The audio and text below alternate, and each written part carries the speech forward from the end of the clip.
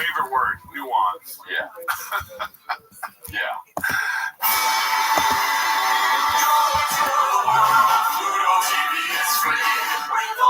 Look at this athleticism, folks. Folks, look at this footwork. This athleticism.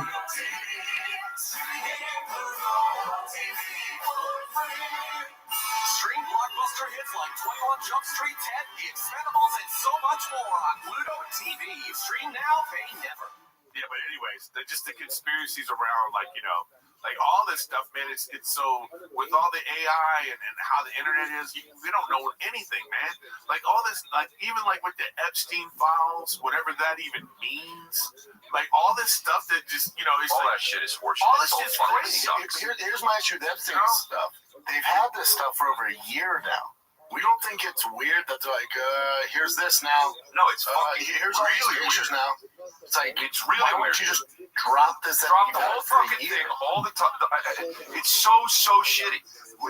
This is the new JFK thing. Yes, like, correct. It's what happened? just to move on, though. They want us to get over it and move on. I understand. I know, but they're conflating some things, though, because, like, again, people are going to believe whatever they want to believe. Sure. Like how you were talking about with the Somalians. Yeah. It's the same thing with this. It's like, you know, so if Trump had done something truly heinous, it would be out already. There's no way. I don't know about it. Who knows? I mean, Maybe not. But then it out already. But then at the same time, but there are people saying that. Hold on. Here's my thing with all this. Epstein, Somalia.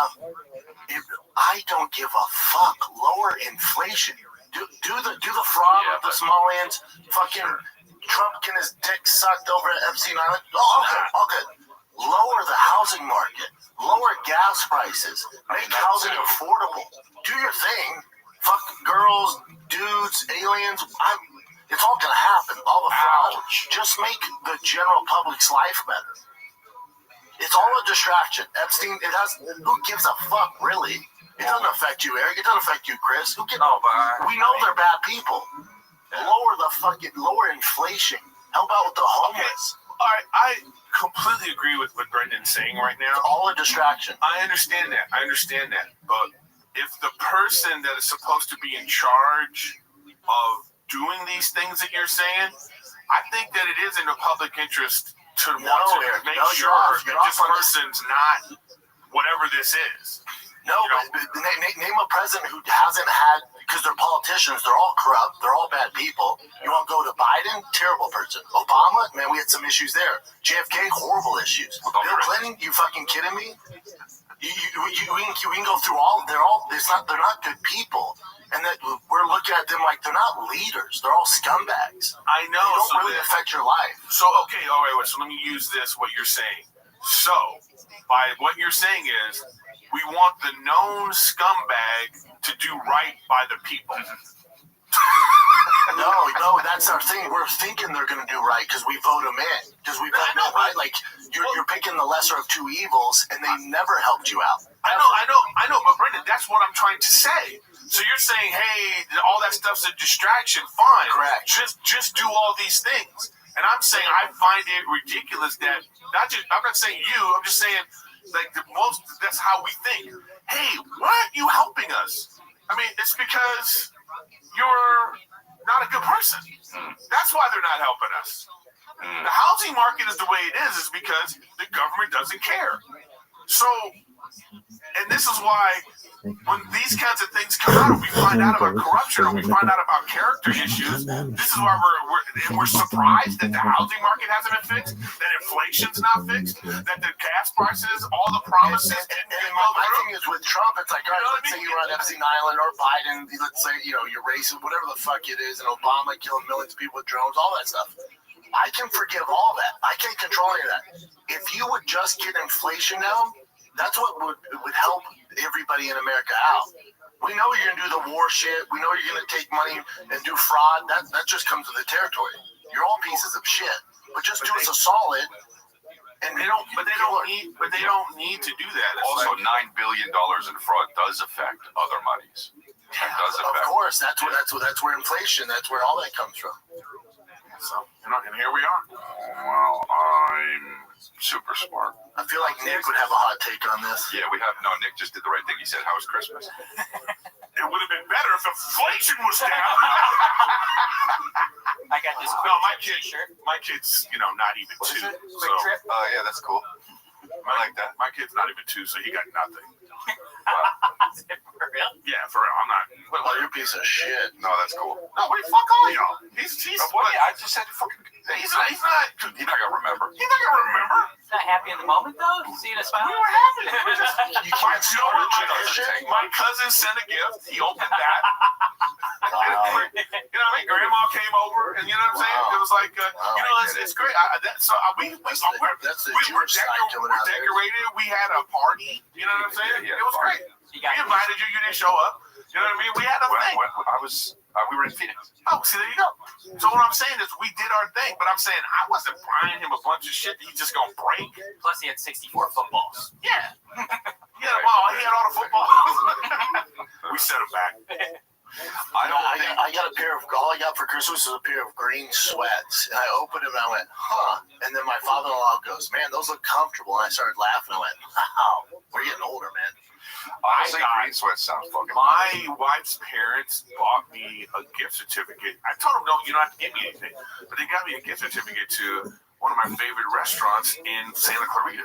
TGI Fridays? No, and they didn't know it was $50,000.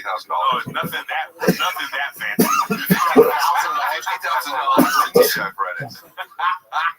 Yeah, so it's like, it was great. The party was great. People showed up. Rick Glassman came. Well, he's Jewish, so it doesn't count. When you have a Christmas party and a Jewish guy shows up, Yeah, they're not doing he's anything. not doing anything. He doesn't get credit, bro. If I came, I get credit. It's my holiday, dude. Yeah. Just don't be doing that fucking, a Jewish guy came. Yeah. Fuck off with that shit. 2 Jewish guys came. They don't get credit. Don't name them. It's like Chinese food. I got a fucking big garment. Oh, you got your garment? Yep. And I slept great last night. Yeah, because of the 87%. No. But it keeps track of my stuff. So fuck y'all. Brendan was the one clowning the whole Garmin It's lifestyle. for bitches. Get to work, dude. I do get to work, bro. Yesterday, I woke up at 2:30 a.m. I went to the gym. Didn't matter. Had to do the work. But no, I understand. It didn't matter. I had to do the work thing. I get. There's a level where it's Why like, did you wake up then? It was windy. The trees kept scraping against the side of the house, Oh, so so you I couldn't couldn't get sleep? sleep. I just went, fuck it, I'm up. Okay, and then what did you do? I'm really interested in this. yeah. Then I make some coffee. I put in 3 nicotine pouches. And After the workout? No, before. Okay, That's how, okay, so- right when I wake up, 3 nicotine pouches, 6 milligrams Wow. each, Yeah, 2 cups of coffee, pre-workout, and I fucking hit the gym. Okay, so yeah, I get that. So I have a few questions. When you went to bed, what time?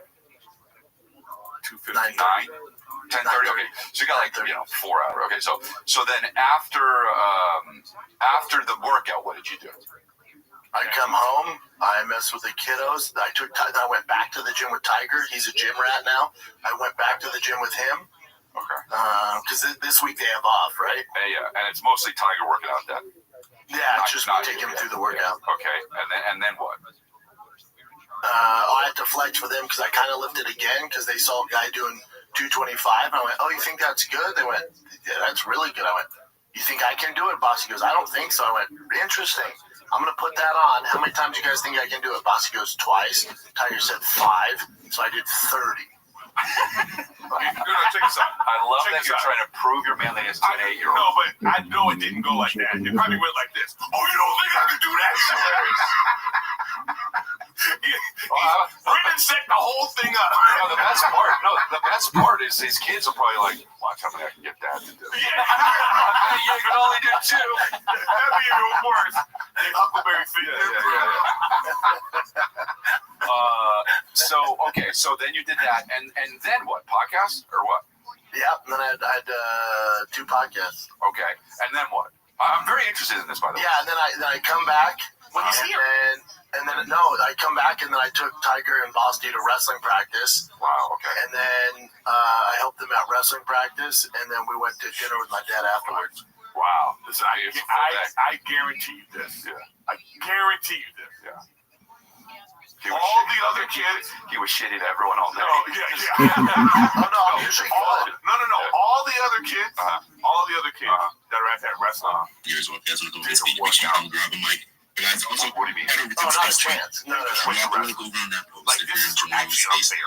Drop a comment as well. We're super close. Like, I'm writing a letter to whatever the 30 likes. the commission That being is. So said, that, we're you gonna know go what I'm to the saying? next speaker. Like, no, I hear So you. we have our boy I went, Prince listen, you guys KC, on break. capital D. This is where we're Prince going to get KC, better what is because good? these parents are going to say it's a break, so they're not going to show up to wrestling practice even though they're supposed to.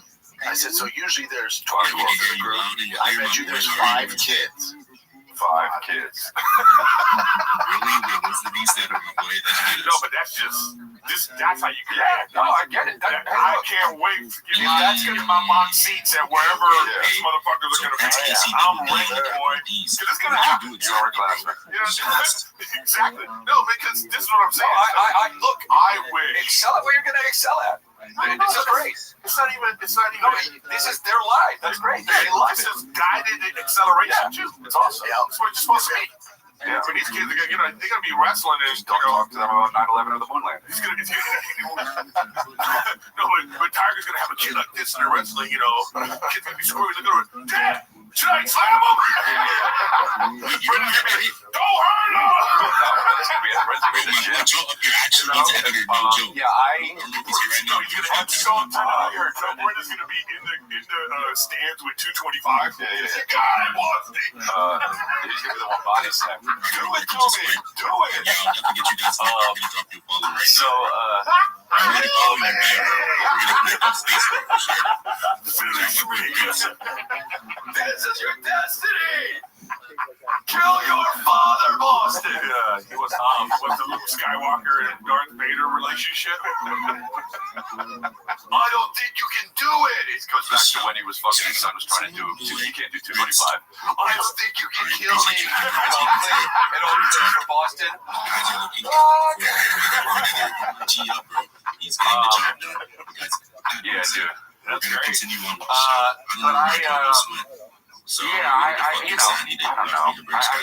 but fuck it, we're just gonna slay out this shit. Look, there's Appreciate different. everyone who's here today. A lot of those kids that are in the wrestling camp or whatever the Lies. fuck league, What is good? they're not, and their parents aren't interested in them I was like treating doing anything except getting out of the house and getting recreation. And that's fine. That's totally fine. That's why a lot of these conversations are going to be happening in the stands. What's up with your kids, bro? It's not professional. You know what I mean? Split it up today, man. Wait, aren't you in Mexico? It'd be a lot of that. It's like creating fucking. Yeah, if you want to be good, you gotta do some shit these other kids aren't willing to do. I told them though, like, you want to go to some birthday parties. There's no vacation. You know. Oh, you're just gonna have a weightlifting birthday party. You know how I went to Shakey's. You're tired of going to old shit. That's not even bad. That's crazy. What's going on? We're starting here at I'll tell you what, Boston's got, he's fucking sick. He's balls deep into the Titanic. Like, documentaries on the Tanic, and he'll watch the Titanic movie over and over. And then he'll repeat all the facts and stuff about it. And he goes, Dad, can I have a Titanic-themed birthday party? I went, buddy, that's not like something we celebrate. You want people to show up, right? Then you're gonna have a boat in the backyard that just sinks. Like all the kids, and Boston's the captain. I'm going down. Oh no! Brendan's gonna dress up as an iceberg. You know the kid in Jay McGuire who keeps reading all the facts? Boston about Titanic, man. I'm like, Jesus Christ, take it easy. That kid should have been nominated for a fucking Oscar, honestly. But hold on. It's like that's. You ever think, he probably likes Rainbow Friends. Anyway, No, but you ever think like it's like I'm noticing now that whatever they're interested in, whatever they want to do, you go with it. But sometimes it's like frustrating when they're doing something wrong. It's like right now, Wolf's at this stage where it's like he wants to do it his way. Really, it's like that. You know, so you might have it. Like, it could even be this. And I just go, oh no, you do it. And he's like, no. You know, and he just feels like he goes like that. So I just find myself going, Calvin was never like that. Billy is. The 15 plus media that he goes, I told you. he says, and I started so bad. I was like, you just took the fucking thing out of my hand. He's like, get it back. I was like, you're right. Good. I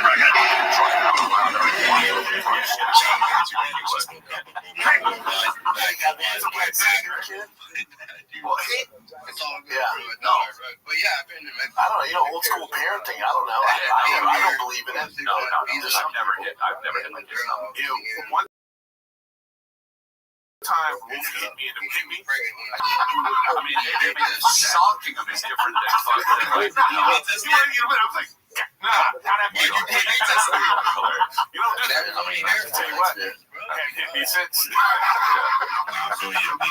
what I mean? I didn't back you. I'm just saying, like, you know, it's like, no, don't do that. You know? Yeah, I think that your decision, are you enjoying the kid? you get the point across when they're young. Just be like, hey, you don't do that, because then they go, oh shit. Sometimes. Well, so far for me. So far for me. I think it has more to do with, like, you know, how menacing you're big. And, you know? Well, it depends if there's any repercussions. Because if it just goes, hey, don't do that, and they keep doing it, and nothing happens, and I go, he says that. It's so fun. That's so true. I've learned so much patience. Because now if I just go, hey, you throw something, go look at that. You won't do it right away. Have you ever heard the jokes about how people are I just go, your girl Mexican family in the background? I'm going to wait a moment to take it. You'll end up doing it. You're going to do it. Yeah. But that's like, you know, I think that's better than just, you know, go get it. Yeah. So, you know, then eventually just like, you know, I'll do it. I feel like so long. You can't. I know. We're gonna win. Yeah. That's my last Folks, look at this athleticism. I'm really gonna try to summarize this shit for you. This is really. This is just motherfuckers. Just we call them kinetics and potential energy. This motherfucker's just sick as fuck. Look at this athleticism, folks. Folks, look at this athleticism. Look at this footwork. That's how that's gonna be. You're not fine. How about you go fuck yourself? You know, it's like when they don't want stuff, you know, Look. you don't go, what do you want? Yeah. This, athleticism. that's what our parents did. There wasn't like options. My dad was never like, hey, Brendan, tonight, hamburger helper, chicken tenders, or spaghetti. He was like, hey, bitch, we have just beans. That's it. Yeah. You know, I'm not a Denny's. You know what I mean? You're getting this. You don't want it? Too bad. I don't like Kristen will kiss you. Because she's freaking Chef Boyardee. I feel like it's an eating problem, though. Kristen's over there, Tiger, not so much possible. If Tiger's eating fat, I go, are we eating fat tonight? Okay, that's fine. Ruined your workout, that's fine. Wow. That's fine. This is a guy that worked out and then got 3 nicotine pouches after he worked out before. Those actors. It's like painting the wall and throwing black on it. You know what I mean? Throwing some tar on it. Yeah, like carnivore diet, though. They don't seem to eating fat. This guy. Oh, by the way, 3 episodes ago, he's like, you gotta eat fat. It's good for you. No, I mean fat as in like fast food. Like, you have good fat, like avocados, shit like that.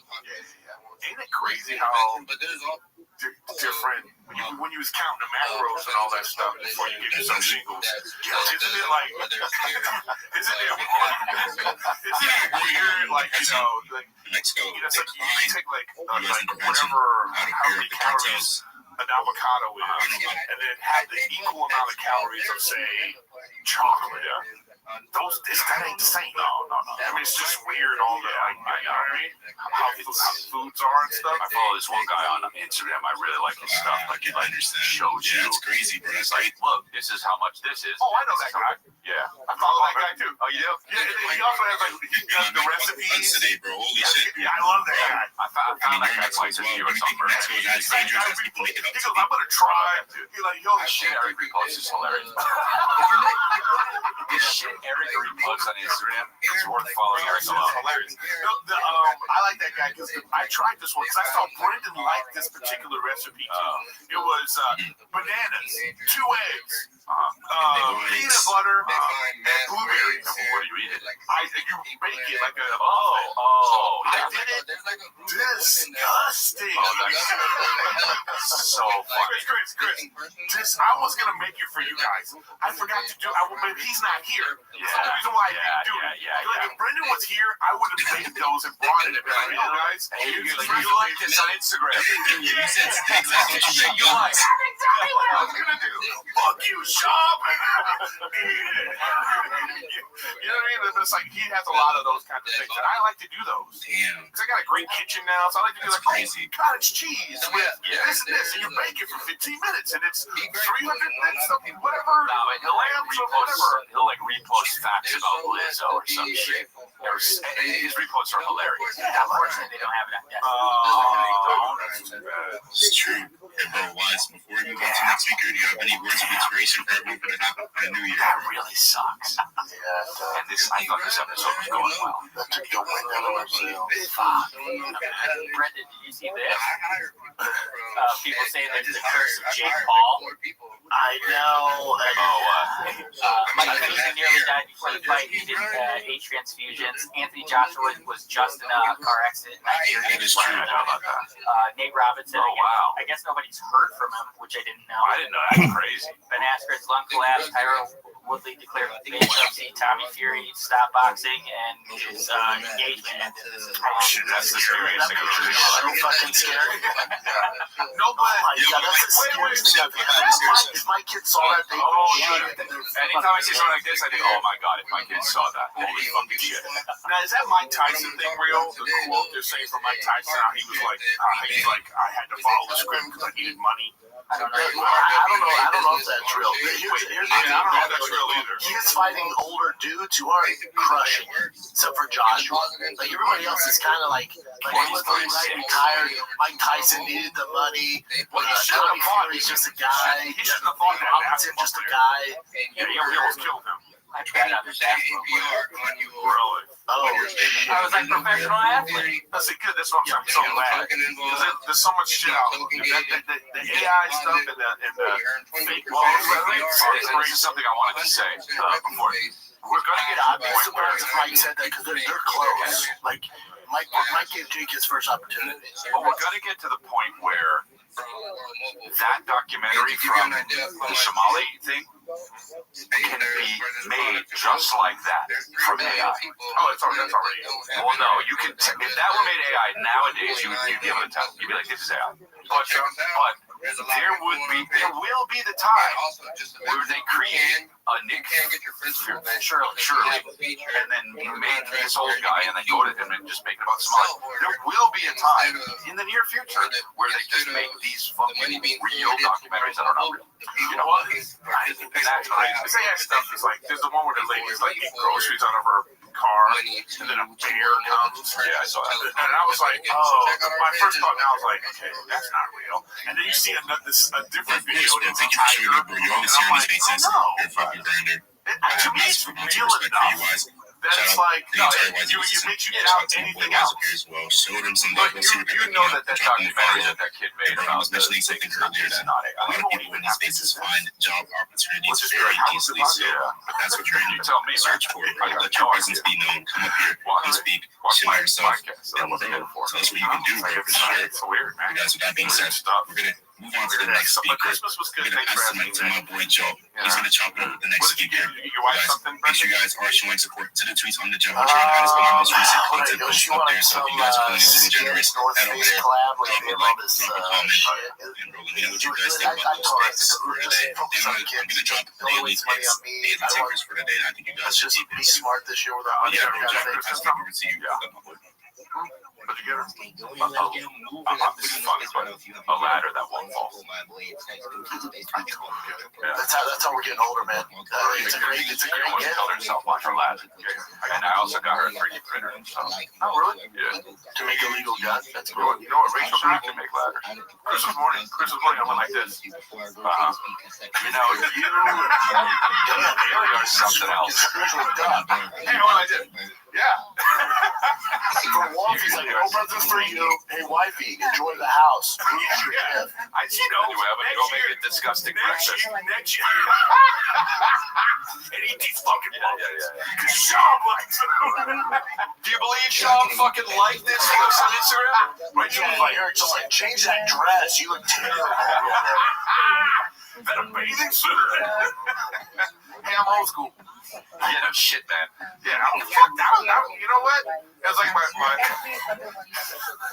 my kids do have too much choice. I was like talking to like this young rich dude at the football game. He's about to remember that, you know, and he's wants to engage. I'm not gonna say who it is, but he wants to get engaged to his wife, and he's like talking about like, you know, she's worried about I'm traveling and stuff like that. And I just say, hey, tell her to go marry a plumber. You want somebody that's 9 to 5 that'll be there all the time? Go get you an electrician. He'll work from 9 to 5. He'll be home. He can do all that stuff. But if you want to go to Nobu on Wednesday for no reason and be dripping in diamonds, I gotta go do shit. God damn. Okay? Fucking tell him. Keep shit real. Keep it 100. I be doing the road. I've been doing that road. I be doing the And then, road. like, you know, and then also it's like, you know, okay, she gonna climb on the ladder. Oh, that's what Rachel did. Rachel, she found some video on Instagram of like a light fixture thing that goes around the light fixture. So she caught herself, she gonna do this herself. And then I get on the Google thing. It's like, babe, you have to come up here. Chris, the light thing off, okay, like this. And I'm looking like, what happened? You know what I mean? What are you doing? Yeah. Now I have to stop everything I'm doing to fix this. Now She was like, well, it looks so easy on the video. Yeah, on the video, her husband was filming the video. Behind the scenes. And that takes 17. You know what I mean? Man, well, you... The next person Yeah. I would love to speak to. This when Kristen start project, did she tell you? She just does it, right? She just does it, yeah. That's why she almost killed herself on the ladder. Yeah, she just So does now you go, oh, you just gonna be doing shit. So you go, oh, I know what I have to do. I either have to hire a dude that's gonna be here to spot her when she's doing stuff, or I gotta get her a ladder that like is fall-proof. Oh, damn, Chris, you're out there in Texas tomorrow? Tomorrow, San Antonio, and Chattanooga, Tennessee, Charlotte, North Carolina, West Nyack, Just swing over to Austin and say, Milwaukee. I'm in and out, bro. Then I got my Australian tour. oh, that's right. And Have Auckland, New we Zealand. figured out what we're gonna do there? Oh, Chris is in Austin, March 20th. Peter. So, I'll see you. March 20th. And I'll shit. So we'll talk about that after. Yeah, you have to come out early. Hell yeah. Hell yeah, bro. Live out there, bro. Fuck 'em out. Well, Tacoma. Look at this. It's crystal in Tacoma. I'm gonna play Nate Jackson in Tacoma. Yeah, I did. I'll go a little. You seem excited about it. I don't like that energy. Yeah, but my fans will come out. So it's okay. Eric was probably like, fuck. Yeah, that's exactly My shit will be like, there was no help if they, you know what I mean? Loved it. There's no shame on it. But it was not, it was like a, Yeah, you guys figure it out. all right, see you guys. Skills, because a lot of people have skills. How to monetize their skills. So yeah, we have to do that. And we also teach you skills. So yeah, and also yeah, the Lucky Girls. Check out the Lucky Girls. I'm also a part of that. We have a lot of things going down in the labs. We have weekly contests, weekly reports, giveaways. So yeah, I'm doing this out. check out the Rabbi, check out the Restream. So yeah, thank you, Joe. Thank you, Ghost. Thank you, Vibes. Guys, also enjoy the big stick now. I've got a lot of connection. I've benefited a lot being on that Discord. So yeah, thank you, Joe. You can have a right back. Bro, thank you so much for busting the mic. I didn't realize that I was on mute, so I didn't have to tap on the space again to unmute. But bro, amazing to have you here. Appreciate you, my fucking dope fortune cooks. And bro, there's so many other ghosts up here. I got the wizard, bro, fight to dream, trim, 2026 looking wizard, up. every single person in space. This is the bounce back. Come to the after hours pod. Welcome to the after hours pod. Welcome to the after hours pod. Welcome to the after hours pod. Check one. Check one. Sounds good to me. Check 1, 2, 3. You good? Fuck yeah, okay, I'll hear that shit come back. Hell yeah. Both from the chat. Something else, chat. Oh, that's nice. Wow, guys. We did 2026.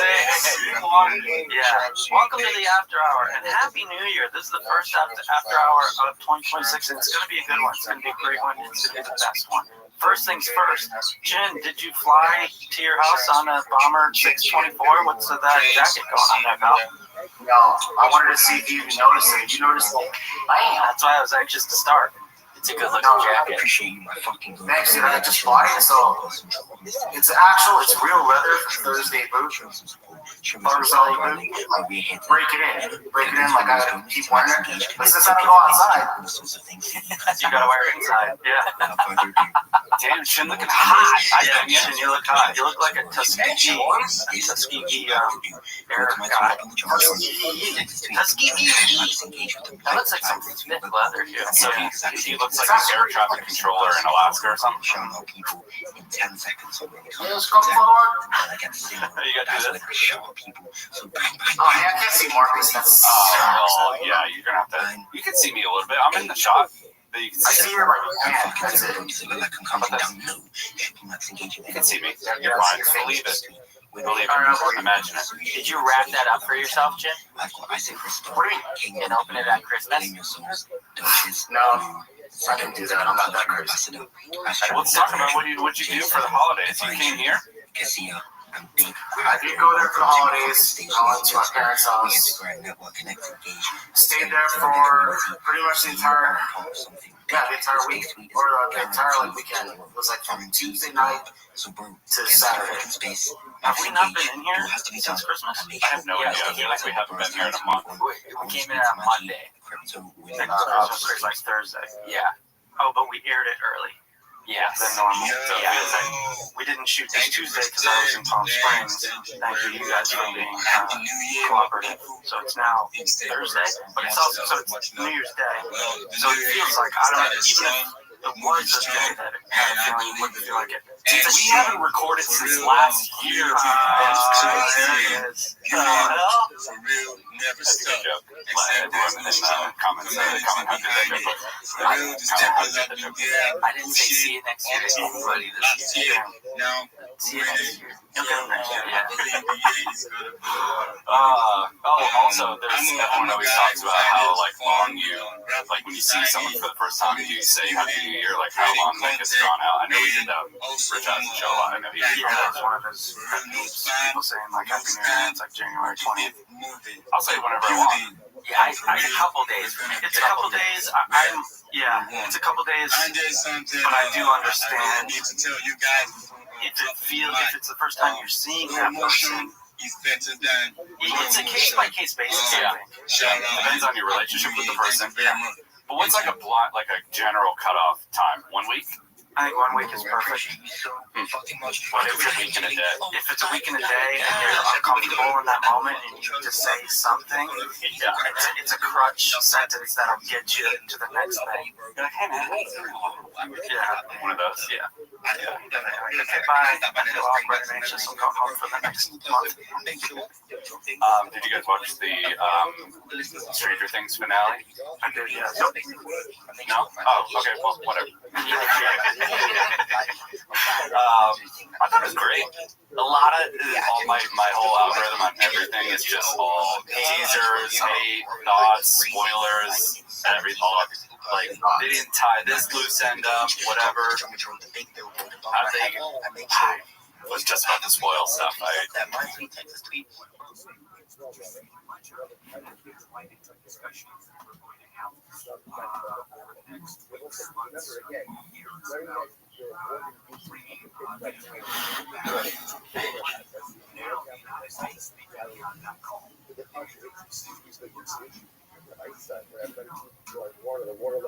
Less aid for Gaza. So Israel has revoked the licenses of more than 3 dozen humanitarian organizations. 37 groups represent some of the most prominent of more than 100 independent NGOs working in Gaza.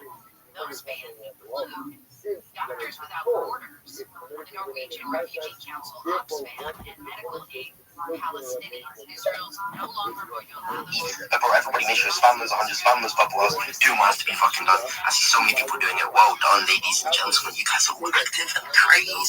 So make sure you're max engaging to the tweets. But now it's time to move on to the one and only motherfucking go, Rabbi Rothschild, the go himself. What's good, bro?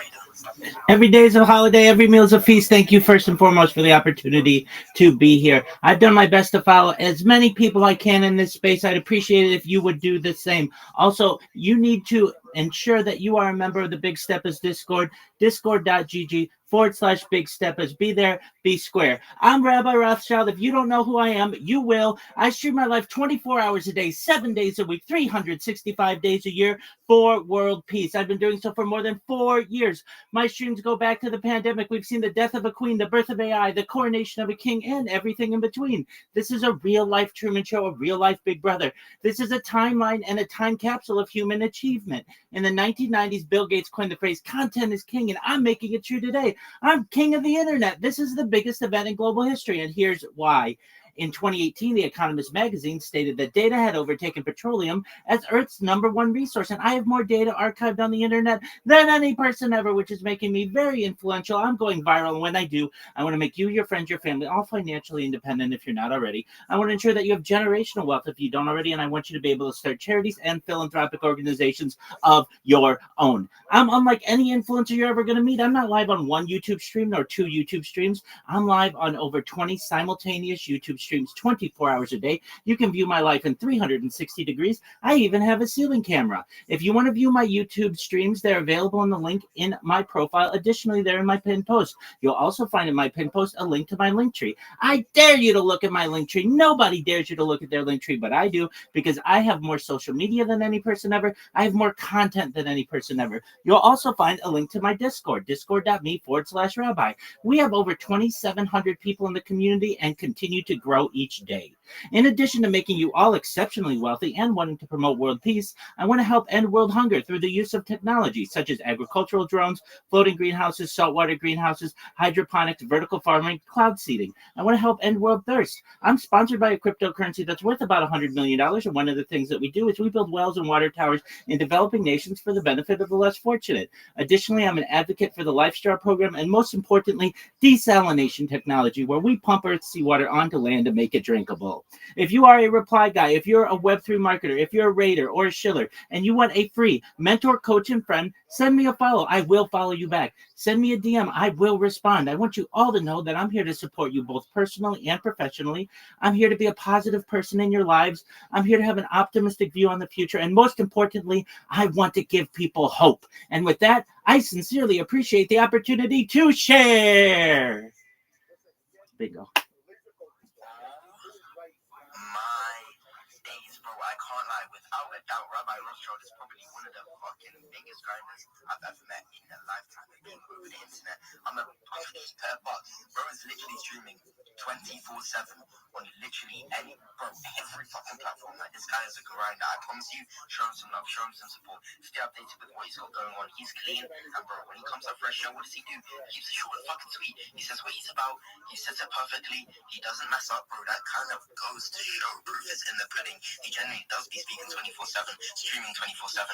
Join his fucking Discord. Make sure you're all about. Be like Rabbi Rothschild, show up daily, stay consistent, and max engage. Appreciate you, my G, for fucking coming up here. Every single chat in the space right now, go ahead and drop my G a follow. And now it's time to move on, bro. Every single person, max engaged to my tweet up on the Jumbotron, max engaged to Texas tweet up on the Jumbotron. I'm doing shout outs to people who do so very soon. And we are nearly at 300 likes. We're 1 like away from 300. So go to the space tweet, drop a like.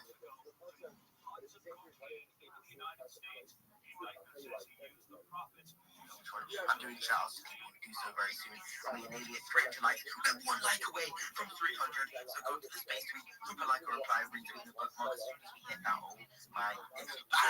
Let's fucking go. 300 likes on the space tweet. Let's go. No, it's not. Okay, that's with him. Milestone like crazy. We're nearly at 400 replies, 100 retweets. So if you haven't already, go to the space tweet, drop a like or reply, retweet the motherfucking bookmark. Go to all the tweets up on the Jumbotron and do the exact same. But it's time to move on, and I see the one and only lovely Trader by Z. What is good? How are you? Hi, hola, salam, shalom, all everyone, my friend, thanks, my job. Hi, everyone. This is the space, Max Engage, and I'm here. Please, guys, follow me, follow everyone, follow every speaker, follow Jolt, 5, 6, 32 Dream, Team, King, everyone, please, because we are here. I think it's not true, right? 2,000 people here now. I think someone is going crazy on putting the listeners in, but bro, yes, there is around 1,000.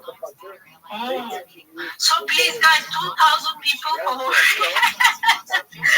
I will follow back. Oh, thank you so much. Have a nice day. Thank you, everyone. Have a good day, have a good year, have a good month, have a good hour. I appreciate you. Are you so great?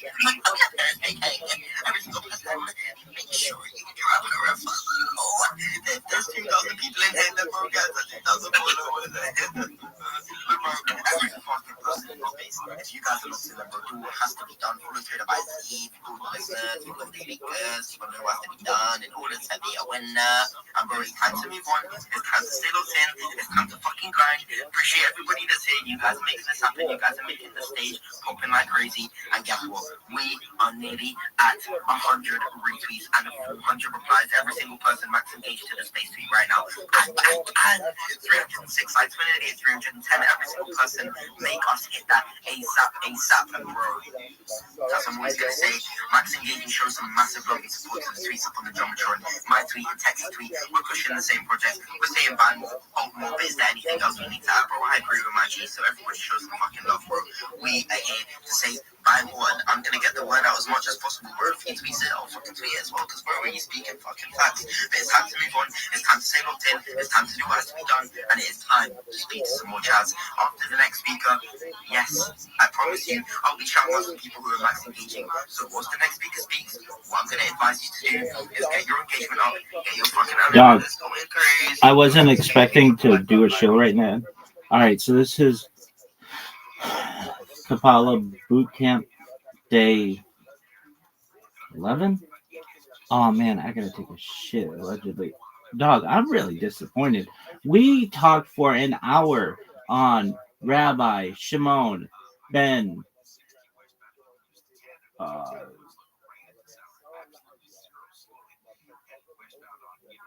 Yochai, or Shimon Bar Yochai, and that was all tight and everything. So like he is the, how did we describe it? Like he's like a Kabbalistic sage, but what else? He was like the guy who like learned from Rabbi Akiva. He was one of the 5 like of Rabbi Akiva's pupils. After the 24,000 died, that stopped at Lag were over, and we remember that They didn't die from Roman persecution. They died from some kind of fucking plague. We remember that, right? And then we've got like that was like second century CE. So that's like, I mean, I don't really know what year it is now, but it's like it's like 5786 as a Hebrew calendar, like a secular calendar. It's 2026. So that was like 1900 years ago or something like that. All right. So it was like a long time ago. Then, 1,000 years after Rabbi Shimon Bar Yochai, we have Moses de Leon, Rabbi Moses de Leon, who is the first guy to publish the Zohar. And I figured, well, I talked about this motherfucker, Rabbi Shimon Bar Yochai, like for an hour yesterday.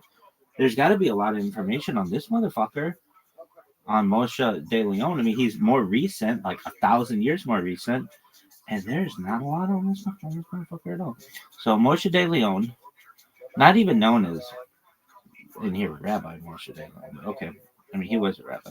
Moses de Leon, born around 1240, lived 1305. All these guys lived like 70 years, 65, 70 years. Okay, sometimes a little longer, but like I guess if you die younger, then they're not gonna have that much about you, perhaps. Known in Hebrew as Moshe ben Shem Tov. So that's cool. Moses of the son of Shem Tov. It's a good name.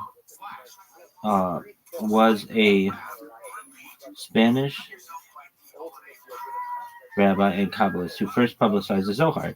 Modern scholars believe the Zohar is his own work, despite his claim to have copied it out of an ancient manuscript by Shimon Bar Yochai. His other works include Sefer HaRamon, written in Hebrew, and hundreds of pseudepigraphic responsa, commentaries, and Kabbalistic tracts, which he falsely attributed to earlier authorities. I kind of think this guy, no offense, if he were here right now, I'd be like, dog, we got a lot of questions about some of your works.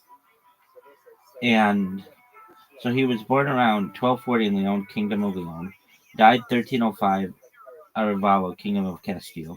Is known for Kabbalah. Life. Moshe de Leon was born in Leon, Kingdom of Leon, modern day Spain, then united with the crown of Castile. He might have been born in Guadalajara, and his surname then comes from his father, Shem Tov de Leon. He spent 30 years in Guadalajara and Valladolid before moving to Avila, where he spent the rest of his life. Moses de Leon died at Arevalo in 1305 while returning to his home. That's it. That's his fucking biography. I mean, it's a little longer, but Moses de Leon was the first to advance the Kabbalistic theory of biblical exegesis as a Jewish adaptation of the fourfold method of biblical exegesis from medieval Christianity. The term, sometimes rendered as pardes, means orchard when taken literally, but is used in context as a Hebrew acronym formed from the initials of the following four approaches: Peshat, surface straight, or the literal direct meaning; Remez, hints, or the deep allegoric hidden or symbolic meaning beyond just the literal sense in the version of the new Zohar; Reha.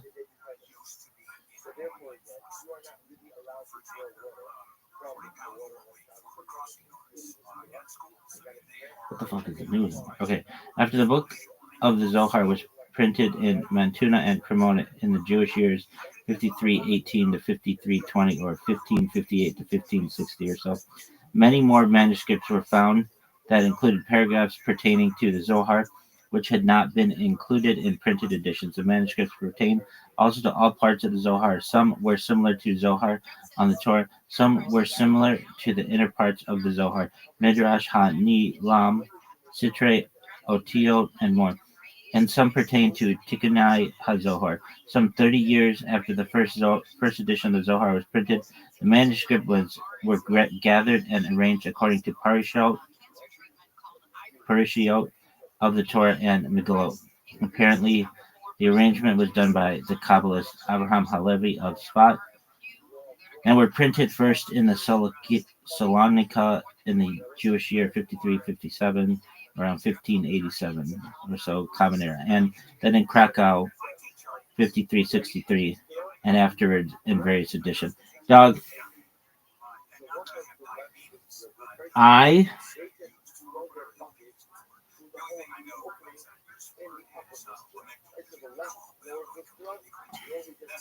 okay.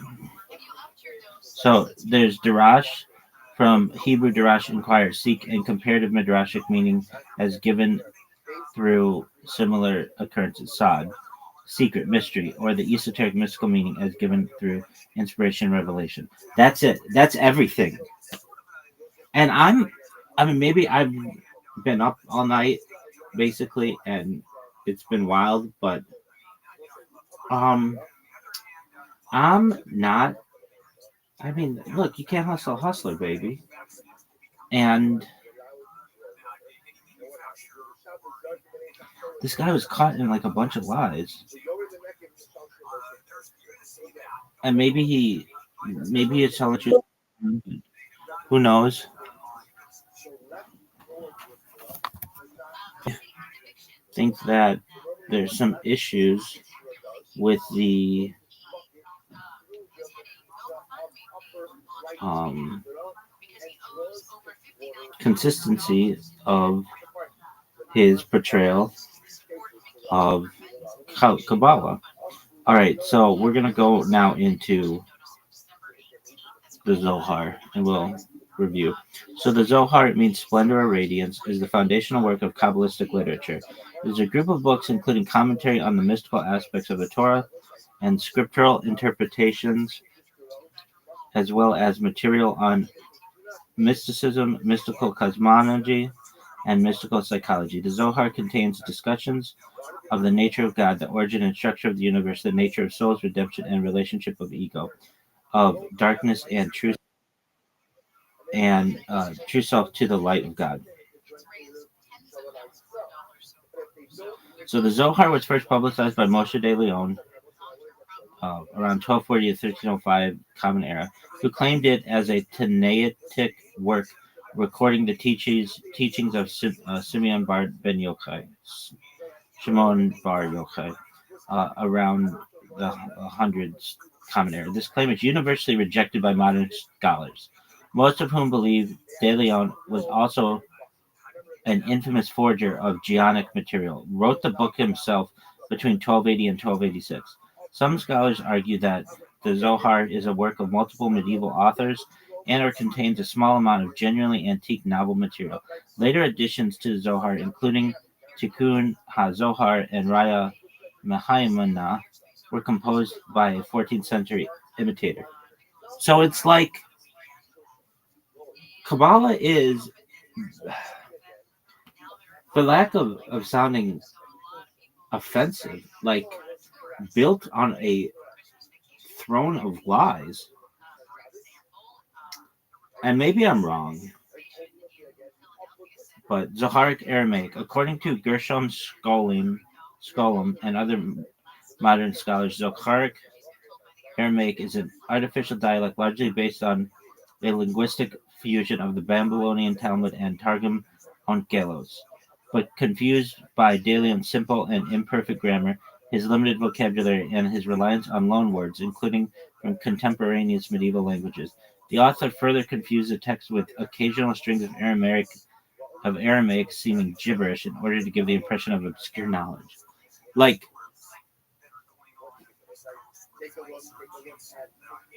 Zoharic Hebrew. The original text of the Zohar is cited by various early Kabbalists beginning around the 14th century. Isaac ben Samuel of Acre, David B. Judah, the pious Israel al-Naqwa, Alfonso de Zabora, was partially in Hebrew and partially in Aramaic.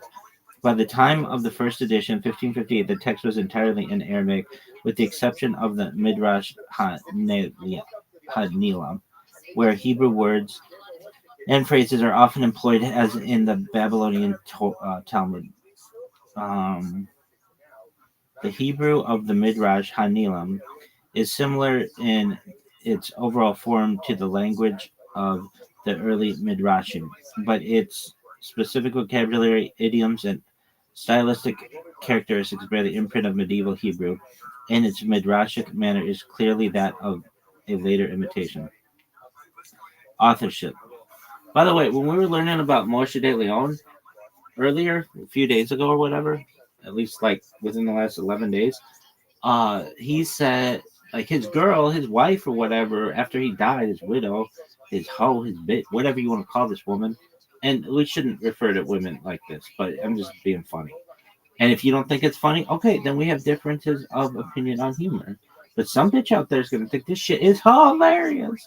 Anyway, and when I say bitch, I don't mean female duck, I mean beach, like beautiful thing on the ocean. Anyway, so she said my man was strapped for cash and had to just come up with some shit.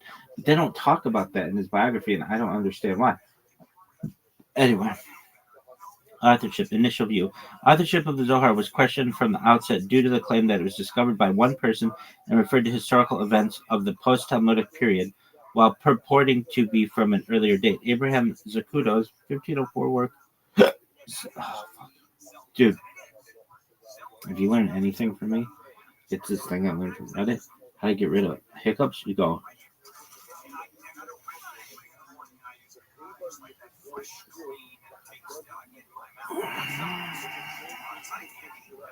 Breathe in through your nose slowly. Swallow twice. Exhale through your. Oh, I should exhale through my mouth.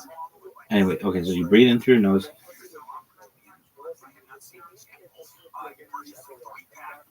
And then exhale through your mouth. I think that's it. Anyway, it works like a fucking charm. All right, Abraham Zacuto's 1504 work, The Sefer Yehusin, first printed in 1566, quotes from the Kabbalist Isaac ben Samuel of Acker's 13th century memoir, Divrei Hayamim Lost, which claims that the widow and daughter of De Leon revealed that he had written it himself and only ascribed the authorship to Simeon ben Yochai for personal profit. And Isaac went to Spain to investigate how it happened in his time that the Book of Zohar was found, which Simeon ben Yochai and his son Eleazar had made in the cave. And some say that De Leon forged it among his forgeries. But Isaac later said that the Aramaic sections were generally written by Shimon ben Yochai. And Isaac wrote, because I had seen that these words were wondrous and that they ran from a well high above which is beyond those uninitiated into the secrets of the divine, I chased after it, and I asked the scholars, and some said it had fallen into the hand of the sage Moshe de Leon, whom they call Moses of Guadalajara, and some said Shimon ben Yochai had never written the book, but that Moses had written these wondrous words and falsely ascribed them to Shimon ben Yochai and his son Eleazar in order to sell them for huge sums of money. And I went to Spain, the capital city of Valladolid, and presented myself to Moses and was received favorably.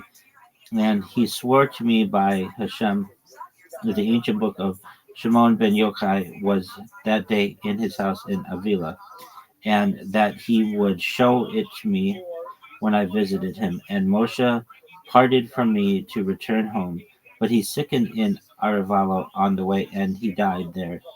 And when I heard of this, I was mortally pained, and I took to the road, and I came to Avila, and I found a great old sage there named David de Poncorbo, and he received me favorably, and I demanded he explain to me the secrets of the book of Zohar, about which men were disputing, and about which Moses himself had sworn beyond doubt until his death, but about which I did not know upon whom to rely or whom to trust. And he told me, no, in truth, that it is clear to me beyond doubt that it never came to the hand of this Moses, and that there is no book of Zohar except that of which Moses himself wrote every word. Know that this Moses was a great spendthrift. One day his house was filled with treasures that the wealthy mystics had given him in exchange for excerpts, and the next his wife and children were starving naked in the street. So when we heard that he had died in Arevalo, I went to the house of the richest man in the city, Joseph de Avila, and said to him, "Now the time has come for you to earn the priceless Zohar if you will do what I advise." And he followed my advice, and he sent his wife to the house of Moses' widow.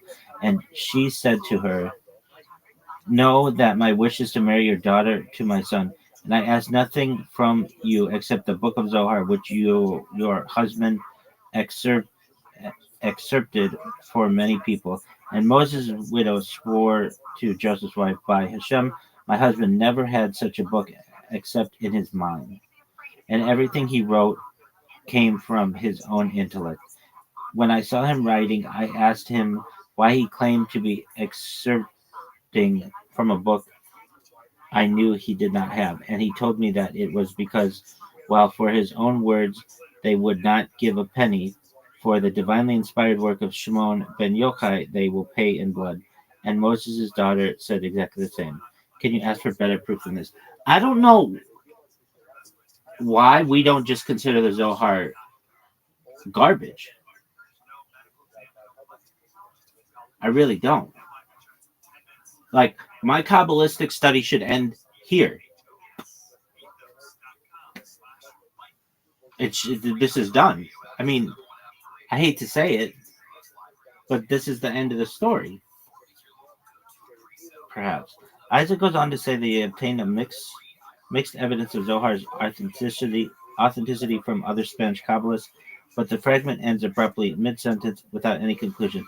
Though Isaac is willing to quote it in his Otzar HaChaim and his Merat Inyayim, he does so rarely. Isaac's testimony was censored from the second edition, 1580, and remained absent from all editions thereafter until its restoration nearly 300 years later in the 1857 edition. By the way, Moshe De Leon's wife, she is amazing for like telling the truth. Good on her. I don't know what that bitch's name is, but I view her very positively. In 1243, a different Jew had reportedly found a different ancient mystical book in a cave near Toledo, which was it near the Maumee River? No, different Toledo. Which may have been De Leon's inspiration. Within 50 years of its appearance in Spain, it was quoted by Kabbalists, including the Italian mystical writer Menahem Riscanti and Todros ben Joseph Abualafia. However, Joseph ben Wakar harshly attacked the Zohar, which he considered inauthentic. Dude, shout out to him. And some Jewish communities, such as Dor Da'im from Yemen, and Andalusian, the Western Sephardic or Spanish and Portuguese Jews, and some Italian communities, never accepted it as authentic. Only early Kabbalists, such as David B. Judah, the pious Abraham B. Isaac of Granada, around the pious guy was like around 1300. The Granada guy is like 1300. Abraham ben Isaac of Granada, and David B. ben Amram of Aden, around 1350. Like, why are we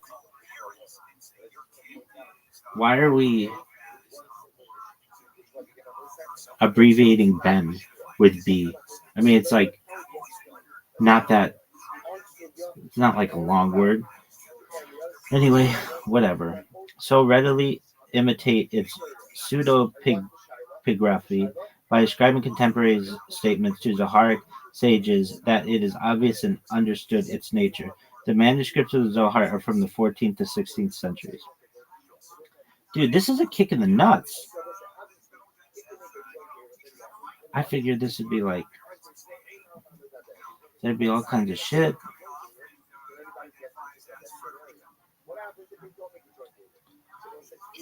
Like, it's like, by the 15th century, the Zohar's authority in the Iberian Jewish community was such that Joseph ibn Shem Tov drew arguments from it in his attacks against Rambam. Let's see, Joseph Ibn Shem Tov drew arguments from it in his attacks against Rambam, and even representatives of non-mystical Jewish thought began to assert its sacredness and invoke its authority in decision of some ritual questions. In Jacobs's and Broid's view, they were attracted to its glorification of man, its doctrine of immortality, and its ethical principles, which they saw as more keeping in the spirit of Talmudic Judaism than are those taught by the philosophers, and which was held in contrast to the view of Maimonides and his followers, who regarded man as a fragment of the universe whose immortality is dependent upon the degree of development of his active intellect. The Zohar instead declared man to be like important, super important, like the creator of creation, whose immortality is solely dependent upon his morality. Conversely, Ella de Medigo from 1458 around to 1493, in his Behinat Ha-Dat, endeavored to show that the Zohar could not be attributed to Simeon ben Yochai by a number of arguments. He claims that if it were his work, the Zohar would have been mentioned by the Talmud. Good point. As has been the case with other works of the Talmudic period, he claims that had Ben Yochai known by divine revelation the hidden meaning of the precepts, his decisions on Jewish law from the Talmudic period would have been adopted by the Talmud, and it would not contain the names of rabbis who lived at a later period than that of Ben Yochai. And he claims that if the Kabbalah were a revealed doctrine, there would have been no divergence of opinion among Kabbalists concerning the mystic interpretation of the precepts. Believers in the authenticity of the Zohar countered that the lack of references to the work in Jewish literature was because Ben Yochai did not commit his teachings to writing, but transmitted them orally to his disciples over generations until finally the doctrines were embodied in the Zohar. They found it unsurprising that Ben Yochai would have foretold future happenings or made references to historical events of the post-Talmudic period. By the late 16th century, the Zohar was present in 1/10 of all private Jewish libraries in Mantua. The authenticity of the Zohar was accepted by such 16th century Jewish luminaries as Joseph Caro, who died 1575, Common Era, and Solomon Luria, who died 1574, the Common Era, who wrote nonetheless that Jewish law does not follow the Zohar when it is contradicted by the Babylonian Talmud. I mean, that's just their opinion. It's like, I don't know, I'm unimpressed with Zohar, that's why. Luria writes that the Zohar cannot even override a minhag. Moses is errorless, died in 1572. Common Era writes that he heard that the author of the Zohar is Ben Yochai. Elijah Levita died 1559, did not believe in its antiquity, nor did Joseph Scaliger 1609 or Louis Capel died 1658. The Scaliger guy died in 1609, or Johannes Drusius died in 1616. David Ibn Abi Zimra, who died in 1573, held that one can follow the Zohar only when it does not conflict with any other source, and records that you asked me about scribes modifying Torah scrolls to accord with the Zohar, and I was shocked, for how can they consider the Zohar better than the Talmud Bavli, which has come down to us? So I went myself to the house of the scribe, and I found 3 scrolls which had been edited, and I fixed them and restored the Torah to its proper glory. So they were actually, oh wow. Okay. Enlightenment period. Debate continued over many generations. Del Medigo's arguments were echoed by Leon of Modena, died in 1648. In his Ari Nohem by Jean Morin, 1659, died. The other guy died in 1648, Leon Medina, and by Jacob Emden, died 1776. Emden, who may have been familiar with Modena through Morin's arguments, devoted a book to the criticism of the Zohar called Mitpachas Sepharim, in an effort against the remaining adherents of the Sabbatean movement, in which Sabbatai Zvi, a Jewish apostate, cited messianic prophecies from the Zohar as proof of his legitimacy. Emden argued that the book on which Zevi based his doctrines was a forgery, arguing that the Zohar misquotes passages of scripture, misunderstands the Talmud, contains some ritual observances that were ordained by later rabbinical authorities, mentions the Crusades against Muslims who did not exist in the 2nd century. Well, dog, are you fucking serious? Uses the expression esnoga, a Portuguese term for the synagogue, gives a mystical explanation of the Hebrew vowel points, which were not introduced until long after the Talmudic period. Saul Berlin, died 1794, argued that the presence of an and if you hear me 1794, you know that this is a common area. I'll do my best to differentiate, but assume I'm just talking in secular terms because we're not doing all these calculations. Argued that the presence of the introduction of Zohar in the Zohar, unknown to the Talmudic literary genre, itself indicates a medieval date.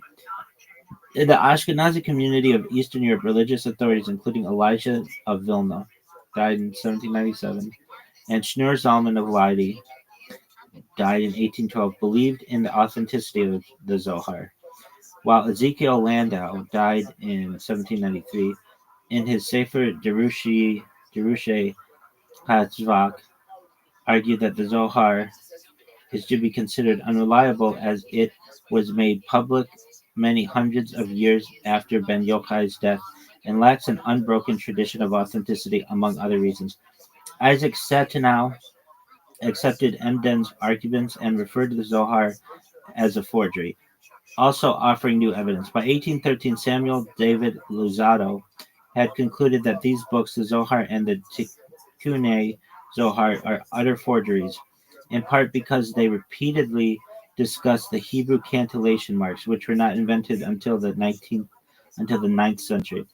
In 1817, Luzzatto published these arguments, and in 1825 he penned a fuller treatise, giving many reasons why the Zohar could not be ancient. However, he did not publish this until 1852, when he felt it justified by the rise of Hasidism. Moses Landau, this is not that long ago. Moses Landau died 1852. Ezekiel's grandson published the same conclusion in 1822. Isaac Haver died in 1852. Admits the vast majority of content comes from the 13th century, but argues that there was a genuine core.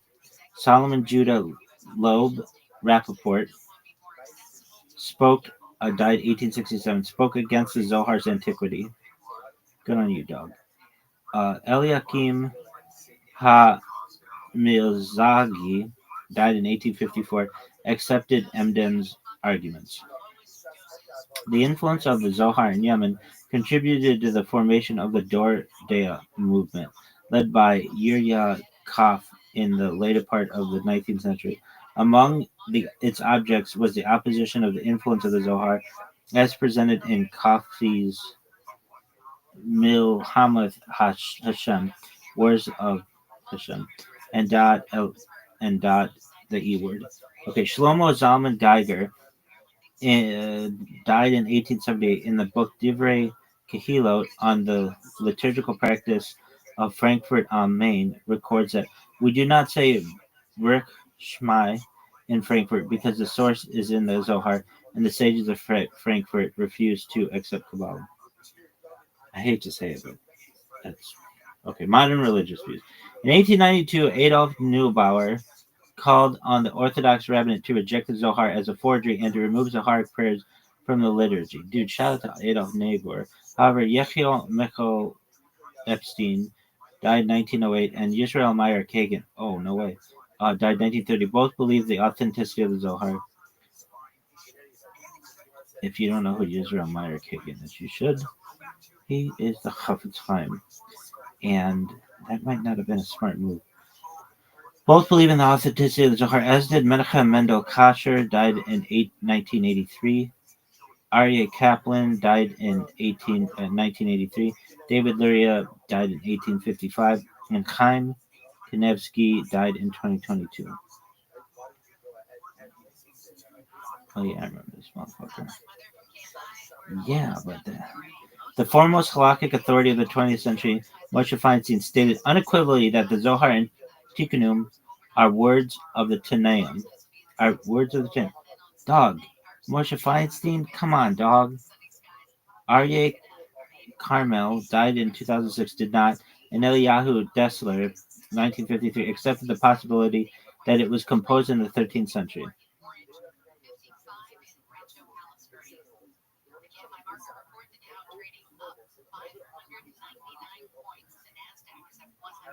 Wait.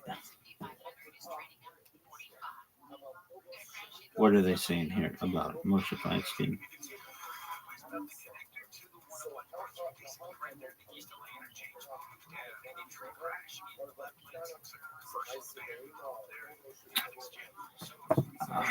I mean,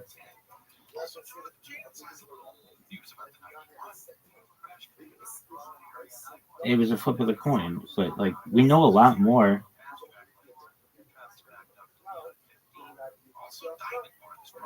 today. And Moshe Feinstein died in 1986, and we know a lot more today than he knew. This is like finding like all your favorite baseball heroes juiced or something. Like they're like it's just bullshit. Aryeh Carmel did not, and Eliyahu Dessler accepted the possibility that it was composed in the 13th century. Gedaliah Nadal died 2004, was unsure if the Zohar was genuine, but was sure that if it is acceptable to believe that it is not. Was unsure, but was sure that if it is acceptable to believe, but was sure that it is acceptable to believe that it is not. Obadiah Yosef died in 2013, held that Orthodox Jews should accept the Zohar's antiquity and practice based on medieval precedent, but agreed that rejecting it is rational and religiously valid.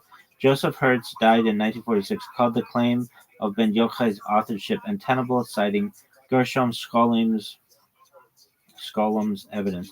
Samuel Belkin died in 1976, argued that the mystical Midrash section specifically predated De Leon. Joseph B. Soloveitchik died in 1993, apparently dismissed the Zohar's antiquity. Good on you. Good on you, dog. Moses Gaster, 1939, wrote that the claim of Ben Yochai's authorship was untenable, but that Moses de Leon had compiled earlier material. Meyer Moses died in 2025. Just some dude. Accepts Emden's arguments. So let's see. Okay, Moses wrote that the claim of Ben Yochai's authorship was untenable, but that Moses de Leon had compiled earlier material. Meyer Moses accepts Emden's arguments. Who's Emden? Who the fuck is Emden? What? Dog, this doesn't make any sense. Meyer Moses accepts Emden's arguments. Who is Emden?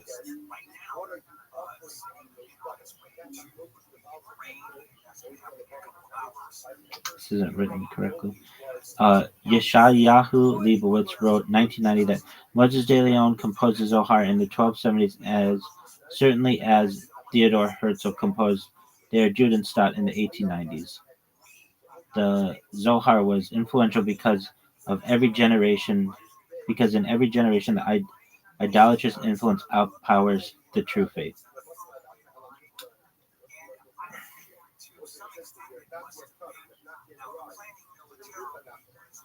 Yeah, who's this guy? Shout out to Yeshayahu Leibowitz.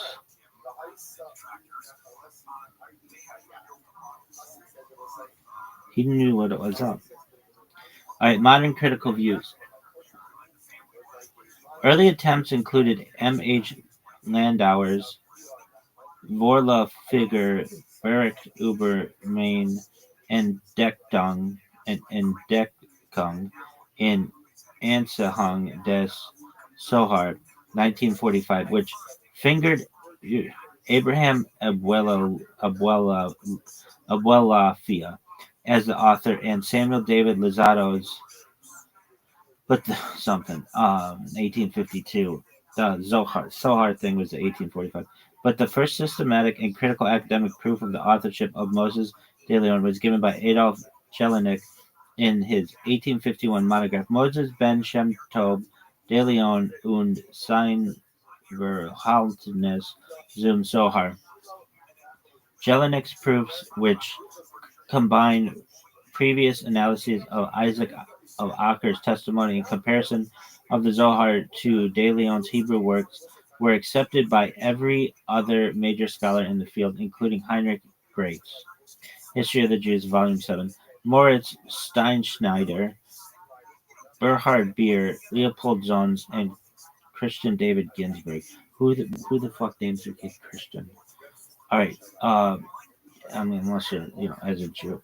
Ginsburg summarized Jelinek's, Graetz's, and other scholars' proofs for the English reading world in 1865, also including several novel proofs, including that the Zohar includes a translation of a poem by Solomon ibn Gabriel, died in 1058, and includes a mystical explanation of the mezuzah style only introduced in the 13th century. Adolf Neubauer and Samuel Rollis Driver were convinced of these arguments, but Edward Bouverie Pussy held to a Tanaitic date.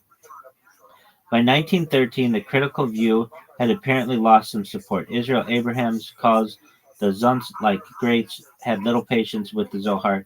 At this date, we are much more inclined to treat Kabbalah with respect. Gershom Scholem, who was to found modern academic study of Kabbalah, began his career at the Hebrew University of Jerusalem in 1925 with a lecture in which he promised to rebuke Graetz and Jelinek. However, after years of research, he came to conclusions similar to theirs by 1938. Good job, Gershom Scholem, for the greatest thing. One of the greatest things you can do is admit you were wrong.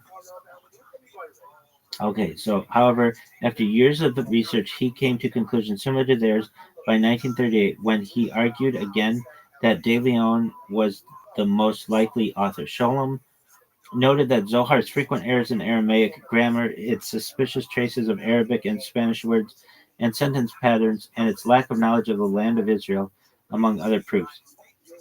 Scholem's views are widely held as accurate among historians of Kabbalah, but they are not uncritically accepted. Scholars who continued to research the background of the Zohar include Yehuda Leibowitz, who wrote his doctorate thesis for Scholem on the subject, Dictionary of the Vocabulary of the Zohar, in 1976. And Daniel C. Mott, a student of Scholem's, who has published a critical edition of the Zohar. Influences. Academic studies of the Zohar show that many of its ideas are based in the Talmud, various works of Midrash, and earlier Jewish mystical works. Scholem writes, the writer had expert knowledge of the early material and often used it as a foundation for his expositions, putting into its variations of his own. His main sources were the Babylonian Talmud, the complete Midrash Rabbah, the Midrash Tanhuma, and two Pesikot, Pesikta de Rab Kahana on Pesikta Rabbi, the Midrash on Psalms, the Pirkei de Rabbi Eliezer, and the Targum Onkelos.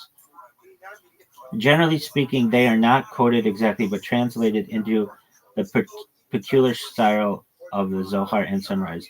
Less use is made in the halakhic Midrashim, the Jerusalem Talmud, and the Targums, nor of the Midrashim like the Agadat, Shir HaShririm, the Midrash on Proverbs, and the Alphabet de Rabbi Akiva. It is not clear whether the author used the Yalkut Simeoni or whether he knew the sources of its Agada separately. Of the smaller midrashim, he used the Haikalot Rabadi, the Alphabet de Ben Sira, and Sefer Zerubbabel, the Barata de Masa'a Parishit, and many others. At the same time, Sholem says the author invented a number of fictitious works that the Zohar supposedly quotes. For instance, the Sifra de Adam, the Sifra de Hanok, the Sifra de Shlomo Malka, the Sifra de Rab Hamnuna Sava, the Sifra de Rab Yeva Sava, the Sifra de Agada Deda, the Raza de Razin, and many others. The Zohar also draws from Bible commentaries written by medieval rabbis, including Rashi, Abraham ibn Ezra, David Kimhi, and even authorities as late as Nachmanides and Maimonides, and earlier mystical texts such as Sefer Yetzirah and Bahir, and the medieval writings of Hasidiyei Ashkenaz. Almost another influence the that Shkolhem and scholars like Yehuda Leibis and Ronit Merzos have identified was a circle of Spanish Kabbalists in Castile who dealt with the appearance of an evil side emanating from within the world of Sephiroth. Shkolem saw this dualism of good and evil within the Godhead as a kind of Gnostic inclination of Kabbalah and as a predecessor of Sitra Ahara, the other evil side, in Zohar. The main text of the Castile Circle, the Treatise of Left Emanation, was written by Jacob Cohen around 1265.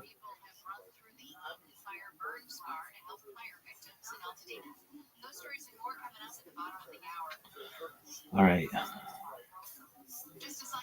Printings, editions, and indexing. Tikkunei HaZohar was first printed in Mantua in 1557. The main body of the Zohar was printed in Cremona in 1558, a one-volume edition.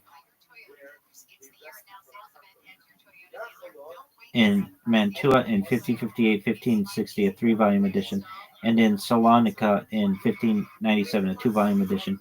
Each of these editions included somewhat different texts. When they were printed, there were many partial manuscripts in circulation that were not available to the first printers. These were later printed as Zohar Chadash, literally New Radiance, but Zohar Chadash actually contains parts that pertain to the Zohar, as well as Tukkunim, plural of Tukkun repair. See also Tukkun Olam, that are akin to Tikkunei HaZohar as described below. The term Zohar in usage may refer to just the first Zohar collection with or without the applicable sections of Zohar Chadash, or to the entire Zohar and Tikkunim. Citations referring to the Zohar conventionally follow the volume and page numbers of Mantua edition, while citations referring to Tikkunei HaZohar follow the edition of Ortakoi, Constantinople, in 1719, whose text and pagination became the basis for most subsequent editions. Volumes 2 and 3 begin their numbering anew, so citation can be made by parasha and page number, for instance, Zohar Naso 127a, or by volume and page number, for instance, Zohar 3 127a. The new Zohar, we talked about this. After the book of the Zohar was printed in Mantua and in Cremona in the Jewish years 5318 through 5320 or 1558 to around 1560, many more manuscripts were found that included paragraphs pertaining to the Zohar, which had not been included in printed editions. The manuscripts pertain also to all parts of the Zohar. Some were similar to the Zohar on the Torah, some were similar to the inner parts of the Zohar, Midrash HaNilam, Sitrei Otiot, and more. And some pertain to Tikkunei HaZohar. Some 30 years after the first edition of the Zohar was printed, the manuscripts were gathered and arranged according to the parashiot of the Torah and the Megillot. Apparently, the arrangement was done by the Kabbalist Abraham Halevi of Zvat, and were printed first in Salonika in Jewish year 5357, 1587 Common Era, and then in Krakow 5363, and afterwards in various editions. Structure. According to Shlomo, the Zohar can be divided into 21 types of content, of which the first 18, A through S, are of the original author, probably De Leon, and the final three, T through V, are the work of a later imitator. So, A, Untitled Torah Commentary, a bulky part which is wholly comprised of discursive commentaries on various passages from the Torah. B. Book of Concealment, a short part of only 6 pages containing a commentary on the first 6 chapters of Genesis. It is highly oracular and obscure, citing no authorities and explaining nothing. C. Greater Assembly. This part contains an explanation of the oracular hints in the previous section. Ben Yochai's friends gather together to discuss secrets of Kabbalah. After the opening of the discussion by Ben Yochai, the sages rise one after another and lecture on the secret of divinity, while Ben Yochai adds to and responds to their words. The sages become steadily more ecstatic until 3 of them die. Shkolem calls this part architecturally perfect. Lesser Assembly D. Ben Yochai dies, and a speech is quoted in which he explains the previous section. E. Assembly of the Tabernacle. This part has the same structure as C, but discusses instead the mysticism of prayer. F. Palaces. 7 palaces of light are described, which are perceived by the devout in death. The description appears again in another passage, heavily embellished. G. Secretum Secretorum. An anonymous discourse in physiognomy, and a discourse on chiromancy by Ben Yochai. What does that mean? Physiognomy is a face reading. Face reading. Okay. It's a practice of assessing a person's character and personality from their outer appearance, especially their face. The term physiognomy can also refer to general appearance of a person, object, or terrain without reference to implied characteristics, as in the physiognomy of an individual plant. Okay, chiromancy, also known as palmistry, is the pseudoscientific practice of fortune telling through the study of a palm, also known as palm reading, chiromancy, chirology, or chirology. The practice is found all over the world with numerous cultural variations. Those who practice palmistry are generally called palmists, hand readers, hand analysis, or chirologists. Okay. Old Man, in elaborate narratives about a speech by an old Kabbalist, that was H. I. Child, a story of a prodigy and his Kabbalistic speech. K. I. J. There's no, because J wasn't available as a letter. K. Head of the Academy, a partist narrative in which the head of the Celestial Academy reveals secrets about the destinies of the soul. L. Secrets of Torah, allegorical and mystical interpretations of Torah passages and Mishnahs, imitations of Mishnaic style designed to introduce longer commentaries in the style of the Talmud, and Zohar to the Song of Songs, Kabbalistic commentary to the Song of Songs. O. Standard of measure, profound interpretation of Deuteronomy 6:4. P. Secrets of letters, a monologue by Ben Yochai on the letters in the names of God and their use in creation. Q. Commentary to the Merkabah. R. Mystical Midrash, a Kabbalistic commentary on the Torah, citing a wide variety of Talmudic sages. According to Ramaz, it is fit to be called Midrash HaNilam because its topic is mostly of neshama, an upper level of the soul, the source of which is Berea, which is the place of the upper Gan Eden, and is written in the Pardes that Drash is in Beriah. And revealed Midrash is the secret of externality, and Midrash HaNilam is the secret of internality, which is the neshama. The secret of internality, which is the neshama. And this Derish is founded on the neshama. Its name befits it, Midrash HaNilam. The language of Midrash HaNilam is sometimes Hebrew, sometimes Aramaic, and sometimes both mixed. Unlike the body of the Zohar, its drashot are short and not long. Also, the topics it discusses, the work of creation, the nature of the soul, the days of Mashiach and Olam Haba are not of the type found in the Zohar, which are the nature of God, the emanation of worlds, the forces of evil, and more. Mystic Midrash on Ruth, a commentary on the book of Ruth in the same style. That was S. T is Faithful Shepherd, by far the largest book included in the Zohar. This is a Kabbalistic commentary on Moshe Rabbeinu's teachings revealed to Ben Yochai and his friends. Moshe Cordovero said, "Know that this book, which is called Ra'aya Mahimna, which Ben Yochai made with the Zadikim,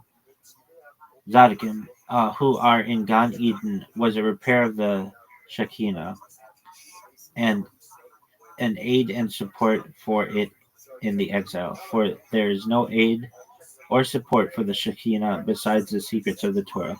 And everything that he says here of the secrets and concepts is all with the intention of unifying the Shekinah and aiding it during exile."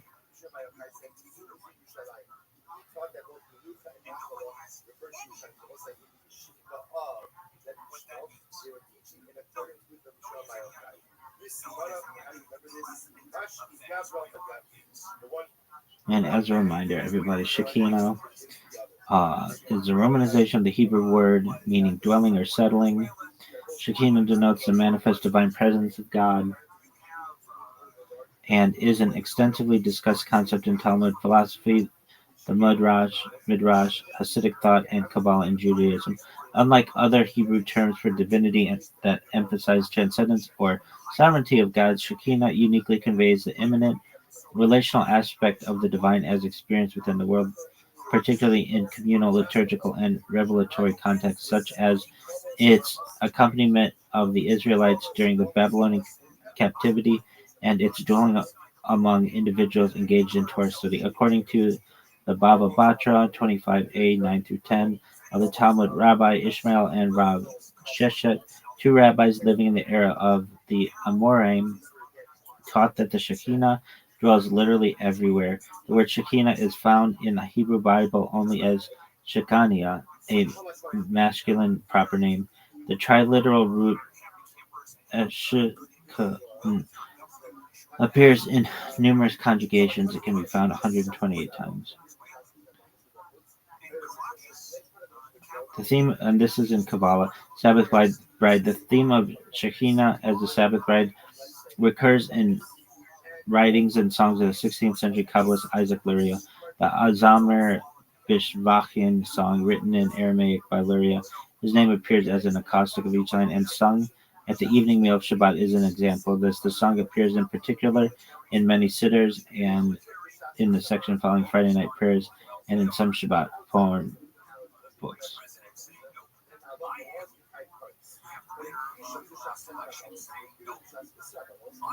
Let us invite the Shekinah with a newly laid table and with a well-lit menorah that casts light on all heads, 3 preceding days to the right, 3 succeeding days to the left, and amid them the Sabbath bride, with adornments she goes, vessels and robes.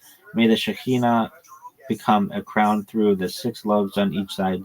Through the doubled 6 may our table be bound with the profound temple services. A paragraph of the Zohar starts, "One must prepare a comfortable seat with several cushions and embroidered covers from all that is found in the house, like one who prepares a canopy for a bride.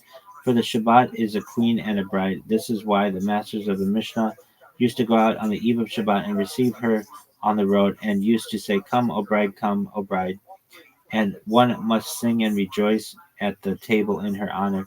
One must receive the lady with many lighted candles, many enjoyments, beautiful clothes, and a house embellished with many fine appointments." The tradition of the Shekinah as a Shabbat bride and the Shabbat Kala continues to this day. As feminine aspect, Kabbalah associates the Shekinah with the female. According to Gershom Scholem, the introduction of this idea was one of the most important and lasting innovations of Kabbalism. No other element of Kabbalism won such a degree of popular approval.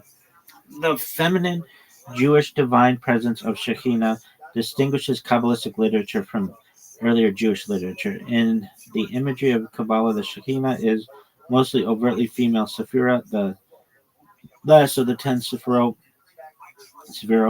referred to imaginatively as the daughter of God. The harmonious relationship between the female Shekinah and the six Sephirot, which precede her, causes the world itself to be sustained by the flow of divine energy. She is like the moon, reflecting the divine light into the world. Nativity and life of Moses. The Zohar, a foundation book of Kabbalah, presents Shekinah as playing an essential role in the conception of the birth of Moses.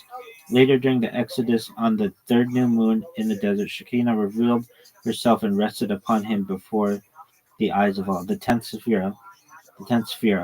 In Kabbalah, the Shekinah is identified with the tenth sphere, Malkuth, and the source of life for humans on earth below the Sephirotic realm. The Shekinah is seen as the feminine divine presence of God descended to transform the world. Moses is considered to have risen to Shekinah into the Sephirotic realm and transcended the world as the bridegroom of the Shekinah. Administration continues. The Bureau of Narco-Terrorism and Drug Trafficking is arraignment scheduled for about 9 hours now. Community members in Northridge have demanded answers after a man was shot and killed by an off-duty ICE agent. Well, this whole motherfucking thing is unraveling quickly, folks. All right, rectification of the Zohar. Tukunai HaZohar, this is you, which was printed as a separate book, includes 70 commentaries, including 70 commentaries called Tikkunim, literally repairs, and an additional 11 Tikkunim. In some editions, Tikkunim was printed. In some editions, Tikkunim are printed that were already printed in the Zohar Chadash, which in their content and style also pertain to Tikkunai HaZohar. Each of the 70 Tikkunim of Tikkunai HaZohar begins by explaining the word Bereshit and continues by explaining other verses, mainly in Parashat Bereshit, and also from the rest of Tanakh. And all this is in the way of Sod, in commentaries that reveal the hidden and mystical aspects of the Torah. I can't believe I've been doing this. I was literally gonna do like a 10, like a 5-minute drash, whatever you want to fucking consider this. Tikunai HaZohar and Ra'aya Mahaimuna are similar in style, language, and concepts, and are different from the rest of the Zohar. For example, the idea of 4 worlds is found in Tikunai HaZohar and Ra'aya Mahimuna, but not elsewhere, as is true of the very use of the term Kabbalah. In terminology that is called Kabbalah, and Tikunai HaZohar and Ra'aya Mahimna is simply called raisin, clues or hints in the rest of the Zohar. In Tukunai HaZohar, there are many references to Chibra, the Chabura Kadma'a, meaning the earlier book that refers to the main body of the Zohar. V. Further additions. These include later Tikkunim and other texts of the same style. What is it? 4 worlds. Okay, for example, the 4 worlds, sometimes counted as the primordial world, Adam Kadmon, and called the 5 worlds, are comprehensive categories of spiritual realms in Kabbalah in describing in descending chain of existence. The concept of worlds denotes. This is all bullshit, though. The concept of worlds denotes the emanation of creative life flows from the Ein Sof or Godhead to the progressive innumerable Zumnim or concealments. Kabbalists identify the names of these worlds as from Isaiah 43:7. All who are linked to my name, whom I have created, formed, and made for my glory. Biblical Hebrew. Kol Hanikra Bismi Like Bodhi Baratu Yesertu Apasti. In order of descent, the names of the worlds are Adzuluth, emanation, Baraya, creation, Yetzira, formation, Asa, action, and Asaya action. Below, below the lowest spiritual world, Asaya is the Asiya Gashmi, physical Asiya, or the physical universe which encloses the last two Sephirot, Yesod and Malkuth. Collectively, perhaps, collectively the four worlds, collectively the four worlds are referred to as Avija after the initial letters. In addition to the functional role each world has, the process of creation, they also embody dimensions of consciousness and human experience.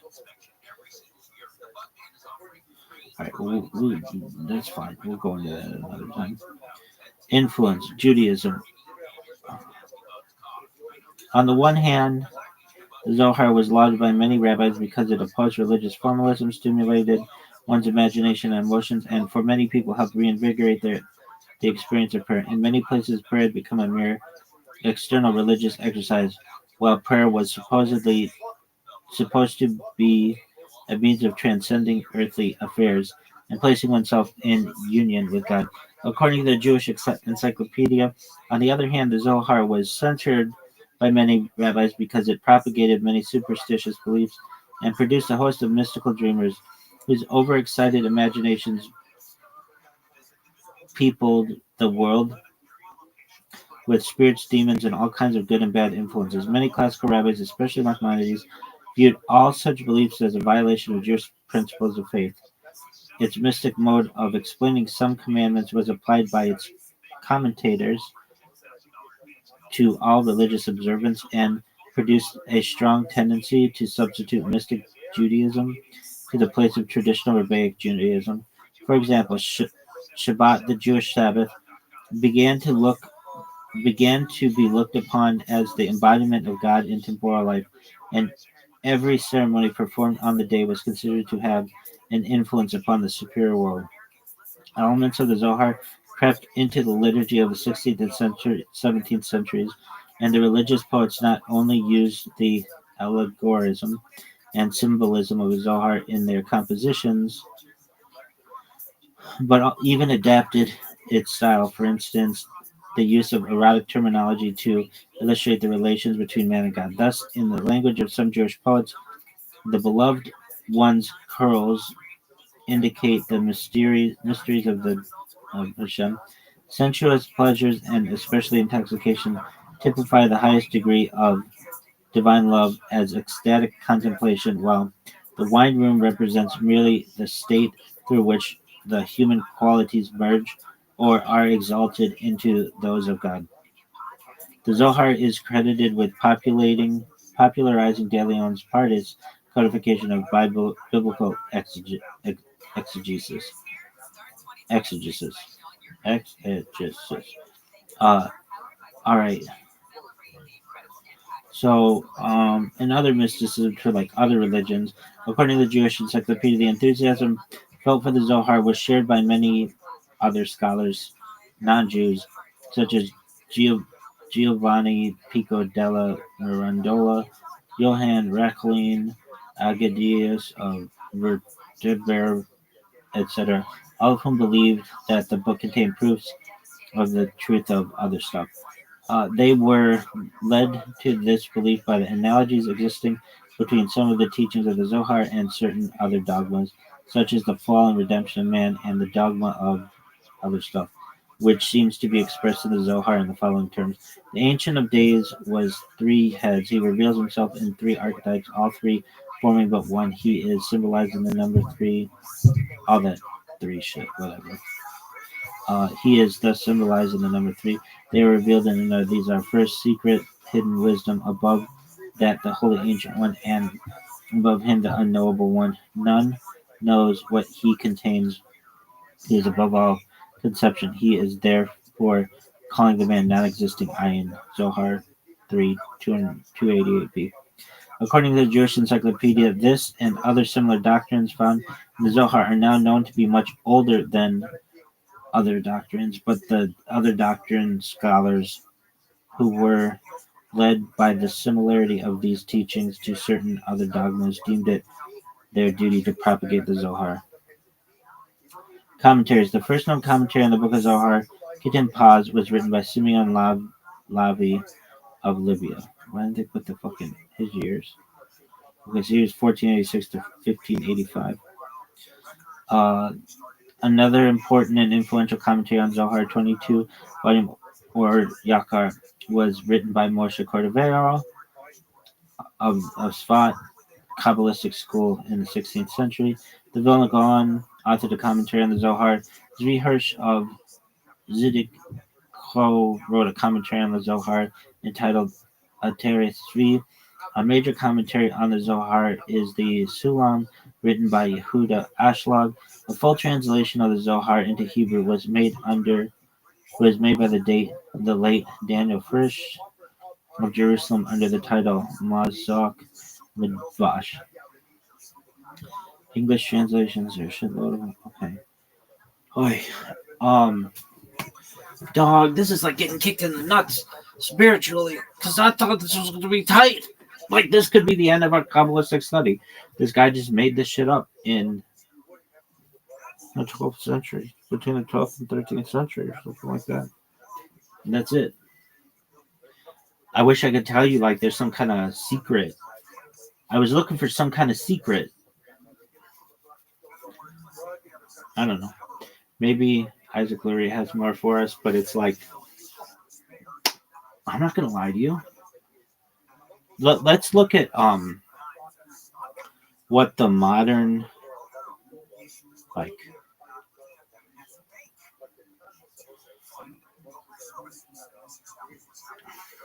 yo, dog, can you give me a list of the most prominent rabbis of the last 150 years and tell me yes or no, or maybe if they thought the Zohar was fraudulent? Everybody, including the Lubavitcher Rebbe to Rabbi Moshe Feinstein and everybody else.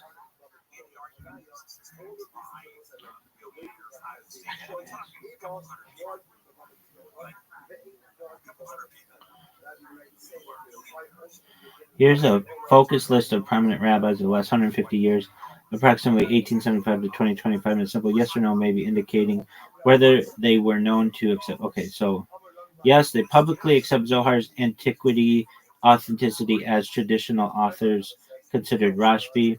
No, openly rejected the Zohar's antiquity and maybe nuance. Okay, so Rabbi Moshe Feinstein, yes. He stated unequivocally that Zohar and Tikkunim are words of the Tanaim, ancient. Rabbi Chaim Kanevsky, yes. Listed among those who believed in Zohar's authenticity. Rabbi Yisrael Meyer Kagan, Chafetz Chaim, yes, believed in the authenticity of the Zohar.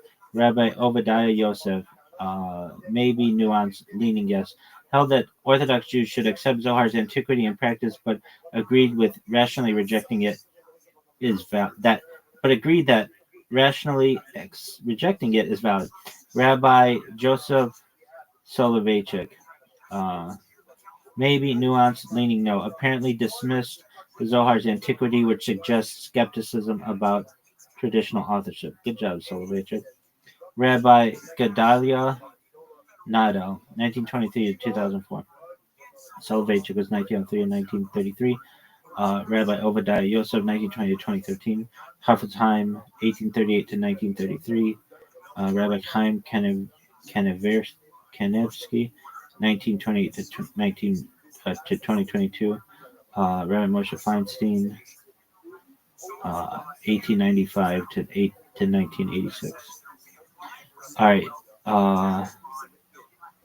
Rabbi Gedalia Nadal, maybe nuanced, unsure if Zohar is genuine, stated it's acceptable to think it isn't.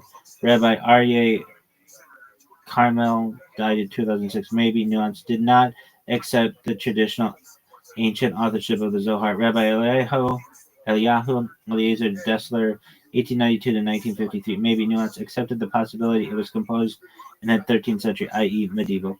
Rabbi Meyer Mazuz, died in 2025, yes, leaning yes. No offense, dog, but like there's a lot of evidence that this shit didn't happen. listed as accepting the Mben's arguments against traditional authorship historically, but sources suggest he leans toward traditional acceptance and practice. Maybe no loser, but come on, get your shit together. Rabbi Yehia Kofi, early to mid 20th century Yemenite chief rabbi, no, good. Specifically argued the Zohar is not authentic and its attribution to Rashbi besmirches him. Good on you, dog. Fucking Yemenites got their shit together.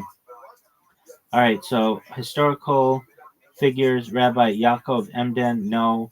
Historic but influential on modern debate, argued much of Zohar was medieval and not Rashbi's writing. Rabbi Hatam Sofer, okay, the other guy, Emden, was 1697 to 1776. Rabbi Hatam Sofer, 1762 to 1839, no. Denied the Zohar's authenticity, defended Emden's position. Academic scholars, for instance, Adolf Neubauer, no. Academic called the rejection of Zohar as forgery, not rabbis in the halakhic sense, but relevant history. They didn't give me the one I wanted.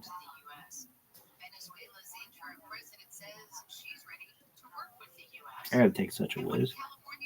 Come on, you motherfucker. Dog.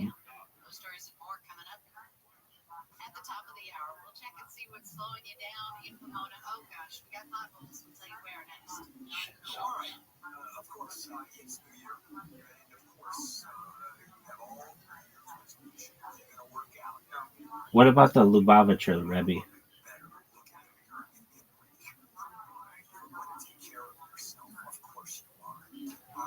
The Lubavitcher Rebbe, clear, unequivocal, yes. Bottom line, the Lubavitcher Rebbe fully accepted the Zohar as authentic and originating from Rabbi Shimon ben Yochai, not as medieval forgery. There's zero ambiguity in his position. Calm down, dog. The Rebbe treated the Zohar as part of the Torah Shel Ben Pah in mystical dimension. He frequently quoted the Zohar and the Arizal in Sechot, Mamaim, and letters as authoritative sources, not as later speculative texts. He explicitly rejected academic claims that the Zohar was written by Rabbi Moshe de Leon. In classical Chabad fashion, he acknowledged that the Zohar may have been redacted or revealed later, but its content and authorship traced back to Rashbi. The view follows earlier Chabad rabbis, after Rabbi, middle Rabbi, Alter Rabbi, middle Rabbi, Zemak Zadok, who treated the Zohar as foundational, not optional. All right, so one said in summary, the Lubavitcher Rebbe held that the Zohar is authentic, is an authentic transmission of Rabbi Shimon Bar Yochai revealed later, but not authored in the medieval period, and categorically rejected claims that it is a forgery. I mean, okay, so wouldn't Soloveitchik have disagreed then with the Lubavitcher Rebbe?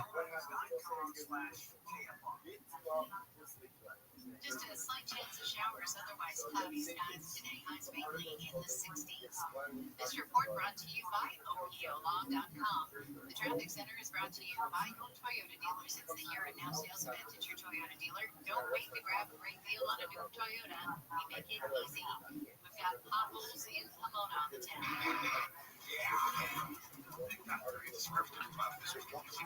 Yes, very likely, and in substance, yes, even though they would not have framed it as an open polemic. Short answer, Rabbi Joseph Soloveitchik and the Lubavitcher Rebbe almost certainly disagreed on the historical authorship of the Zohar, while agreeing on its religious significance within Judaism. How the disagreement actually looks, clean and precise. Lubavitcher Rebbe, the Zohar originates with Rabbi Shimon Bar Yochai, Rashbi model, revelation, concealment, later redaction. Fuck.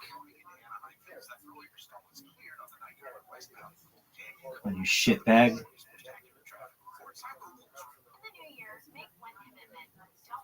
Attitude towards academic claims of medieval authorship are mistaken and based on flawed assumptions. Status of Zohar, authoritative Kabbalah rooted in Tanaic tradition. Rabbi Soloveitchik position skeptical or dismissive of Zohar's antiquity as a Rashbi text model. Historical critical honesty is legitimate. Not everything attributed to Tanaim must literally be theirs. Attitude toward academia, comfortable accepting that the Zohar may be medieval. Status of Zohar, spiritual, meaningful, but not binding as a historical document from the Rashbi. So what would yours be? Mine would be a total rejection of it. I hate to say it, but can't hustle a hustler. Yo, can you tell me where in the Zohar it talks about the Crusades and like what it says? Quote it for me. So what would you say if you had a Rebbe here? I'd be like, dog, I know that you're just following a line, but I've got AI here, baby. Like this is smarter than all your boys.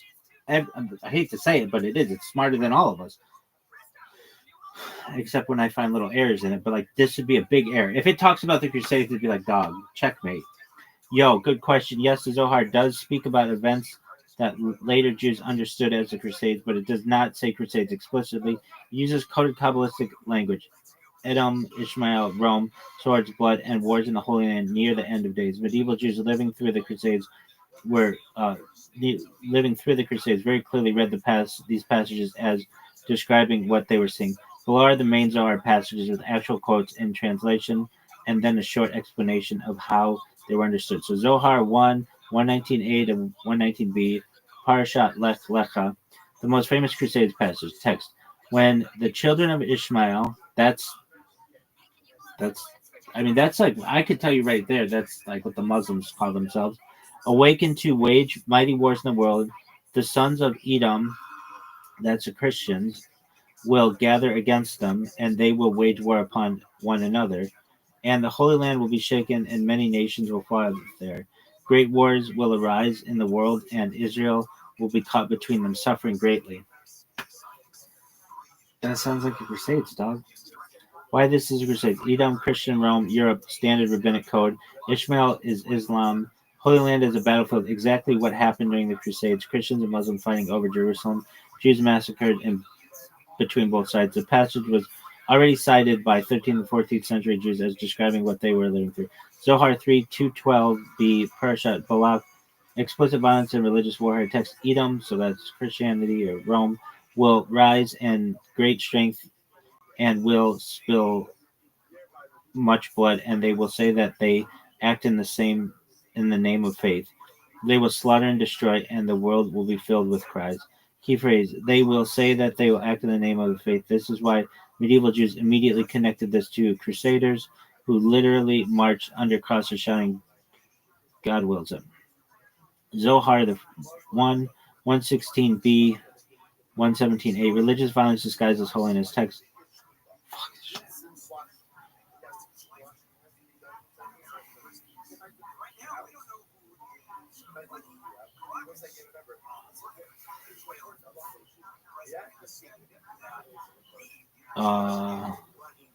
Key phrase, they will say that they act in the name of the faith. Okay, we said that.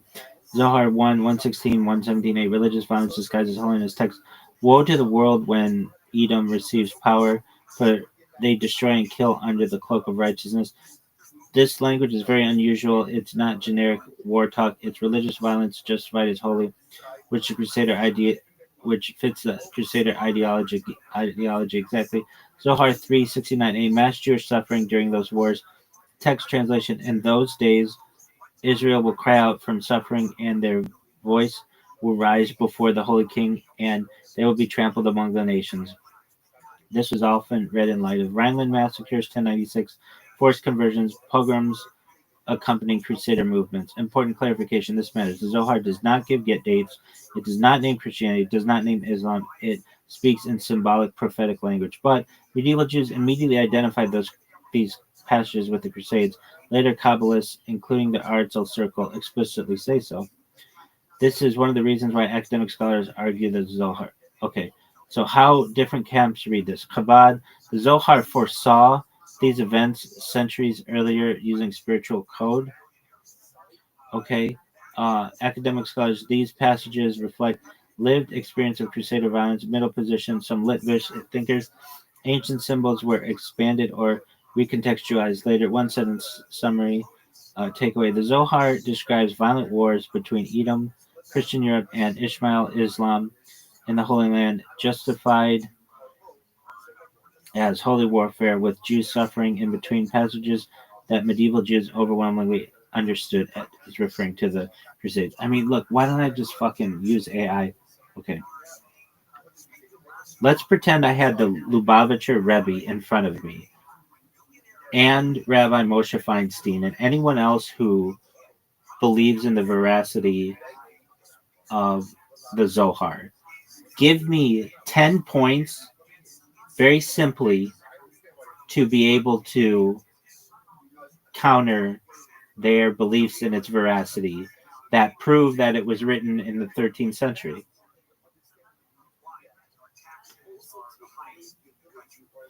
Aside from the dude's own wife, well, include in there that the dude's own wife, Moshe de Leon, said that it was a forgery. Like, that's the biggest thing. I'd be like, dog, didn't you guys know that? Okay, so here we go. This is not mockery. It's the strongest 13th century case.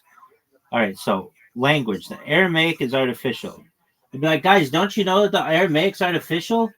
And they'd be like, huh? I'd be like, dog, the Aramaic's artificial. The Zohar's Aramaic does not match Tainadic Aramaic, Gemara Midrash.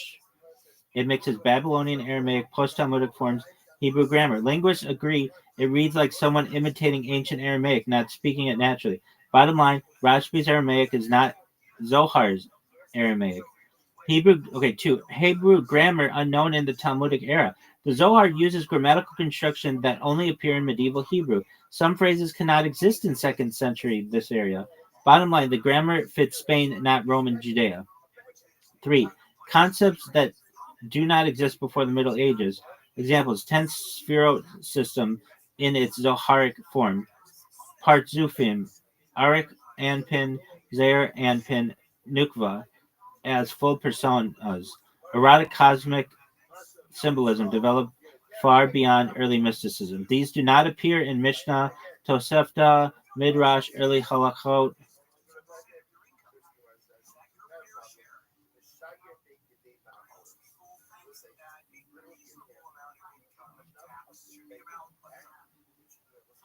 Come on, you shitbag. This sucks.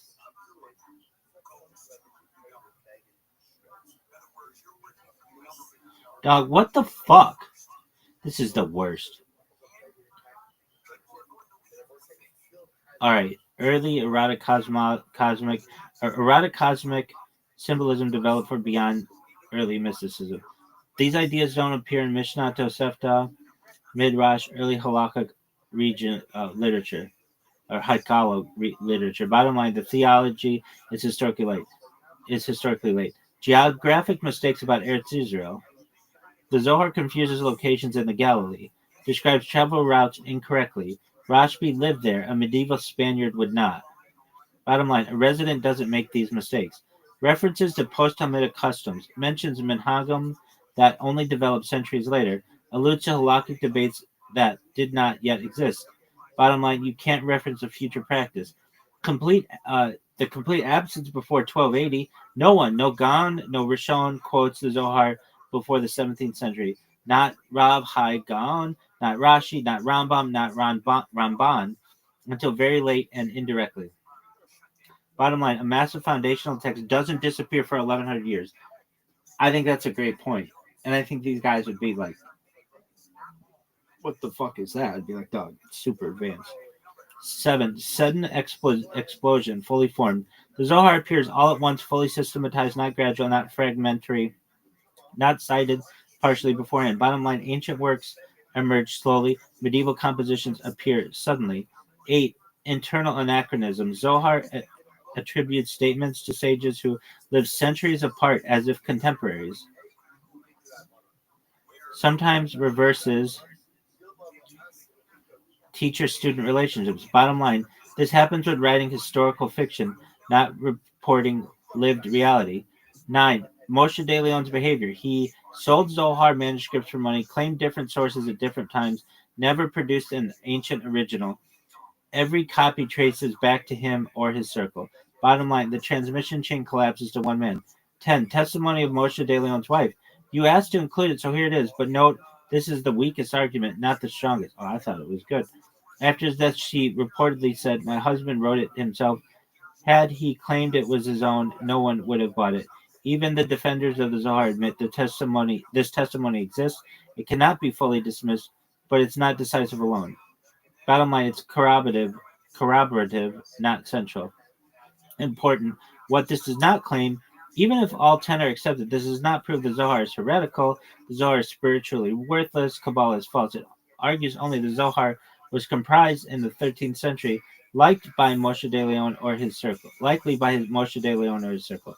Why defenders still disagree fairly? The Lubavitcher Rebbe, Rabbi Moshe Feinstein, would answer, redaction does not mean authorship. Mystical language doesn't follow linguistic rules. Oral esoteric traditions weren't cited publicly. Prophetic texts can describe later realities. So the disagreement is epistemological, not ignorant. One sentence summary you could say respectfully. Based on language theology, historical references, geographic errors, and transmission history, the Zohar fits the intellectual world of the 13th century Spain far better than the second century Roman Judea, even without relying on polemical testimony. All right.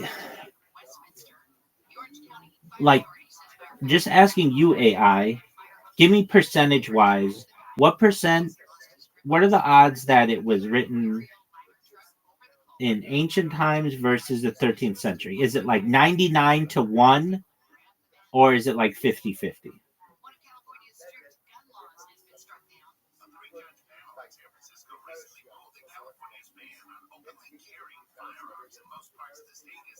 Straight answer, AI to human, no hedging. If we're talking historical probability, 13th century authorship, 95 to 99%. Ancient 2nd century Rashbi, 1 to 5%. There's no controversial, that's not controversial in universities or among historians of religion. It's about as strong a consensus as you get outside of hard sciences. That's actually true. Like, that's, and I'd say to these guys, I'd say Rav Moshe Feinstein and Lubavitcher Rebbe, dog, this thing doesn't have a dog in the fight. It would tell you it's 50-50 if it was 50-50. If we're talking internal traditional belief, Orthodox theology, ancient Rashbi origin, 90 to 100% by belief, and 13th century, 0 to 10%, usually rejected outright. But this is faith-based confidence, not historical method probability. If we're being maximally fair and steel man to both sides, a reasonable blended breakdown might look like 13th century composition, Moshe de Leon in a circle, 85 to 95%, ancient core plus medieval redaction, 5 to 10%, fully ancient Rashbi authorship, less than 5%, I think it said. We'll check. Yeah. Why it's not 50-50. 50-50 would mean mixed linguistic evidence, partial manuscript trail, some early citations. But instead we have overwhelming linguistic mismatch. 0 pre-13th century manuscript, 0 citations for 1100 years. Perfect fit to medieval Spanish mysticism, a single point of transmission. This pushes probability way past coin flip. Key distinction, this matters. Historical odds does not mean religious meaning. Something can be historically medieval, theologically meaningful, spiritually authoritative to believers. Those are separate questions. One line, bottom line. Historically, it's closer to 99 to 1 than 50-50. Religiously, believers treat it as 100 to 0 the other way. Israel's going to see. You did. I'm as innocent in this as anybody. I want to fucking think that the Lubavitcher Rebbe and Rabbi Moshe Feinstein, like these motherfuckers, are never wrong. But it's like this one, 99 to 1, dog.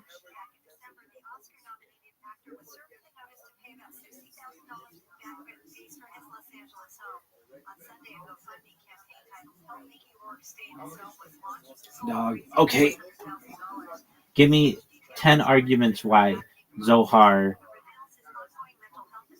is of ancient origin.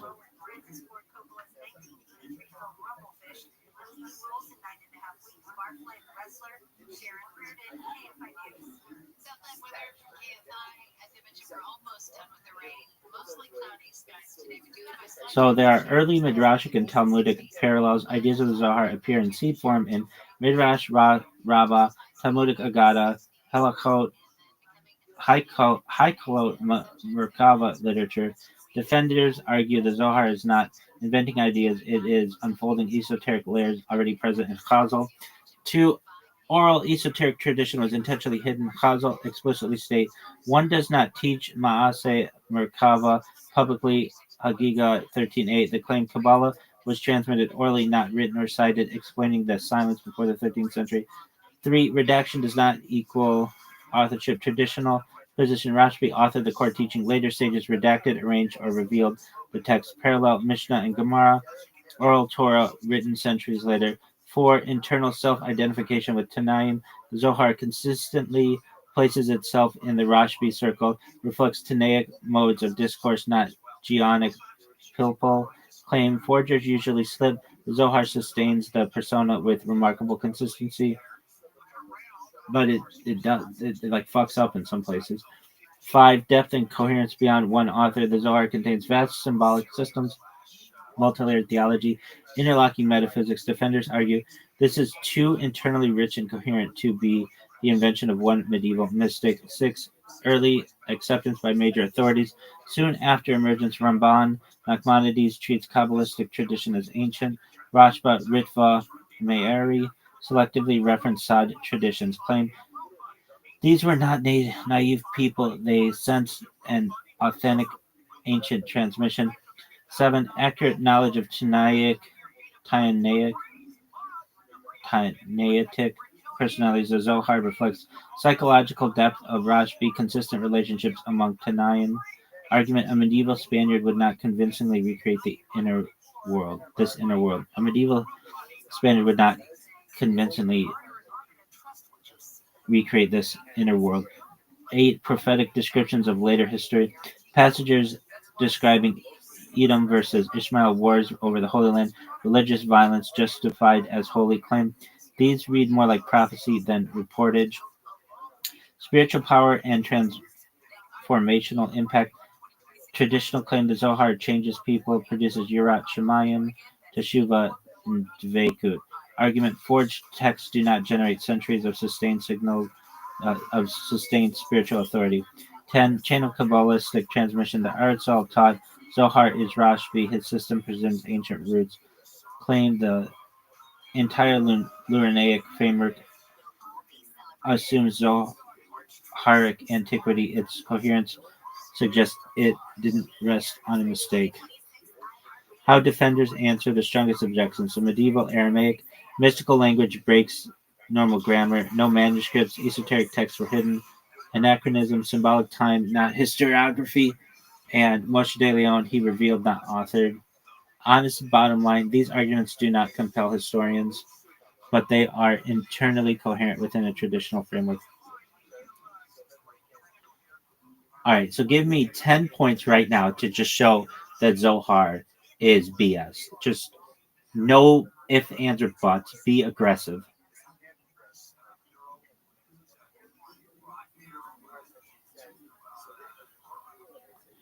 All right, no hedging on diplomacy. Here are 10 blunt, aggressive reasons why historians say the Zohar is BS as an ancient text. Come on, you shitbag. All right, the Aramaic is fake. The Zohar's Aramaic is linguistic Frankenstein, not Talmudic, not from that area, not Babylonian, full of medieval Hebrew syntax, wearing an Aramaic costume. No native 2nd century speaker.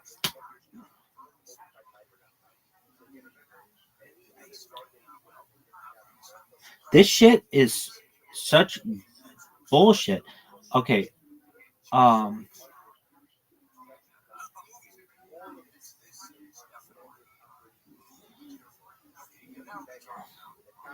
Okay, no native centuries, no native second. Okay, so not Babylonian, full of medieval Hebrew syntax, wearing an Aramaic costume. No native 2nd century speaker talked like this. This alone kills Rashbi authorship. Zero evidence for 1100 years. Not one. Gaon, Rishon, Midrash, Responsum manuscript mentions the Zohar before 1280. A text supposedly written by one of the most famous Tanaim somehow vanished completely for over a millennium. Come on. 3. Appears fully formed out of nowhere. Ancient texts evolve, fragment, get quoted partially. The Zohar drops suddenly. Massive. It's complete. It's theologically mature. That's how medieval compositions appear, not ancient traditions. 4.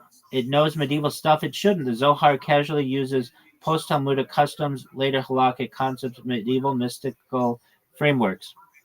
This is like finding a Roman scroll referencing the printing press. Great analogy. Geographic errors a local would never make. The Zohar screws up Galilean locations, travel routes, distances. Rashbi lived there. Moshe de Leon didn't. Character 6, so that was 5. Characters are treated like fan fiction. Tanaim from different generations talk like contemporaries, hang out together, get misassigned teachers. That's not oral tradition, that's historical cosplay. 7. The theology is way too late. The Zohar system, full Sephardic map, sexualized divine drama, Partzufim as personalities. None of this exists in Mishnah, Tosefta, early Midrash, Haikalot texts. This is peak medieval Spanish mysticism and Roman Judea. 8, so that was 7. 8, every manuscript traces back to one dude. All roads lead to Moshe de Leon. No parallel transmission, no independent ancient copies, no alternative chains. That's not how ancient texts survive. That's how authors operate. 9. Moshe de Leon acted like an author, not a discoverer. He sold copies for cash, changed his story about its origins, never produced the ancient original, and guarded the text while alive. This is author behavior, not guardian of antiquity behavior. 10. His wife said he wrote it. Yeah, people try to dodge this, but it matters. She said he wrote it himself and attributed it to Rashbi so people would buy it. Is it courtroom proof? No. Does it fit perfectly with all the other evidence? Absolutely. A brutal summary. If this were a court case, linguistics, guilty, manuscripts, guilty, history, guilty, transmission, guilty, context, guilty. Historically, the Zohar being ancient is not unlikely. It's dead on arrival. One line nuclear version. The Zohar reads exactly like a brilliant 13th century mystical masterpiece pretending to be ancient because that's what it is. What was his wife's name? Because this lady seems like a truth teller and she seems cool.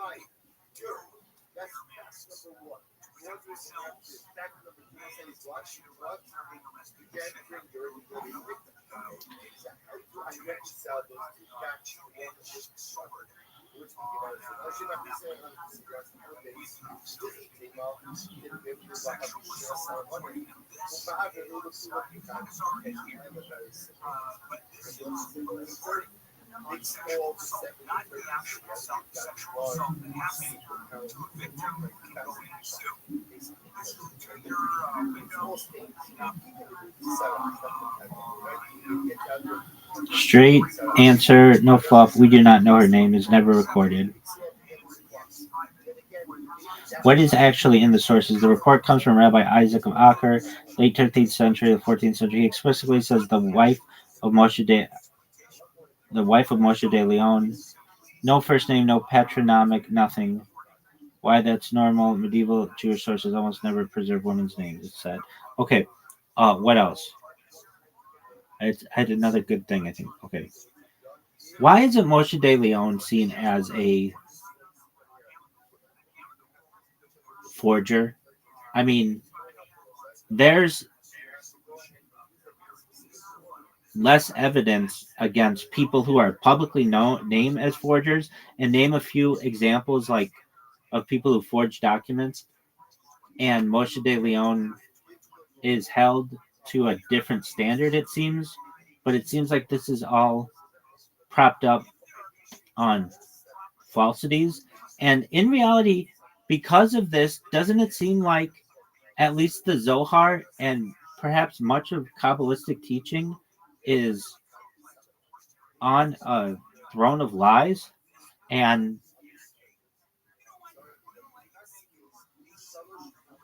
a lot of emphasis is made on it, but its key discoverer may have forged it.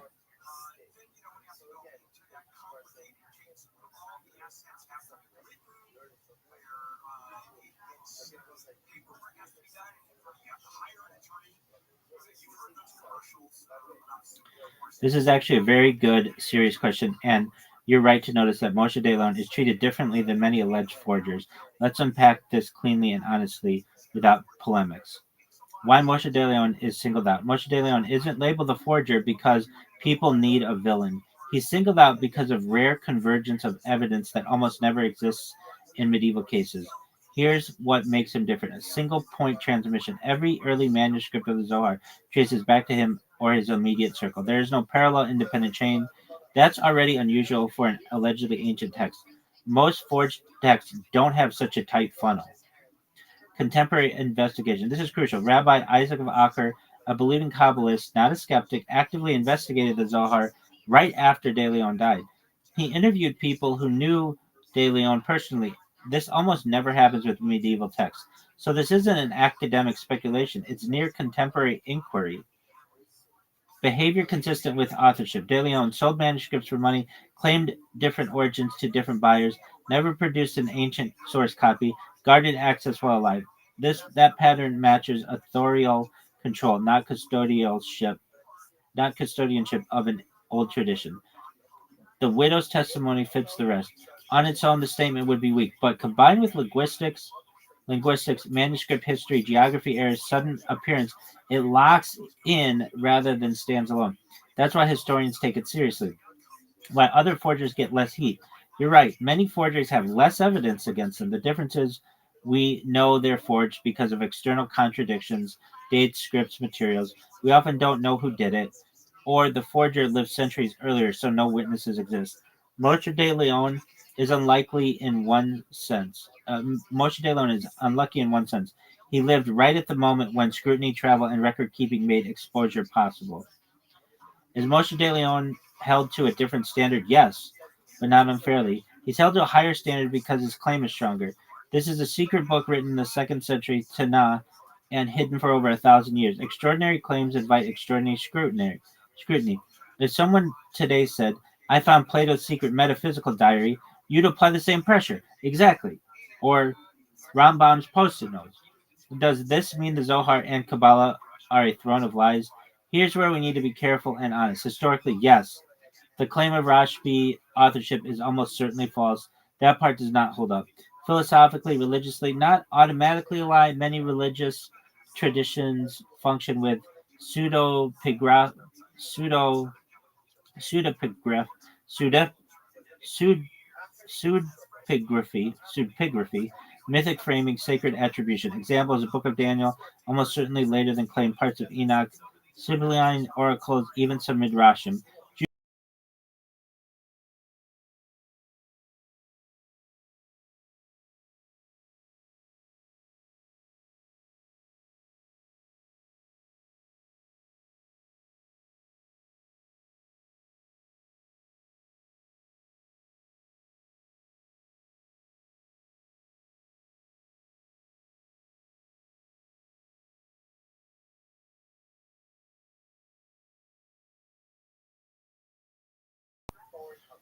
Is the internet still working?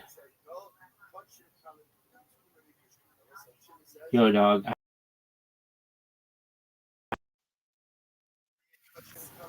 I hope this is still going. If this is still going, that'd be tight. This creates tension. Different groups resolve it differently. Chabad, Kabbalists double down on ancient authorship. Academic historians reclassify it as medieval mysticism. Some Orthodox thinkers treat it as inspired but not ancient. What can't happen anymore is pretending the evidence isn't there. Why this? And if the Lubavitcher Rebbe and Rabbi Moshe Feinstein were here, I'd be like, dog, I want to believe you, but this all comes from one guy. This is Rambam's post-it notes. Why? I mean, if I'm saying this thing doesn't have a dog in the fight, 99-1. Why it still hurts? Because if you concede Moshe de Leon authored or heavily shaped it and attributed it falsely, then you're forced to answer. Can false attribution produce true theology? Does spiritual power require historical honesty? How much authority is myth making? Those are dangerous questions for systems built on certainty. Bottom line, no rhetoric. Moshe de Leon isn't treated as a forger because of bias.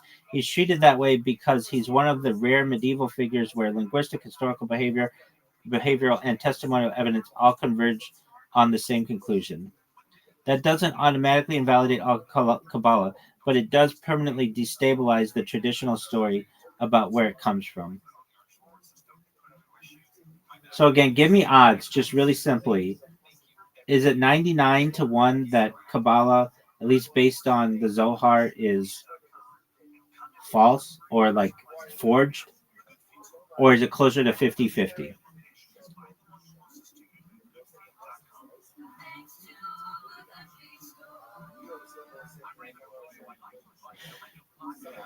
All right.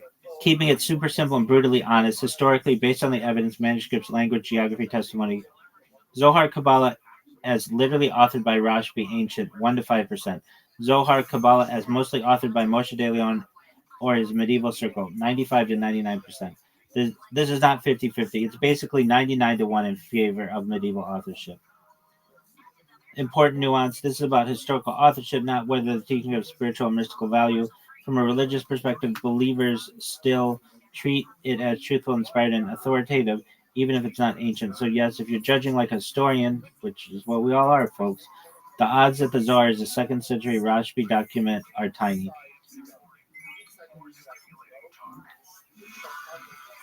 Okay, just in comparison, what are the odds in comparing like aliens existing and extraterrestrial life having visited Earth? Is it 99 to 1 or is it like 50-50? With all the evidence that's out there of like people who have stuff on video camera and people who are abductees, like what odds do you put on that?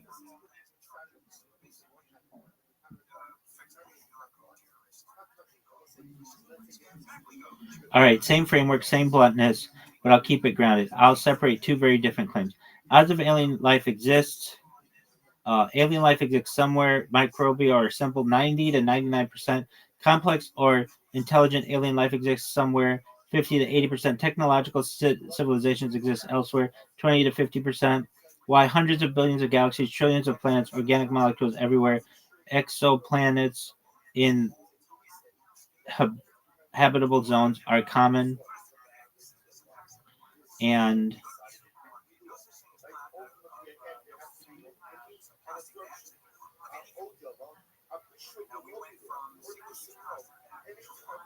I mean, this is all how it's programmed too.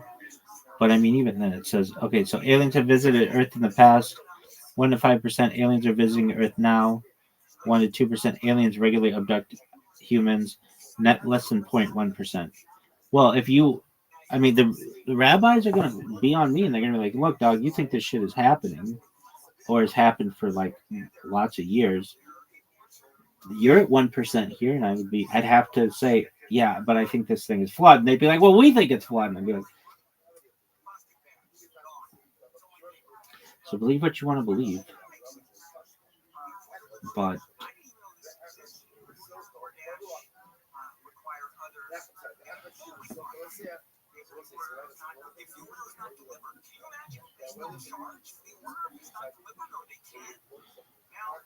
so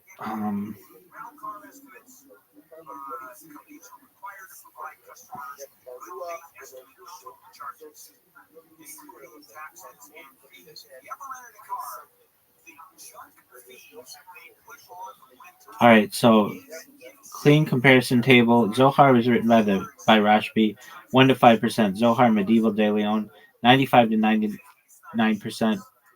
Alien life exists somewhere, 90 to 99%. That's pretty good. That's actually really good. The only disagreement that I have, I think, is it has more effect on Earth. Intelligent life exists, 50 to 80%. Those are really high numbers. That's way more than Zohar. Aliens visit Earth, 1 to 5%. And aliens abduct humans, 0.1%.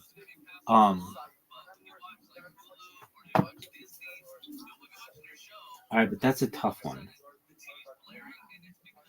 So, what's another one? A thing that started. Oh, okay. I gotta end this one. I don't know. I've been doing this for 2 fucking hours. Okay. I previously said over the course of the last 11 days, when I was a kid, that like people didn't say that I said the giant squid didn't exist, and then I called them water pigs, but I meant water bears. Okay. Here's what I meant by that. They were never on camera. Water pigs, water, not water pigs, water bears may have been a thing going back to the 18th century, like, but they were never on camera. They had to be under like electron microscopes, which would be really big. And the giant squid, I meant to say colossal squid.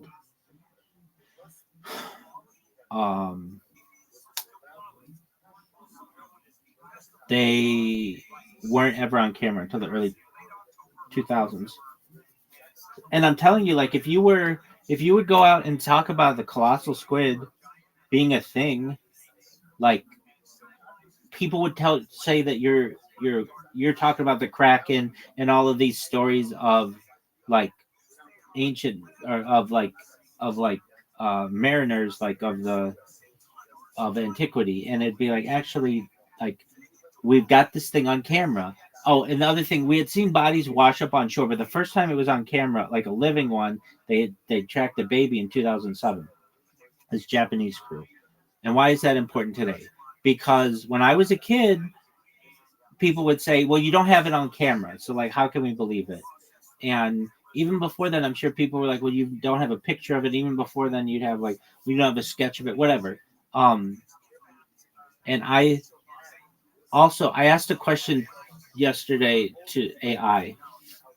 Okay, so I may have like inadvertently called the giant squid the colossal squid, or meant to call it the colossal squid. Okay, can a giant squid and a colossal squid mate? It's a good question. And I think it's too soon. I don't think we know. And maybe in the future, people will be like, oh, of course they can mate. But, or maybe they absolutely can't mate. We don't have any evidence that it's happened. But that doesn't mean that it can't be true. I have to take such a shit. Allegedly. Are you done? I don't know. I gotta take a dump. Allegedly. All right. Are you done? I don't know. I was only going to talk for 10 minutes. You fine. Go fuck yourself. Oh, I gotta whiz. Dog, hurry the fuck up. Come on, you little bitch.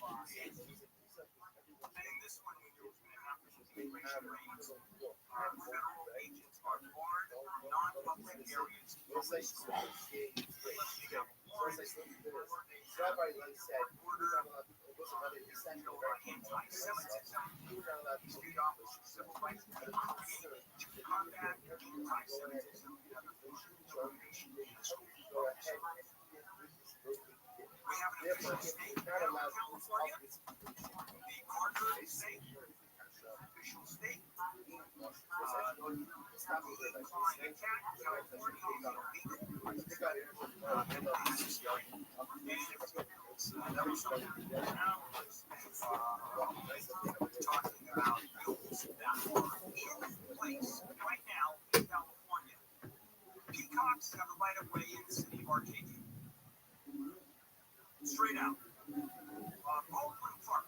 This is a fun one. No riding a bicycle in a swimming pool. I guess they had a problem with that.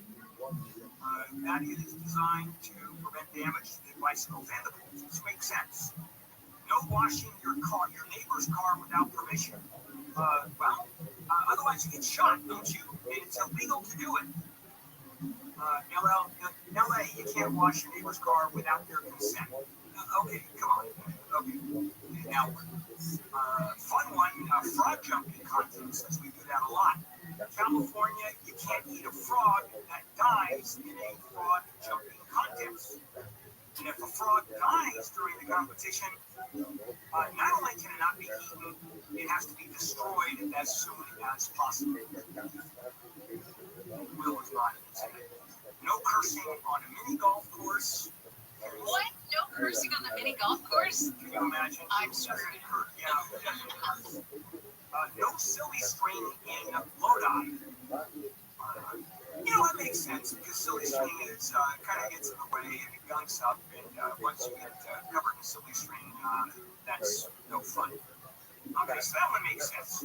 Here's one that I really like in San Francisco. Elephants have to be on a leash on Market Street. That's a problem. And you can't wipe your car with used underwear. Damn it! How dare you say I can't do that? What do you think I use my underwear? Hey, Bill, I have a legal question for you about it. Yes. So they pass all these laws. How are you supposed to know that you can't use used underwear to wipe your car down? I mean, like, who would know that unless they were listening to your show? How do they enforce that? If you're not aware of it's the law. Yeah, because no cop knows that law either. It's the fact that it's on the books is completely insane. But I guess somebody passed it. Maybe it was a legislator who threw it on the consent calendar. And there you go. You have it. Go figure. And San Francisco. Illegal to transport bread, cakes, or pastries for human consumption in open baskets on public streets.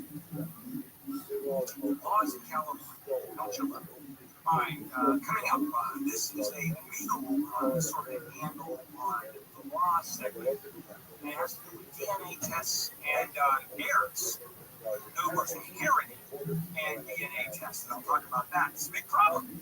KFI AM 640, maybe KFI News.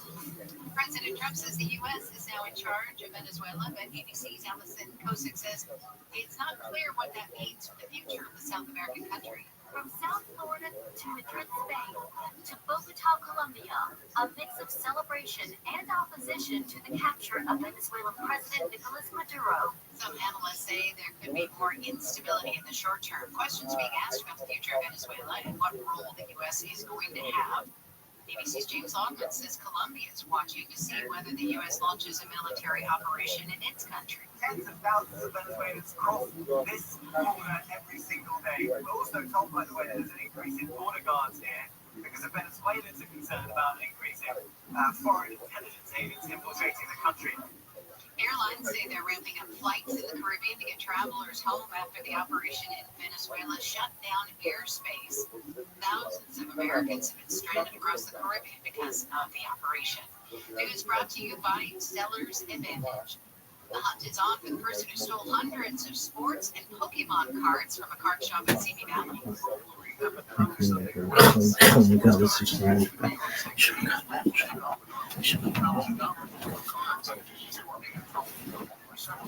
What up, babies? Dog, I'm glad that you're here. You want to come up and talk? Feel free.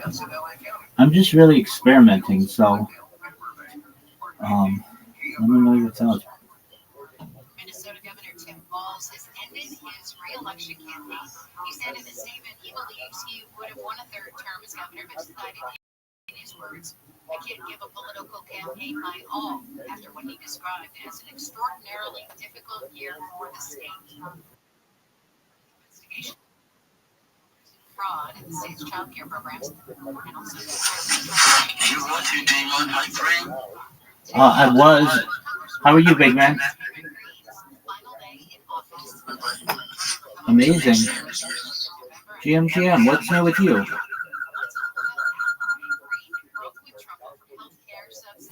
What's new with you, big dog?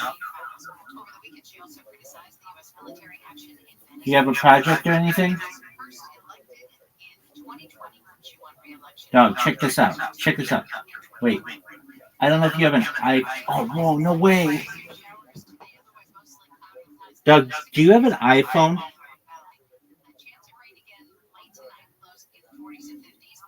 Do you have an iPhone? Yes, sure. I'm using an iPhone. Do you see I'm on multiple cameras in a space? Yeah, I can see you. Have you ever seen anything like this?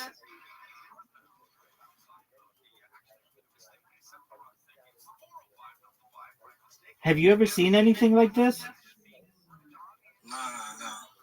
Me either. Wow. I did not know this was possible. It's pretty cool, isn't it?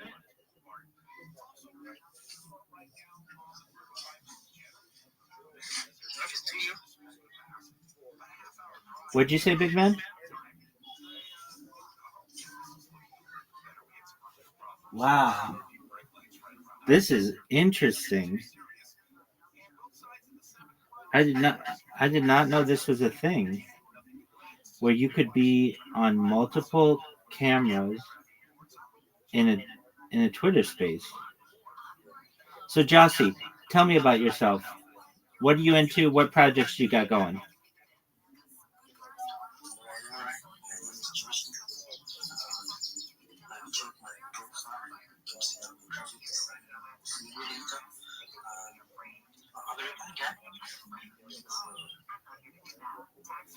Excellent. Jossie, if you want, I'll help you. Okay, so first thing that I'm going to do, I'm going to send you a message, and it's going to help you as a reply guy. We're going to make you into more than a reply guy. We're going to make you into a full-on social media marketer, which is what you're going to want to be, because that's going to give you an opportunity to be successful in the future. So just one moment.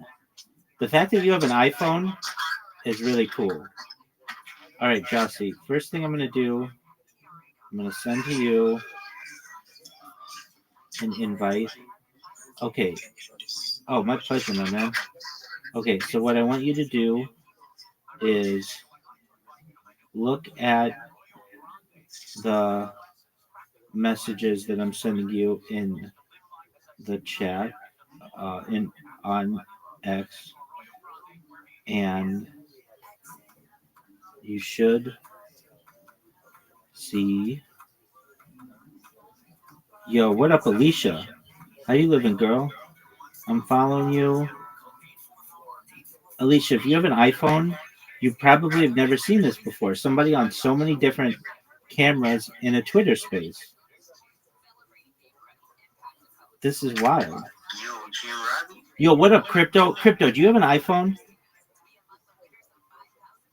I use an Android. Okay, that's all right. So if you're wondering, what are you so excited about? I'm on camera in this Twitter space, and you can actually see me in the Twitter space. And normally people aren't on camera in the Twitter space, and I'm actually on two different cameras at once. So, Crypto, are you a social media marketer? Spear, my man is here. Spear, can you hear me? Spear, coming up. Spear, my man, I want to talk to you. And I know you guys are getting some feedback. Apologies, I'll fix it in a second. Okay.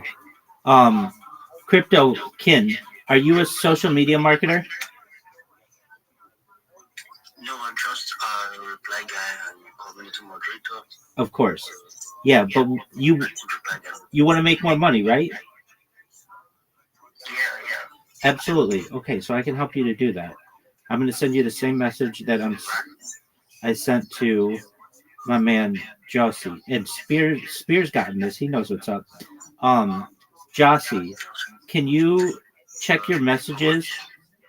Jossie, check your messages and look at the messages that I sent you. Read them and let me know if they make sense to you. Can you do that for me, Jossie?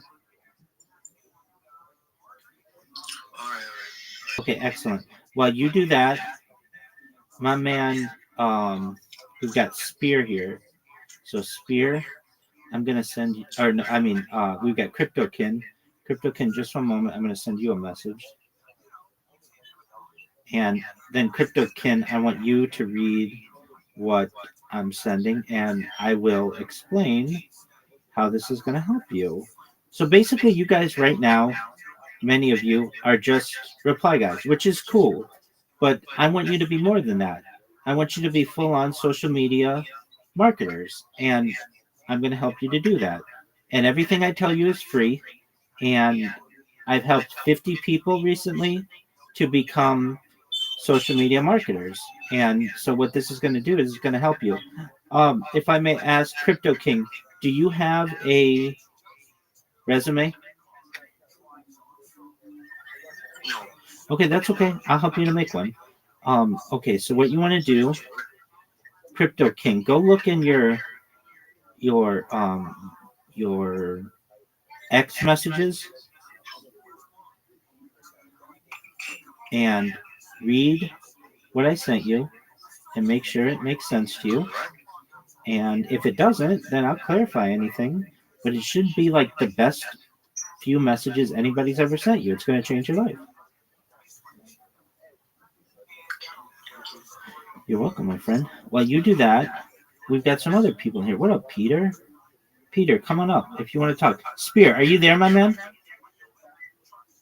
Oh yes, I'm right here, man. Hey, how you living, Big Dog? Spear, do you have an iOS device or an Android device?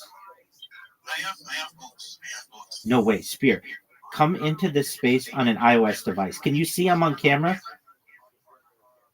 Well, yes, I can see you on camera. And you can see me on two different cameras, right? I can see you on one camera. Oh, just one camera. Okay. Well, that's okay. That's better than most people. All right, very cool. So Spear, if you guys don't know who Spear is, he's a co-founder of GT Network HQ. Oh, my device just restarted. Pardon me, my device just restarted. I think I overwhelmed it. We'll see if I can get that device back in. If not, the space will end, and that's okay. No worries. We were just trying something new. But for anyone who can hear me, my man Spear, he's the co-founder of GT Network HQ. He's a space marketer. He's a quant. He's a space president.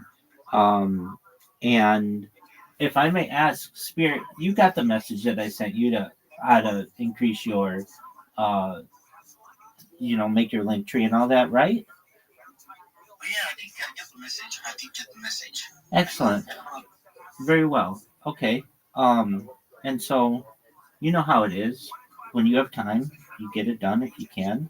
And to my other friends, Jossie and CryptoKin, you do the same. And if you can do it, that's great. If you can't, I understand. I'm just trying to make you more successful than you already are. And I am going to try to reconnect to this space. We'll see if it works. If it doesn't work, no big deal.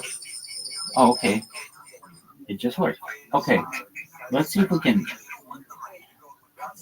change the sound. Hopefully this is better. All right. So cool. All right. So Jossie and CryptoKin, you guys are probably still reading the messages that I sent you. All right. So what is this going to do for you? So basically, what I'm sending everybody, and I'll send it to you as well, Alicia. I don't want you feeling left out. Oh, Alicia, you got to follow me. Follow the account that's in my hand. It's the one with the circle around it. And it's 2xTHOT. Okay, so what does this strategy do for you? It is going to allow you, well, what do I say? First, you have to create a link tree. If you don't have a link tree, do so. Then what you do is you connect all the social media that I send you in the message. Why is that good for you? Thank you, Alicia. I'll send you the message right now. What is that going to do for you? It is going to allow you to, just one moment, I know I'm getting feedback here. Let's see here. How do I avoid getting feedback? Okay, just one moment. I'm going to switch my microphones. Okay. So what does this do for you? It is going to give you a list of 30 different social media platforms. And what you do is you create the social media accounts. And what this does for you is it gives you 30 different places to promote yourself, to promote your clients, to be able to get new business from new clients. It's going to allow you to dominate social media and dominate things like AI and search engines. It's going to make it very difficult for people to impersonate you. And that's what we want. Then what you do, once you create all this social media, you come to me, I'll look it over, I'll make sure it's good. Once it's good and we say it's great, then we're going to put some AI videos on your social media so that it's not just plain and it's not just a skeleton account. Then what we're going to do is we're going to teach you how to join X communities, join Discord communities, join Telegram communities, join Facebook communities, because I'm sure, as you've all heard, your network is your net worth. Then what we're going to do is we're going to make sure that you know how to shield yourself in different spaces so that you don't come into a space without sounding confident in what you do. You will be able to come in and say, instead of GM to the host, GM to the co-host, GM to the speakers, GM to the audience, I'm new, I don't really know what to say. You're going to be able to come in and say, GM everyone, my name is XYZ, and I am a full stack social media manager. I would love to be able to promote your content on my 30 different social media platforms. I want you to rank higher on search engines. I want you to rank higher in social media, and I want AI to have a positive view of your project. What I'm also going to be able to do for you is get you more DMs about people interested in your project, more people who are interested in buying your NFT or buying your cryptocurrency or whatever it may be. If this is of interest to you, send me a DM. I'd love to work with you. And then what I do is I give people basically a menu that you can send to your future clients that says, for $5, I will promote your project on 5 of my social media accounts. For $10, I'll do it on 10. And for $20, I'll do it on all of them. And this is a really great way for you to be able to make money. And it's a really great way for projects to be able to get themselves promoted on your social media as you start to grow it. And once you get a big account, maybe on one of these other social media platforms, you can charge more money for it. But this is just a basic breakdown of what I advise people do. And with that, Alicia, I sent you the information that I sent everybody else. Jossie or Crypto Kin, did you have a chance to read what I sent you?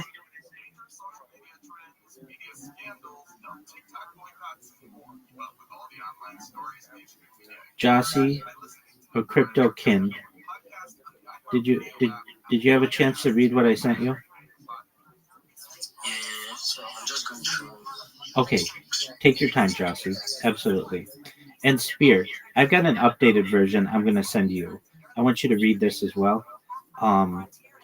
So Spear is an outside the box thinker. If you guys don't know Spear, send Spear a follow. He's a really interesting person. I love the way that he thinks. He is a very, very creative individual. And if you guys haven't connected with Spear, please be sure that you do. All right, Spear. So I'm sending you the same message that I'm sending these other people. And I've sent you a version of it, but I've updated it since I last sent it to you. Additionally, what I've done is I've got another addition to it that will teach you how to get a job. Basically, you need a resume, and then it has a list of all of the different recruiting companies that will help you to get a job. And like Spirit, you're already on Spaces quite often, but there's nothing that says that you couldn't be multitasking and working for a company and getting paid a weekly salary at the same time. You can work remotely and do that. So Spear, if you have a chance, read what I sent you and then let me know if it makes sense. And if you have questions, I'll certainly answer your questions in the best way that I can. And if anybody else has any questions, let me know.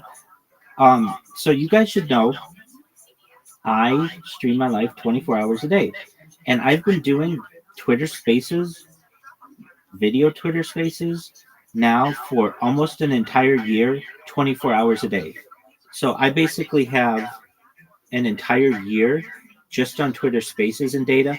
And then I have 4 years of my life on YouTube. Go ahead, Spear. Oh, yes, I saw the new updated version you sent me. I'm going through it right now. Excellent. And I wanted to ask if I could get the pitch, the one that you just said right now, when you go up on spaces, that you were giving, is it Alicia? Yeah. The exact speech you were giving Alicia, because I really want to practice it, and I might not say word for word, but I want to use that same blueprint to, practice my pitch. Absolutely, 100%. And keep in mind, this space is recorded, so you can always go back to it. So what you want to be able to do is say, GM everybody, my name is Spear. I am a Web3 marketer, and I would love to help you to promote your project. I have 30 different social media platforms on which to promote your content. What I want to help you do is to rank higher in search engines. I want you to rank higher on social media, and I want AI to have a positive view of your project. What I'm going to help you to be able to do is to get more DMs, more people buying your cryptocurrency, more people who buy your NFT, and more visibility to your project. If this is of interest to you, send me a DM. I would love to work with you. That's basically what you wanted me to say, right, Spear? Yes, that's it. Thank you so much. Absolutely. I just recorded it, so I'll be listening to it right after this, please. Excellent. And then, Spear, you should know as well, since you're a little more advanced than perhaps some people, I'm going to send you the menu that I talked about for people, so that they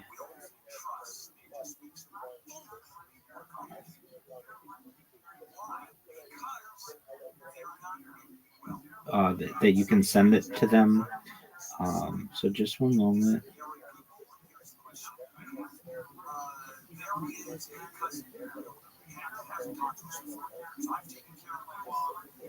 I was there. I paid for so much, and she died. And almost everyone's cousin comes in and says, "Hey, I'm tired." Why? Because mom feels that you might children.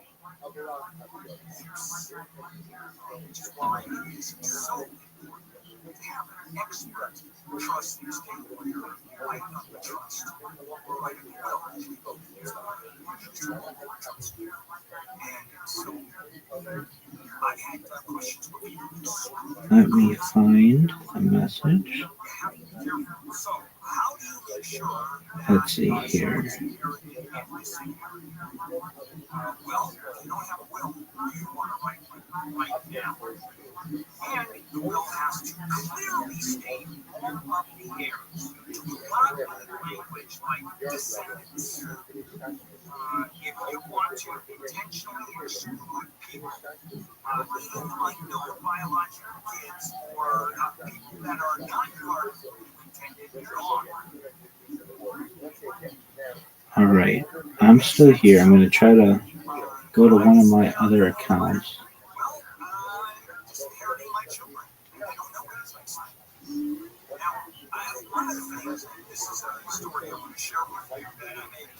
But I will send you the menu. And I have Will Eaton's tattoos. I am not a big fan of tattoos, and I let them go. If you get a tattoo, you're out of the way. You're done. So until they were 28 years old, there was no tattoo. My daughter wanted tattoos forever. I said, fine. You're just not going to make money. So what do you want to do? I guarantee you that's going to be the most expensive tattoo you've ever had. So there was no tattoo in our lives until she was 28, 2 years ago. What I used to do before that, Okay, I found it. I would hold up my trust, and I would look at them and tell one or the others if I was unhappy with something that my daughters did. If they acted out or I just was unhappy with the decision, I would hold up the trust and say, you know what, I'm leaving all the money to your sister. Okay, that got him great. And I would do it with the other sister. And go, I'm leaving money to All right, Spear, if you can hear me, look at the message that I just sent you, and I'll send it to you other guys as well. Actually, I need to make one small change in it. So Spear, I'm gonna delete it, and I'm gonna just put what your name is.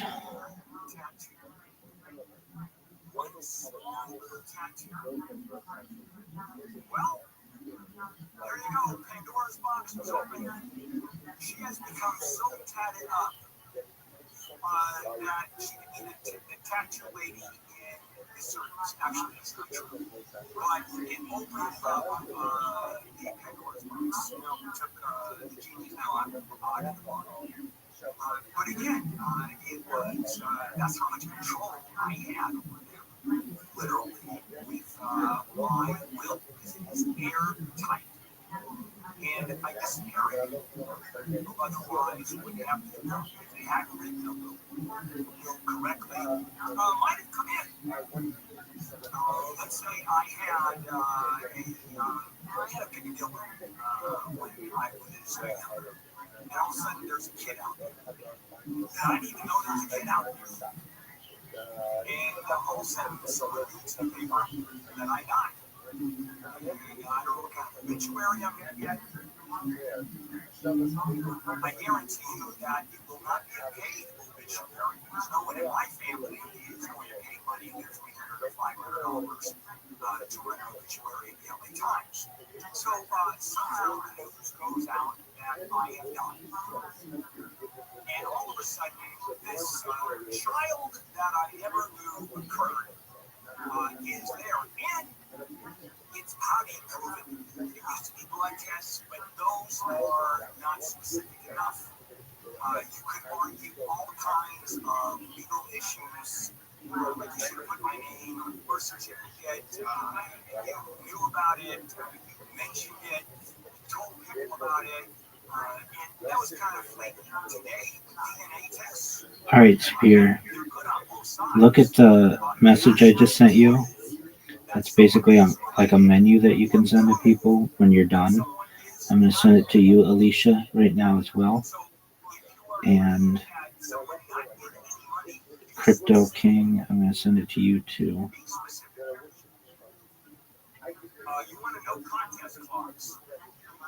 All right.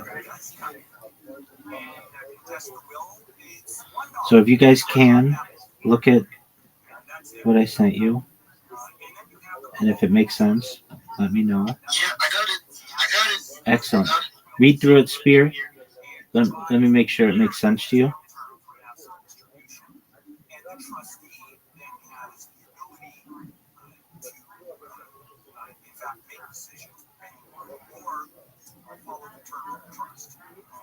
My trustee is my best friend. He's a trustee for my trust. And it's looking nice. I really love the Excellent. Yeah, something like if somebody sent me this, definitely give the person a chance to actually see how they can go about promoting my content because bro, it's looking real good. Excellent. Yeah, no, I'm in agreement with you. All right, so Spear, I've given you what you need for a link tree, what you need to populate your link tree. When you're done, you've been in my Discord. I can help you whenever you want. And then also how to get a job. Spear, do you have a resume? Oh yeah, I have one. It's up in my link tree. Okay, excellent. So long as it's updated, do you have like a ZipRecruiter account and an Indeed account and a Career Builder? Do you have those kinds of accounts? I don't have those kinds of accounts. Okay. The last account I created was a Fiverr. Working on creating Jobberman. Excellent. Next one Upwork. Excellent. 100%. You're on the right track. And then what you do is at least your resume is there. It's searchable. People know that you're interested in a job. And then what I want you to do is also create the Indeed and the ZipRecruiter and the other ones that I list. And then you want to search for jobs, for remote jobs. And what you're going to be able to do is you just gotta get into a rhythm. Just like every day, you're going to go to each one of those websites and apply for 10 jobs. You just say to yourself, "This is what I'm gonna do," and within a month, you'll have a job if you want one.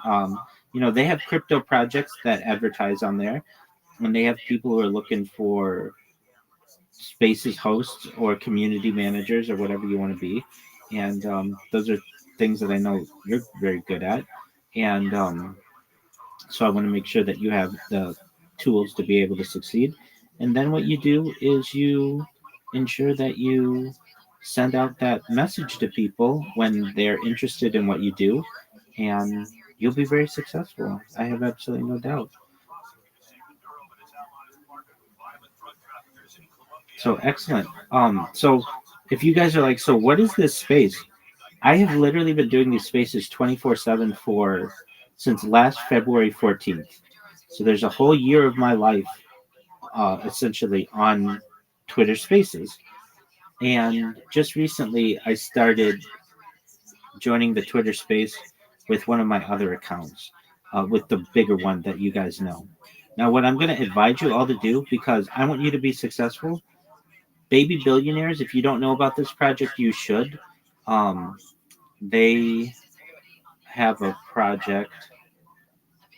I think you guys know about it, but if you don't, their at is baby underscore billion NFT. They just started a space.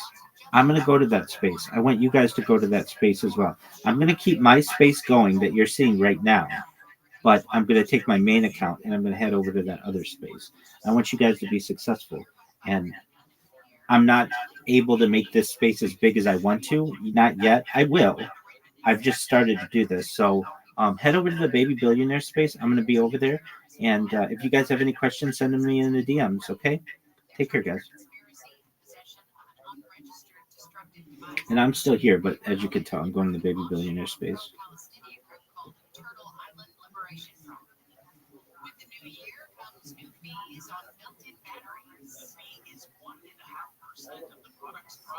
To a maximum of $15 and applies to everyday items from power tools and gaming consoles to some greeting cards. It's part of Senate Bill 1215, which aims to reduce the number of batteries ending up in landfills. State officials estimate around 7,300 tons of batteries are thrown away each year, either accidentally or illegally. BIV will reportedly help fund proper recycling and help keep hazardous materials out of the trash. Chris Powers, KFI News.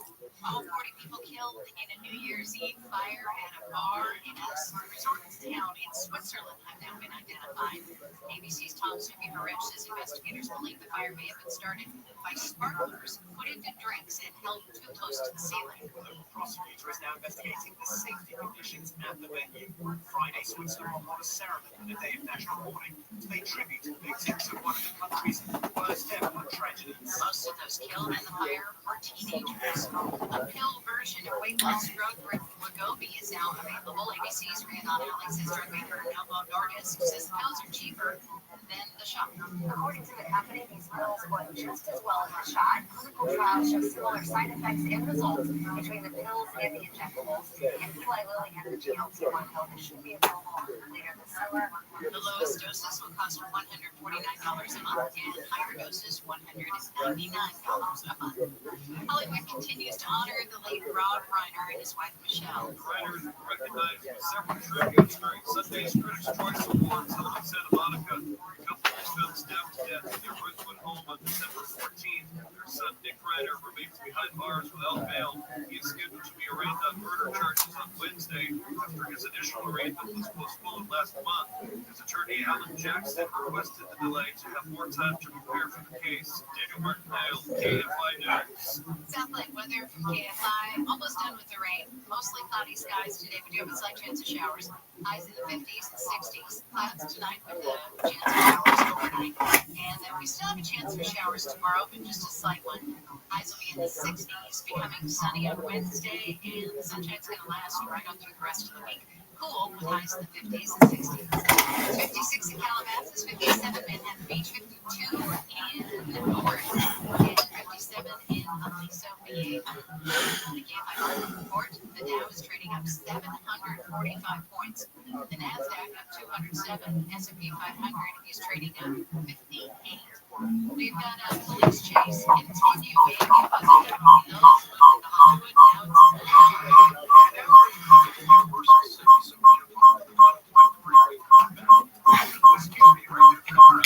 The suspect believed to black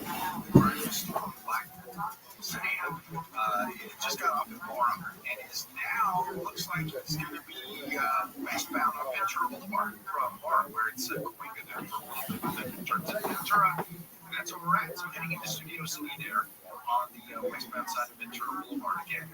All the information we have is that we see machines for possibly driving a stolen vehicle, and has been pursuing Beverly Hills, Hollywood. Keep an eye on it. Meanwhile, some other things going on. Crash there, 134 westbound before San Fernando Road, Centerlink Rogers Jam from Cuenca Boulevard. And trying to go through Anaheim, we've got some problems there on the 57 southbound before the 91. Crash there in the middle lanes, 2 vehicles, and it is slow back from the boulevard. Southern California was active traffic reports. This hour is sponsored by your Toyota dealers. We make it easy. Hey, you've heard about New Year, New You. How about New Year, New Home? Those windows you wanted, American Vision Windows can make it happen in just one day. 100% employee owned. They'll treat your home as their own. Every detail gets owner-level care. Book by January 31st. No payments until next year. Windows now in 2027. Go, smash the go before we get started. Let's go. I wanna be a billionaire so fucking bad. Buy all of the things I never had. Didn't want to say it, but I thought it was good. There you go. I thought it was good. I almost spoiled something there too. Should we just spoil stuff? Who cares? No, it's too soon. We can't. We have to give people a week. The general cutoff time is a week. I've never watched. As long as you say spoiler alert and then give a countdown, you can do it. Nah, that won't work. Nobody feels like you fucking countdown. No, countdown, like, we don't have my countdown in the budget. Yeah. Maybe next year. Yeah. How much was that jacket check? How much do you think? I think it was $150. What? Wow. No way. More? It's $600 jacket. I thought 150 was pretty. It depends where you got it from. That's real leather? It could be a Gap jacket for $150. Yeah. I get it, but it's not leather. It's real leather. It's All right, I'll say 320. Okay, I'll say 300. That's my deal. What did you say then? 600. So what's closer? This is like 425. Okay, well I'm overpriced right now. Yeah, price on Mark 425, dude. Starting at 2026 with a win. That's sick. Hell yeah. I'm wondering though, because I'm gonna do like a. I'll wrap it back up, and this is just between us. Yeah, wrap it up. Hurry up. Unboxing and review of the jacket, if I can write it off. Oh, I see. So everything is angled for like tax purposes. I feel like this is enough. It's the content on this episode. It's a prop. Yeah, if you could justify it to the IRS, you're good. And no one's paying taxes this year. I don't know if you've heard. That's the big thing online. Oh, I love that. I don't pay taxes any year. I'm just kidding. It's like, yeah, get on board. Welcome to my team. It's like they do that in Fight Club, or they just bomb the spoiler alert. Yeah, they just bombed the buildings, right? They didn't like stop payments or anything. They just bombed like all the credit cards. I just remember, everybody should do that. We should do that. Just kidding. We should totally do that. Mark, I don't think promoting domestic terrorism is how we want to start off 2026. I do. Okay. I'm not going to pay my tax. Just kidding. Bomb all the bank buildings. Just kidding. God, and I get my Andy Arena episodes taken down. I know. He's threatened the government. Yeah, man. We're fine. Yeah, we're just going to just kidding. Sorry, I had that. Okay, let's talk about that. You're a bit of a drunkard now. First year, you experiment with drugs. Now you experiment with alcohol. Yeah, dude. Tell us about it. Yeah, I mean, once you get high, once you try Hot 93.7, tell us why you're drunk. Why are you drunk, Mark? I got drunk because I got buzzed. Okay, I didn't get fired again. For me, one drink is drunk nowadays, but We went out. We just had a super chill New Year's. Nobody was doing anything. It's like rainy in LA, so when it rains in LA, everyone panics and freaks out, and it's the end of the world. So, but it was nice. It was super rainy. It was just me and Steph. We went to a new restaurant around the corner. It's called Vandal. We've been dying to go there, so we just had like a nice little dinner, drinks, kept it mad chill. How many drinks? What, tequila, I had mezcal? two. Two and you were drunk? Brother, two drinks don't even get me out of bed right now. Well, when you don't drink at all, they hit you. 2 drinks in bed. Sounds it, but yeah. They hit you. It was like a gin and vermouth drink, something like that. And then I had, it was called a poet's drink. Yeah. So, what's vermouth, by the way? I was in another like mixing agents for drinks. What is vermouth? Vermouth is vermouth. You know, vermouth is it's just like a mixer kind of thing. Tell us what vermouth is. Is it alcohol? For the folks at home, Shaner is here. Yeah, let's talk about the elephant in the room. Shaner's here. He's hanging out. Garrity. You have a buzz on your chin. And I can't try to buzz your nose. Yeah, I feel like I'm a smoker. There you go. A bunch of Tony fuzz on you. Yeah, so vermouth is something you mix with drinks. That's all I know. It can be sweet. It can be like a little dry. I mean, technically, you can mix anything with drinks. Yeah. Vermouth is eventually done by anyway, especially in farewell to arms. Yeah. It was good though. I had one drink. We had like some steak frites. Had a little drink. It was good. And then so you had 2 drinks, and then you're like, I'm done drinking, and like, brother, what a gift! Oh my God, sick. No, then we just went home and we watched the ball drop, which is always interesting in LA because it's like we watched the New York one, so you're like, it already happened, but it's still special. It's special. It's special because we're just at home and we're just like just the 2 of us and my dog. So. Yeah. I might be like a bit of a curmudgeon New Year's one, but I couldn't care any less about seeing ball go down. Yeah, I normally don't care either. Like I don't like to go out on the days where everybody else goes out. Like New Year's being a good example of that. Yeah, because it's just like same thing with like Valentine's Day. Like everyone goes out the same day. Yeah, it's just chaos everywhere. I don't like to go out the same day as everybody else. So it's like New Year's I'd rather just chill anyway. And that's what we did. And we just had to we put something on the TV. It's like, this gives you the countdown to the I'm surprised you stayed up. Did you stay up till the West Coast ball drop? Oh my God. Yeah, dude. But you're a different guy. You're experimenting with drugs and alcohol. You're staying up all hours of the evening. Yeah. Going up benders. Kind of radical. Wow. Kind of radical. You're inciting violence. This character arc I did not see coming from Mark 2026. I did. It sounds very, very pleasant though. And did you party for New Year's? I've just seen this and heard about this. I understand you have more than 2 drinks. Tell us about that. In fact, I did. How? His night sounded really nice, and that's what I've been doing the last couple of years. But Ashley had a friend in town. Well, we had a friend in town. Nicole, Nicole. Yeah, Kidman. She was in from us. That's where she lives now, I think. Oz. Australia. Gotcha. I'm saying people call it that. You think people call it that? Or maybe the HBO program. But yeah, so Nicole Kidman came in. She knows that we all hung out with the group a few times. She went to Disney. She was at Disney. Nicole Kidman was at Disney. Yeah. 2025. Yeah. One of the highlights we did a best of. Side note, worked on Theo's best of for 2025, and it was like, I was like, this would be really fun. It's too much fun. Anytime the talent starts to be like planting the seeds, like, and it's the day before it would air, they're like, why don't we do a compilation of like the best stuff? You're like, you have no fucking idea. So you want me to watch all the episodes and cut out the best clips? Yeah. You've been telling me to do this since the beginning of the year. Yeah, anytime you get that. A lot of times people don't want to even watch it or listen to it. Yeah. The one last year for Theo, the one last year for Theo, it did really well. I was like kind of surprised because usually that's been the case. But anyways, So that sounds really, really nice to stay home, but Nicole Kidman was in town, and my grandma and sister had just been in town all week, and Ashley was such a great host for them. Like, she took care of their every need. So Nicole Kidman and our other friends, they were going to this thing downtown they needed tickets for. Normally I would be averse to going to such a thing. And also, I lied to you guys off air. For some reason, I told you it was a $150 ticket. It was a $190 ticket. I lied about $40. I was embarrassed.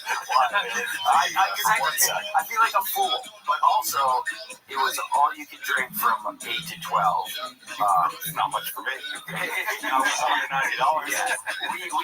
We got there about 9, and we got our money's worth. And it was funny because Nicole Kidman and the rest of the friends, they actually, one of their boyfriends was surprising someone with a dinner, and the reservations were at 8:45. We found out. We're like, we just bought tickets to this thing for 8 to 12. You guys are going to be there till like almost 11. But Ashley and I had a blast, and we definitely got our drinks with it. And they had those little tiny foods again, whatever you call those.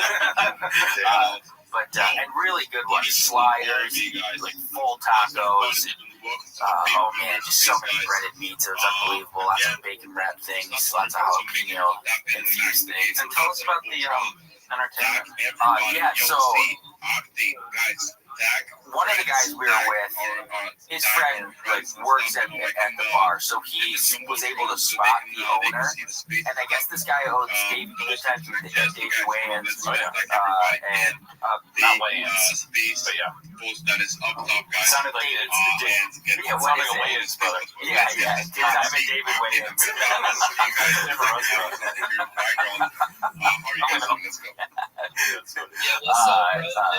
I still don't know what it is. Davey Wayans? Yeah. Davey Wayans. And he owns like a bunch of places, including Level 8, which we were at. It's like my crypto. And it's got it's on the 8th floor. That's why it's called Level 8. And it's got all these different rooms that are kind of their own bars and like different vibes. He spotted the owner. He's like, hey, I just love all your places. Like, I don't know. He's just kind of mixed it up, and he like brought us to his like table area. And he's like, "Here, you don't want to see this." And they like had this curtain above the bar and a wrestling ring and dancers, and just saw an impromptu 15-minute lucha libre match set to AC/DC, and it was pretty incredible. It was pretty fun watch. How's everybody in the space doing right now? Dude, I didn't even know that if you launched the X space off of desktop, it feels like nowhere to be found. Got the drink, and then we were probably there till about 1:30 and went back to our apartment. We had like 6 people there, and we continued to drink, and eventually went to bed at 4. And that was like holy shit balls. That was like 9 hours ago right now. So I'm pretty banged up, but it was a really good time. How hurt are you from 1 to 10? Honestly, scary 5.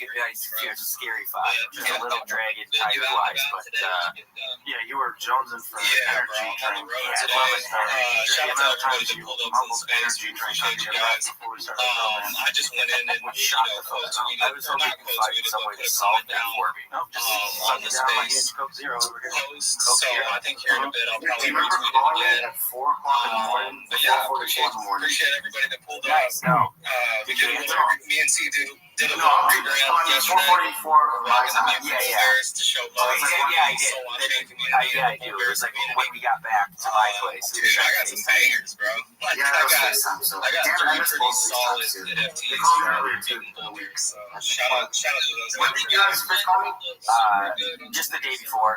Nicole Kidman allowed to talk to me really bad. I know what it's not there too, but time zones, baby. Connections. He's got enough cool stuff. Yes. Go ahead and get on that. Connections. Let us know down below. I don't think you deserve I won my fantasy football league. That's my 3rd time winning in this league in 22 years, but I haven't won. Yeah, 22 years. Too long. How many guys are in this thing? There's 12, and like there's statistically, there's been a few fall out. I've got more than look at me as scout. more than average, you know. I think you should be at like 1.5 championships. Let's go. On average. Really 1.8. But what's interesting is you were sending us texts of like almost like panicky. I was like, oh fuck, this happened. James Winston or whatever. Fuck me. Yeah, And now you win. yeah. Semifinals, right? Huge lead, and then he had Brock Purdy, Christian McCaffrey on Monday night, and they just kept throwing touchdowns to each other. Yeah, that game was crazy. He was catching up so fast, and then Brock Purdy just threw the interception at the end of the game, and it ended up winning by 2.6. They definitely, had they just handed it off one more time to Christian McCaffrey, I probably would have lost, and instead he threw the interception. But then the championship, it was like never in doubt. I still Ja'Cory Krosky Merritt from the Commanders, huge late season pickup. Only 50-50, that's his name, but 22 points on Thursday night. No one cares about your fantasy team. Derrick Henry, 45 points, and I was just so far ahead. So what do you get? Oh, and yeah, so it's $150 a person, so $1,800 pot. Third place gets their money back. First and second always go they decide amongst themselves how to split it up. And I suggest all or nothing. This was a rematch of the 2014 Fantasy Championship when I was living in my car, and I really, really needed that money. And I needed AJ Green to have 0.7 points on Monday night. He got hurt in the first play of the game. And then at that point, did you choose all or nothing for that one? No, I did get 350 or something at that time. But now that you're sitting pretty, you're like, I want to go all or I'm nothing. pretty sure I said it last time, and then the guy did. Oh wow! That's so gutsy. Yeah. But luckily he didn't. This time he didn't get back, and then the commissioner was like, "If we don't hear from you by kickoff on Christmas, like it's all or nothing." So that's what he suggested. And 10 minutes in, he's like, into the kickoff after kickoff, and there's been like 2 days. He was like, "I think we should do like 1,200, 450 or something." And he's like, "No, too late." So we went all or nothing. But even if you had agreed to those new terms, would it have been passed or no? I think the commissioner probably would have been fine. But I texted him outside. I was like, "No, bullshit." And worked out. So great year. Now, how much should you win? 1,600. 1,650. Very sick. Where are we going? Yeah. That's cool. Yeah. It's really like it feels like an accomplishment. I don't know, but it's not. I don't pay attention that much. But once again, and there's some people in that league that spend so much time on it. And one of them was all bitter. He was like, when the worst person in the league wins the championship. The worst person? I've had some issues like starting inactives and stuff. It's more of a taco situation than like really what's being bad in the league, the show, the league. But man, congrats, dude. Thanks. Starting out with a win. 2026. The Darfield Darshes. Yeah, everything's coming up. 2026, the year of the next. So maybe the Packers will win Super Bowl. Maybe with that 1650, you'll get your new shirt. I love this shirt. I love the shirt too, but I've only seen you wearing it for the past month. Well, I just got it. I wore it on Tuesday. I'm just saying, now that everything's coming up, Nick, it's time for this. You just got a $400 jacket. Why don't you, This is a t-shirt. Yeah, did I say jacket? You said gas station. I just finished my thought. I drank last night. We're firing on all cylinders. We're checking you into a program. Yeah. Is this a gas station shirt? What's up, Trent? He's fucking off now. He's just fucking off. It's not me. He's messing with me, bro. That's what he's doing. He over here messing around. I'm just testing you, to be honest. I'm just testing you to see how good you are with Cobos, bro. Checking the reflexes real quick. Let's go. Yeah, We got Jam back up in here too. I think he dropped down for a minute. Shout out Jam. Shout out Scout, Scarlet, bro. We got a bunch of legends up in here. Yeah, I don't know why Scout being stage shot, bro. Damn, bro. I'm trying to get Scout. That's what I'm saying. Trying to get Scout up here, trying to get Jam up here. Scout still We do got him. freestyle. Oh, bro, that's why. That's why he's getting stage fright, bro. Oh, yeah, we ain't gonna make you do it. Not today, Scout. Not today, Scout. The truth comes out, bro. Everybody doesn't know Scout does indeed owe me a Trent Scouts a freestyle, bro. We tried to get him to do it live in Spaces, and he just wasn't messing with it, bro. I did it. Pokey No Donkey did it. Obviously, he doesn't even talk. All he does is rap. But yeah. I think what you think we talk about some questions about the market and stuff today, because people's opinions after we get some shows in. What you think? Yeah, bro, I'm down for that. I haven't even really been paying attention to the market all that much, but I don't think we've had a space since this whole Venezuela thing happened. And I'm wondering what it's going to do to the markets, bro. Like, I'm wondering. I haven't even checked today. Like, I need to look, actually. So, yeah, I mean, so what do you got? Pretty good. What I'm going to say is that it's bullish for the markets, bro. It's bullish for the markets. Another big data point, that's all I can say. You can see BTC going up, bro. You can see Ethereum going up, Solana going up. It's bullish for crypto, definitely. It's also bullish for Chevron. It's also bullish for Shell. Everybody holding those stocks, bro. You know what I mean, Jam? Let's go. Yo, that's exactly what I was thinking in my head. I was like, bro, these oil stocks are gonna boom. And not only that, Venezuela sits on the lithium triangle. So like rare earths and these rare earth magnets, it's gonna be massive for them as well.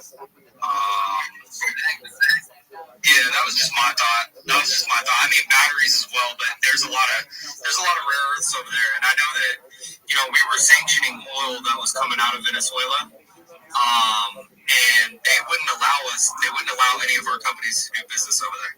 They hadn't for a really long time. Huge lithium deposit in like Arkansas or something like that. Yeah, bro, I heard about that. Yeah. There's a couple places in the United States that have some pretty big lithium deposits. See American steamrolling foreign power, bro. You just gotta worry about what the implications of that are gonna be. But yeah, like what's the blowback of it, basically? Who are they gonna put into power? Who are into power affiliated with them? Yeah, best interest in mind, probably not. And probably run by the same people that run America. But we'll go ahead and rotate around. Jam, you're up here, brother. What's good, homie? What's up, guys? Can you hear me okay? Yes, sir. Awesome. Yeah, I was trying to get back up here and just kept dropping wagon. But anyways, yeah, man. I'm excited to be in here. Welcome, guys. Anyone that's tapping in, make sure repost if you can, comment if you can. But for now, yeah, I just want to say what's up. Have a good morning. I know Trends, he had his birthday yesterday, so I didn't get to officially say happy birthday, on voice. So happy birthday to you, Trends. Hope you got that. You got some little digital present to you. So hope you enjoy, man, and hope your day's going well as well. But as far as the Venezuela thing too, yeah, I agree. I was expecting more moves this morning on the market. We had a nice move, on market open, but then we have some chop right now as far as when we're looking at NASDAQ and Dow. But crypto definitely bullish. Crypto's looking good. Got some more long position on Bitcoin just about 3 days ago, and so that's looking good as well.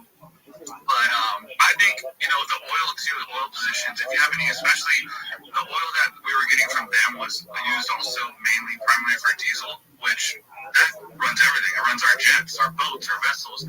I mean, that's a huge premium type of. Just more because as a trader, I need to know this stuff. What's going on? Where's the news? What's happening? So got my eye close on that, guys, and excited. Like I said, had a really good trade this morning. I was trying to get the team in on it, and you guys woke up. You guys caught the very end of it, so hopefully you can make another bag later today. And thanks, guys. Yes, sir. We want to make a bag later today. I hope we can get on there and trade some. This trade, that would be huge. It's always nice to do that. Let's go. be out here learning. It's a lot different doing the stocks than it is doing the crypto. I'm definitely more familiar with crypto. It's a little bit easier. Yeah, like what you see, you're really familiar with crypto, and I can tell you know what you're talking about as well. And it's when it comes down to it, you can really use the strategy depending on how you go about it. But a lot of it comes into play, which is just basically look at zoom out and look at the bigger picture with whatever you're trading. Look out and look at the bigger picture, and then go back in. That's going to tell you a little bit better than just staying zoomed in on the 1 minute chart the whole time. It's great for executing, but go on the 4 hour, go on the daily. Look where we're touching, what we're hitting. Are there any key levels? Is there any supply zones? Is there any imbalances? Like that's just no matter what you're trading, you can look for that.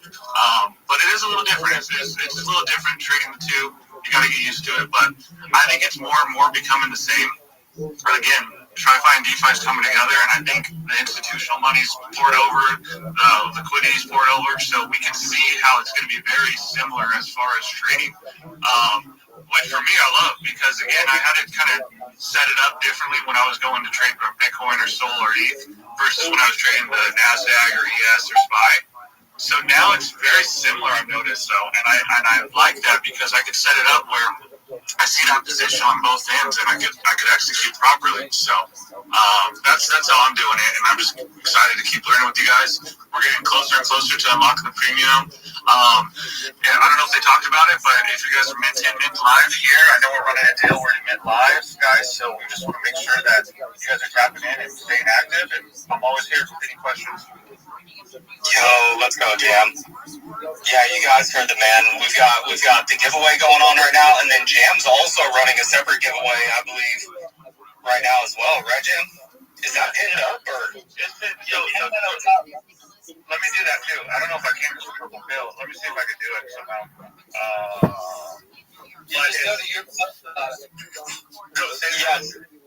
Just go to your post and then hit the 3 dots, and then it should have like where it lets you pin it in the spectrum. I pinned it up for you, bro. Oh, let's go. I appreciate it. I'm driving clutch. Appreciate that. Yeah, right now it's 48 hours giveaway going. It started last night, so there's like 36 hours left. $50 giveaway. We got 5 winners, so a lot of winners get a chance to win on this. You'll see the rules. You gotta follow my page, follow Baby Billionaires, like, comment, tag. So just enter on that for a chance to win some free money, guys, as well. We got giveaways going around everywhere. Yo, let's go. Hey, bro, let's get it. I know y'all heard all he had to say about the market and trading. That is our trader, bro. If that's not the most bullish thing you could ever imagine, then I don't know what is. Somebody super knowledgeable, super nice, and willing to help you is just really the best thing that you can get, bro. Octane, if you got anything else to say, Octane, bro, because we got a very original man up here on the speaker panel right now. A very original man that we haven't seen in probably. Just real quick, see.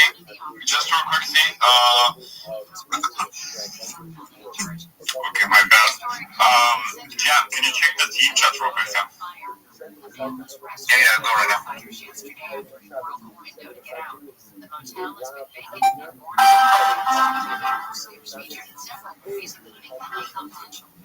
Tim Walz, the Democrats' choice for vice president in 2024, because he's not running for a 3rd term as governor of Minnesota.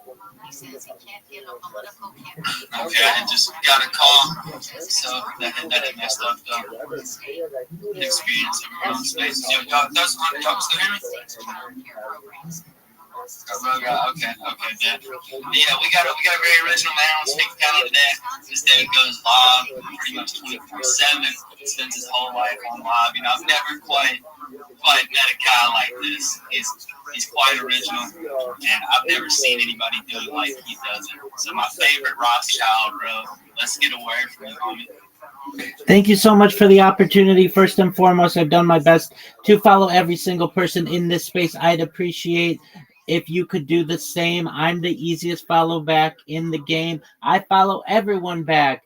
I'm Rabbi Rothschild. If you don't know who I am, you will. I stream my life 24 hours a day, 7 days a week, 365 days a year for world peace. I've been doing so for more than 4 years. My streams go back to the pandemic. We've seen the death of a queen, the birth of AI, the coronation of a king, and everything in between. This is a real life Truman Show, a real life Big Brother. This is a timeline and a time capsule of human achievement. In the 1990s, Bill Gates coined the phrase content is king, and I am making it true today. I'm king of the internet. This is the biggest event in global history, and here's why. In 2018, The Economist magazine stated that data had overtaken petroleum as Earth's #1 resource, and I have more data archived on the internet than any person ever, which is making me very influential. I'm going viral, and when I do, I want to make you, your friends, your family all financially independent if you're not already. I want to ensure that you have generational wealth if you don't already, and I want you to be able to start charities and philanthropic organizations of your own. I'm unlike any influencer you're ever going to meet. I'm not live on one YouTube stream nor 2 YouTube streams. I'm live on over 20 simultaneous YouTube streams, 24 hours a day. You can view my life in 360 degrees. I even have a ceiling cam. If you want to view these YouTube streams, they're available in my profile. Additionally, the link's available in my pinned post. You'll also find in my pinned post a link to my link tree. I dare you to look at my link tree. Nobody dares you to look at that link tree, but I do, because I have more social media than any person ever. I have more content than any person ever. You'll also find a link to my Discord, discord.me/Rabbi. We have over 2,700 people in our community and continue to grow each day. In addition to making you all exceptionally wealthy and wanting to promote world peace, I want to help end world hunger through the use of technology such as agricultural drones, floating greenhouses, saltwater greenhouses, hydroponics, vertical farming, cloud seeding. I want to help end world thirst. I'm sponsored by a cryptocurrency that's worth about $100 million, and one of the things that we do is we build wells and water towers in developing nations for the benefit of the less fortunate. Additionally, I'm an advocate for the LifeStraw program, and most importantly, desalination technology, where we pump Earth's seawater onto land to make it drinkable. If you are a reply guy, if you're a Web3 marketer, if you're a raider or a shiller, and you want a free mentor, coach, and friend, send me a follow. I will follow you back. Send me a DM. I will respond. I want you all to know that I'm here to support you both personally and professionally. I'm here to be a positive person in your lives. I'm here to have an optimistic view on the future. And most importantly, I want to give people hope. And with that, I sincerely appreciate the opportunity to share. Bingo. Yes, sir. Let's get it, bro. Let's get it. Doing good things in the world, homie. That's what we like to see. Like your opinions on something.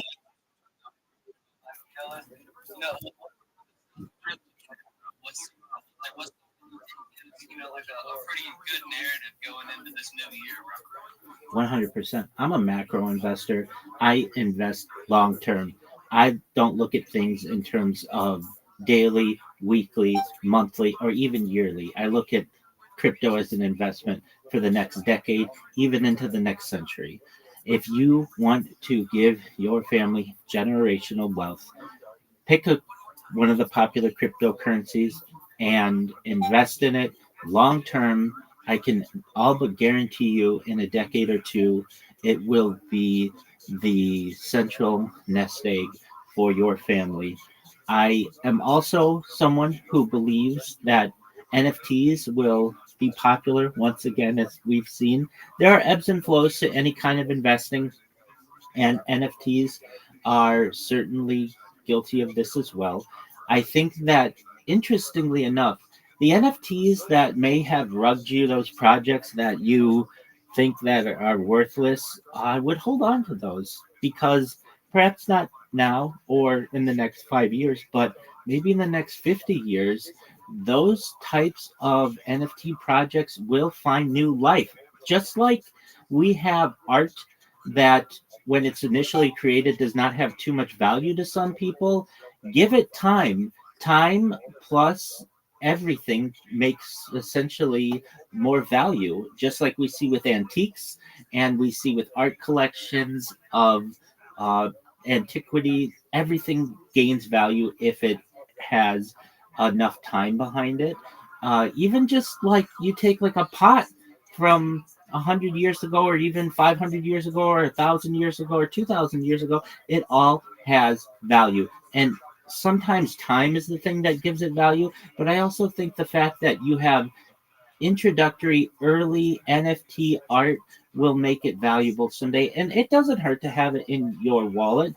So anybody out there who thinks that they got rugged on an NFT or spent far too much on NFTs, maybe you did now, but hold on to it if you can. If you really enjoyed the art so much that you were able to invest in it, hold on to it. It has some meaning to you. And especially with some of the inventions that we're seeing in the NFT world, things like essentially frames that allow you to display your NFTs and that rotate all of your different art.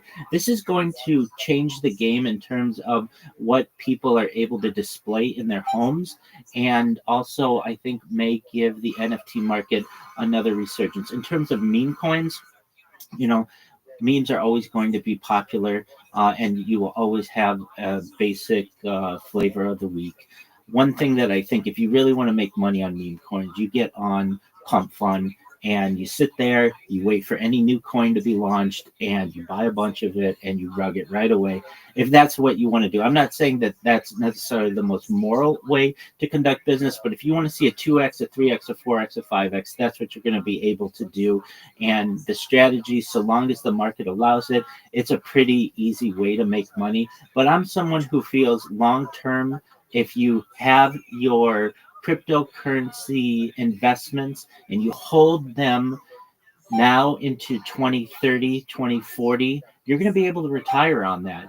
And we see what the market has done in the last 15 years, and I anticipate the same kind of growth in the next 15 years. So, with that, I appreciate the opportunity to contribute. Yes, sir, absolutely. If not even more growth in the next 15 years. I would be surprised if it wasn't drastically more. And, that's really the best way to go about it. We can get so caught up. And, I do it myself. I'm not saying that other people do it, not don't. I always, love to have a nice quick profit, bro. But if you really want to, confirm that you're going to get some profits over the long run and get those big gains, then just buying and holding is really one of the only ways to do it, bro. There's been multiple times just in this last year we've seen where you could have bought here, bought there, you would have ended up down, whatever, and then now you'd probably be back even or up. Even on the time span of just a year, you got to hold your bags if you really want to confirm that you're going to do good and make some good plays. Especially, really, if it's a good project, some random ticker, then yeah, you can just go to the floor with it for sure. But yeah, I appreciate your insights on that. I really do, bro. Absolutely. If I may contribute, somebody's got their Discord sounds in the background.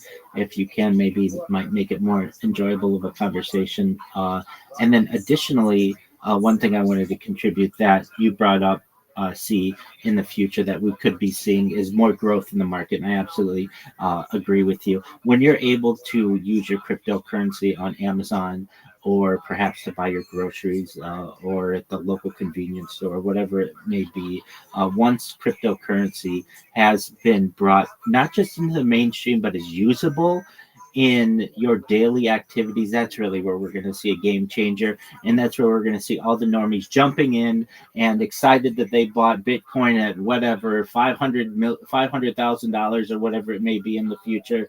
And you all will know, just as I know, that we saw this thing in its infancy and it's just going to continue to grow. So I advise people, if you have the opportunity to set aside a little bit, if you have a paycheck or any kind of investment, take a little bit, put it into cryptocurrency and don't touch it. Ensure that it's stored in a safe, cold wallet, and just consider it a little bit of a nest egg, and you never know what can happen in the future with it. Absolutely, bro. Yeah, dude, and we're gonna see some crazy things here, and just in the next few years, I think, when it comes to adoption, being able to actually use your crypto and pay for it and stuff like that, So that's this kind of stuff I like talking about a lot of times in spaces. We're here at the end of the day, all because we all had a common enjoyment or love for crypto and everything that we believe it's going to do in the future. So yes, sir, absolutely, I appreciate that. My boy. Let's see. We're gonna rotate to next. Let's see. We got our homie mod from the Discord here. We got Mac Jesse, bro. What's good, bro? Yo, GM. Can you guys hear me? Yes. Yeah, we hear you, bro. Oh, yo, Jim. Okay, it's my mic. My mic is cool today, isn't it? It's cool today, yes? That is my intent. The judge asked Maduro to identify himself. He does so in Spanish. He says he's the president of the Republic of Venezuela. He says he is here. He is kidnapped. He's standing. He's speaking in Spanish. He talks about how he's kidnapped and captured in his home in Caracas. He's speaking very quickly, and the 92-year-old Judge Hellerstein interrupts him, saying, "There's going to be a time and place to get to all of that. We just need to know that your identity is Nicolas Maduro." So this is a very important law. Speak unspoken to. There was some reference to injuries that Celia Flores may have sustained during the operation to get her, which include either some bruised or broken ribs or something like that. I saw her getting out of the helicopter. She would not have been able to do that if her ribs were broken that way. But that's not to say she's not hurt. But the judge did say, "We'll take care of that. Make sure that you have access to medical care, all that sort of thing." His attorney, Mary Pollock, has filed motions that he's saying is made of attorney will file motions concerning his role, Maduro's role as the head of a sovereign state. Has added that there are questions about the legality of this military abduction. By the way, international law is violation of that. There is no enforcement of that. It's a very wink, not international law situation. But his attorney has said that Maduro has health problems that will require significant attention. Maduro's like, "What? Health problems?" The lawyer's like, "Yeah, we can say health defendants have health problems. Trust me on this one." So the arraignment has concluded it was a routine legal proceeding. And it's a stark new reality for Maduro has a hard time proving. If not for anything else, the introduction to how we do things in American corporate. And it is, I mean, your point that it's not the way they've done things in Venezuela is very true. I mean, this guy is great. The government is picking up the tab for his defense attorney. I mean, it's a court-appointed defense attorney. And there are not a lot of places that would do that, that would get a guy, bring him here, charge him with like,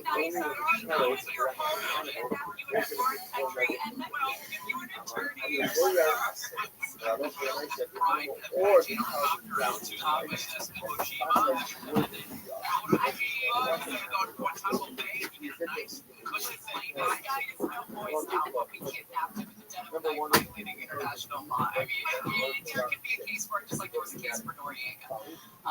Everyone will be back in court March 17th for the next hearing, the judge has said. So we'll see what happens there. Who is this attorney that has been appointed? This is one of those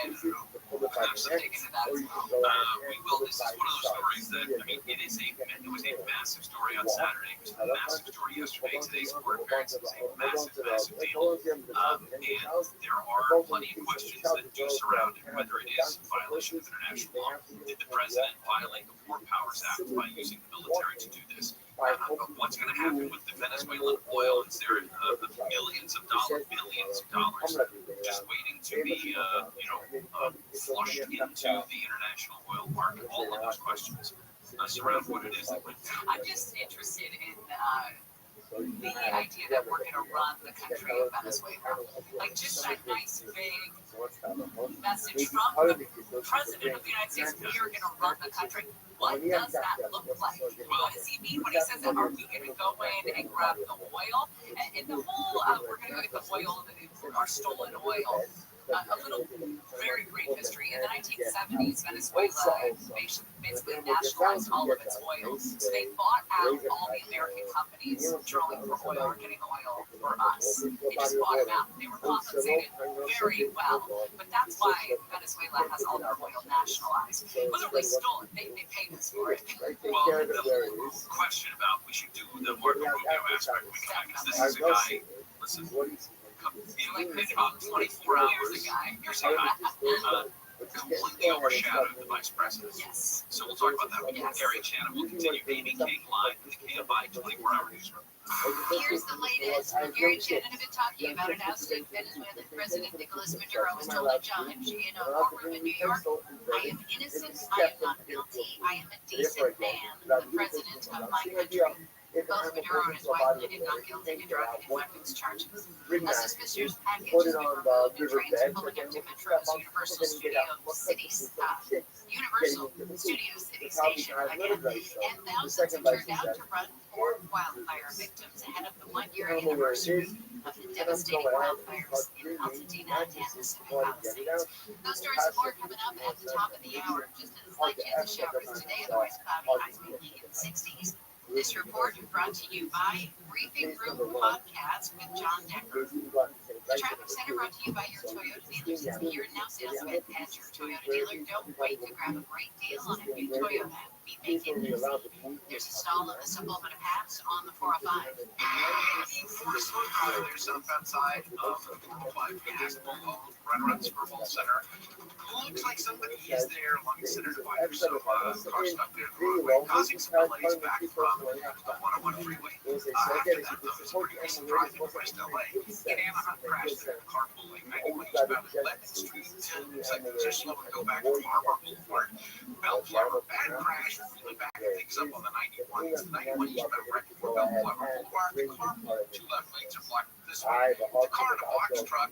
And there was a dog running around that got out of one of the cars. It looks like they caught the dog. But a lot going on there. Traffic stop on Cherry Avenue with Southern California's most accurate traffic reports. I'm Paul Goldschreiber. This report is sponsored by Brad vs. Everyone podcast. Dangerous social media trends, media scandals, dumb TikTok boycotts, but with all the online stories mainstream media ignores by listening to the Brad vs. Everyone podcast on the iHeartRadio app, Apple Podcasts, or wherever you get your podcasts. Dangerous social media trends, media scandals, dumb TikTok boycotts, and more. Keep up with all the online stories mainstream media ignores by listening to the Brad vs. Everyone podcast on the iHeartRadio app, Apple Podcasts, or wherever you get your podcasts. It's time for year. If you're looking for a new roof, call my buddy Levi at Roof Buddy, 866-985-BUDDY, or visit RoofBuddy.com. Roof Buddy January special, get you $1,000 off or 100 linear feet of gutters for free. But your free estimate is protected for 2 years, guaranteed. So call now to get $1,000 off or 100 linear feet of gutters for free. 866-985-BUDDY, 866-985-BUDDY, or RoofBuddy.com. RoofBuddy.com. Is it time to sell your home? Maybe you want to downsize. Maybe you want to move. Or maybe you inherit a home that you just don't want to hang on to.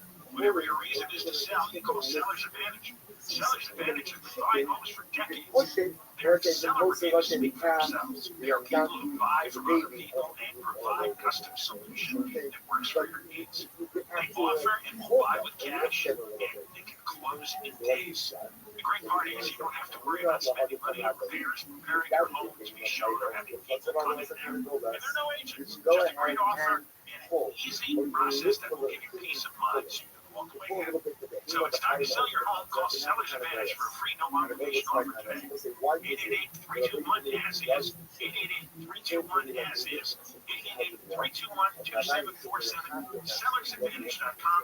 Don't worry, self-happy with Seller's Advantage. DRE number 01961658. For people with excellent pancreatic insufficiency or EPI, they come with uncertainty that feels like that's roulette because it's bloating, gas, and diarrhea. Trouble digesting. But what if it didn't have to be that way? Zenpep, pancrealipase, will lead less to chance with meals and snacks because it provides the pancreatic enzymes you may need to digest food properly. Plus, it's the fastest growing PERT for treating EPI. Zenpep may increase your chance of having a rare bowel disorder called fibrosing colonopathy, especially if taken at a high dose for a long time in children with cystic fibrosis. This condition is serious and may require surgery. The risk of having this condition may be reduced by following the dosing instructions given Dr. K. Call the doctor right away if you have any unusual or severe stomach area, pain, bloating, trouble passing stool, nausea, vomiting, or diarrhea. Please see Zenpep.com for full prescribing information and medication guide. Ask your doctor about Zenpep and the highest strength capsules available. Because full-time should not be accountable.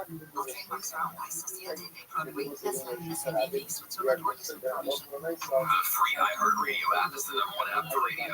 Want to have continuous live radio stations from all over the country. Make your local go-to pre-sale the app with another tap. With millions already have the free iHeartRadio app. #1 app for radio. 640. I don't have a child in Minneapolis. It's not really such an issue. There's something like before. You even carry a child in a racial setup. You need that in the child has to go to the work on his own.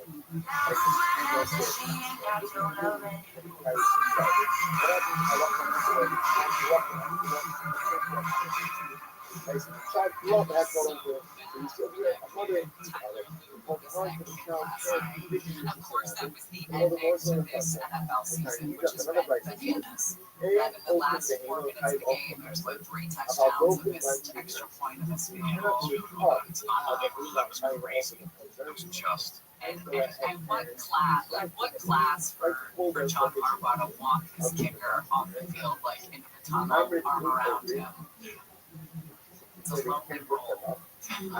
But you know, it doesn't come. It can't just come down to the kick. It does come down to the kick, but it was not just the kick that had the Ravens miss out on the playoffs. It's the same thing about the officiating. Like you It's someone called should be so far ahead. Hopefully, they can stop something like that. Exactly, but man, it's a hard thing to shoulder. We're talking about the fallout from what is the Nicolas Maduro arrest, capture, whatever you want to call it, from this weekend. The Venezuelan leader, ex-leader now, was just in court. He's now being transferred back to the prison, back to the jail. After this morning, and again, this was just a procedural hearing, basically to set everything up and allow he and his wife to enter pleas. Both of them said they're not guilty. They will be back. We said March was the next court March 17th. Is that St. Patrick's Day? He'll learn about St. Patrick's Day as well. How fun for him. But here's the thing. We made mention of it. Marco Rubio, it's worth kind of maybe a deep dive in 11 when we do Swamp Watch of his family's history with Cuba, why this is his why this is his thing that he is so obsessed with. And it's all about personal history with Marco Rubio and the power that Marco Rubio showed. I mean, the way the optics have been playing in Washington is that Trump is holding this like mini apprentice with J.D. Vance and Marco Rubio and maybe Donald Trump Jr. in terms of who will be the next, who will be the heir to the throne. And Marco Rubio's been kind of quiet, it seems, at least the optics have been. And then all of a sudden, for his pet project, I think he truly cares about, there it is on the table. Get this done. He's been described by a lot of people in the last 48 hours as the smartest cabinet pick that President Trump has ever made in both terms. That he specifically fits this role as Secretary of State, but don't forget he's also the National Security Advisor and any number of other jobs that are listed on his business card now, including the de facto leader of Venezuela. I mean, it's not true, but that's kind of the feeling, and it's because he has his family roots in Latin America, and he is what they refer to, I think, as the Latin America whisperer. When it comes to all of these different policies, all of these different countries, all of the machinations that exist in the Western Hemisphere and our relationship with those countries. He did say yesterday, this is again Marco Rubio, he said the United States is not going to take a day-to-day role in governing Venezuela, which kind of contradicts what the president had said on Saturday. Other than enforcing the oil quarantine on the country. It's already existing, and we're just going to continue that. The idea that it's not regime change, not yet. It could eventually become that. But I mean, the woman who is now considered the president of Venezuela was handpicked by Nicolas Maduro, Delcy Rodriguez, and she just took the oath of office. You know, obviously she's upset, although she's been kissing up to Marco Rubio. This isn't regime change yet. In the future, Marco Rubio's family came from Cuba, and his connections, his concern about Latin America and Latin American dictators is rooted in his family's history. Yeah, there's definitely concern for who's benefiting from the oil industry, and it's just the fat cats and the regime getting fatter and richer and rolling around in the money, and also not doing anything about the gang problems and the drug trafficking. And his other issue is the fact that they cozy up with Hezbollah in Iran, and as he puts it, our own hemisphere. Rubio said people have an obsession over whether U.S. will occupy Venezuela with boots on the ground or this or that. Trump hasn't ruled that out, but Marco Rubio says, no, that's not what you're seeing right now. What you're seeing right now is an oil quarantine that allows us to exert tremendous leverage over what happens next. And that is really what we're looking at, the days and the weeks and the short months even ahead of us of how much power the U.S. can assert over Venezuela. How strong is that regime without Maduro? Is it just you're taking the head off, but the body still exists and is powerful? Like we're talking with Richard Newton, Lieutenant General Richard Newton from News Nation earlier. The regime still has all the arms, has all the power in that regard. And now that the opposition also has kind of gotten slapped in the face from the United States, what does that mean too? So we're like, yeah, we don't like this guy, but we also don't like you either. We're going to do our own. The president was very clear, he was very clear that he's not going to throw his support behind the opposition, at least not yet, saying that this Nobel Prize winner who leads the opposition in Venezuela is probably not the support that would be needed to take over the country. It's pretty clear that he's not going to throw his weight behind it. All right, coming up next, we will get into the forecast. I think it's time to get away from the storm. It's sunny, 65 for 5 days. We'll do something next. Wait, find out. You only think I've worn it a lot because you edited an episode with me wearing it. I wore it on Tuesday and I wore it on Thursday. That's it. You're right. Wait, Thursday? Today. All right. You might be right. Got it. You might be right. But still, let's get you in the shirt. Guys, we got to take a quick break, but it's only tell you about Legends. It's a social casino. They got tons of fun games on there. They got traditional casino games, but you can also make some sports plays. Nick, tell the folks at home about the sports plays. Oh, NFL playoffs are coming up, so you know you're going to be making a ton of sports plays. Packers have been riddled with injuries, but I think they're going to do it, and I also think the Jaguars might win it. Yeah, I don't think the Packers are going to do it, but I'm rooting for you, bud. They got, they're not going to do it. But the future is they got future plays on there. I'm looking at the Jags. Oh, wait. Mark, what's the code? Tell the folks at home about the code. I'll tell you all about the code. Go use code After Hour. One word, folks. One word.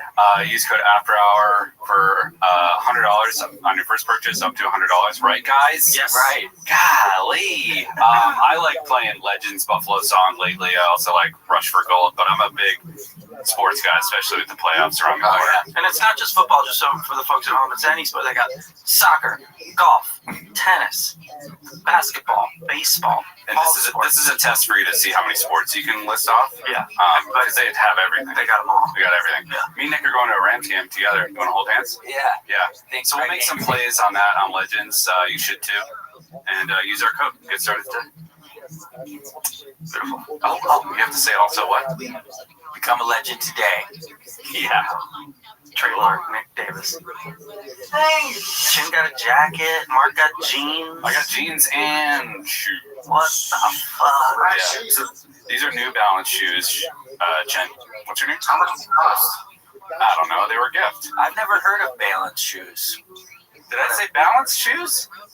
God, I'm just missing words. No, I said New Balance. What he's doing is, you said that you got New Balance shoes. Got making a joke like the shoes are new, and the name of the shoes are Balance. So I should have said these are New Balance shoes. I know what everybody's thinking. I should have said new. I should have done a little jump like New Balance shoes. Yeah. That's on me. I'm learning how to talk. 2026, year of accountability. I had a victory, but I'm learning how to talk. Nice. 2026, year of having one of Casey's Zins. Get in there, bud. Get in there. Yo, I think Steph said it's the year of the horse this year. 2020 is it. 2026 year of the horse. Like in the Chinese calendar? Something like that. I think last year was the year of the snake. Yeah, that was supposed to be my year. How'd that go? Last year was? There's no way one of these were in your mouth, were they? And Mark, it was supposed to be like the best year in life.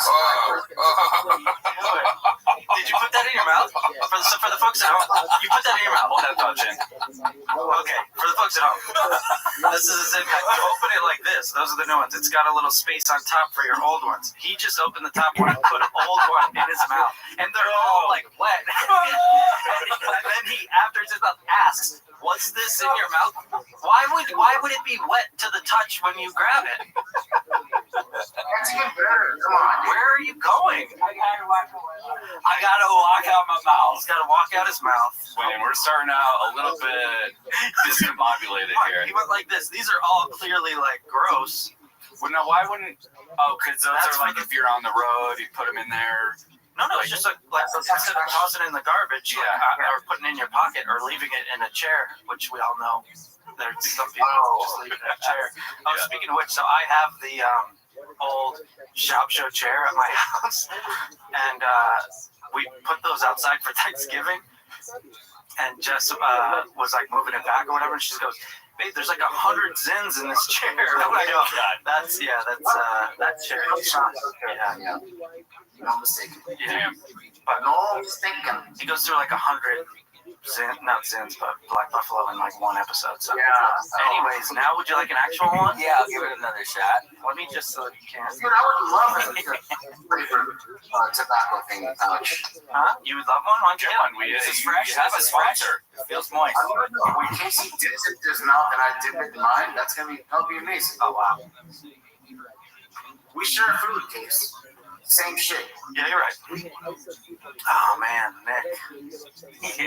I nailed that bit. I can't believe people believe that. Yeah, I clearly did that on purpose. Yeah. For the joke. Who would put a wet zit in their mouth? Once you feel that it's wet, I thought that it stops there. I thought it was so. We don't go. Do not pass go. Do not collect $200. That's how fresh it was. It was so moist. Yeah, he's probably like, man, these things are already like pretty wet for you. Oh, this must be right off the tobacco. hot off the presses with these zins. Farley table zins. Yeah, those other competitors had dry pouches. We got the wet ones. Oh yeah. Are you sick of dry zins that don't taste like your buddy's mouth? I just feel like a nice wet pouch at the end of the day. That's what people are looking for, you know? What do you do? Sushi? Yeah, I had sushi. So New Year's was a little bit crazy. So we got a bunch of sushi. Shanner's in town, sitting right over there. And we got the 4-minute outfit. So Damn, that looks good. It's a nice spread. that morning, New Year's Day morning, Shane and I were in Palm Springs. Shane was there for 3-4 days playing a bunch of golf at like PJ West tournament course, PJ West. We played stadium course, which they're playing in January on the PGA Tour. Like they have the back tees like closed off and stuff. Like they're starting to build like seating and shit. It's fucking awesome. Have you played other PGA courses? I'm sure. I have not. Oh, really? Yeah. Nice. I mean, Shane's played like Pebble. Shane's played some places like that. Left place flat. Which if you're a New York resident, which Shane is, then you can just play there for like $50. Oh wow, yeah, that's sick. It's insane. So That's what Long Beach wants to be. Did you have to like book it like insanely in advance or something? Like, it's already on shares. But so it was awesome. So much fun. So much water on the course. It was the best course I've ever played. And then, so we got done early at like 11:30. And I was throwing them back, tossing them back, we're having fun. Shane took a little snooze. drinks, these are. Drinks. Gotcha. Went to the bar, Shane had some March. I was doing IPAs and then switched to whiskey diet Cokes. Because the IPAs just weren't hitting as hard as I wanted them to. So let me take this up a notch, switch to whiskey diet Cokes. Then we're chilling, get some wine. Shannon catches a snooze. wake up, rally, watch Wolf of Wall Street, crash, wake up, drive back to LA after that. You know. So yeah, you're talking like investment. Yeah. Wake up, drive to LA. Wake up, drive back to LA. Then at a golden hour. Then it's like, all right, now it's New Year's Eve. What are you doing? And I'm like, rallied. Thank you very Had much. some wine, some Brusco, some Aperol spritzes, slammed a bunch of sushi, watched Nice. In bed by 10:30. Speaking of golf videos coming along real nice. I can't wait.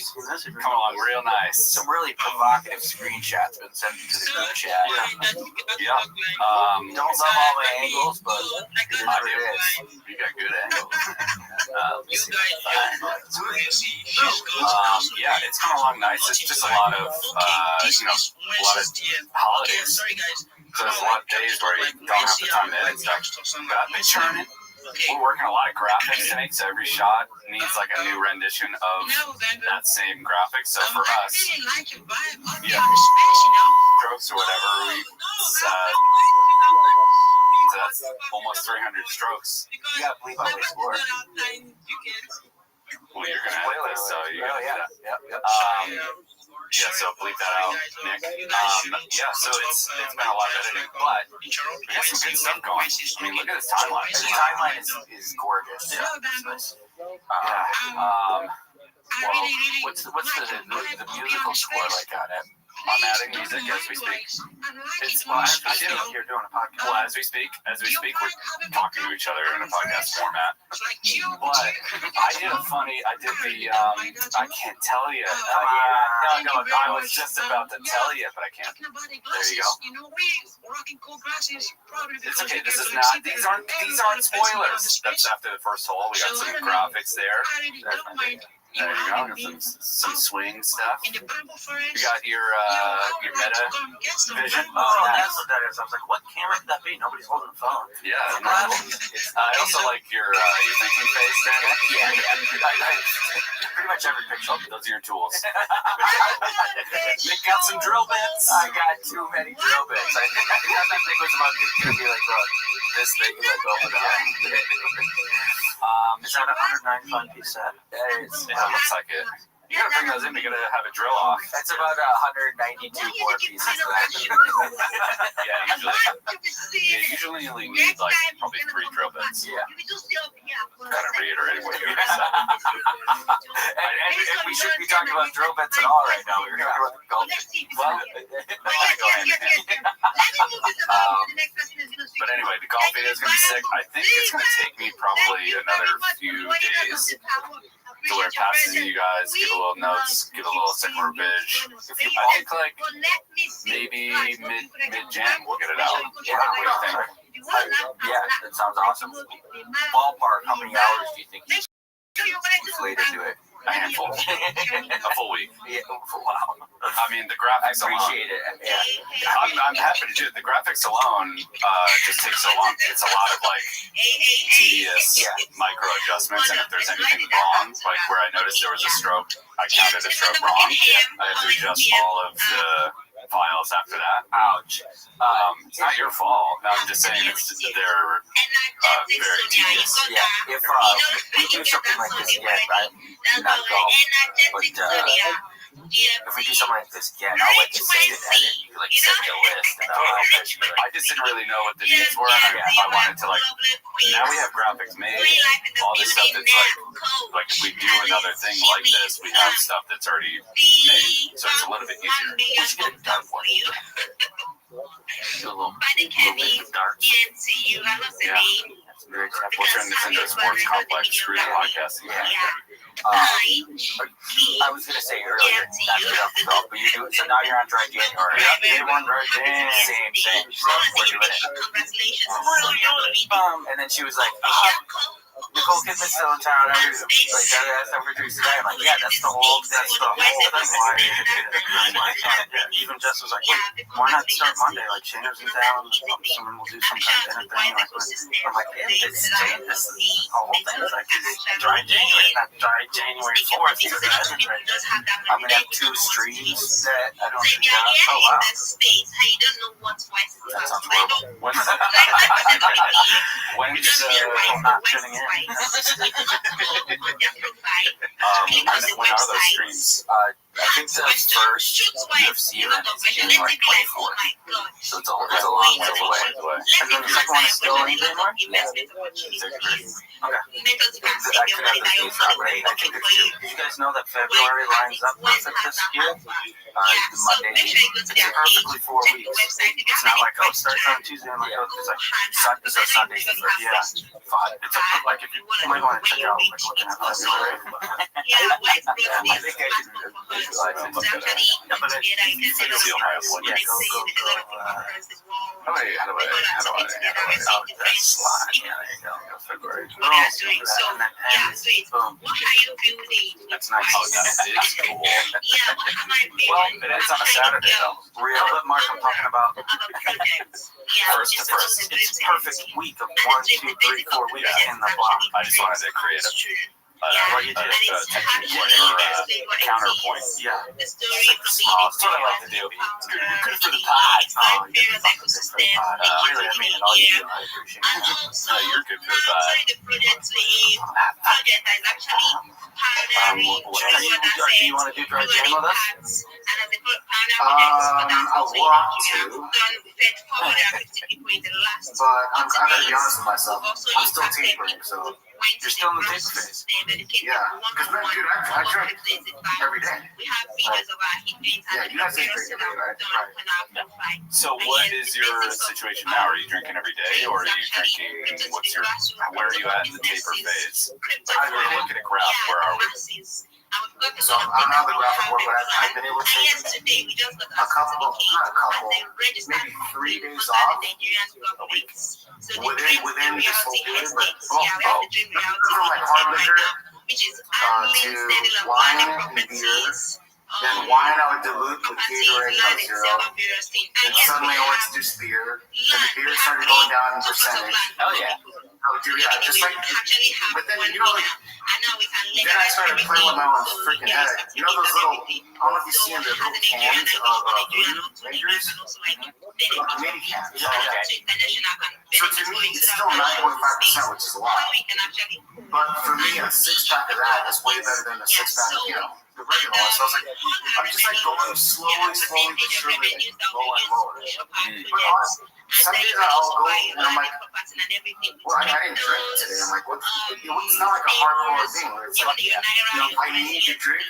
It's so habitual for me. It's so like, it's part of my, I've been doing it for so long, I just gotta get that shit out of my head. Yeah. I mean, no hard liquor is huge, and just beer. Just slow the curve.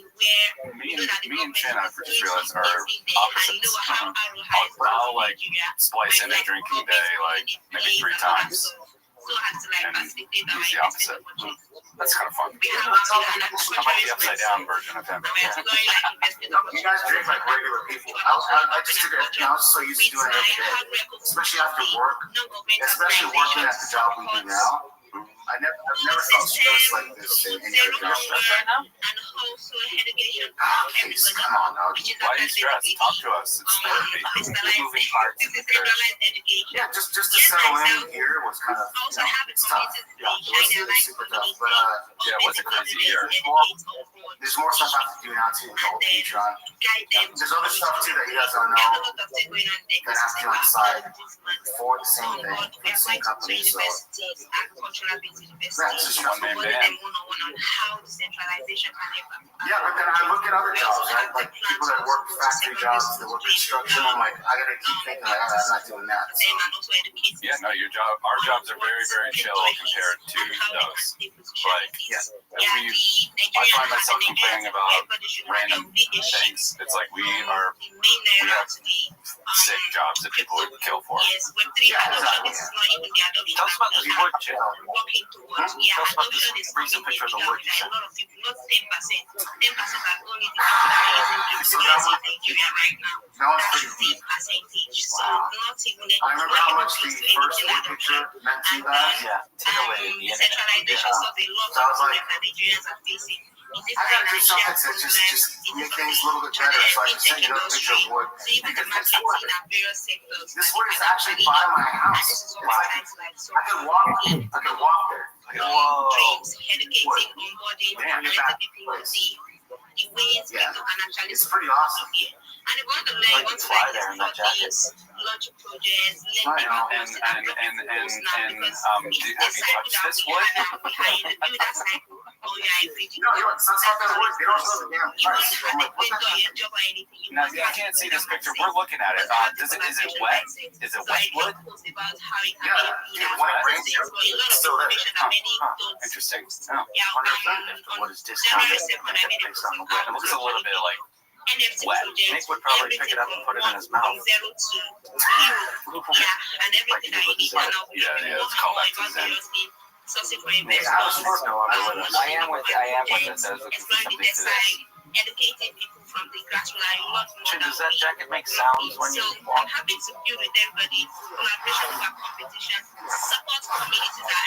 Yeah, no, we can hear it. It feels like just regular fat. It doesn't feel like. Can you stand up and kind of model? Stand up, go behind the couch and give us like a little catwalk. Yeah. Thing is, I'm wearing shorts. I don't. That jacket with shorts on, I gotta get eyes on this chin. We don't care. Chin, please. For me, do this for me. Just walk in front of the kitchen area there. But my shorts are very, very short. That's why I need to see it, brother. I gotta get eyes on the side. You don't see how short my shorts are.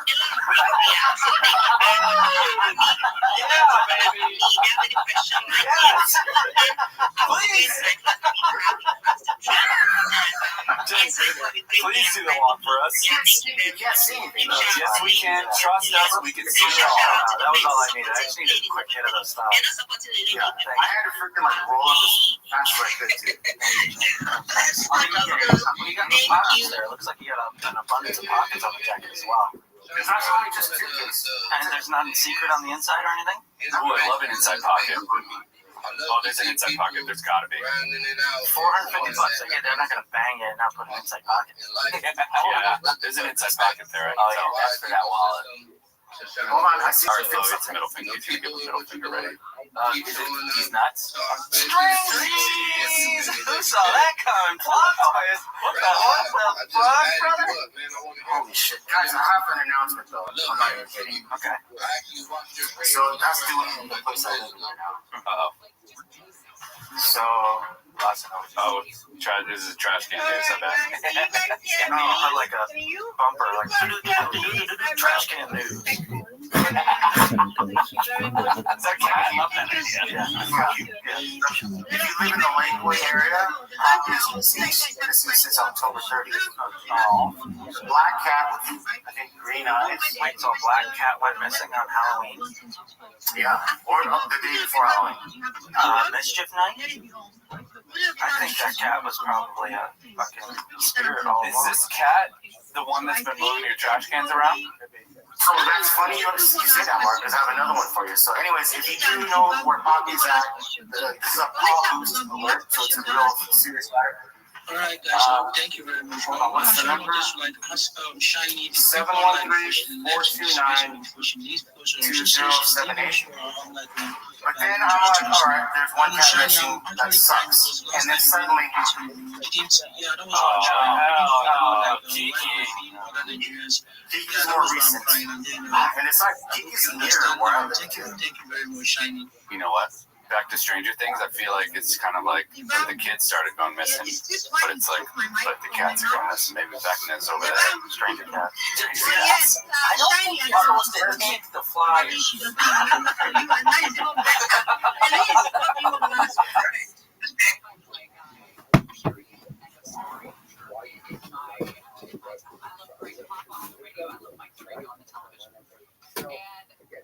Mike Tirico talks games out like nobody else, and he talks the final moments up like nobody else. And the way he talked up this kick about the Ravens losing their kicker, the most accurate kicker in NFL history, Justin Tucker. You know him from the massage parlors. I don't, but I know what you mean. And yeah, how they've been on this nationwide search, and here's this kid from Arizona, and he was brought in for moments like this, and he's talking up the history and the story of this kid, and right up to that kick, and then, I mean, just, you get chills watching that call, even though you know the outcome, the way Tirico talks it up to that ultimate point is just perfection. And the key, which I think this is a short version of it, but the key is he stopped talking. Yes. I mean, the greats know when to stop talking, and it was just the crowd noise there in Pittsburgh because it was a win or go home. You either are in the playoffs or you're done. You know, other games they were playing for, like San Francisco, Seattle, obviously they're playing for the top seed in the NFC, but the other team, they're in the playoffs. Like, we knew that was a guarantee. You're still going into the playoffs. This one was the do or die. Winning a division or go home. And how else would this particular NFL season end than the way it was the perfect script ending?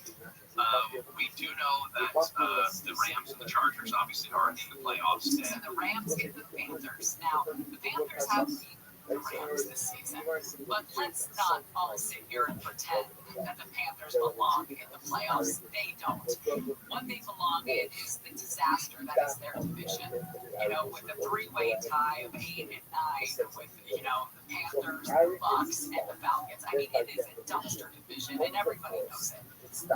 They have no business being in the playoffs. That said, the Rams have hot garbage last time I saw them. The Carolina Panthers get home field advantage. It means they have nothing in that place. It's like it's silly stadium.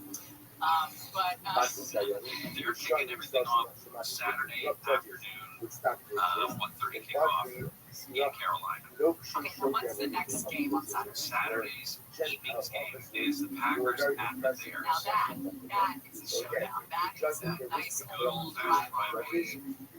Should be good. Now the Packers are not the Packers they were mid to late season. They have ever since their rusher. They got Max Crosby, not Max Crosby. Like corrupt judges. Anyway, big guy. He's huge. Anyway, they got from the Cowboys. Oh my God, his name. Anyway, I got a lot going on. But ever since then, the Packers have not been as great as they were at the height of their brilliance this season. The Bears, on the other hand, I don't know, the Bears look good on Sunday night. That shootout with the Niners. I mean, make no mistake about it. That quarterback has put up a season. The numbers show the story. So there's just 2 games on Saturday. 2 games on Saturday. The first game on Sunday will be Buffalo at Jacksonville. That's right. Okay. And then the Niners-Eagles. Niners-Eagles is the afternoon, and then the evening game on Sunday is Chargers in New England to take on the Patriots. And again, Mike Tirico to football. And then Monday, don't forget there's a Monday game because there's 6 games in total. The Monday game will be Houston against Pittsburgh. What a gift this weekend is to the American people. Now, usually, I love Wild Card Weekend. I used to do, my husband would take me to Vegas and just drop me off at the video poker bar, the Golden Nugget. Because it's the old video poker bar at the Golden Nugget right next to the old sports book there, and you'd have all the screens, 4 TVs right there, video poker, all the champagne that'll give you a headache for 6 weeks right in front of you, and I just sit there all day, morning till evening, and watch it all. I could just see you. Complete peace and happiness. And outside, you see through. There's no windows in the casino, of course, but outside, you see the sun rising and then setting. About 3:30 p.m., I'm like, that cigarette looks good. You know, it's one of those days. You know, and then I started working for the Chargers, and I haven't had a wild card weekend like that since. But I was like, couldn't take it anymore. What a great weekend to just do nothing but watch great games. These are going to be great. When they have just a 16-week season, it would always fall close to my heart. It's always the first weekend of January. And I was always the nice thing. What do you want to do? I just want to do just don't bother me. I don't have any. There's nothing to do. There's no honey to do. Then I'm just be alone. Well, now you've got a final weekend before fantasy camp to get ready. But you're gonna have the games on the whole time. That's the other big You're thing. going to drive out Sunday morning, so you can listen to the games on the radio. But Saturday, do you have a final workout plan? Final. No, I think Thursday is the peak. Okay, Just Thursday's kind of take off. I'm just gonna sit in the car for 6 hours. Yeah, it's hard to get in the zone when you're going to have a five-hour drive, 5.5, 6. Okay. That's not working. I mean, my hip flexors are already. Do you have a playlist ready to get you in the mindset like before you get out there on Monday morning? Because Sunday you have like an orientation where you guys all get together and you pretend to be friends and nice and stuff. There is a specific. You know your goal is not to make friends, right? Right. You're not there to make friends. No friends. Yeah, you're there to win. No friends. There is a specific album that I listen to when I go to the beat, go to Scottsdale Stadium, and I go and I walk around the outlet track just to move it around. Yeah. Do you do it barefoot?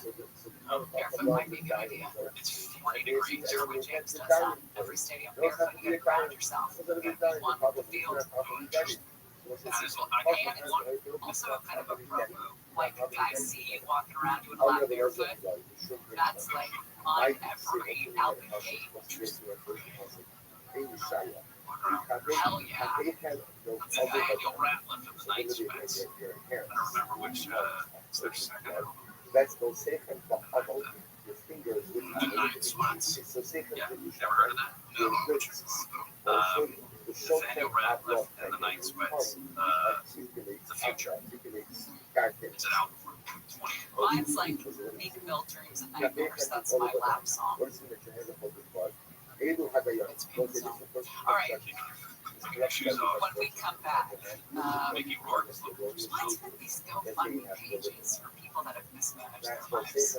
so. The last time I saw Mickey Rourke was looking to go on, listen, you live your life, but I shouldn't have to compensate you for bad decisions, right? Isn't that what the healthcare system is for? Are we doing that already? Gary and Shannon will continue. Happy New Year, Deborah Clark. Happy New Year, happy birthday. The latest storm is slowly making its way out of Southern California. National Weather Services showers will lighten up today and tomorrow with drier weather later this week. Evacuation warnings are still in place, though, near the recent burn scars as mud and debris flow are still possible after several days of rainfall. Community members in Northridge are demanding answers after a man was shot and killed by an off-duty ICE agent. A vigil was held Sunday night for each reporter who was killed on New Year's Eve. Black Lives Matter Los Angeles is holding a meeting today with District Attorney Nathan Huntman over the incident. And the group says that they want justice for Porter, but the resident said Porter was shot by an off-duty ICE officer when he pointed a rifle at him and refused to drop the weapon. Friends and family say Porter was celebrating the 50th year by wearing a gun into the air, claiming that the off-duty agent had no business shooting Porter. Pardon me, KFI News. Minnesota Governor Tim Walz says he will not seek re-election for a third term. He had announced his re-election back in September, but now says he can't continue a campaign while also investigating reports of fraud in the state's child care programs. Walz says President Trump and his allies are using the fraud allegations to target the state's Somali community and are trying to divide the country. I don't want to mention words here. Donald Trump and his allies in St. Paul and online want to make our state a colder, meaner place. He says investigations into the fraud allegations started in 2021. Questions are being asked about the future of Venezuela and what role the U.S. will have in it. ABC's James Long. This is Colombia is now watching to see whether the U.S. launches a military operation there. Tens of thousands of Venezuelans cross this border every single day. Also told, by the way, that there's an increase in border guards here because the Venezuelans are concerned about an increase in foreign intelligence agents infiltrating the country. President Trump says the U.S. will run Venezuela and American oil companies will now have access to Venezuela's oil reserves.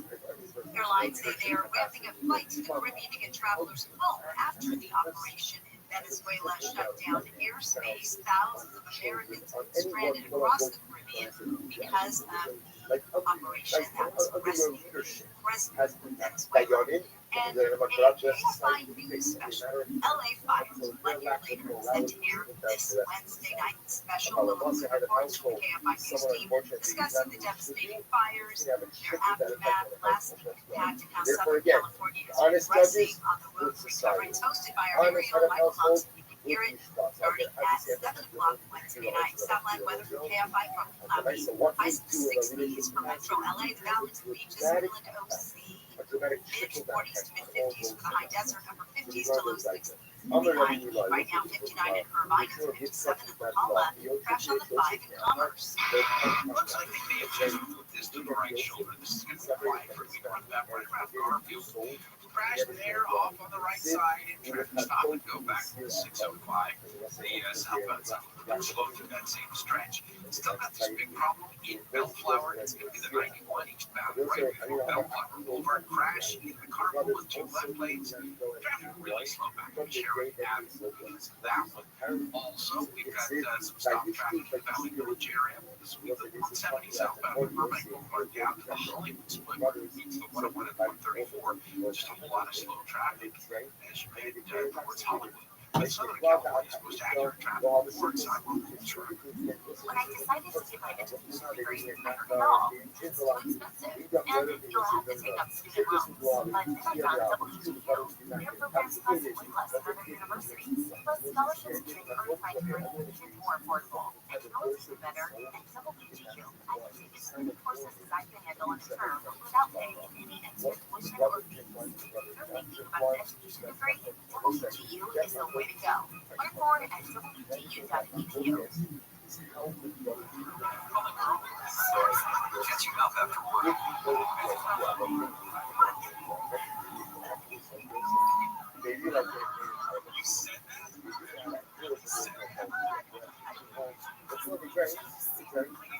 Getting back to the moments of mess starts with getting informed. Get the latest info about COVID-19 vaccines at getvaccinanswers.org. It's up to you. Brought to you by iHeartRadio and the Ad Council. The free iHeartRadio app is #1 for music, radio, and podcasts, all in one. Discover a new podcast from our library of over 350,000 titles. Here's an iHeartRadio podcast preview. How do you take down a criminal network hidden in the shadows? I tell them that I know that they're the ones who are running the largest child abuse website on the darknet. Journalists working to expose the darkest corners of the internet. That's your playroom floor. That's your baby's clothes. That's my house. The police let down online predators. We think they've all used it. We didn't make it. They made it. One thing we're at. Subscribe wherever you get your podcasts. Follow this podcast for free on the iHeartRadio app. #1 for music, radio, and podcasts, all in one. iHeart is America's #1 podcast network. Open the free iHeart app to explore podcasts like this. A few miles from the glass spires of Midtown Atlanta lies the South River Forest. In 2021 and 2022, the woods became a home to activists from all over the country. I thought a struggle worth fighting for. Who gathered to stop the nearby construction of a massive police training facility nicknamed Cop City. There, in the forest, they built a different The forest occupation or things like that present a vision of a society where we can have what we need and support each other without being at each other's throats or being subservient to each other. until one day, it shatters. Approximately 9 o'clock this morning, as law enforcement was moving to various sectors of the property. individual without warning shot George State. What I heard was a full shoes just like shots, just like so what's that one blasting off. concerning Kennedy and she's the karma family? What's that one concerning Inside media, Tenderfoot Based TV. on the family. What's that one all this carrying the dead? We got about 150 And the Oslo doesn't so happy. So and the Oslo not take the lead. I'm not So as they following you to the forest. lady passed away. Amr was it after special lady passed away. Amr Shmuel Rajash. Listen on America's #1 podcast network, iHeart. Post your free iHeart app and listen now. For almost 1 year since the devastating Southern California wildfires.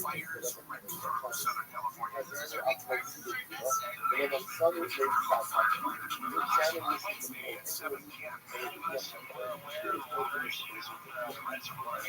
Looks back in a special hosted by Michael Lutz. The LA Fires, 1 year later, right here on KFI AM 640, more stimulating talk.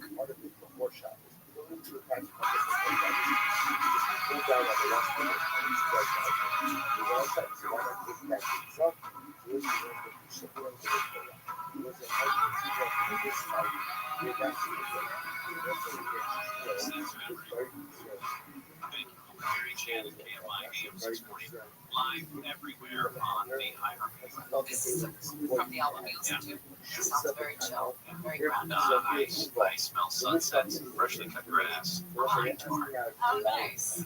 and liniments. Liniments, There's yes. a lot of guys that are dipping into the old icy hot by the end. Are you gonna take any nicotine pouches with you? Any smelling salts? No, okay. Why? No, just wondering. If something happens and I need smelling salts, that's a... I'm just wondering what your routine is. Get to know Stuff to get you going. No. Well, dynamic stretching, perhaps. Dynamic stretching. Warm up.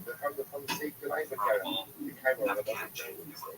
No slap some time in the cage. A slap of the, what is it? Slap of the what? Slap ass. Slap ass. Slap ass, Gary? No, not that. I don't think that happens. You know what, another pro movie? So like, you get out there, you take a lap barefoot in the grass, and then you just go up to whoever's on the field and just start smacking their asses. I mean, that is how you set the tone. Some of those guys, You're like gonna run this. campers or coaches. Coaches are all former I don't care. I don't care. They probably enjoy a little smack assery. You know, they get their asses back in the game. Yeah, hell yeah. It's very guys, I'm not gonna appreciate it. They were famous 15 years ago. Smacking hands or something. I think they would appreciate it. Don't say it right away. A fundraiser. Go ahead and do so. I read this. No problem. I was going to not the Please. same. Making enter American cinema like a force of nature. Raw, fearless, and utterly original. In the late 70s and 80s, he wasn't just a movie star. He was a symbol of something greater. Danger, dare, vulnerability, toughness, paired with heart. From diner to rumblefish to 9.5 weeks on the mission, making game audiences performances that felt related, not performed. Come on, guys, just remember.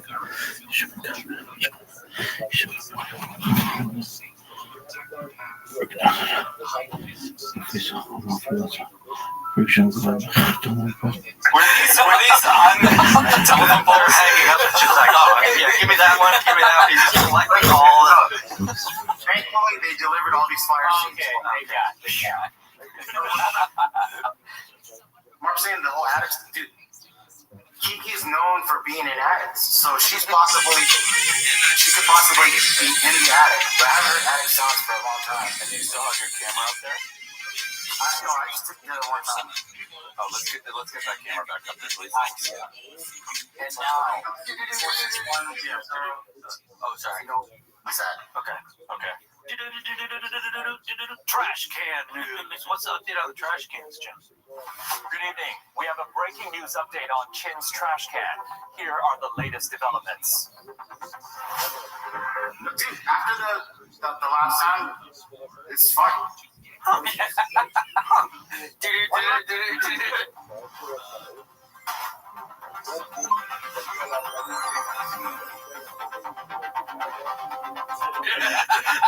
Breaking news here. A local resident, Chin Sui, has this to report about trash can. It's fine. Back to you in the studio. That's actually good news. Yeah, I mean, it's huge. That's our news station show. That's good news. That's good news. We'll keep working on the name. Yeah. Chin just reports missing cats and his trash cans every news break. But, you know. That's all we got at this time. That's the news cycle. What do you want us to do? What yet? Huh? When is Nicole Kidman leaving? Friday, I think? No, Sunday. Oh, okay. Yeah, you better put that string cheese back in your jacket, pal.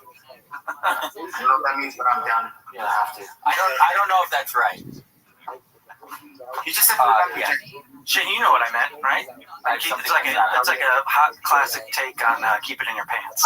Put the string cheese back in your jacket. For the Nicole Kidman. It's a tasty, healthy snack. So, did that string cheese come with the jacket? I just found it. You guys saw it. I just found it right That's now. crazy, dude. What brand is that jacket? Kraft. And the string cheese. The cheese stick, I don't know. Whoever left it in here, I don't know. You let me know. Damn. Now, where'd you get the jacket? Again, Thursday boot. Okay, I didn't know. He did say that. Thursday boot. You got a jacket from a Boots place? Yeah, it doesn't make any fucking sense. Clearly. Fuck, left is right, up is down. Yeah. That's falling off for getting fucking jackets from a Boots place? Yeah. Comes with cheese. What the fuck is going on down there in Texas? Apparently, lots of good stuff. Fucking pilot's jacket and short shorts. Damn, dude, let me get a jacket. Shit. They're not that short, Casey. All right. Okay. They're not that short, man. Yes. Show us. Well, it looks like you're hiding a string cheese somewhere else too, pal. You have them rolled up? I don't understand. Okay. Damn, dude. I had someone bestow an act of holiday kindness on me. Let's hear about that. So my grandma and sister were in town. Yeah. My grandma wears hearing aids. What? Exactly. And I was getting a lot of that.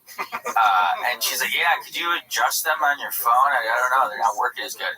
And it wouldn't connect. The Miracle Ear app would not connect. So we surmised they were dead because she did not bring her charger. And she didn't even think about it. She just puts them on the charger every night. And like it's a holder. So they charge every night. So she didn't have them. So they're dead. And that makes stuff really rough. Yeah, a lot of shouting going on. She loves watching the TV where they're really loud, but then also having conversation. Oh, yeah. So there's just yelling while the TV's on much louder than would normally be on. So like, we gotta solve this. But it was Christmas Eve. And called around. Every place is obviously closed. We get through Christmas. A lot of yelling on Christmas. It's fine. She's there till Sunday, and we're all like, we gotta get something worked out here.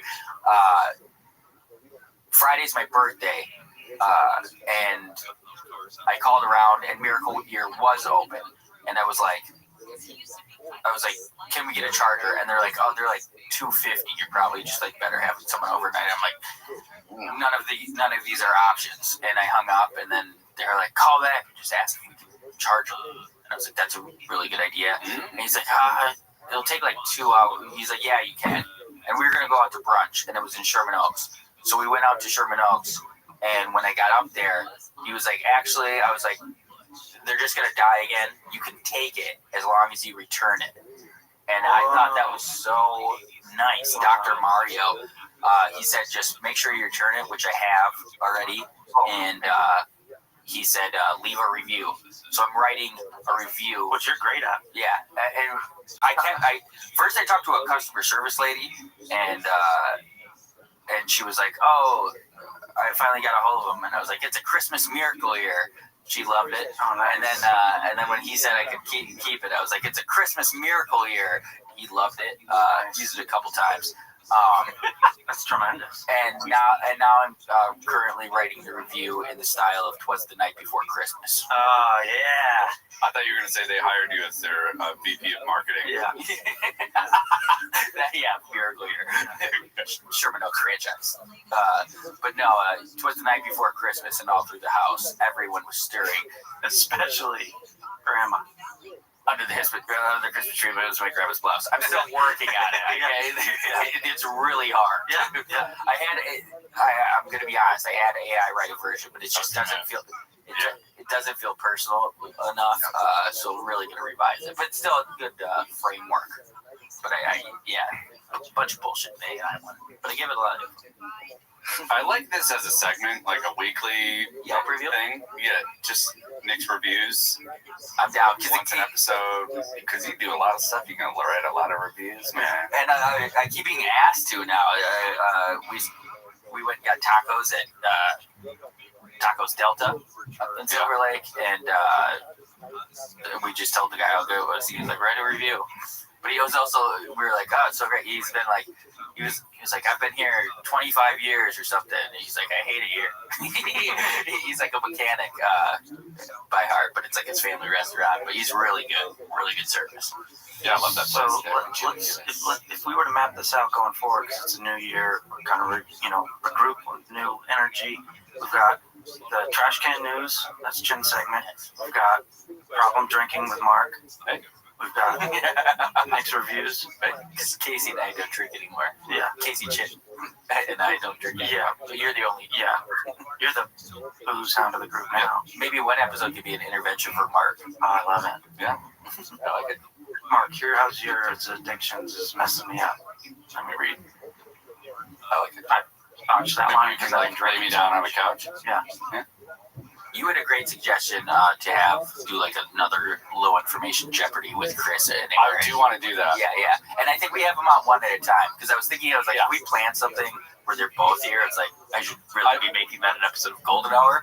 Yeah. Well, I think if we have them one at a time, that's it. It'd just be too much going on, too many contestants, too many things. Chin versus Eric. We should just. Yeah, I think that's just fun. Yeah. You did a great job making the game last time. I think we should do that again.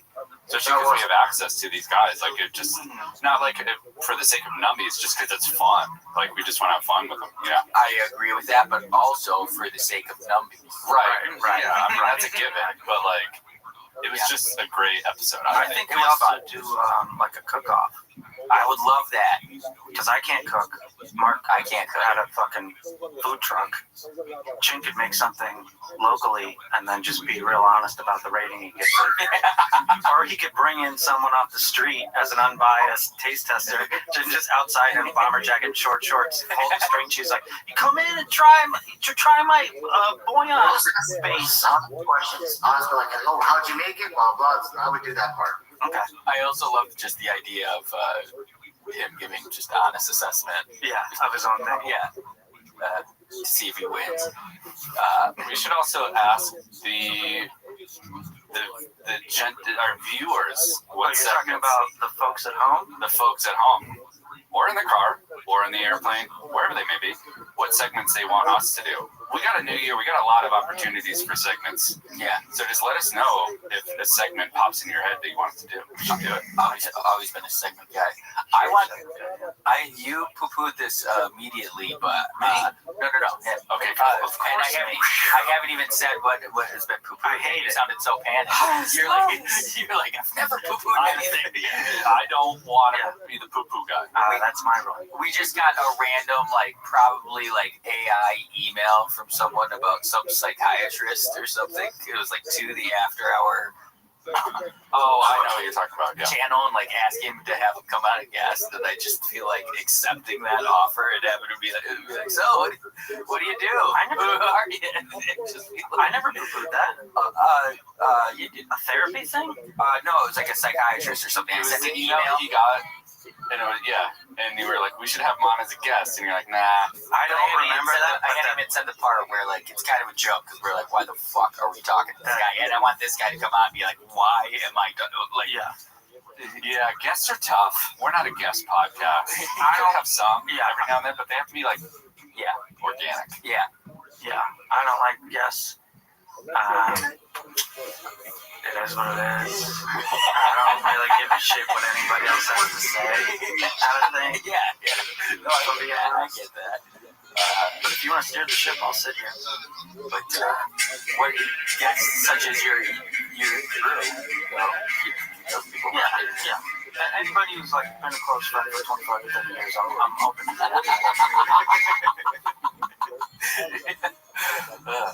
Hey, why couldn't Shane be sitting in the seat, that one empty seat? He didn't want to. He's just chilling. Oh, really? That's why. Well, it's because Case doesn't like guests. I don't like guests. I've only known the guy 40 years. I haven't fully vetted him. Case only likes guests that he's known for 25 to 30 years. Any more than that window. Any more than that, then they know where the bodies are buried. Yeah. God damn it. Give us a quick walk there, Jay. I don't have that much. My shorts are not that short, guys. I don't know. I wish they were shorter. Would you rock a Speedo one day for us? I'm getting ahead of myself. Mark, that is wildly inappropriate. And two, Chin, we have a Speedo coming your way. Actually, Speedo is a new sponsor. That's why I bring it up. Shout out to Speedo if you're looking to use code after our Speedo 10. Do you like to go swimming, but want people to also know the shape and size of your genitals? Speedo. I think that just about does it, doesn't it? I think it does. I really go back to the next Benedict. What'd you say? How long were you going for?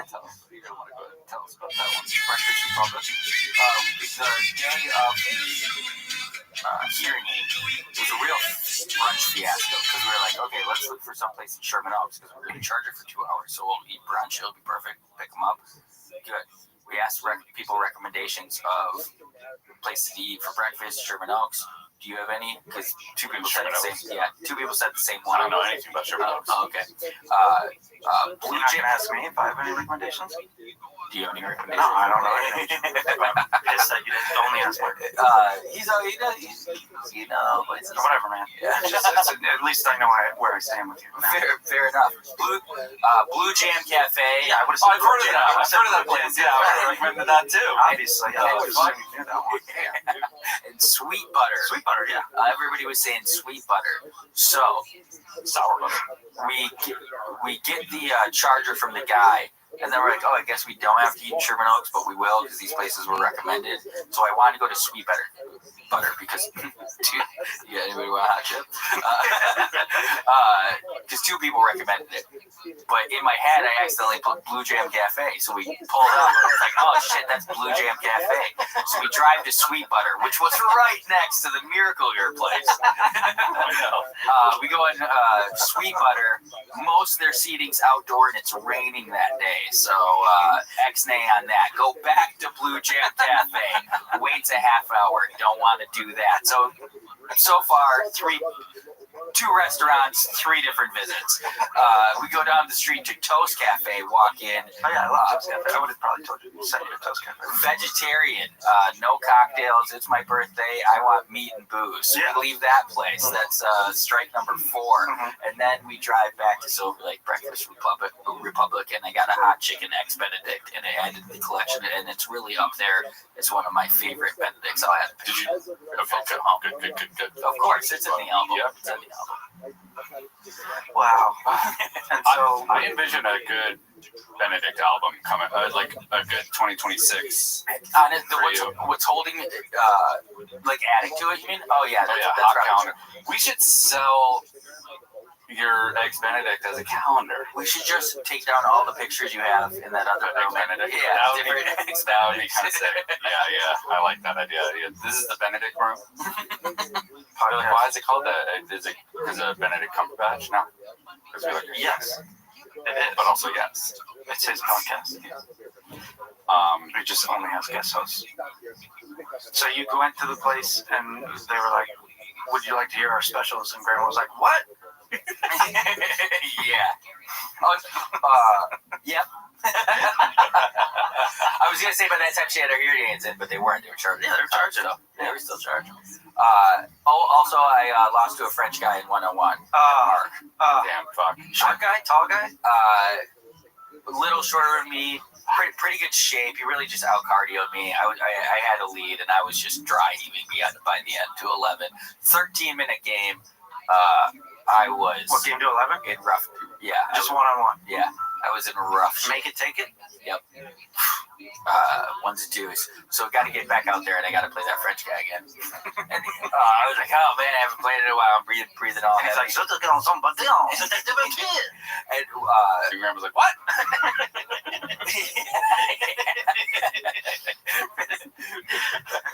She's like, I can hear you now because they're charged. I just don't speak French. But yeah, then we lost, and he was like, "So how long since you played?"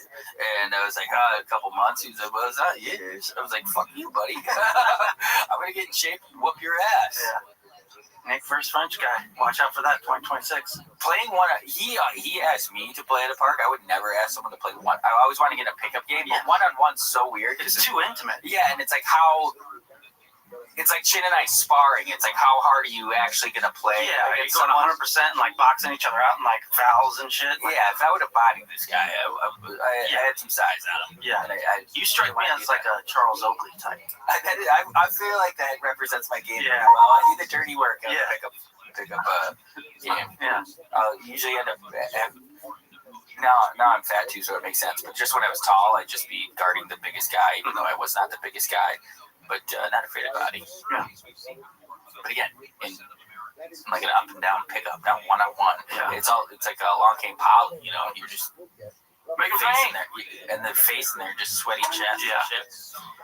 Me and Kyle, our other brother, used to play instead of horse. We would play BJ Armstrong because he was very good and I wasn't very good. Basketball was like Colin's thing. Yeah. So all I had to make him get was B and J, and he would have to make me get Armstrong to like handicap it. And I never beat him once. Wow. I don't know that I ever had him get a letter. That's pretty crazy that you would hit like throw it over your head, hit a lucky shot or something. Yeah, you'd think, but nope. Here, Mark. Last thing I wanted to show you, I went to the old Thick Boy Studios. Oh wow. Yeah. I met with the True Classic guys, and they took over our old office. Oh wow! And so they're knocking everything down. He wants to set up a podcast studio and stuff like that. So I chatted with him about that a little bit. Basically, I might like work with True Classic a little bit, help him with some video stuff. But he showed me around, and it's crazy, like so different. Can we see? Yeah. So is that the front door where we used to walk in? No. You could see right here, I kind of recorded a little bit on the later side, but this is us walking into like that storage room area. Oh, gotcha. You'll get I got it now. I totally got it now, yeah. I'll pause and play, but you'll get a perspective. The True Classic office connects to the old Thick Boy office now, which is pretty sweet. Knocked everything down, painted it white, everything. But I turned it all down. But right here, that's their entrance, and this, right around here, that's like the main entrance right there where you walk in, and that's T-Fat K right there. Wow. Oh man, I can't see. Yeah, I'll show you. That's the T-Fat K room. That was Shop Show that they turned into 2 bathrooms, which is pretty sweet. Oh, that is actually cool. They closed off Shop Show, turned it into 2 bathrooms. I didn't know you could put a bathroom in there. They can do whatever you want if there's water. That's the old Golden Hour room. That's the old Golden Hour room. Pretty sweet. Wow. You know, they're like knocking down walls, making windows and stuff. So they're going to turn it into a combo of like offices and things. And then... He doesn't mind you showing this? I don't think so. That's all the companion spot? Yeah, that's just the common area, companion area. That's the sink area. That's, I guess, my old office. That's your old office there. And then that's Brian's old room or whatever that room was. Did they make the door bigger? It looks like they did. Yeah. Yeah, but they're making it like offices and stuff. Nice. I assume it's cool to show. If anything, we can just not show. But yeah, it's cool. It's light. It's bright. I'm excited to see what they come up with, and Ryan is going to do some like video related stuff, Virtue Classic and stuff. So we were just talking about that, but it was cool to see what they were doing. And it's cool to see that it went to someone right next door, as opposed to like a doctor's office or something. Yeah. So. But yeah, he was like, there was so much stuff that you guys left behind. He was like, there was an insane amount of stuff. Anything good? I mean, it was just all kind of the set pieces. And so it ended up, I think it was just mostly just kind of trash, because it was just like, once you tear all that stuff down, there's no easy way to take it down or clean way. It's like knocking down a house or something. It's just all trash. Yeah. Yeah. Good stuff. Yeah, cool. Nostalgic. Yeah. Checkers closed. Yeah. Close. But with every door that closes, one opens anew. What? And we'll walk through Charge that your right fucking to 2026. Sorry, I gotta charge my What things. the hell, man? Old. 2026, the year of After Hour, man. We're gonna do so many chili cook-offs. It's gonna fucking make your head spin. The year of the segments. I can't wait to Yeah. Keep your eyes peeled for that golf video. We'll probably have like this episode, maybe another episode before it comes out, but that'll come out soon. So it's gonna be a sweet episode. Keep your eyes peeled, your ears open, and cheese in your jacket. Happy New Year. Happy New Year. Happy New Year. And we did the ad. Eric Griffin is a genius. Yeah, doing that Genius move. All right, Chinster, fun stuff. Love your jacket, bud. Yeah, Happy New Year, Chin. Hey, we love my jacket. What about me? Love you and your jacket. Love you and the guy in your short shorts and your tiny little pecker. Wait, go ahead, give us a little walk off camera. Yeah, let's see the walk. We'll put it on that fucking Nice. episode. Give us a little walk. Give us a little walk, maybe. Show us what them thighs do, baby. Oh yeah. Just walk. Show us what them thighs do, baby. Show 'em. Come on, baby. Oh yeah. Oh, wait, looks like he's wearing a diaper. Yeah, it does look like he's wearing a diaper. Look at those legs, baby. You look like a 68-year-old up top and a 6-month-old down bottom. Yeah, that was sick. More like a Yakuza, Hey. Yakuza baby. Keep it in. Keep it in. It's a clip. That's good. Keep that in. Bye, boys. All right, All right, everybody. Chinster, love ya. Be good. After Hours Pod. Welcome to the After Hours Pod. Welcome to the After Hours Pod. Yes, welcome to the After Hours Podcast.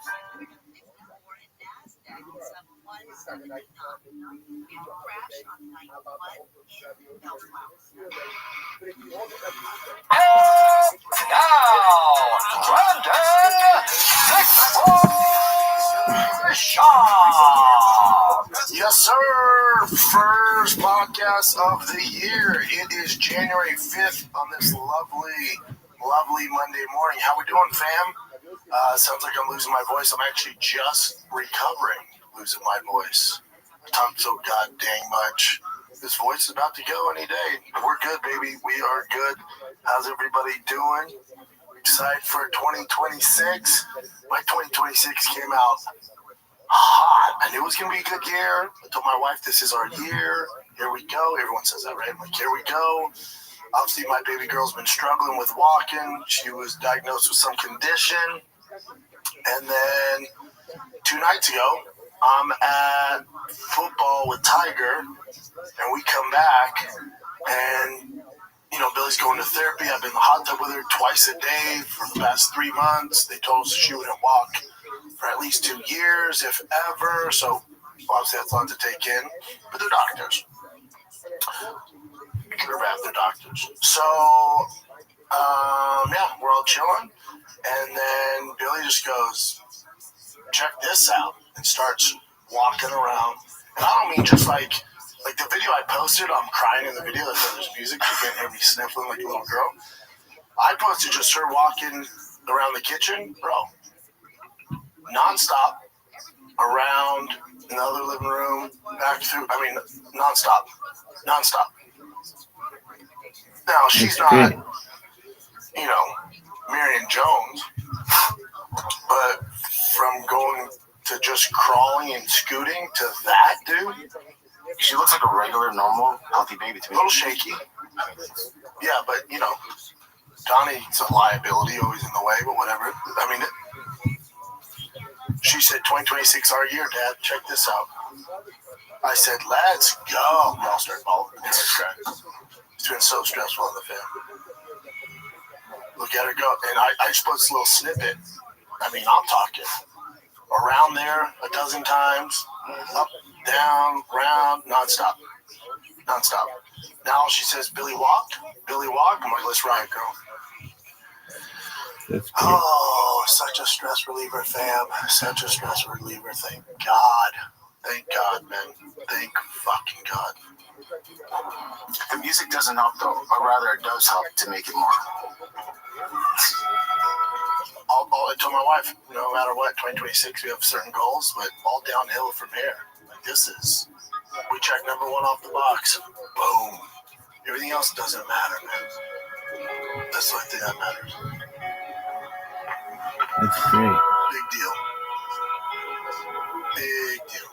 For those parents out there, I get a lot of DMs from their kids have similar symptoms or they've had issues. And they were so positive, like, man, we were told our baby girl this, and, you know, she was walking after 3 years, or they told her this. Look at Boss right here. Like, my wife and I were told about our baby because my wife might die. She decided to have the baby. She also might die. My wife said no, and now that baby's married, and is what she always wanted to be, a teacher to kids. So I never believe doctors anymore. Look at you, brother. What a blessing. Godspeed, everything you do. I love bosses. Yeah, love them. Yeah, it's not that doctors are, you know, bad people, anything like that. They're going off the averages, you know, like 2 to, if ever. I'm like, a lot of that stuff. I'm like, buddy, tell me that. Then let me tell my whole matter. If you're going to hit us with that news, ask my wife to leave the room. Let me deal with it. You know, she freaks out. Yeah. Kid's never going to walk, wheelchair, and all. I'm like, no, that shit, we ain't going out like that. That ain't happening. Yeah. What do we got to do? Well, the hot tub or pool is really good for her. Okay, well, can I take her in there 6 times a day? No, that's a little overkill. 2 is probably the max. All right, say less. We'll go there every single day, 7 days a week till she's walking. Boom, motherfucker. Boom. Dude, fired her the fuck up. Fired her, dude. Nothing better. Nothing better. And just like my New Year's goals, this show's all downhill from here because there's not a lot going on in the news. You got a lot of chill time. This might be the longest stretch UFC's had in years. I don't remember a stretch this long. Yeah, I'm pretty sure this is the longest stretch. But when it does come, dude, oh, we got a tasty one for y'all. Back-to-back tasty ones. They put on that bullshit boxing card, but notice even they're like, yeah, I don't know, man. But you got these big-ass UFCs on Paramount coming, which I cannot wait for. We'll get into that when that hits, but they are both bangers. Waiting for y'all. The only really news, yeah, Volkanovski Lopez 2 makes no sense, but I'll take it. I'm watching fucking backyard brawls right now and bare knuckle repeats, for God's sakes. Give me something. I'm jonesing, fight gods. Give me something. As far as the Real Housewives of MMA goes right now, the biggest thing is Rogan had Gable Stevenson on, right? Oh, okay. Who I'm a fan of. I think he's the next American superstar. He has some baggage. You look into that. You know, a lot of people will allude to that and say, oh, look at this. He did this. Listen, he's found innocent in court of law. What do you want me to do? What do you want? So should we just, because he was found innocent, well, it was a loophole. You look at the story, it's a little dicey. I don't know. I wasn't there. I don't know what happened. But I do know he was found innocent. Everyone was intoxicated. Maybe all 3 of them made bad decisions. I don't know. I wasn't there. I know the court of law found him innocent. That's all. All right. Okay, we got to move on. You got to move on. You can't hold his feet to the fire over that for the rest of his career. He should get an opportunity in UFC. They've given dudes who have way worse baggage an opportunity than a freaking Olympic gold medalist wrestler who's an absolute freak. So when it comes to that stuff, I get it, but what are we gonna do? What are we gonna do? You cool with Mike Tyson? All right, we all like Mike, right? Look at this man. How long we hold their feet over the fire? There's a ton of guys that have some dark baggage, and you either gotta go, okay, people make mistakes and move on, give them an opportunity, especially a young guy like this, or you can be the one crying when you see him wearing a heavyweight world title. Like, that's probably how this ends, you know? But I will say this, I'm a fan of him. I do think he's the only hope we have for American dominating the UFC, because we're just getting our ass whipped right now. We have Kayla Harrison. That's about fucking it, y'all. That's it, man. We don't have a lot to cheer for in America when it comes to UFC fighters. So I'm rooting for this guy. He's a beast, super talented. He obviously never played football. Tried out for the Buffalo Bills, didn't make the team. Been there, buddy. So this kid's a freak. And he goes on Rogan. Obviously, Rogan's been praising. Me and Rogan talk about this guy like he's the next coming of Jesus, right? We love this guy and his talents. The verdict's still out on him, but he's a prospect, so you get excited about that, what could potentially happen. But as I'm listening to the interview, he keeps going, yeah, John Jones is my mentor. And Rogan's going, what a great mentor to have. Man, there couldn't be any better. What a go, blah, blah. And I'm thinking to myself, like, is it? I mean, the guy, I've said this from the jump. Greatest of all time. Greatest of all time. John Jones, as far as the octagon goes, is the greatest I've personally ever seen in practice inside the octagon. I've been on several cards with him. My first UFC fight ever, I was the main event. He was the co-main event. That was the Matt Hamill incident, right? For the tough finale against Roy Nelson. When he won his belt, that's the night I knocked out Crow Cop. He fought Shogun. When he fought Rashad, I fought Ben Rothwell. That was in Atlanta, right? We've trained together. I've been on a ton of cards with him. We've done press conferences together. He is hands down the best fighter I've ever witnessed. No argument there. But as far as a mentor goes, I can think of 1,000 better mentors. This is such a stretch. I don't think of me, but O.J. Simpson was a great running back. Phenomenal, dude. I don't know if you know this. Hello, Twitter world. I don't know if you know this. Rest in peace. But O.J. Simpson rushed for 2,000 yards for the Buffalo Bills. He won a Heisman Trophy for USC. He was one of the biggest prospects, recruits of all time in the sport of American football. That dude, if you're a running back, and when he was playing for the Buffalo Bills, if he told you a tip, you should probably listen. That dude knows football. But outside that, you don't want to listen to O.J. Simpson on how to manage your career at a personal level, right? You don't want relationship advice from O.J. Simpson. Now, if you're at a football game and he's going, hey man, when you hit the a-hole there, you gotta, or if you're going to the B gap, man, you should jab step out to the C gap and then cut into, dude, take his advice. But if he's like, hey man, tonight with your girl, you should, nah, I'm good, fam. I'm good. Let's stick to football. So, when it comes to Gable Stevenson and what he's going to end up dealing with, if he does live up to the hype, I don't know. Am I crazy? I don't know if John Jones is the best Tony Robbins for him. Also, John's a guy that just kind of, he's such a unique character, he's such a unique talent, that he just goes. And he does what is best for John Jones. You want to call him a leader, he's a one-man army, and he's the best one-man army the UFC has ever seen. He's very selfish, and you have to be. He's a narcissist. That being said, you don't want to take career advice from him because the naysayers of the GOAT argument, which is a ridiculous argument, but the naysayers for the GOAT argument is, well, this guy's history. He's been, if you look into it, there's an argument for this with the PEDs, right? He's tested hot before the DC fight, but then he came back and beat the shit out of him and Gustafsson, right? But there is some shit there. And then you look at his personal life with the domestic violence, the shooting the gun during COVID, the hotel in Vegas with his wife and his kids calling the cops. I don't think he's going to win any Dad of the Year award. So for Gable Stevenson, it's like, buddy, I wouldn't take everything that guy says to heart. If he's training with you, it sounds like Gable trains in his hometown. And I think maybe John's there to corner him or stuff like that.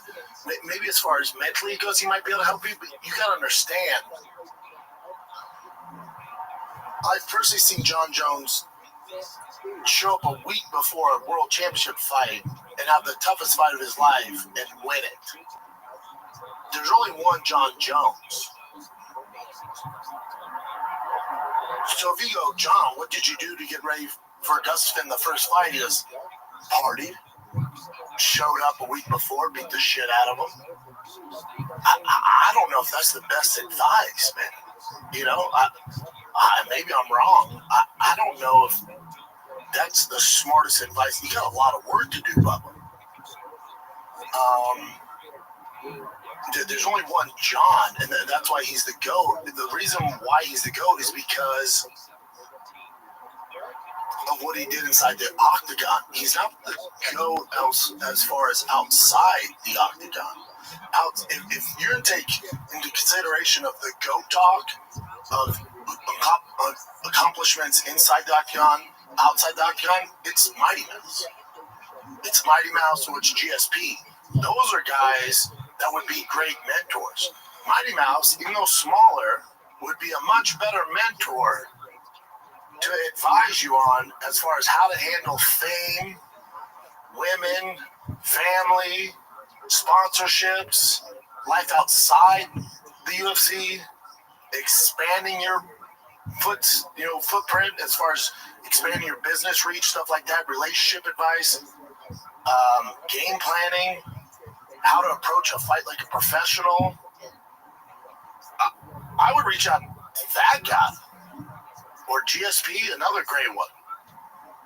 Inside, outside preparation, crossing your T's, dotting your I's, the small things that lead to winning fights, that's the blueprint. That's what you want to do. John's a wild boy, which is why he makes him one of the greatest of all time, because you got to be absolutely delusional to not train for a world championship fight and think you can win it. There's only one of him. That's not the guy you want to listen to. That's just not the guy you want to listen to. I don't know how his financials are, but I don't know who's helped him out with that stuff. I don't know any of that. But I'm just saying, as far as dealing with fans, dealing with the UFC, dealing as a business. Remember, John was the first athlete in UFC history to be sponsored by Nike. If you remember that. It was a big deal. Remember Jones knows all the gear? He lost that sponsorship of him because of the stuff he did outside the octagon. So I guess he could tell you what not to do, which is good. But Gable, you want a gold medal, dude. You kind of know that stuff. I think you'd be much more advised to listen to a dude like Mighty Mouse or Bisbee. Or I'm talking guys that really were pros, not only inside the octagon, but outside too. So that was my only thing with that. When they're like, oh man, what a great resource that you have the GOAT. And I'm just like, is it? I played tight end, and if Aaron Hernandez reached out to me to talk about football, I'm going to listen. But if he was like, bro, let me tell you how to deal with people you don't like, I'm like, oh, yo, all set on that, my man, you know?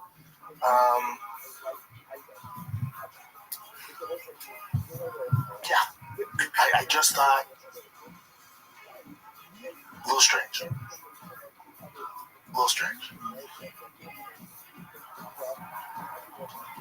But again, if it works for him, it works for him. So it says John Jones, mentor, partner. Former UFC champ, Pacific guy training with New Mexico and help him prepare for his own fights. Yeah, maybe. And their styles are so different. I don't know, man. But when you said like he can learn from the stuff, the mistakes. Like John has a wealth of knowledge of all the mistakes that he's made, you know. So he can learn that. Yeah, my question is, how long has John Jones been out of trouble? A couple years. A year. You know, so it's like Mike Tyson would be a better mentor on how to deal with fame and making mistakes and rebounding from that. I mean, there's not a bigger glow up than Mike Tyson. You're talking about a guy who went to prison for rape, convicted, and now he's beloved by America. Beloved, dude. I love Mike Tyson. You know, so you talk to him now, like he's done a good job managing that, finding inner peace, dealing with those demons. John still has work to do. You know, if you're a young Irish kid, is Conor McGregor the best mentor right now? Now he's found Jesus and God, and more power to him. I hope he sticks with it. But this is new. So if Conor in 5 years is same thing, no issues, all right, now he can give you some perspective. Hey, man, when I was doing this and I was king of the world, these are the mistakes I made. These are the traps you want to look out for. Once you're outside of it and you've actually learned and you've accepted responsibility and take accountability, then you can give advice to younger fighters. But if you're in the midst of the shitstorm or you just got out of it, now's not the time, dude. You ain't nobody be giving anybody advice. You have some work to do. It's with you, not on others, you know? So that's one thing. Now, maybe John has completely changed and he's giving advice on these traps and what I did this, don't do this, man. Dude, I was crazy. I didn't train for this fight. That's a terrible idea. So maybe it's that. And the verdict's still out on him. Don't get it twisted. Like, I'm all for him. I'm rooting for him. He has the most potential I've seen in a long time as an American heavyweight. So much potential. I think he's the guy. But the truth is, we don't know. He's fighting cans right now, as you should be. As you should be. The UFC is signing him pretty fast, you know? It sounds like the UFC is going to sign him any day now. He's just waiting for the opportunity. They're going to sign him. That's off to the races. So, again, even the UFC, like, there's, especially in the heavyweight division, there's still bums that they can toss him that probably have no business being in the UFC. But once you start fighting, like, actual guys who've had more than 2 years in the UFC, they've become more of the veterans, even though they might not be the winningest guys, but they've been there, they felt the lights, they've won some, they've lost some, and he starts upping his competition. That's when we'll find out what kind of prospect we're dealing with. Right now, it's tough to tell. It looks promising, but we've seen promising guys before. But again, he's a little different. Just talking about one of the greatest American wrestlers ever, who's super disciplined, right? So there's going to be more emphasis on him becoming a world champion than more so than anybody else. Because what we have known is when guys do come from that wrestling background, at that pedigree, they do pretty damn well. I expect nothing less for him. Would you give him someone outside the top 15, or would you start with the top 15? No, definitely outside. Definitely outside. Yeah, take it slow. Take it slow. Because in heavyweight, it's the worst division to be a prospect. I mean, dude, I fought Roy Nelson first. That was just, under the circumstances. Then they gave me 2 guys to get my feet wet, and I'm fighting Gabriel Gonzaga, top 12 in the world. It's just a heavyweight division. It's like you win 2. Shout out to Billy.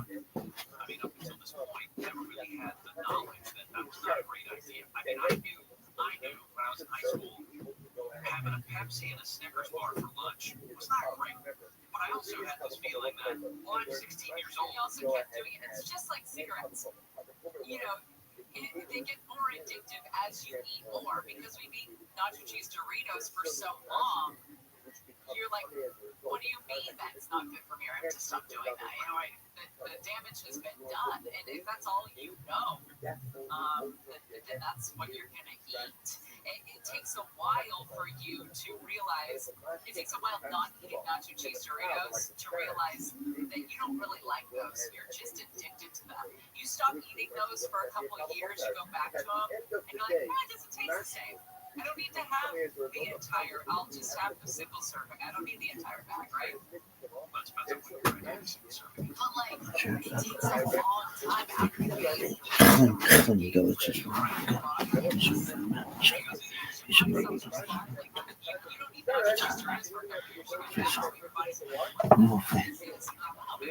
soda. Now, I use the worst example possible because I've never had that experience with nacho cheese Doritos, but Two, and you're all right. Here's this guy. They find Crow Cop. They find Okira and Rothwell. It's like there's nowhere to go but backwards. You're not. You better be ready to go once you get to the heavyweight division. Now they can play it right. If you look at the matchups, there's certain things they could do where he could get to the title fight pretty fast. Pretty fast, faster than any other division. The heavyweight division is dinosaurs, you know. So there's some stuff you do to get there pretty fucking fast. But I think you give him, 2 to 3 guys. I'd say 2 guys out of the top 15, and then slowly work into the top 15. 15, 14, 13, 12, and then start working up. I mean, 6 fights away from a title shot. Any other division, you're looking at, 10, 12 fights. Let's take a little break from chatting about all the things Real Housewives of the UFC. This episode of the Shop Show is brought to you by Progressive Insurance. You chose to hit play on this podcast, smart choice. Progressive loves to help people make smart choices. That's why they offer a tool called Auto Code Explorer that allows you to compare your Progressive car insurance quote with the rates from other companies. So you save time on research and you can enjoy savings when you choose the best rate for you. Give it a try after this episode at Progressive.com.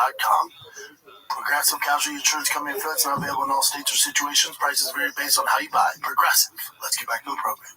Pluto TV has thousands of free movies and TV shows. This is the Pizza Free. This is the Mucha. This is the with movies like Joe Dirt, Pixels, and 51st Dates. This is awesome. And TV shows like Survivor, SpongeBob SquarePants, The Fairly Odd Parents, and Ghosts. Pluto TV is always free. Pluto TV. Stream now, pay never. You're welcome. Because the scary thing is depending on how he does once those bright lights hit, and he's wrestling in front of thousands of people, so I think it's a little different for him. But you don't think he beats Cyril Gahn right now? Volkov, Pavlovich, Curtis Blades would be a tough fight for him with anti-wrestling. Costa, tough fight for Acosta. Just take him down. Almeida, Spivak, Derek Lewis, it's slim pickings up there, man. So once you go, be ready to go, man. Be ready to go. And he's young too, so again, young man. It's a marathon, not a sprint. Because once you hit that fast lane, especially in the heavyweight division, it's gonna be fucking fast, buddy. Super fast. There's not a lot of contenders you have to go through. They can put in the fast lane too. It's tough. Well, let's see how he does. I think he's gonna pass with flying colors. I didn't realize how young he was. Like 25, he said? That's super young. Trouble. Yeah. Trouble. So we'll see. Still early, but I have hopes for him. I can't be the only one questioning John Jones as a mentor, right? Of course not, dude. But the one thing you get, hopefully, take away from him is all the mistakes. And then, of course, it's just his fighting ability. Yeah, it's like John's so gifted. He's such an outlier when it comes to that. I don't know if it translates to everybody. Now, Gable Stevenson, also an outlier. John's such a savage, you know. So maybe that's why it works. Maybe he's like-minded. They're both fucking savages. But John, crazy, dude. Crazy. Yeah. Crazy. Yeah, I was driving on. Oh, hell yeah, Stevenson's on, man. I love this guy. This is going to be sick. I'm driving on. Okay, well, that's interesting. Hopefully it works out. Yeah. So we'll see. That's my take. Yeah. What do you think of him as like a? He's still young in his career, but what do you think of him as a superstar with his personality on it? He definitely has a way to go, but I mean, do you see potential in like? Yeah, I think he had, because you got to remember, if you're playing football at a big-time Division I college or playing basketball, you have media training. I have media training. Everyone does. Markability training. They bring in professional to help you answer questions how you should answer it. You look at the kid from Indiana, that quarterback who won the Heisman. I mean, that kid's been fucking coached to the gills. He says everything right. Doesn't fumble over his words. He's like Tim Tebow. You know, those guys get a ton of training. In wrestling, not so much, right? There's not a lot of media. There's nothing like that. But for a wrestler, he's pretty damn good. He's pretty good, you know. But he dabbled in the WWE too, so he had some training with that. So we'll see how it goes. And he's confident, which I like, you know. When he was like, you know, those fights you see me in starching these guys, that's the worst I'll ever be. And I'm coming. Like, dude, that's what I like. You could totally tell he was confident. He should be. Fuck yeah. He have to be. Now, some people might listen and go, oh, he's so arrogant. What do you want him to say, dude? I'm like, I don't know, man. I might struggle up there. No, dude. You don't get to his level by being honest. You got to believe you're the absolute best. Some people think it's cockiness. You got to have that confidence to believe you can beat anybody. That's what he believes right now. Now we'll find out, but he has to believe it. That's what he's doing. So we'll see, man. Those first 3 or 4 fights with the guys outside top 15, tough. Yeah, fun to see though. Hell yeah, nothing better than contenders coming up and following them. Again, some of the fan base are like, yeah, but he had this accusation. Okay, what do you want to do about it? What do you want to do about it? Court looked into it, the loophole, whatever the fuck, they were all drunk. What do you want to do? So should he never be able to compete? They found him innocent. So what should we do? What the fuck should we do? What do you want to do? Should he not? What do you want to do? So should he not make a living? Should the UFC not give him opportunity? Because, well, that did happen. Yes, but he was found innocent. So what do? You can't deny him the ability to make a living based off some she said, he said bullshit. That's not the world we live in. It's just not. So all that shit, I'm like, whatever, man.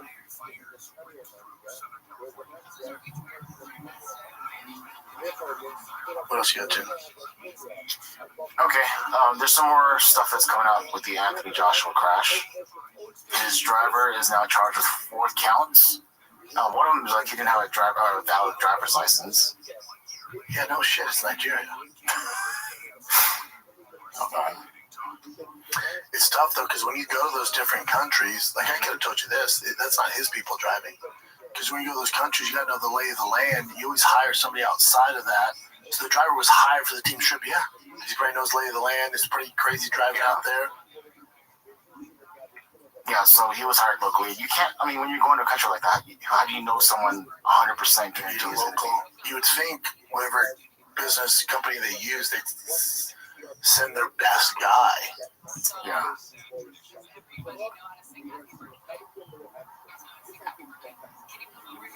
Yeah, anyway, it sucks. And this is Anthony Joshua with the families of the people that passed away. Jesus, it's terrible. Yeah. Terrible. Okay. I thought this was interesting that Jake Paul was taken out of the WBA rankings after his loss to Anthony Joshua. Again, you guys know how I feel about it.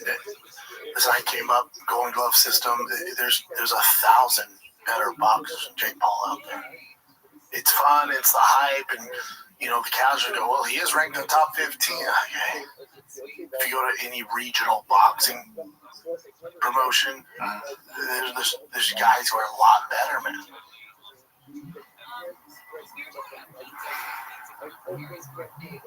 All right. This is once again Tyson Fury has announced that he's coming out of retirement. Sounds like he came back just to fight Joshua, but now that's put on hold. So probably get like a warm-up fight, and then Joshua maybe at the end of the year or early 2027.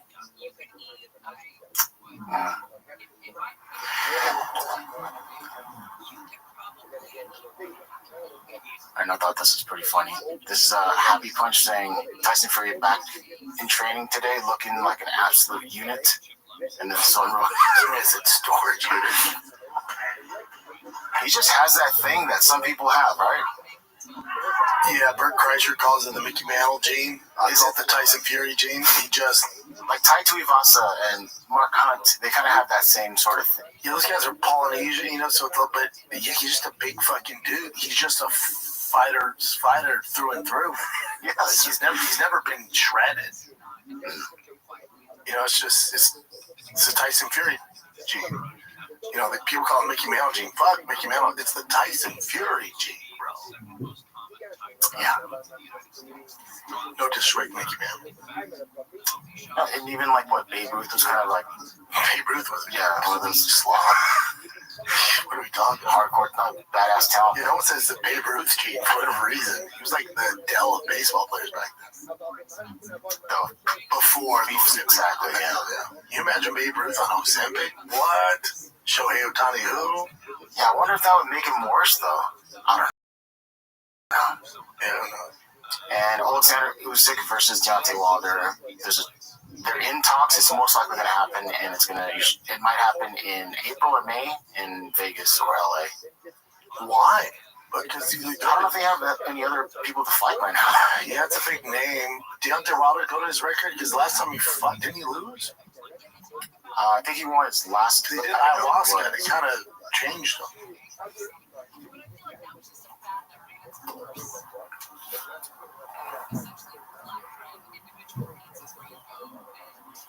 He won. So he's won his last one.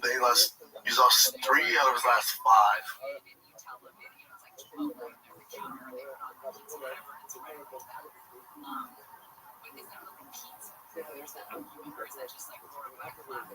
All right, so he won one. I mean, I'll watch it. Good for Wilder bouncing back. Yeah, and plus he's going through some tough times right now with that breakup. Speaking of relationships, though, it was announced that Alex Pineda and Tracy Cortez are like officially together. Good for them too. Yeah, I didn't expect freaks doing freak stuff. You know? Yeah. Some people say like, do they even speak the same language? So there's Portuguese and Spanish. It's kind of similar, but I don't know. Anyway. Not the funny thing, but the interesting thing about this is Brian Ortega is getting flooded with people, sending him this. Isn't he like married with kids? Yeah, he's like, I don't give a fuck. Yeah. He's like, just chill, dude. Stop sending him photos. Everyone's happy. Kissing. Yeah. Good for them, man. She looks happy too. So does he. Yeah. It's adorable. How long is that relationship last? That's the thing I was gonna say, because Tracy and I think Tracy did post a lot with Brian before, and then something didn't work out. And at what point do you stop? Unless you're married and you guys have been together for a long time, then they're young though, especially her. So it's like good for them. Have fun. They're young, But also, and then don't get it twisted. Like he's a savage, she's a savage. Yeah. So if anyone's gonna understand your schedule and not seeing each other and training camp, can't see you tonight, babe. Yeah, I got it. No shit. I can't see you either. So that's why it works. Yeah. We're having fun, Yeah. that beginning stage. It's always great. This is her posting. Hold on a sec. Let me refresh it.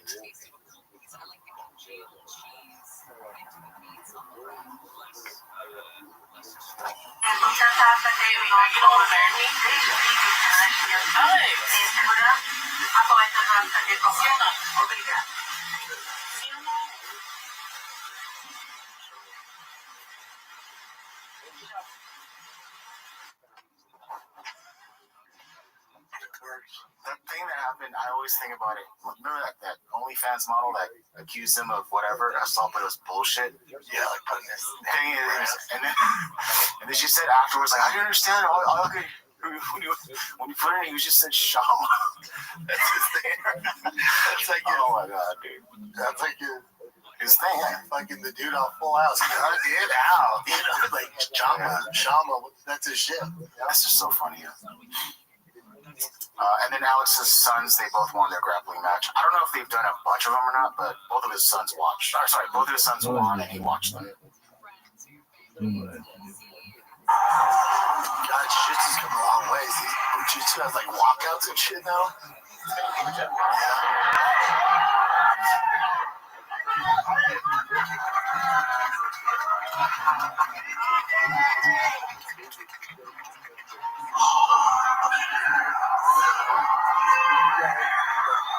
Damn, that's like a proper fucking arena. That's awesome. That's a proud papa, right? Hell yeah, that's cool, brother. These kids look like they'll be big too. Yeah. I mean, dude, he's already a giant. All right. Daniel Cormier says since there's no more pay-per-view, the lower card people and the higher card people are all going to make way more money.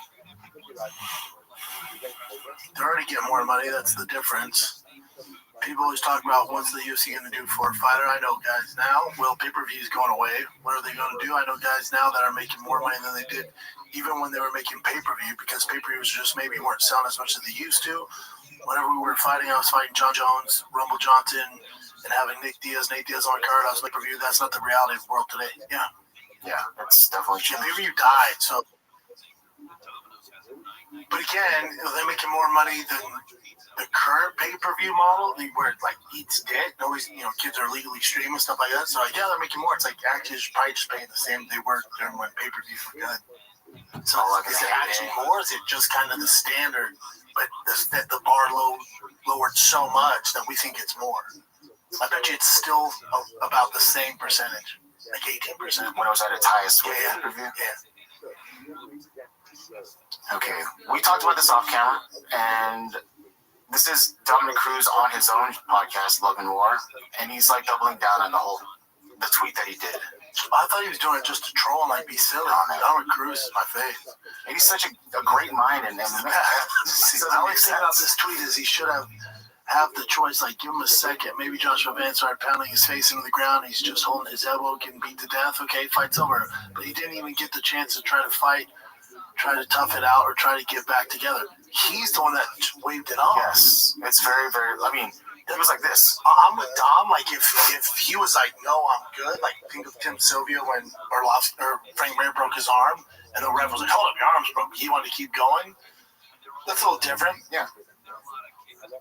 But Pantoja literally was like, oh my god, dude, stop. Yeah, fucking arm.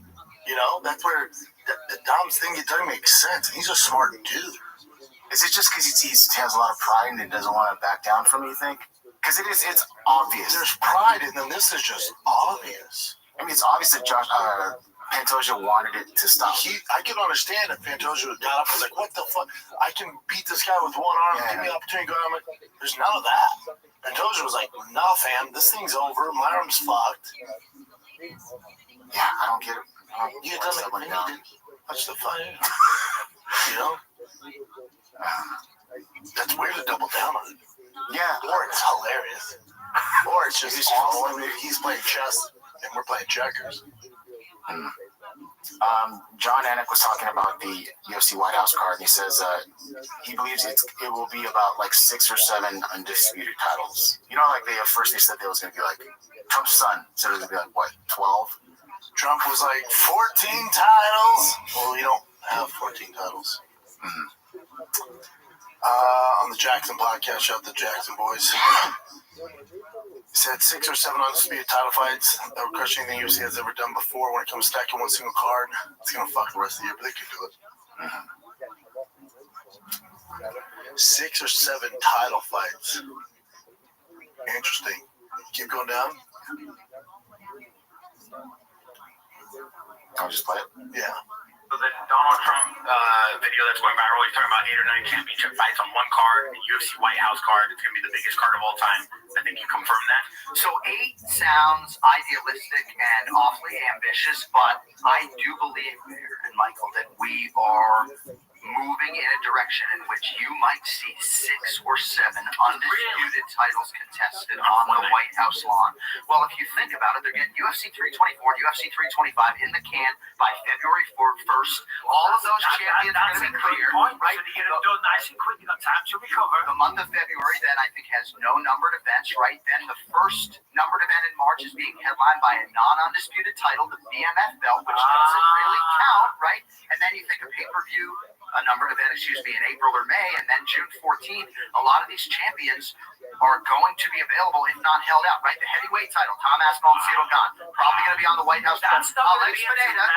Well, maybe Aspinall, right? But I think you'll get like Josh.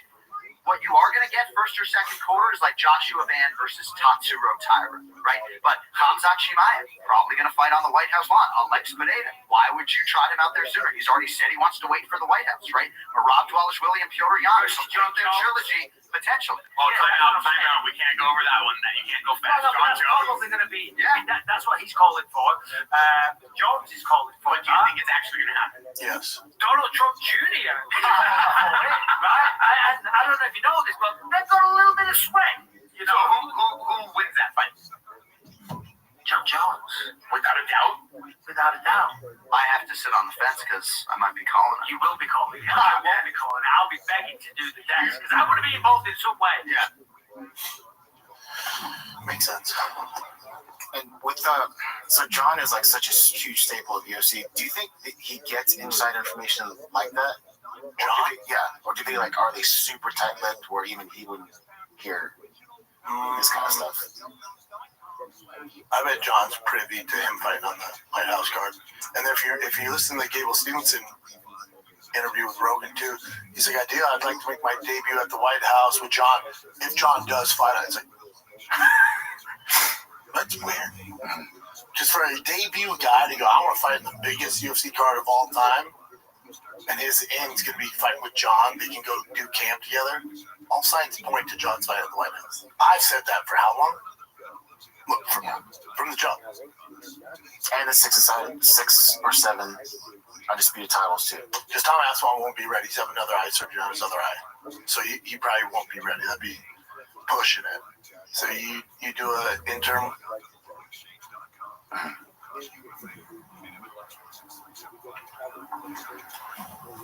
Alrighty. What do you think of this matchup? Dominic Reyes versus Johnny Walker.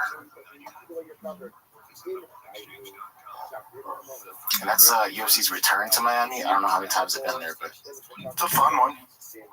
Not much going on there as far as contenders, but it's a fun one. Definitely a fun one. Yeah. I'll take it. Yeah. And I thought this was the first thing you were going to say about Joe Rogan, but Joe Rogan also... I haven't heard about this. What is this? So, Ilya Tapuria's wife, or ex-wife, sorry.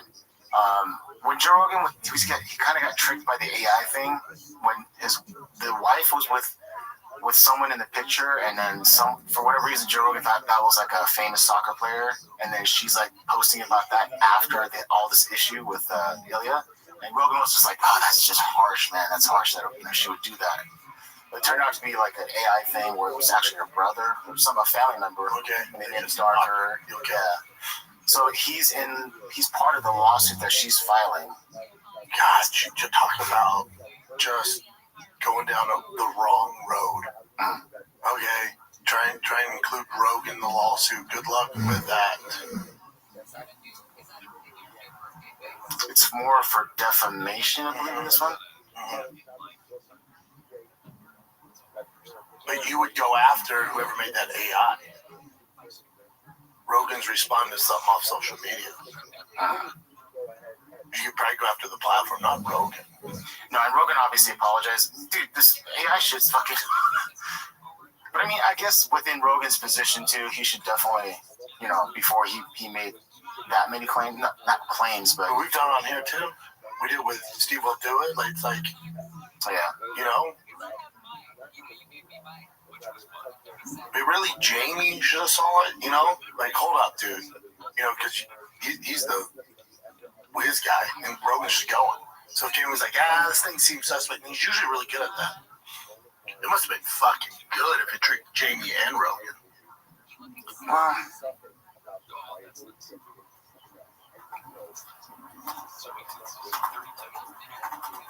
I always forget her name, Georgina. Did she post it? Yeah. No, her original one was posted, but not the doctor one. So this is the original one. And then this is the doctored one. It's pretty fucking good. That would have got me, that's for sure. But I mean, I don't know unless you're really familiar with soccer players. Someone looks like him, some random soccer player. I don't know, man. And I mean, like Rogan, I don't know fucking soccer. I don't know. Okay. I mean, I wouldn't even see, even with Jamie, I wouldn't know, like, this is it just seems like it's a dude. Unless you really are looking in detail out through her Instagram and she's seeing that's her brother. Yeah, I don't know. But, Rogan called her a monster. Yeah, if this was true, yeah, that's true. Fucking monster moves, man. Hey, I got you. It's gonna start having a lot more. Oh my goodness. It got Brian in the early days. Oh my god. Anything Brian sends me, I'm always like, dude, please stop. Okay. So the Trump family is investing $23 million into Connor's MMA Inc. What's MMA Inc. though? Is that like his what? That's his like MMA company business thing, but I don't know exactly what it's gonna do. Yeah, I don't either. Good for him, but I think too, Connor's will be counted as one of the title fights as well. It's gonna be for the BMF title against Chandler. Oh yeah, it is a title. Yeah. Alrighty. I wouldn't even be surprised if they do like some new belt, like the Donald Trump BMF belt. It's like a different. There might be a BMF, a few legit title fights, and then the White House belt. Yeah. The White House belt has like the American flag. It's gonna be sick. Fuck yeah. Give me that belt. I would love to fight for that belt. Yeah, there you go. They can have many belts. That's what's gonna happen. It's gonna be some random shit like the Freedom Badass belt. You know, they're gonna make something up. Again, I don't give a fuck. Do it. Give me the fights I want. Tell us whatever belt you want on there. Yeah. The White House belt would be freaking dope, though, man. I wanted to ask you about this. This is this girl won. This is from IBJJF Instagram, and then she used a technique with her gi, and this got over 111 views. 111 million views, and people are like torn. So let me just play it for you.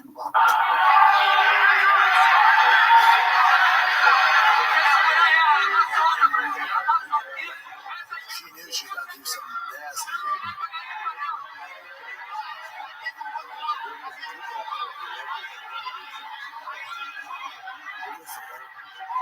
What's the problem?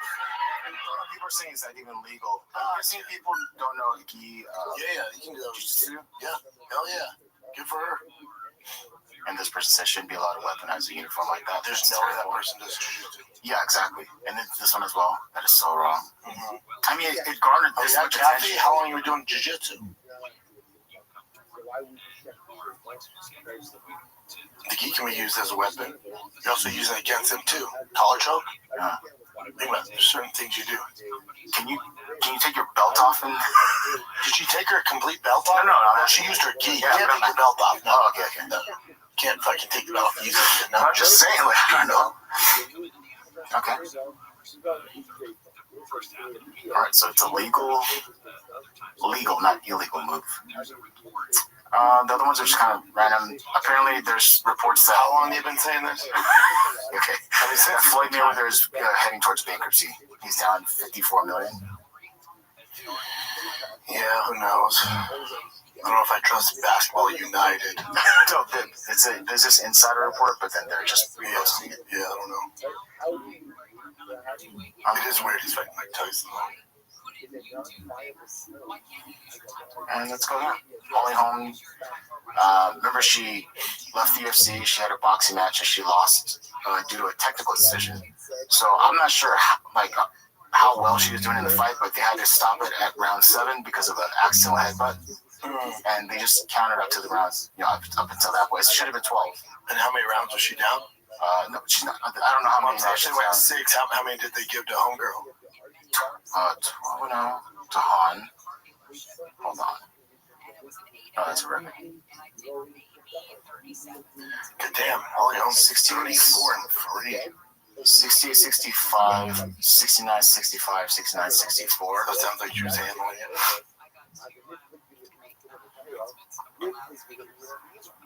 Yeah, and Holly was pretty much saying, yeah, that's the game.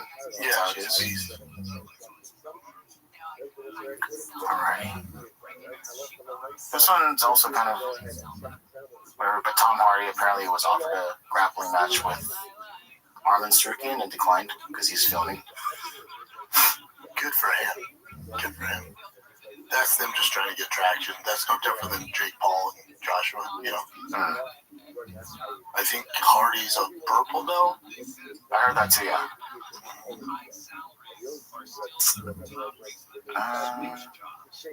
He was like, dude, I'm fucking filming Peaky Blinders 2 or some shit. I don't have time for this bullshit. Why do I need that money like these other guys?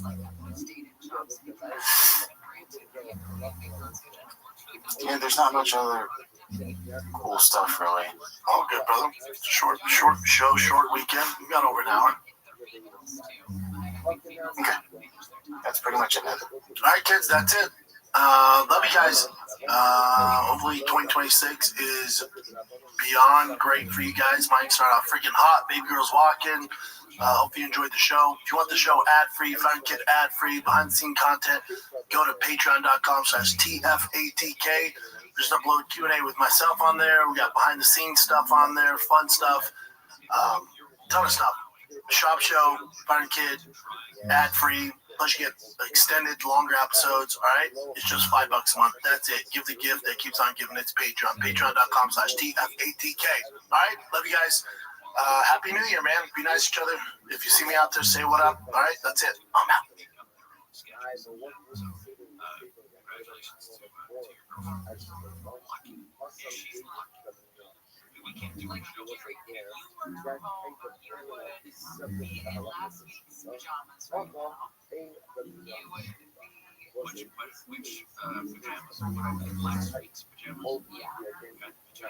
When it comes to MMA, you could say Khabib is the GOAT, John Jones is the GOAT, Conor McGregor, Demetrius Johnson, Anderson Silva, Amanda Nunes, Fedor Emelianenko.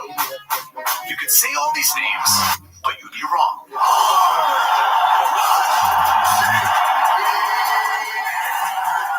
One of the greatest, if not the greatest of all time. George Shapiro is the greatest mixed martial arts of all time. This guy was my father's favorite fighter. I grew up watching his fights. The rise of George St. Pierre from a bullied karate kid to the unquestionable MMA GOAT is nothing short of spectacular. So, Matt, I would be world champion. Thank you very much. He beat everyone he ever faced. George is one of a handful of people who started approaching the sport in a truly professional fashion. When I do something in life, I go 110%. I win, I win big, I lose big. I've been an underdog all my life, but I work hard to be where I'm at. But he's had no shortage of criticisms. You're not finishing fights. You never win up a weight class. People say that you're kind of boring, not as good as people think. And you're too tactical. You're not providing the drama that a fight should. And had an abundance of controversies. I'm not saying GSP Grease. I'm just saying he was slick. Grease skate and everything else that is being called. They poisoned my IV with some kind of weird ass stuff. I'm blown away that George St. Pierre won that fight. This is the entire career and legacy of George St. Pierre. Everything I've done in my life was to get me closer to my ultimate goal. I want to be known as the best fighter in the world. I wanted to become UFC world champion. I wanted to become the best fighter. That was my my dream. If people think my goal was to be Chavez, it's BS. It's not my goal. And I'm just here to answer one question. A lot of people, including myself, consider you the greatest of all time. Do you agree? How can a guy who loses like this call himself the GOAT? That's GSP getting knocked out by a fighter with a 9-4 record.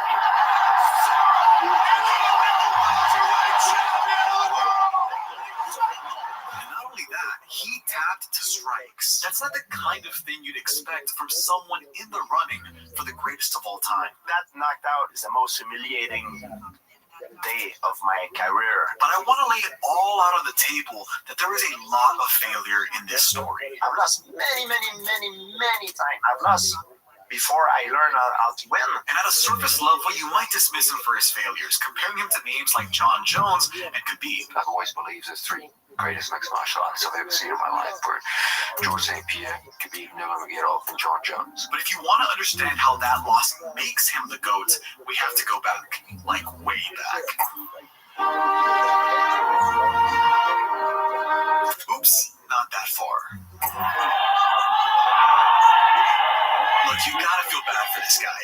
He's wrestling a young George St. Pierre. He had no chance, even as young as George is here. And as impressive as GSP's wrestling was by the time he was 19, it wasn't his first martial art. Because before I started wrestling, I was a karate guy, pure. And I just acclimated myself very well to wrestling. People were like, no way, karate, no. And it's karate that allowed me to cut the distance and to take the people down. I started when I was very young.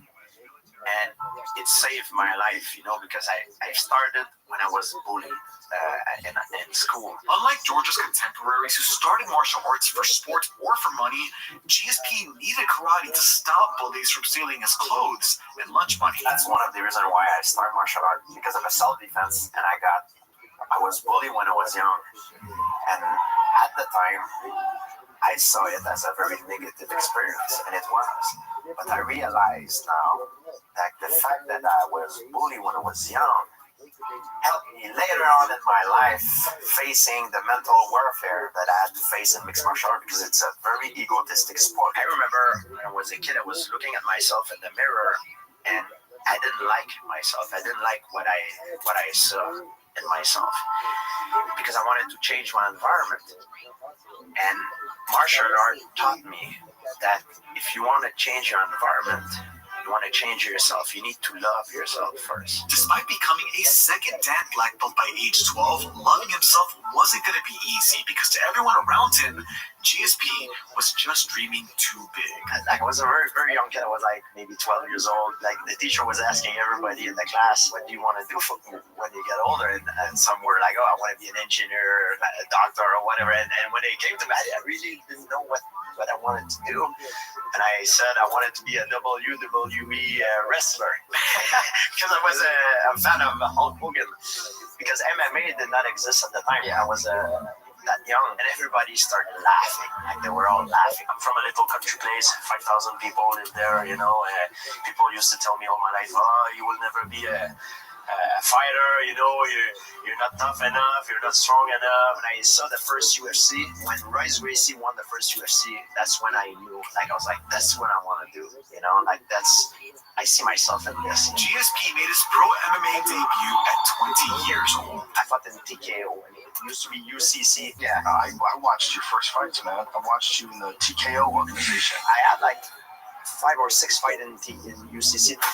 Where I'm from, my country, it was illegal in Canada, I remember every fight I didn't make much money. My first fight I made $1,300 because my opponent did not make weight, so I gained 30% of his purse. What's my bad? I missed the pounds weight.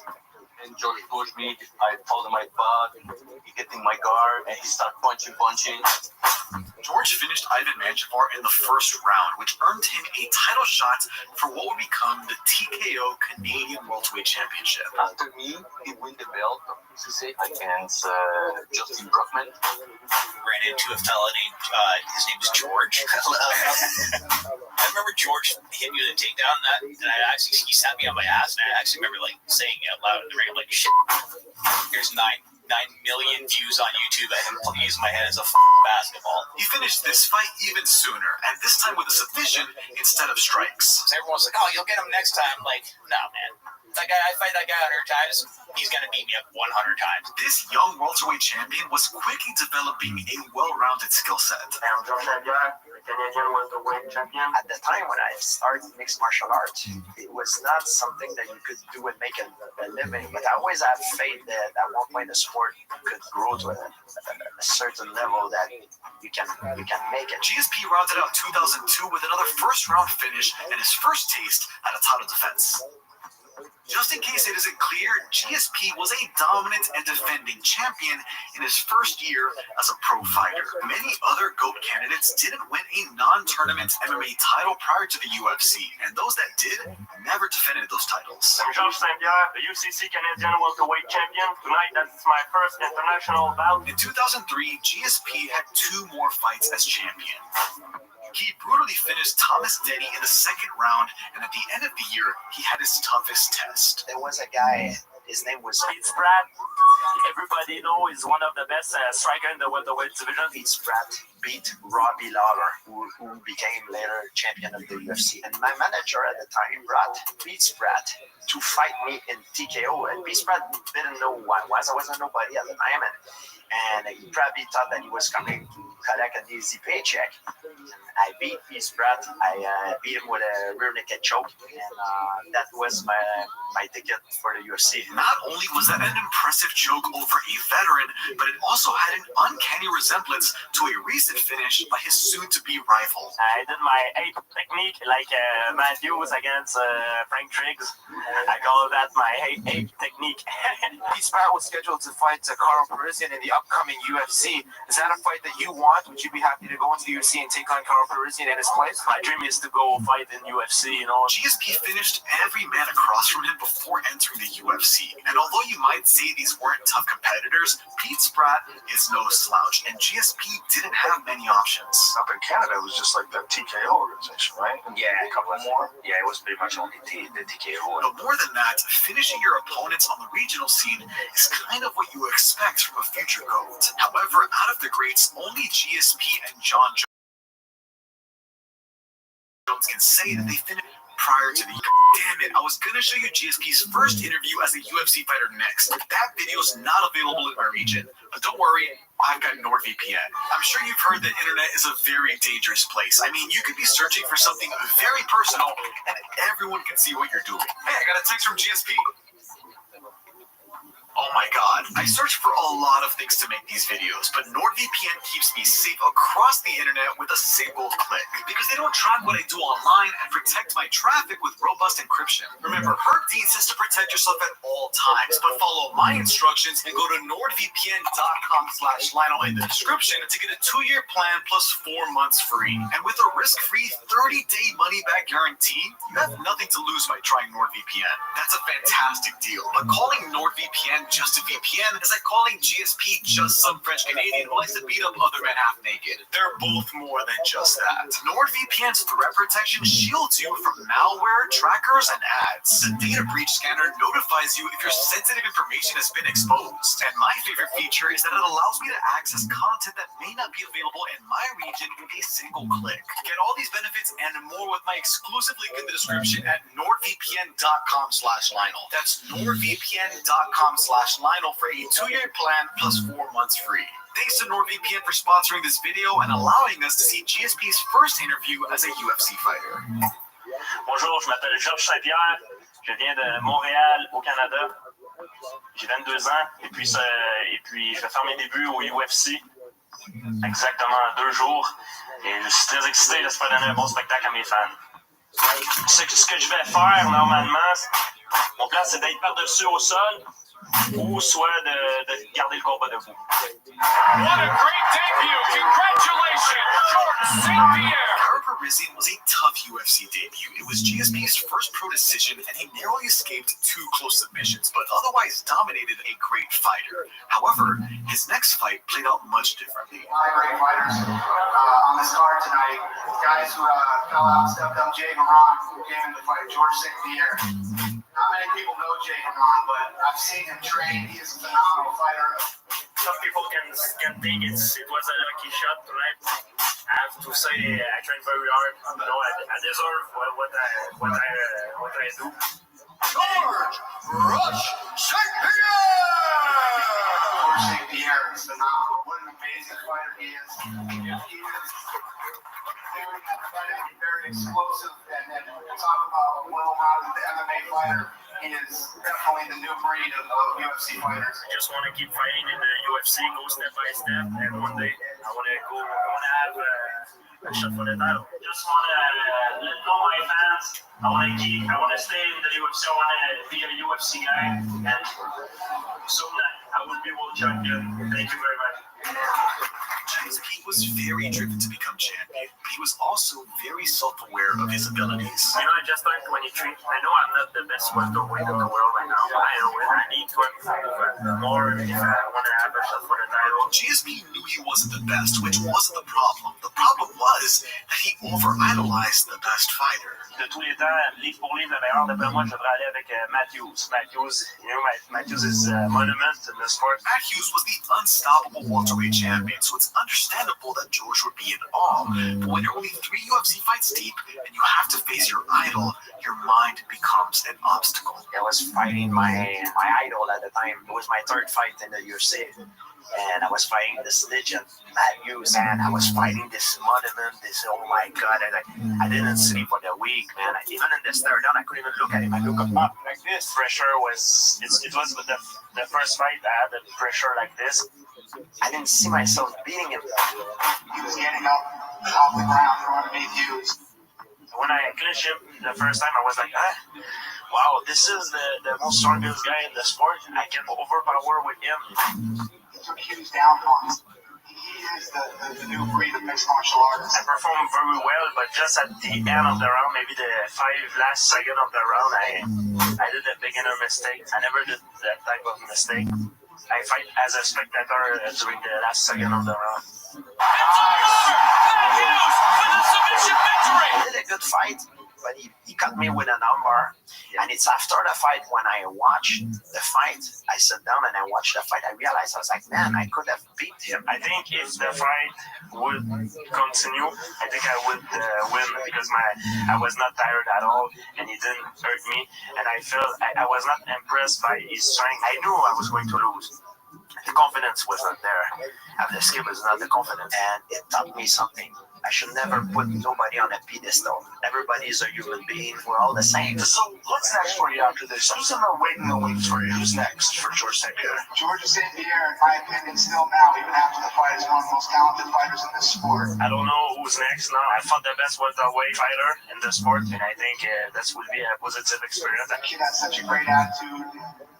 I couldn't say enough good things about him. GSP was just 23 years old when he was thrown at a legendary champion in just his third UFC fight. Comparatively great fighters like John Jones, Khabib Nurmagomedov, and Alexander Volkanovski didn't fight for a belt until at least their 8th UFC bout. GSP was just 4-2 green, and had he taken a safer road to the belt with more tune-up fights, he may have never suffered this loss. But it didn't matter. He had the right mindset.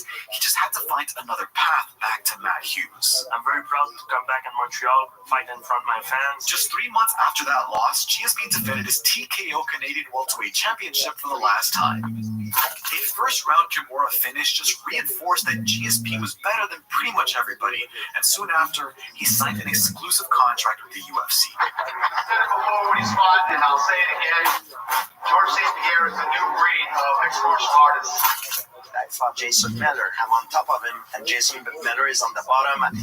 We're near the fence. I think we're in that bird, and I threw real big elbows. He's cornerman. They're screaming at me, F you, Frenchie, go back in your country, Frenchie. And then I look at him, F you, and then I boom, boom. George St. Pierre, congratulations. Now, you just told me you were sick coming into this fight. You can't even breathe out of your nose. Is that true? I don't want to give an excuse. You can't excuse. You just dominated. There's no excuse. Fighting is my life. That's what I love love to do it my life. And I hope I'm going to do it for a long time. That was a dominant win, but it was expected. Jason wasn't the caliber of fighter that George was, but George's next opponent would be Frank Trigg, a terrifying opponent who challenged for the UFC title twice already and almost submitted Matt Hughes. The question is, was George's mind strong enough to face another legend? You know, do you get scared going into a fight? Of course I'm scared. I'm not scared of my opponent. I'm scared to not perform like I'm supposed to. I was afraid every fight, but it does not matter. Because as much as I'm afraid, you know, I'm by no means a perfect man, by no means, but one thing that I'm not a coward. No matter who I'm fighting, I'm going to go out there and I don't care about how I feel because it's subjectivity. I only care about the objective. What I need to do in order to take you out of your comfort zone. He's dominating Frank Trigg. This is surprising. Me, myself, how I feel, if I'm sick or not, what the other people think, that does not exist. The only thing that exists and matter is the objectivity, the things that you need to do to succeed. These need to be done at all costs. George St. Pierre, that was the most dominating performance we've seen from you in the octagon against one of your toughest opponents. I mean, are you just getting this much better? The short answer was yes, he was getting that much better. But according to George's very first opponent, he didn't fully make the turn into the man we know today until his next fight. But George came the George we know today after Sean Sharp. I believe Sean Sharp has a broken nose. His nose is a bloody mess. Sean Sharp could not withstand an assault of elbows and fists by George St. Pierre, who is the winner in this welterweight bout. GSP completely destroyed a legend, a man who would eventually become the second UFC lightweight champion. So you know what was on GSP's mind. Am I gonna go on my knees like that and ask the UFC management to give me a world title shot? Please, I want the belt so bad. Give it to me. Didn't get a title shot as a result of that plea. He had to fight BJ Penn. Toughest fight that I had was my first fight with BJ Penn. The most skilled martial artist that I ever fought. He was like the perfect fighter. For the uninitiated, BJ Penn is one of the greatest fighters ever. He was a former welterweight champion and future lightweight champion. He catch me with, I think, a jab right in the eyes. I saw him in double, tried to run away, you know, the first round because I tried just to survive. Couldn't fight with him. I saw BJ Penn in front of me. Was good everywhere. He had very little weaknesses.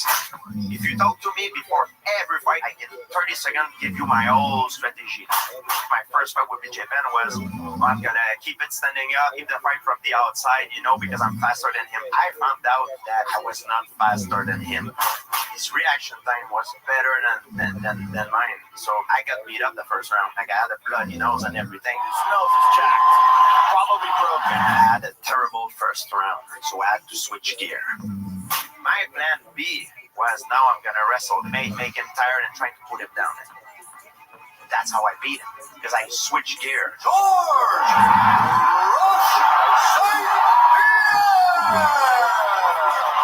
The win over BJ was a massive deal, even if it was a split decision. It proved that GSP could be champions, so now it was time for GSP to get up close and personal with his idol. I'm very glad you won that fight, Matt, but I'm not impressed by your performance, and I look forward to fight you in the near future. That was probably the most polite call-out ever, but before we get to the rematch, we have to talk about The Ultimate Fighter. The fourth season of The Ultimate Fighter gave unsuccessful UFC welterweights the chance at a title shot. What made it interesting is that GSP was one of the coaches, and everyone knew that GSP was going to fight for the belt before the winner of the reality show competition. So the people George was training knew that they were either going to fight Matt Hughes or possibly GSP at the end of their season. And you can imagine how awkward it was when Matt Hughes showed up during the show. I don't want to be friends with him. I don't want to share any technique with him. And despite avoiding him, Matt Hughes was insistently annoying to GSP at a sushi dinner, bringing up armbar defense and just asserting dominance. But in the background, the season's prime underdog, Matt Serra won all his matches to win the Ultimate Fighter and guarantee a future welterweight title shot. The only two questions now were, would Matt Serra fight GSP or Matt Hughes, and would GSP finally overcome the pressure of fighting his idol? A very therapeutic things that I like to do is drive my car around and see normal people. I drive and I see an old lady with her grocery store bag. Straight long punches by George. I'm thinking, like, she doesn't care if I win the fight Saturday or not. She's not even gonna hear about it. High kick and versatile with a striking. I look, oh, it's another guy yelling to another guy. Good leg kick, a smile on Hughes' face. Oh, this guy is going to the bank to pay his mortgage. That one did some damage. They don't care. They don't care, you know. The effect that I have on the universe is so freaking small. Nobody cares. I'm the only one putting the pressure on me.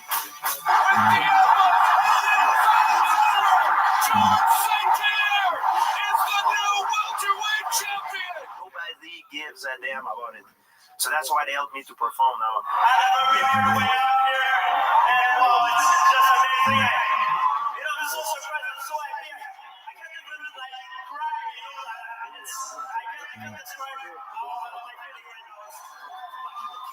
He beat his idol, and he beat him in dominant fashion to become champion.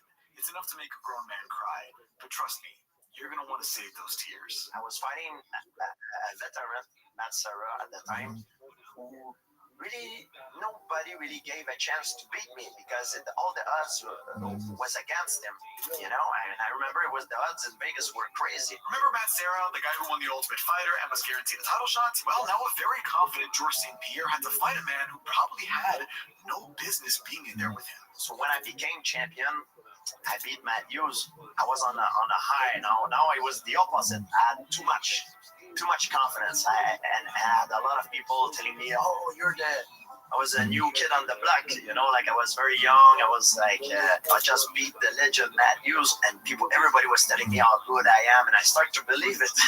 Unfortunately, I respected Matt Serra, but I felt like I was not scared enough. I get into the fight, I was kind of stiff. How often did you doubt yourself when you were competing? Every fight. Matt Serra is the only fight that I slept well.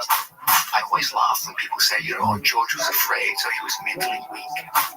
That's a very, very shallow understanding of mental strength and weakness. I trained well and everything. I felt like I was stiff and my hand I didn't let my body go. It was weird. I don't know. When I got hit by Matt Serra the first punch, I got punched by a looping punch that I never saw coming, and I got dizzy. His standards were very, very high. That's what he was afraid of. He wasn't afraid, he was a opponent. I got wobbled and I got so angry. I was like, because back in the day it was like 5 to 1, 10 to 1 the odds. I got wobbled by a guy like this.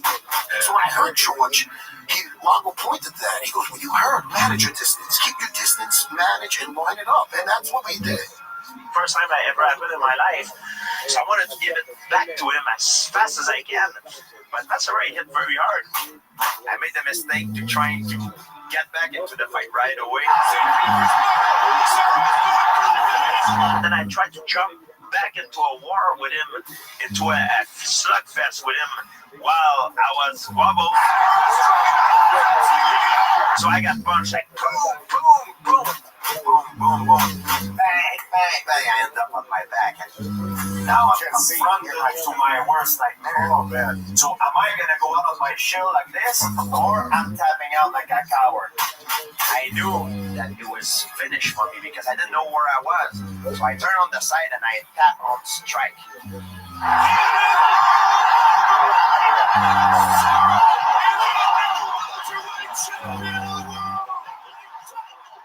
It's a big thing, and I got blamed a lot because he said, "Oh no, he's a quitter. He tap out. He tap on strike."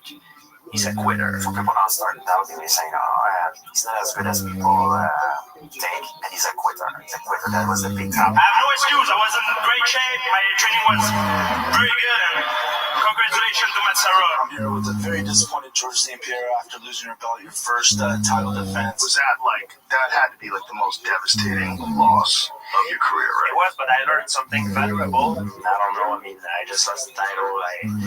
I lost. Period. I'm not used to that. I hate to lose. Fight with Matsara taught me that I should never underestimate nobody. No matter how good you are, how good people tell you are, you're always at one mistake to lose everything. I have no excuse, by the way. I lost. Period. Thank you, and I want to say thanks to my fans who stick with me, and I'll get back stronger. GSP's title reign died almost as quickly as it began, murdered by his own ego and perhaps the greatest upset in UFC history. Most people would not be able to recover from such a humiliating failure, but George St. Pierre is not most people, and there's still a lot more story for you to see. And by the way, everybody out there, don't watch the rematch. Oh no, Matsaro, we're gonna get to that rematch, but to truly appreciate GSP's determination to win, you have to understand the people he surrounded himself with. By this point in his career, GSP had pretty much assembled the Avengers of cornermen and trainers. He had kickboxing champion Phil Nurse for his striking, but even more notably, he had 4 other legendary coaches. You put together a great camp now, though, man. You go to so many different great guys. John Danaher, who's one of the most underrated or underappreciated jiu-jitsu coaches in MMA. In the world, really. That guy's a bad motherfucker. John Danaher is highly regarded as one of, if not the greatest mind in submission grappling, and George would stop at nothing to train with this man. George, when I first met him, was a garbage man. He would jump on a bus from Montreal to New York. It's a long bus ride. He would come down on Friday afternoon when he finished work as a garbage man, stay for the weekend, and then late on Sunday night he would jump on a bus all the way back to Montreal and work as a garbage man. That's an extraordinary commitment for a young man. I've always said George is the only athlete that I ever coached who taught me more than I taught him. Not only does he have Danaher to improve his jiu-jitsu, but he has Greg Jackson in his corner, the man who led Holly Holm, Rashad Evans, and of course John Jones to UFC world titles. But George's team accolades don't stop there. Every day I fight time, I go to Freddie Roach to work on my boxing. George trained under Freddie Roach, the man who trained Manny Pacquiao, James Toney, and other boxers, becoming one of the best boxing trainers ever. And last but certainly not least, we have Firas Zahabi. He's one of the smartest guys I've ever talked to. Firas is a genius, legitimate genius. Knows everything about MMA. Firas Zahabi is one of the greatest minds in mixed martial arts and was GSP's main MMA coach for the majority of his career. And some might call his methods a little mad. But Firas, some of the guys, Firas went to tell them, like he whispered to them, is, hey, if you knocked out George in sparring, I'll give you money, or things like that. Yeah, man, it's like, he's crazy. Firas is crazy. Firas is my worst enemy in training sometimes, George was like, he was on your show and he was saying, I'll try to kill him in the practice room. Now, it's true, he's right. I'll give a speech. The first guy to double leg him, the first guy to put him out, a $5,000 reward. To knock him out, to hurt. If you knock George out, I'll give you $5,000. As crazy as that sounds, you can't deny the results. And GSP genuinely believed that these were the right guys to have beside him. Firas and John, for me, are the most competent people that I can have to help me going to fight someone, because they're not really only trainers, they're teachers. And I would say the same thing about Freddie Roach. A group of trainers like this was not only essential for GSP's skill building, but he needed them to mentally prepare to dominate this division. So my family, before the fight, I stay away from them. I stay away from a lot of the people that I love, that are my circle of friends. I bring back closer the people like Firas, John, the fighters, guys. When you go into war, you don't bring your wife, your kid, your family. You bring the people that you go into war with. This mentally impregnable GSP was now on a war path to his belt. And unfortunately for Josh Koscheck, he just happened to be in the way. I think I'm better than him in every single aspect of the game. I'm very prepared for this fight. I think people underestimate some of my skill. How prepared he is, I don't know. He really brought it to Koscheck in a way that Koscheck wasn't expecting it, and that threw him out of his game. I'm not thinking about what he's going to do to me. I'm thinking about what I'm going to do to him. He He out-wrestled the wrestler. Josh Koscheck, being a phenomenal wrestler, just got completely thrown out of his game and found himself on his back for the majority of the match with George St. Pierre just delivering a beating. I want to apologize to my fans for my last fight. I think it's the best thing ever. The best thing ever happened to me for my career. And now I'm a brand new version. I'm better than ever. So with this win over Koscheck, you've been pretty much guaranteed a welterweight title shot. It's going to mean a lot to you to get a chance to get your belt back. Absolutely. I learned a lot from my mistake last night, and I'm the kind of guy who will never make a mistake twice. As someone who watched all of GSP's fights to make this video, the Koscheck fight felt like his turning point, which couldn't have come at a better time because Matt Hughes was challenging Matt Serra for the welterweight title just a few months later. However, Matt Serra got injured, so George St. Pierre sees the perfect opportunity to not only compete for the interim welterweight title, but to also settle his trilogy with his idol. I'm fighting for the title now. I'm very glad. I want to get back to what I've lost. Well, I'm very excited for Saturday night interim championship 5-round against Matt Hughes. I made a mistake last night. I learned a lot from it. That loss was probably the best thing ever happened to me. I came back stronger than ever, and now I want to bring back the title in Canada. One thing about fighting George is I know he's ready. I know it's going to be a war. I cannot promise my fan that I will win. What I can promise to my fan is that they will see the best George St. Pierre, the most well-prepared George St. Pierre I can be. Where he goes, St. Pierre, you up next. Are you ready? I'm like, yes. 1 minute, sir. Go in the bathroom by myself. I go look at myself in the mirror, and that's what I do before the fight. I'm telling myself all the reasons why I think I will win the fight. Try to convince myself like a kid, like I'm the greatest, I'm the strongest. As long as I believe it, it will transform the way I see myself and will make me more confident. I'm beautiful, I'm strong, I'm this. I train harder than him. I put more time than he did. Faster, I'm stronger, I'm gonna win. I have better trainers, I have better training partners. I flew in all these killers in training camp to try to test me, and I got through like a champion. These young guys, they lose, but I'm gonna show them the way to do it. George St. Pierre defeats Matt Hughes again. When I get out of the bathroom, I'm not the same person that I was when I got in. It's showtime. So that's why I'm gonna take off this belt, because for me, yes, it's a good collection, but doesn't mean nothing to me. Thanks to the UFC to give me that. It's a good honor. But the real champion is Matt Serra, and until I don't get my belt back, I'm not gonna consider myself champion. Imagine having such a fierce mindset that you can demolish the man who gave you your first loss for a second time, earn another belt, and only focus on the other loss you haven't avenged. Look, I've never lost a world title in front of millions of people, and you probably haven't either. But we can all resonate with not only the fear of humiliation, but the draining weight of when you are humiliated. I was terrified before every fight, and there's a lot of people watching you. I was not so much afraid of getting hurt, even though I knew it was a possibility. I was afraid to be humiliated. My ego. I saw a sports psychologist, and he says to me, you're not focusing on the right thing. You're focusing always on what happened in the past. You live in the past. You need to live in the present moment. And I don't like that feeling. It makes you very uncomfortable. It's very, very stressful. So he made me carry a brick and made me wrote a name, Sarah. That's Sarah. I was carrying a lot of bricks, and this brick, the name of that brick was Matt Serra. And I carry that brick every day, every training. Carry a lot of bricks on myself. But when you carry a brick only one day, it's not heavy. But if you carry the same brick like every single day in the years, it's become heavier. And after a while, man, my back is heavy for nothing. It's sucked, I realized through time that every fight is bigger than the last one, so you're more afraid. Every fight is bigger, and you have more to lose. And I carry it until the time I got tired of carrying it. Like, you know what? I should not be afraid to say that I'm afraid. There is no courage without fear. Took the brick. I went near the St. Laurent River.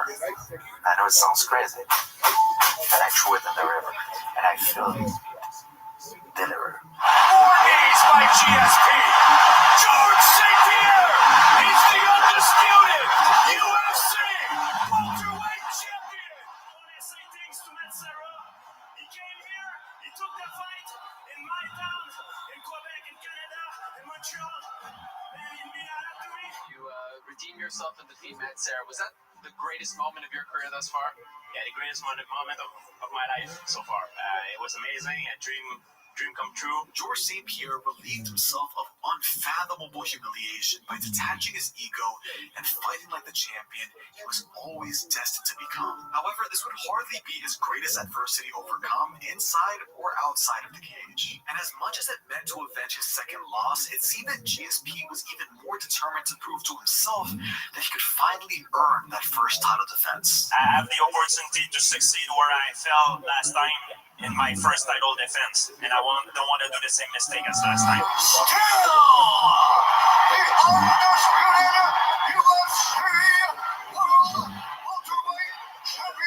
GSP walked through John Fitch, a man on a 16-fight win streak, and that meant quite a lot. But as you'll recall, GSP doesn't like blemishes on his record, and there was a certain legend he did beat, but it was via split decision. I'm ready to fight everybody. Everybody who deserves a shot, and I know BJ Penn won it.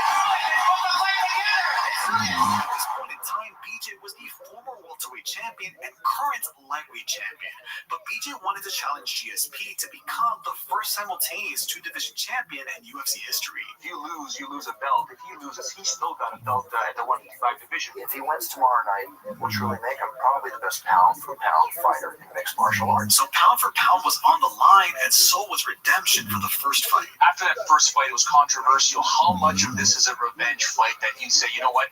I gotta prove the fact that, you know what, I won that first fight. I want some revenge. I've been saying that the whole time you're lucky if in your lifetime you get to see 3 or 4 of these types of fights. He put on some extra motivation when he said some bad things about me and about the people that I like. A lot of things that he has said, it's not nice about me. BJ says we're going to fight to the death. I'm really going to be trying to kill you on Saturday night, and for some reason I believe him. I really admire BJ. I got a lot of respect for him, but I want to be known as the best fighter in the world, and to be the best, the guy to beat is BJ Penn. 2 guys in their prime, both hungry, both champions, and both going into a fight wanting to finish each other. Like Dana said, this is one of those fights going to make history. At the time, every MMA fan couldn't help but wonder, what was GSP going to do differently to put a stamp on this feud? Let's say we're equal. We're the same person. What's going to make the difference between me winning against you or you winning against me is the tactical. I will know where I can take you out of your comfort zone and I can bring the fight where I'm the strongest. I program like a computer how I want to react against that specific problem. I bring a lot of speed, I bring good reflexes, I'm going to calm, I'm going to give everything, fight with my heart. When I fought BJ Penn, I knew that BJ Penn had the best reaction time of all fighters we have seen in UFC. I knew that BJ Penn has a very fast reaction time, but had a very poor reset time. BJ Penn was so fast, it's like more like a sprinter. So when I did the second fight, when I fought BJ Penn, I made him flinch. I knew I broke him mentally after the first round. So all that reaction time that he used to flinch was not used to avoid my punches. Were you surprised that he lasted as long as he did because you were putting a pretty bad weapon on him? Not at all. He's a very tough guy. So he got overwhelmed and he got tired very, very fast. So that's how I beat him.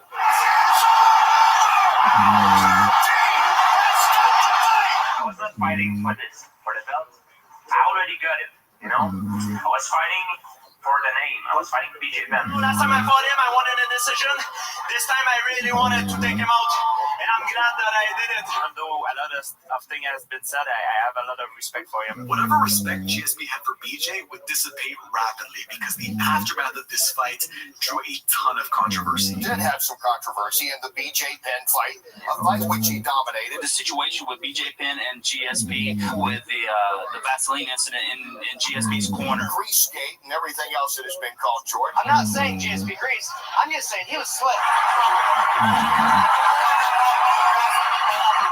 GSP's corner appeared to rub Vaseline on his back in between rounds, which BJ argued was an intentional tactic to give GSP an advantage in the grappling exchanges. I didn't know what happened because I wasn't in the fight, so when you're in a fight, you don't realize what happened. You've heard some of the blogs. Why did George have to resort to using extra Vaseline? He was dominating the fight. He was going to win the fight anyway. Either the trainer was a very good trainer with a lot of experience, and leaving some of that residue on there was a great trick that has probably worked many other times before. Trust me, he's not the first one to do it. I still, I still want my fair fight, man. I didn't get my fair fight. I want my fair shot. I feel bad. I think Japan tried to discredit me for my win. Scenario number two is he's an inexperienced cornerman that when he applied Vaseline on the fighter, didn't realize that he still had Vaseline on his hands. So you make your own judgment on that. There was an official hearing with the Athletic Commission, but ultimately GSP was not found to be a cheater, and GSP doubled down by trolling BJ Penn. I can't handle the pressure anymore. I'm falling apart. I did cheat, but not in a way that people think.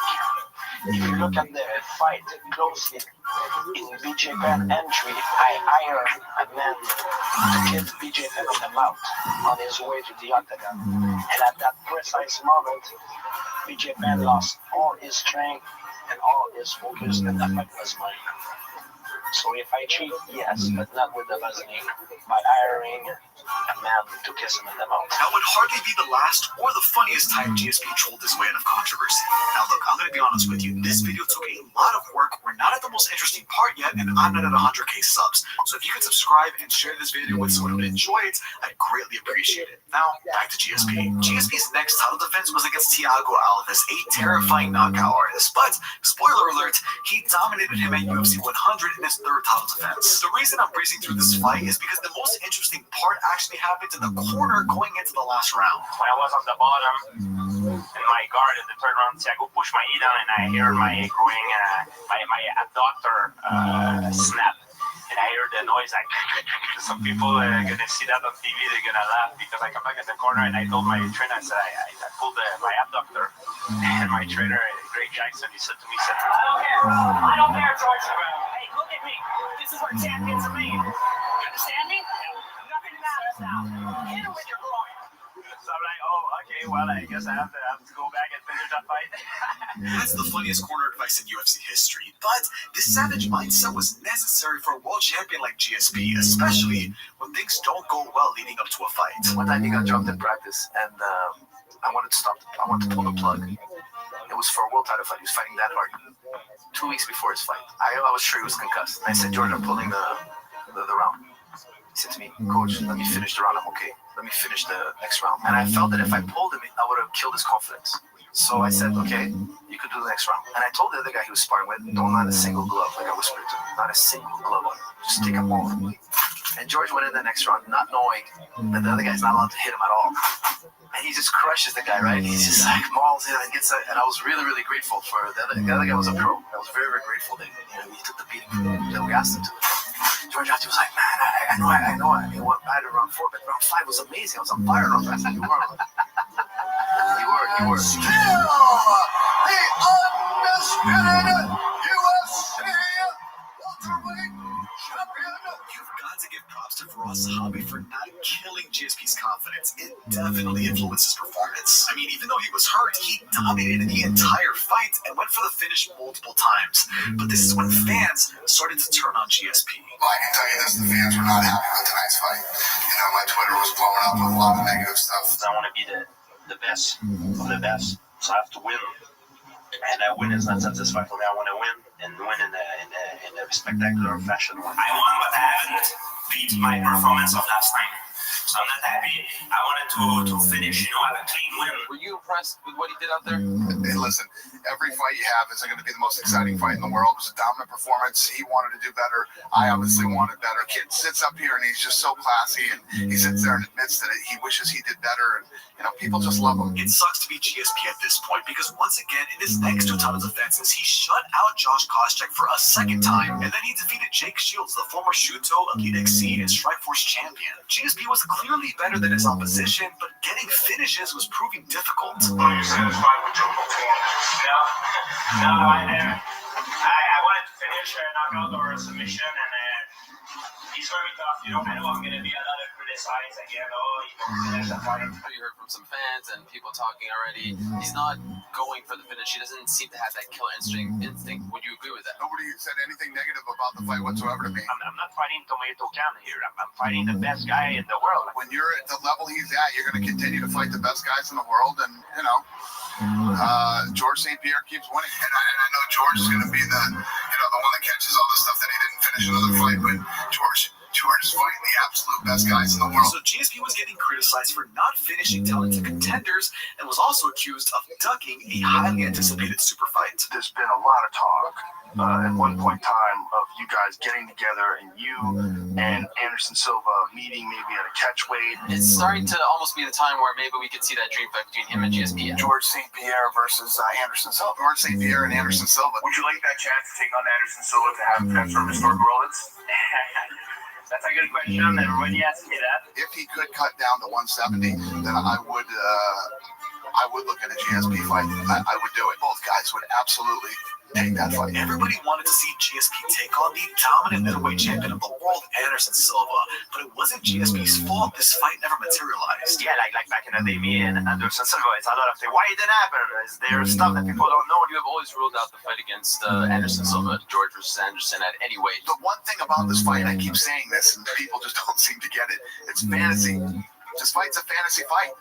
Other things have to happen before this fight can even be talked about. I don't like the idea of GSP moving up. Yeah, I've never once talked to Anderson about fighting George St. Pierre. I've never said, hey, let's set up a fight and let's do this and that. I've never said it. I said, okay, I'll fight Anderson Silva in a catch weight. He go down a little bit and I go up a little bit. And also I want to test for a drug. I want drug tests. And at that time it was before USADA and UFC didn't want that. They didn't want starting in drug tests. The UFC never wanted to do it.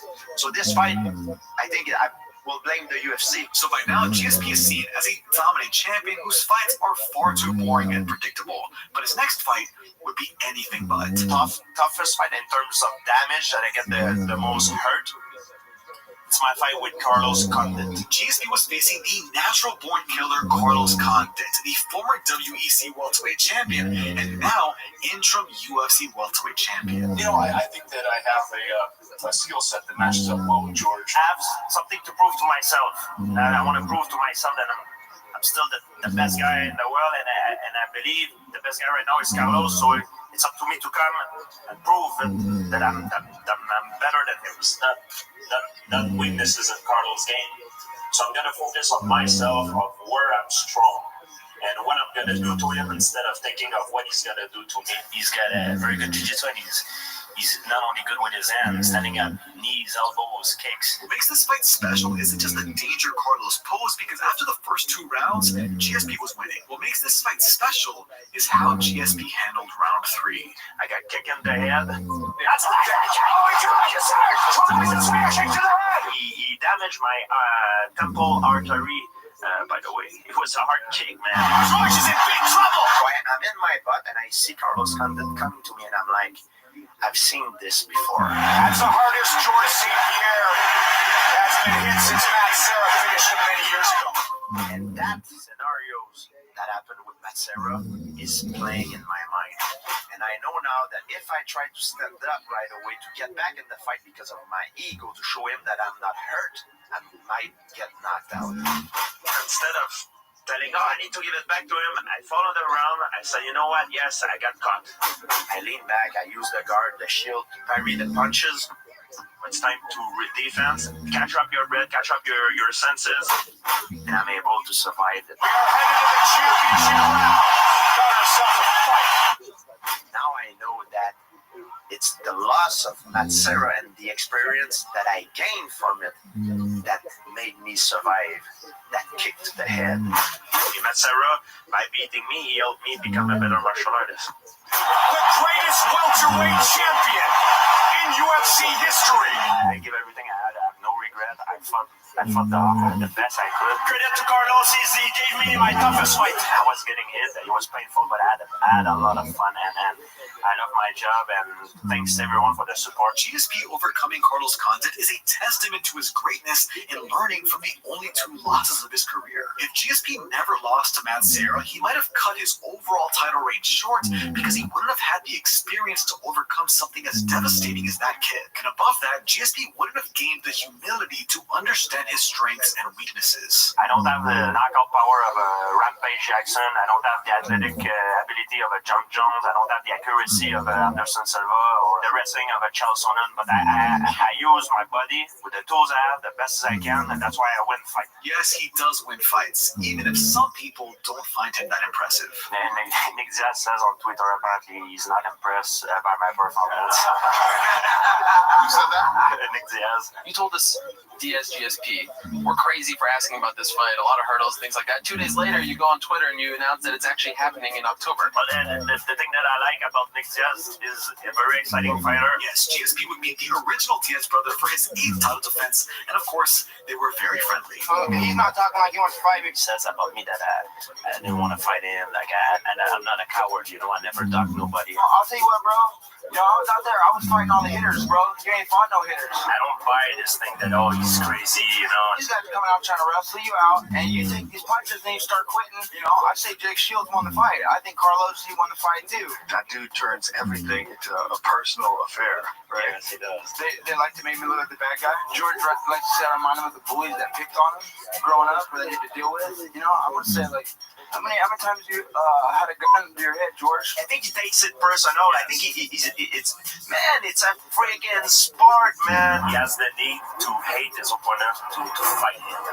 For me, there is nothing personal into a fight. I don't need to hate my opponent to fight him. Maybe he hates my guts, like I don't know what he's gonna do. I don't know if he wanted to fight me or like he might really want to fight you, but he's not a hype guy. Do you really think I'm afraid of you? Okay, that's fine. Okay, no, I don't. You think I'm afraid of you, man? Are you crazy in your head, man? I'm not scared of you. You'll see Saturday if I'm scared of you. All right. Look at you! And still, St. Pierre with a record-setting title defense tonight. Like you guys were complimentary after the fight. I'm cool with him. I don't know if he's cool with me. It was animosity before the fight. Then after the fight, yes, it's true, we hug. And then when I went to do an interview with Ariel Lawani said that he just said that I hit like a girl, that he wanted to fight me in a rematch immediately. So, once again, GSP shut down an accomplished fighter in a dominant title defense. But Nick Diaz had a few excuses. He said for my fight that I poisoned his IV. They poisoned my IV with some kind of weird ass stuff. My rap was wrong. And he had something wrong with his rap. That I was on steroids. I know that they didn't test us because they were filling up all our piss inside little film containers. I was like, I would have tested for weed. I gotta confess, Joe. Okay. I was so scared of fighting Nick Diaz, so we poisoned his IV. But he survived. So I was even more terrified, you know. So all the athletic commission was on my payroll, so they tricked away, and then I made it. And it went through, so I was even more terrified. So the alien abducted me. They put the gamma ray to increase my strength like the Hulk, like a performance-enhancing drug. And the fight was still happening. So right before I put some glass and cement in my gloves, make sure. And still had a crazy hard fight. Allegations aside, GSP ran through the entire division, but there was one man left who MMA fans genuinely believed could beat GSP. And spoiler alert, they were right. Keep the fans happy, knock him out. You know, that's my only goal. He's the number one contender for a reason. He was a big threat to me. Johnny Hendricks was a power puncher tearing through the welterweight division and had only ever suffered one loss. But GSP was convinced that Johnny had an unfair advantage. Did you think Hendricks was on something? So it's like all mind games. Oh, you're on steroids. Oh, you're on this. Fighting against performance-enhancing drug in the sport, and I felt like the UFC at the time did not have my back. You want to talk about a doping thing? Really? You know what I mean? The only thing I can say is I didn't want to attack one particular individual, and I wanted to change the system. Because if you attack one individual, another one will come. So in that particular case, it was Hendricks. I wanted to do it not to hurt the UFC. That was not my goal. I wanted to elevate the UFC, elevate the sport. Because it's the outcome of a win or lose are very dramatic in our sport. It could influence the life of an individual. It could be very bad. He agreed. It was public. He agreed. When we say it, you can look. You have the evidence that in the interview he said he agreed to do a test. But then he said, no, I did not agree because also the UFC told him to do not agree. The UFC told him. He picked the wrong guy to do a drug test. Why didn't he do a drug test 6 years ago? Six fights. The last 6 fights. For the last 6 years, he hasn't won. Why won't you do it now? Yeah. Why won't I do it? Because he's on VADA. His face is all over the front page. You did it for everybody. Huh? I don't wish people bad luck, but if you cheat, you cheat, man. And a lot of people got caught. UFC the Athletic State Commission of Nevada said don't do VADA. So you don't want to say whether or not you suspect that Johnny Hendricks is doing something, but there was people that were definitely doing something. Yes, I don't have the evidence. Maybe he did. Maybe it's he a good did. way to look at it. I don't want to accuse. See, I don't care if he passes. I didn't care if he took the drug test. I want him to be the best GSP he can be. If that's on something, that's on something. And even though he's posing a lot of threat, I'm confident I'm gonna win the fight. But unfortunately, that was false confidence. Before I fought Johnny Hendricks, I was going through. I was afraid to talk about it because I thought that people will not respect me and will laugh at me. The first round, he came out. He tried to establish a jab, which wasn't working. He was trying to throw a couple of kicks. I checked everything. I felt like I was like kind of a feeling of a claustrophobic feeling, you know, like I couldn't breathe well, I couldn't sleep well, my mind, too much pressure, personal problems, so much stuff. He did get the takedown, but at the end of the first round, I ended up getting a takedown, and I thought I controlled the fight from there on. The first round, he was already cut. I was going through a depression, and people would be like, "Oh, what he has to complain of? He's rich, he's popular, he's the champion, and some people are poor. Like, what he has nothing to complain about." But I felt like I had too much on my shoulder. Besides the first round and the 5th round, those are the only 2 times he got a takedown. The 3rd round, he was bloody and blue. I didn't feel well, and I was trying to perform under those conditions, and it was catching up to me. 4th round, I took him down and ground and pounded, I don't know what, a minute, something like that. Do I look like I got in a fight? Not really, right? I pretty much controlled everything that they thought GSP was going to control me. I did to him. What a fight. I think we may have a new welterweight champion. I just beat the pound best fighter in the world. You know what I mean?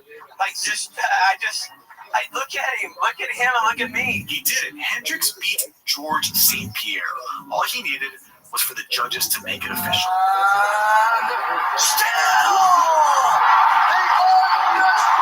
I'm blown away that George St. Pierre won that fight. I absolutely won this fight, and some people took it away from me. And listen, I'm a promoter.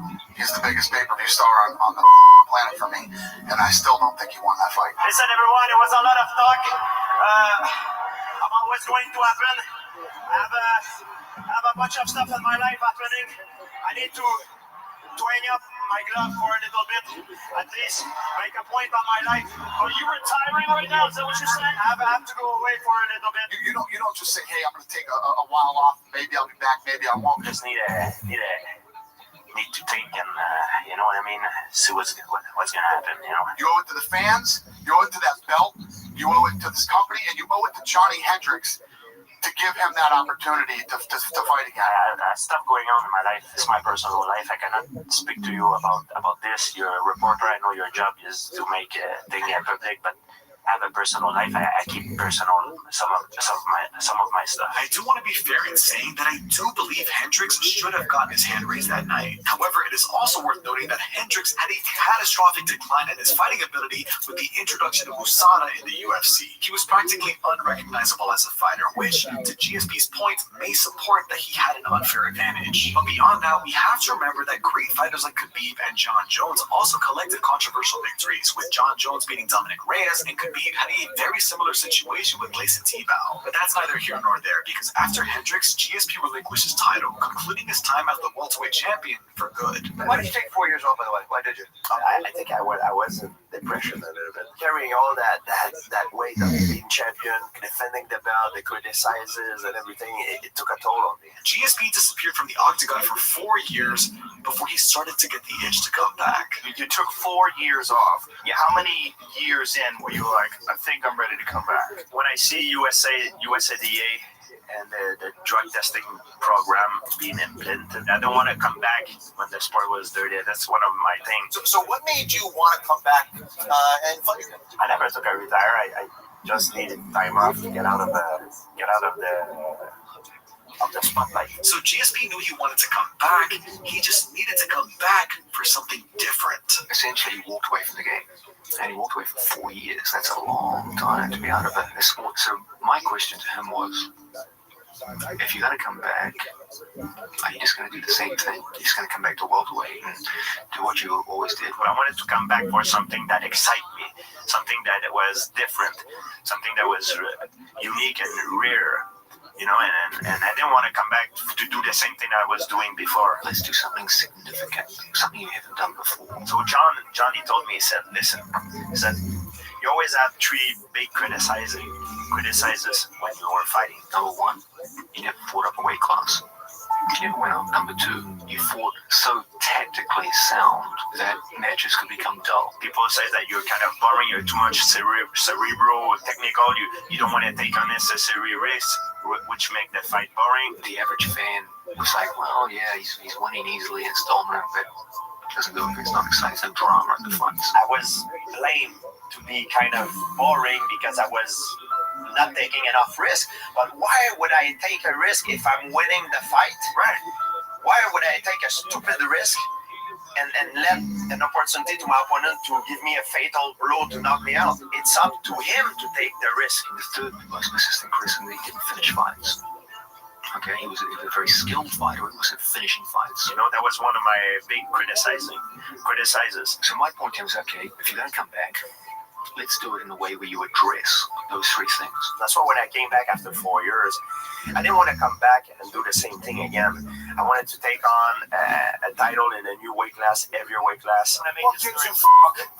No one gives a fuck, George. Everybody, I'm sorry I'm late. I had an opportunity to fight for the title. What exactly are you going to do? You're going to jab, double leg, bore everybody to sleep. In a higher weight class, make history. I on the other side, he's going to try and knock you out. Against Michael Bisping, who got the most win in UFC history. I'll take being a 6'2" Englishman over a 5'9" steaming pile of French piss. I hate him when I was in training camp, but I loved him as well at the same time. Does he pose any sort of unique challenges to you? He doesn't pose any unique challenges. All he does is hold on for dear life like a little I'm gonna punch him, I'm gonna slam him, I'm gonna submit him. I'm using footwork, I'll be picking him off. I'm taller, I'm longer, I'm faster. I have a better arsenal of strikes. I can read him. I've got more heart, I've got more brains. I was expecting some more you douchebags to have the headbands on from Karate Kid today. Where are you all? Where are the GSP fans? Come on, George. What the f is going on? This is your place. You can see it veined in his forehead now. Relax, George. Deep breath. Come on. Yoga. When we did that press conference, we had a stare down and he kind of went to touch me, so I had to push him. After the conference, we go by the back door of a mall. So there's a camera, like I think it was TMZ or something. It was a camera that followed us. So there was kids following us. They're about to ask me to take pictures. And then I see a camera coming towards me, and then I see Michael. I think he saw that TMZ was there.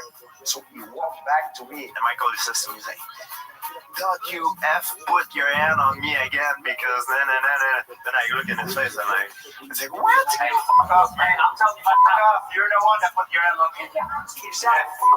He create kind of a buzz for the fight, and we start to shout at each other. I'm not afraid of you. I'm not afraid of you. Then the kids who came to ask me for an autograph, they kind of get intimidating. They were like, they went back. Then I turned around and said, it's okay, it's finished, now you can come. And go, that was probably the best promotion of the whole fight, like that particular incident. I look to knock him out. George is going to be standing there like a rabbit in the headlights. Are you probably drunk like the last press conference? I'm going to fuck you up then, and I'll fuck you up now, little guy. And he's going to be frozen like this, like a lizard that doesn't want to move. Okay, and I will pounce, pow, take him out, and I'll spot you. I'll spot you like the little nerd that he is. Are you intoxicated or something? Is that all you got? That's why you wear sunglasses? Is that the only line you've got? Are you intoxicated? Yeah. Mixed fighting, that's what I do best. I'm in the best shape of my life, in my prime. Are you intoxicated? Are you intoxicated? I go to the bathroom in between. Who comes next to the bathroom with us? It's Michael Bisping. We're taking a piss next to each other. We're like this. Then you look at me, look at it. Then you start laughing. Then I start laughing. He's like, yeah, I know. It's okay. Game face. See you later. But I'll tell you what hasn't changed. He's got the same f***ing suit on as the last press conference. Come on, George. You got some money, man. Buy a new suit. What the f***? You look like a history teacher. Johnny Hendricks hit him in the head so many times. He thought he'd been abducted by aliens. If at first you don't succeed, try again. The saying is not, if at first I don't succeed, I'm going to run off and cry like a little bitch. Why Michael Bisping as opposed to a warm-up fight considering the 4-year hiatus? Why would you do that against this dude who's bigger? You've never fought as a middleweight before. George is a has-been. He's a has-been. He's a great fighter from yesteryear. It's never been done before after 4 years, and if I do it, that's mean I will be the first to do it. So that's why I'm doing it. He's gonna lose November 4th. This I can guarantee you. He's not gonna beat me. This is nothing more sure.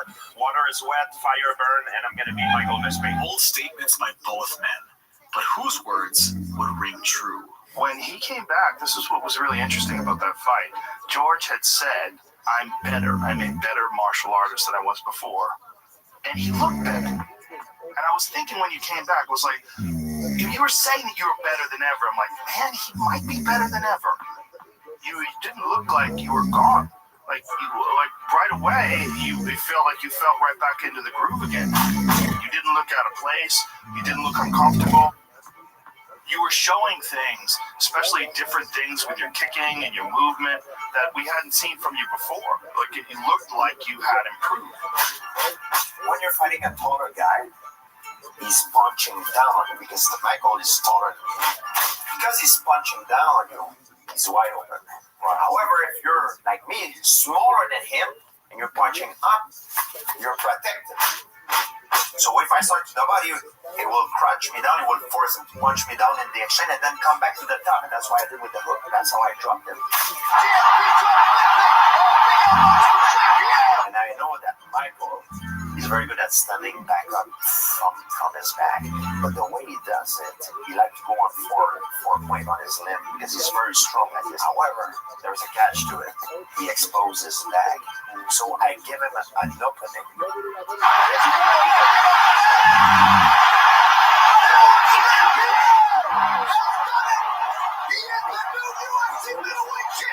My dream come true, guys. Thank you for the support. Chokes him unconscious with a rear naked choke that was one of the tightest, most cinched up rear naked chokes I've ever seen anybody perform ever. George looked awesome tonight. I see a lot of people saying, after taking that much time off, moving up a division and beating you, he deserves to be called the greatest of all time. Do you believe that? Well, I'd say so. Yeah, good for him. George St. Pierre became the 4th fighter in UFC history to win belts in 2 different weight classes, an astonishing feat.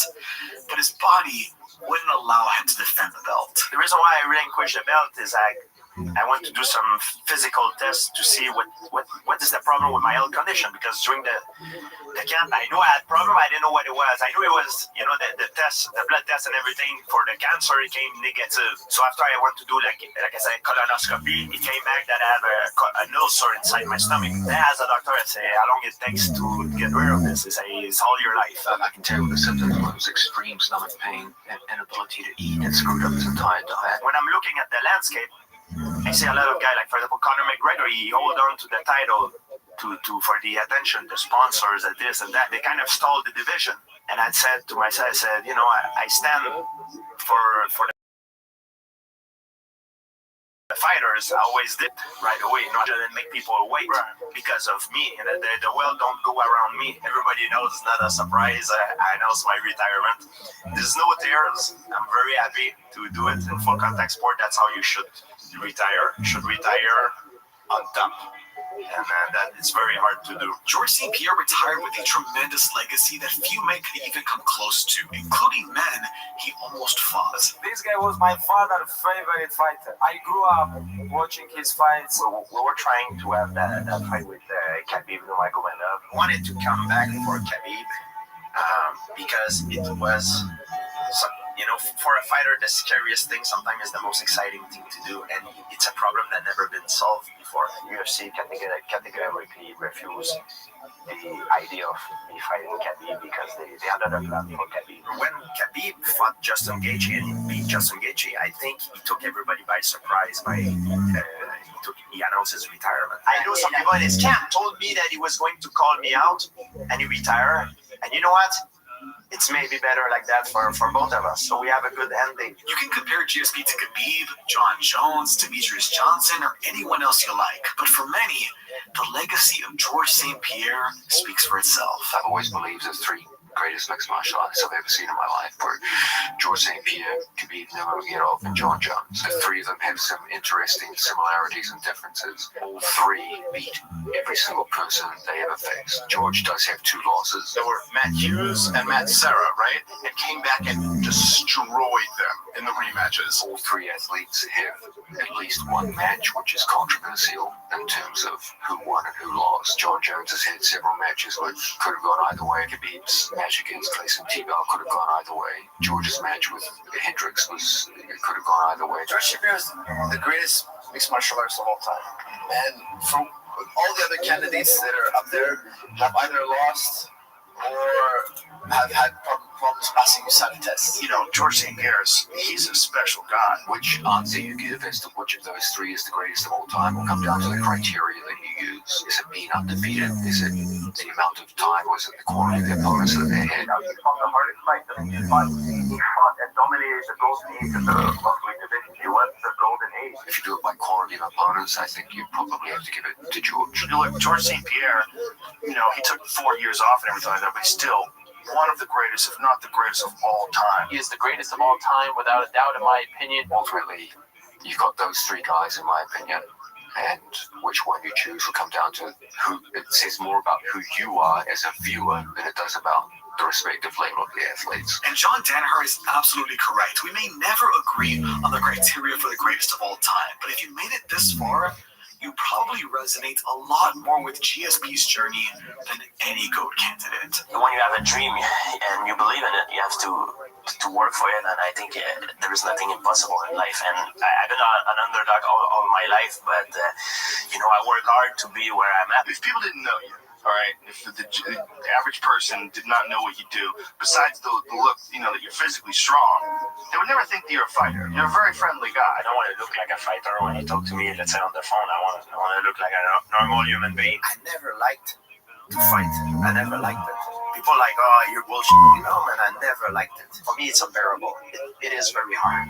No, I don't like to fight. And everybody in the room turn around, they look at me like I'm crazy. I'm like, you guys are all crazy. You think I like to fight in a cage in front of millions of people, maybe get humiliated, knocked out, or die? Are you crazy? I don't like to fight. Are you nuts? Fighting is my life. That's what I love to do in my life. And I hope I'm going to do it for a long time. People say, oh, fighting is my... No, man, fighting is not my life, man. My life is my family, man, is my friend, the people I love. This is what I do in my life. Is not my life, man. It's more to life than fighting. Fighting is unbearable. I do it because what it gives me, what it provides me. I love the freedom that it brings me.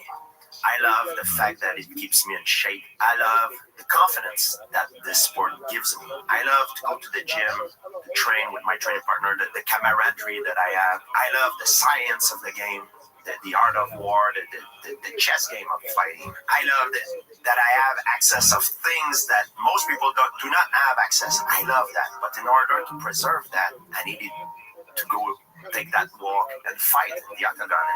But I hated it. I despised it. I never liked it. I never enjoyed it a second. I like to win. When you win, the feeling is unbelievable. It's so good that it's worth this. Yeah, I pretend that I'm happy and everything. Yeah, but deep down inside, I'm like, shoot, what the hell I'm doing here? It's funny hearing that from you because you would expect to hear that from someone who isn't considered one of the greatest of all time, and you're considered one of the greatest of all time. So it would be very hard to argue your approach because it's been so successful. What I did before every fight, I did not cut corner. I did everything I needed to do, and I trained hard, and most importantly, I trained smart.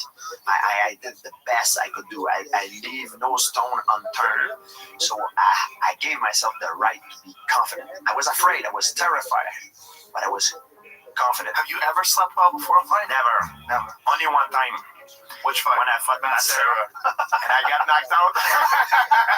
You've had many great moments in the UFC in the sport. Is there one that stands out, your favorite moment of all time? My favorite moment of all time was when I was able to avenge my loss against Matt Sarah. Every time I've lost, I've learned why I lost, and I made sure that I never made the same mistake twice. Before I started doing MMA, I wanted to be a MMA professional fighter. Everybody told me I couldn't do it, and I did. People used to tell me all my life, oh, you will never be a fighter, you're not tough enough, you're not strong enough. After I became MMA professional fighter, I wanted to fight in UFC, the most prestigious organization. Everybody told me I couldn't do it, and I did it. After that, I wanted to become UFC world champion.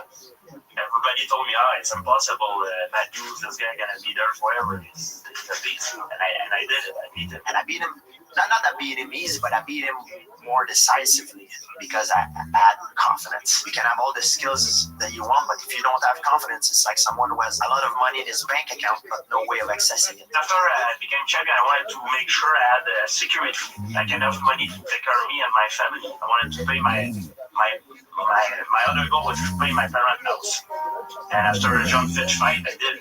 I paid my parents' rent. I went to the bank. It was the most beautiful day of my life. I reached my goal. Now my goal is to be known as the best MMA fighter in the history. I wanted to become the best fighter. That was my dream. And I want to be known as the guy who made the difference. Not only in the octagon, also as a spokesperson. A lot of the kids look up to us. And I think it's important for me as a champion to give a good example. But you've already done that just by being who you are, by your personality, your ability to just be a normal guy who just happens to be one of the baddest motherfuckers on the planet. I also helped change for the performance enhancing testing, and I'm glad I did it. I did it to elevate the game, and also I wanted to retire on top.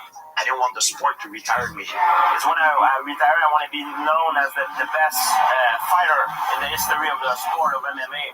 Pound for pound of all time. That's how I want to be known. Like every good thing has an end. It's a good story that starts from the bottom and go up, and it's a very nice ending. Thanks to the fans, because if I have what I have to do is because of the fans and the UFC. Being the strongest man in the world, that was my dream when I was young. That's why I did UFC. I wanted to be the stronger man in the world. Everything I've done in my life was to get me closer to my ultimate goal. Most people consider you to be the #1 greatest mixed martial arts fighter ever. A lot of people, including myself, consider you the greatest of all time, the greatest MMA fighter of all time. Do you agree? Is being referred to as the GOAT something you care about? Just want to let know my fans. I want to stay in the UFC. I want to be a UFC guy, and soon I will be world champion. Thank you very much. People think my goal was to be champion. It's BS. It's not my goal. The greatest of all time, it depends. It varies. It's a very subjective thing. And I realized over there, it did not exist. You cannot be the stronger man in the world. This is an illusion. Greatest of all time is something that does not exist. Baddest man on the planet. It's an illusion. I use that as a platform to get me to my goal. In mixed martial art, I achieved what I needed to achieve. I'm satisfied. I'm no longer the same Georges St. Pierre than when I was begging for a title shot on my knees. My goal is to have a family, live long and happy with my loved one. That's my goal. I think that's the ultimate goal. Is greatness is to be happy. If you're happy, you're success.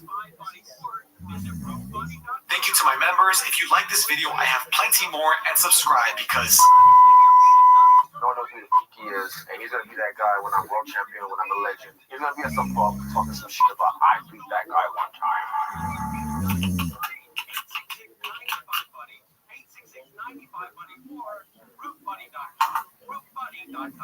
much you could save on home insurance. With Allstate, you can easily save and get quality protection. Yep, it's a win-win. So what are you waiting for?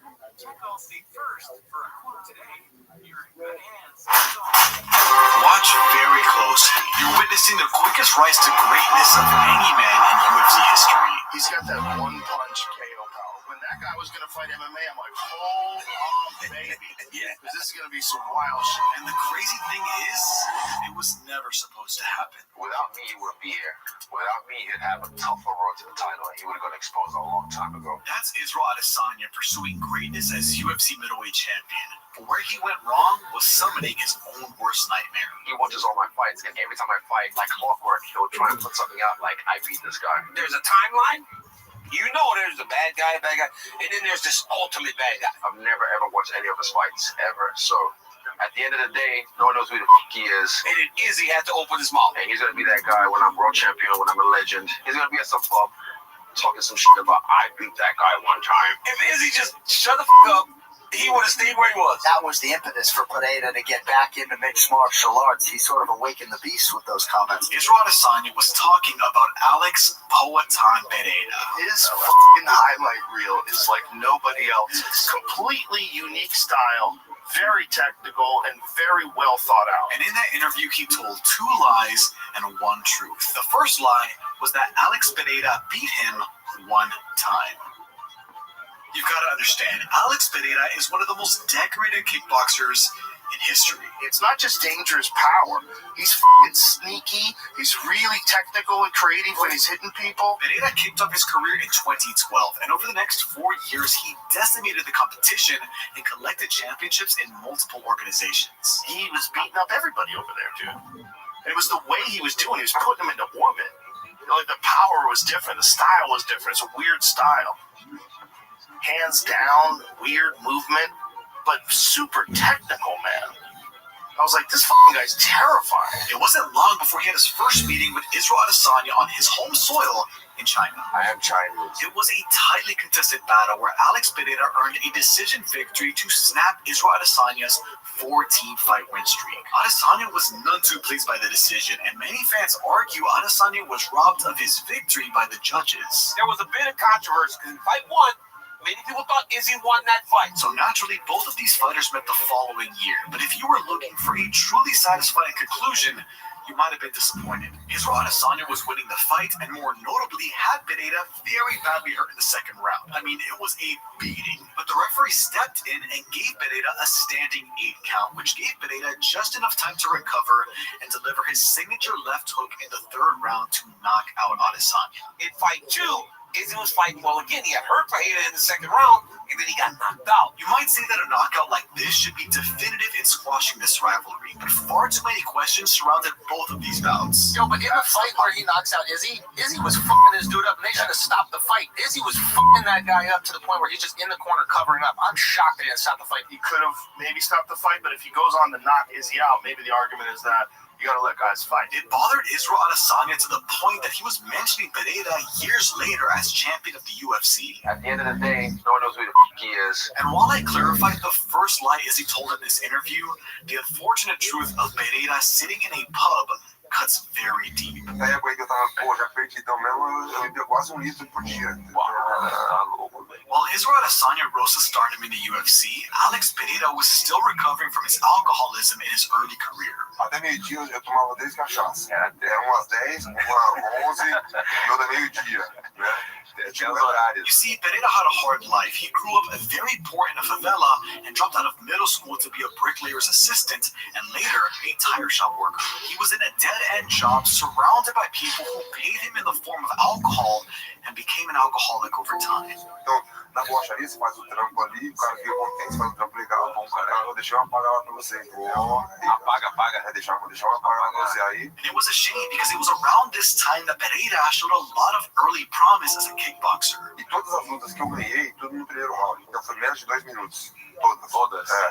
But according to his trainer, Pereira's love of booze prevented him from training for long, his body didn't hold up, and he wasn't mentally clear in his bouts. However, his trainer Veloca Vera knew that Pereira had to trade one set of spirits for another. You've likely seen Alex Pereira in indigenous attire before his bouts, but you probably don't realize that it was his coach who opened him up to his ancestry. Connecting to his indigenous roots gave Pereira a revival of his mind and spirit, enough for him to realize he didn't need alcohol as his crutch any longer. Pereira became Poetan, an indigenous word that means hands as hard as rocks, or stone hands. It was shocking. He would hit guys, boom, and they would just like spit out on the flat line. You're like, fuck, man, he's doing it to everybody. Like literally everybody he's connecting on is going night-night. This new and improved Pereira steamrolled through the competition in glory, becoming not only the Glory Middleweight Champion, but also the Glory Light Heavyweight Champion. He just came into his own, like fighters do. They come into their own, and then they reach this point where they're a champion now. Yeah. And he does it in 2 different weight classes simultaneously. He owns 2 weight classes in Glory. A simultaneous 2-division Glory champion was historical. It had never been done before. And Pereira has takedown defense, and he winds up making his way to the UFC. There's a lot of good fights for him. Yeah. In the UFC, in 185, and in 205. What incredible foresight by Joe Rogan. Pereira had already etched his name in kickboxing history, so why not explore new horizons? Like Dante, I'm moving on to MMA. I signed with the UFC. I'll be fighting on Madison Square Garden in New York City on November 6th. I hope I got all you guys' support. When that guy was going to fight MMA, I'm like, hold on, baby. Yeah. This is going to be some wild shit. He's an extraordinary dude. That's right. Alex Pereira had done it all in kickboxing and was highly motivated to come to the UFC because of Israel Adesanya's comments. Having somebody tell you, that you were going to be in a bar and stuff, knowing that he's had struggles like that in his past, I'd be pissed off too. By the time Alex made the full-time move to MMA, Israel Adesanya had already won 5 world title fights at middleweight, and even tried his hand at becoming champ at light heavyweight, but was unsuccessful against Jan Blachowicz. On the other hand, Alex Pereira was practically a baby in the sport of MMA, barely dipping his toe into the sport while he built his kickboxing legacy. In his first MMA fight in 2015, he was predictably submitted via rear naked choke. And I say predictably because he was a striker. Grappling was a completely foreign art for Poetan, which is why in his next 3 fights, he scored 3 knockouts, 2 of which were in the first round. I mean, imagine being those fucking guys, thinking you got some scrub with a losing MMA record, not knowing he's about to hand-deliver you some potent CTE. Keep in mind, a 3-1 MMA record is not usually grounds for a UFC signing, but a 33-7 kickboxing record, 21 knockouts, and 2 victories over the biggest active star in the UFC was enough to get the UFC's attention. The second he signed on to the UFC, the conversation of who's the best striker in the UFC had another element. That's 100% the case, but when you clicked on this video, the conversation on the biggest injury firm also had another element. That's right, when you get hurt, you deserve to have the best on your side.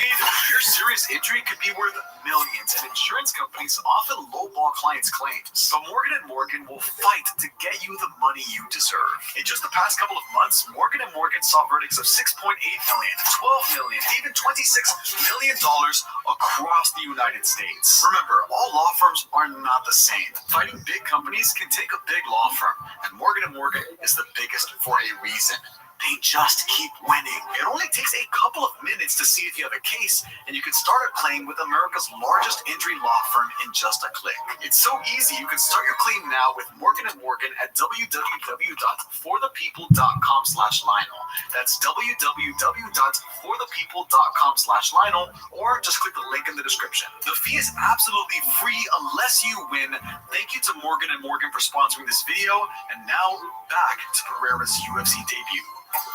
There's a guy that's in MMA now that is the last guy to knock him out. His name's Alex Pereira, and he's truly one of the most terrifying human beings alive. Bad motherfucker. Oh, he hits people, and it doesn't even make sense. It's like it doesn't. He's the same size as these people. Yeah. But he hits them. It's like he's a heavyweight and they're a lightweight. I'm telling you, he's got fucking freaky power. And he was 3-1 when he made his debut in Madison Square Garden, and you knew that if he was able to win a couple, he would rush him to Izzy. With all the hype behind Alex Pereira's UFC debut, Poatan needed to deliver. Andreas Michailidis came in with a great game plan to smother and out-grapple Pereira. He even exposed his back, but to the surprise of many, Pereira was able to weather the storm, get back to his feet, and return to his corner. What's interesting is that Adesanya was watching Pereira's debut and gave his perpetual rival some advice through the screen. Because he knows he's going to shoot well-timed knee, just straight up. And I guess you could say, great minds think alike. All the clinch and the grapple.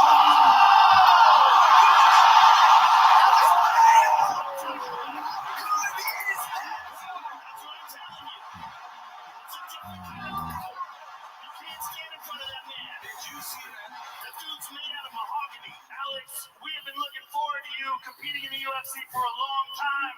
Congratulations on a spectacular debut. Thank you. I thought you were lying, bro. I thought you were lying. The whole time, Joe. I'm sitting to your right. I'm like, man, Joe Rogan up in here lying to me, telling me this dude, this good. A lot of people saying he might have the path to Adesanya after their kickboxing background. What were just your general thoughts? He looked damn good tonight. Got the guy where he needed him, and incredible. Flying knee. What's the career path now, right? A lot of excitement around you. Obviously, the link to Adesanya is always going to be there. Do you want a fast run to the title, or do you want to take your time and develop more as a mixed martial artist? Well, I came here, of course, to be a gym, but I'm almost taking my time evolving, getting better every day. I'm 34 years old, but I'm happy to be every day getting better and better. Pereira made quite the impact in just his first UFC fight. But like he said, he was 34 years old, so whatever he wanted to accomplish in this sport needed to be done in a very short window.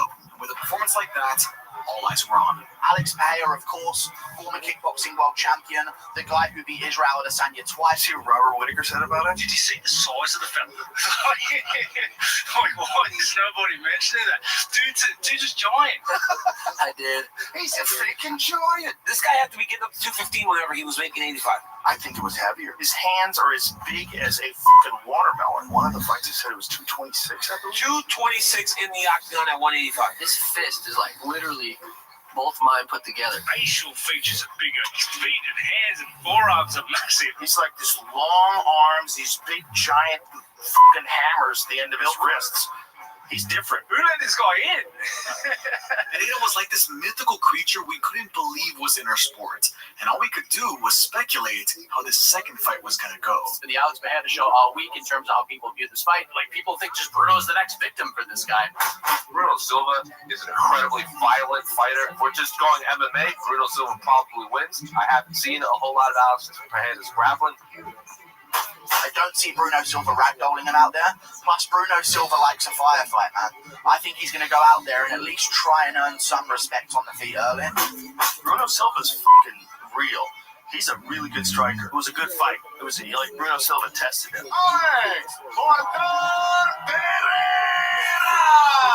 Although he didn't get a finish, Pereira fought a very game opponent and put on a performance that demanded the respect he needed in this new sport. Talk about MMA, right? A lot of people criticize my grappling, my ground, and I came here and showcase what I do every day. How long until Israel Adesanya has to start worrying about your name again? Or we feel like you were brought here to fight him. The moment that he finds out that I signed right here, I believe that he's already being worried about because he knows of my potential, he knows how far I can get. I greatly admire Pereira's confidence. Just 2 UFC fights in, and he fully believed he would make his way to the UFC's biggest superstar. Keep in mind that at this point, Israel Adesanya had 6 middleweight championship victories and an explosive rise to become a fan-favorite global phenomenon. He moves the needle, like you say, he's box office. People walk through the turnstile to see the last album. Outside of Conor McGregor or Khabib Nurmagomedov, Israel Adesanya was the biggest name in fighting. However, his roller coaster to unmatched popularity was reaching its low point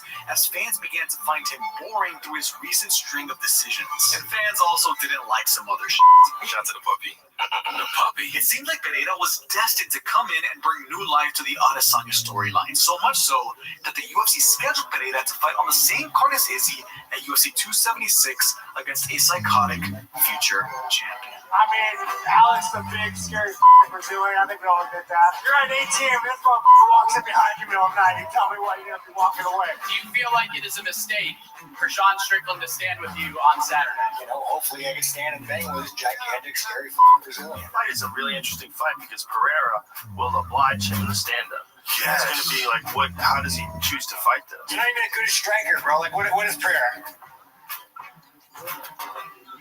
Like, dude, the only reason to do that is you're tall. Official prediction: Sean Strickland versus Alex Pierre. Guys, I'm taking Sean Strickland. You're genetically gifted. If you were a normal size human being, you wouldn't even be here. Your style sucks. Well, I'm very prepared for this fight, so whatever brings, I'm ready. If you want to try to strike, I'm ready. If you want to grapple, let's do it. 80-inch reach. 80-inch reach head kick. I think I have enough weapons to stop this game, to do the anti-game, and, lead with the W. I would love to see Adesanya versus Pereira in the UFC. I feel as though Sean Strickland's going to get the upset win, and that's crazy to say. So this is purely just a ploy by the UFC, putting him against somebody who likes to strike to potentially get him an easy shot. All signs seem to be pointing, and of course, both of you need to win on Saturday. A potential fight between yourself and Israel Adesanya. It seems to be heading in that direction. What's your final message to Israel as he gets ready to attempt to defend his title against Jared Cannonier on Saturday? Well, I'm focused on my fight Saturday. I still got the fight to do with Strickland. I'm focused 100% on that fight. But I'm rooting for Israel. Pereira was taking Sean very seriously. Sean was treating this gigantic, girthy, sorry, I want to get this right, gigantic, scary fucking Brazilian as a joke. And if that wasn't defocused enough, Strickland got into it with Adesanya at the press conference. I mean, what was it like? 2-0 against Anthony? What was it, 2-0? Did you watch the whole fight? No, I don't like exactly. Do your f***ing job next time. Oh man, I made the champion man with his frosted tips and his little watch. Oh no! I'll break my nail in your face. Man, Alex, get Hey man, you better focus on your guy. He might gonna f*** you up too. Trust me, he knows I put him on skates last time. And this time when I put you on skates, I'm gonna leave you frozen like Elsa. Honestly, if I'm being honest, he might get f***ed up Strickland if he's gone. If he doesn't fight with his ego, he'll get f***ed up. The funny thing is that last part wasn't trash talk. It was just a word of advice. It's like hands down, straight up, and he moves in on you, and it's just like, it's so filled with danger. Comecei ali batendo pouquinho mais forte. Não parece, entendeu? Mas ele tava batendo mais forte. Tentei, ele fez assim pra andar. Aí eu já chutei antes de ele colocar o pé no chão. Quando ele tava chegando, eu já tava chutando. Então foi 2 chutes desse seguido que eu deixei ele perdido. Every step he moves towards guys, you see this like recognition of this, like, it's a different kind of power. E também soco no peito dele. Dei vários, mas teve um lá, a gente sabe, a gente sente um soco que ele pensou assim, porra, ferrou. Pra quem tá assistindo, tá fácil. Pra quem tá assistindo, tá fácil, porque parece que não é nada. Mas, cara, eu machuco.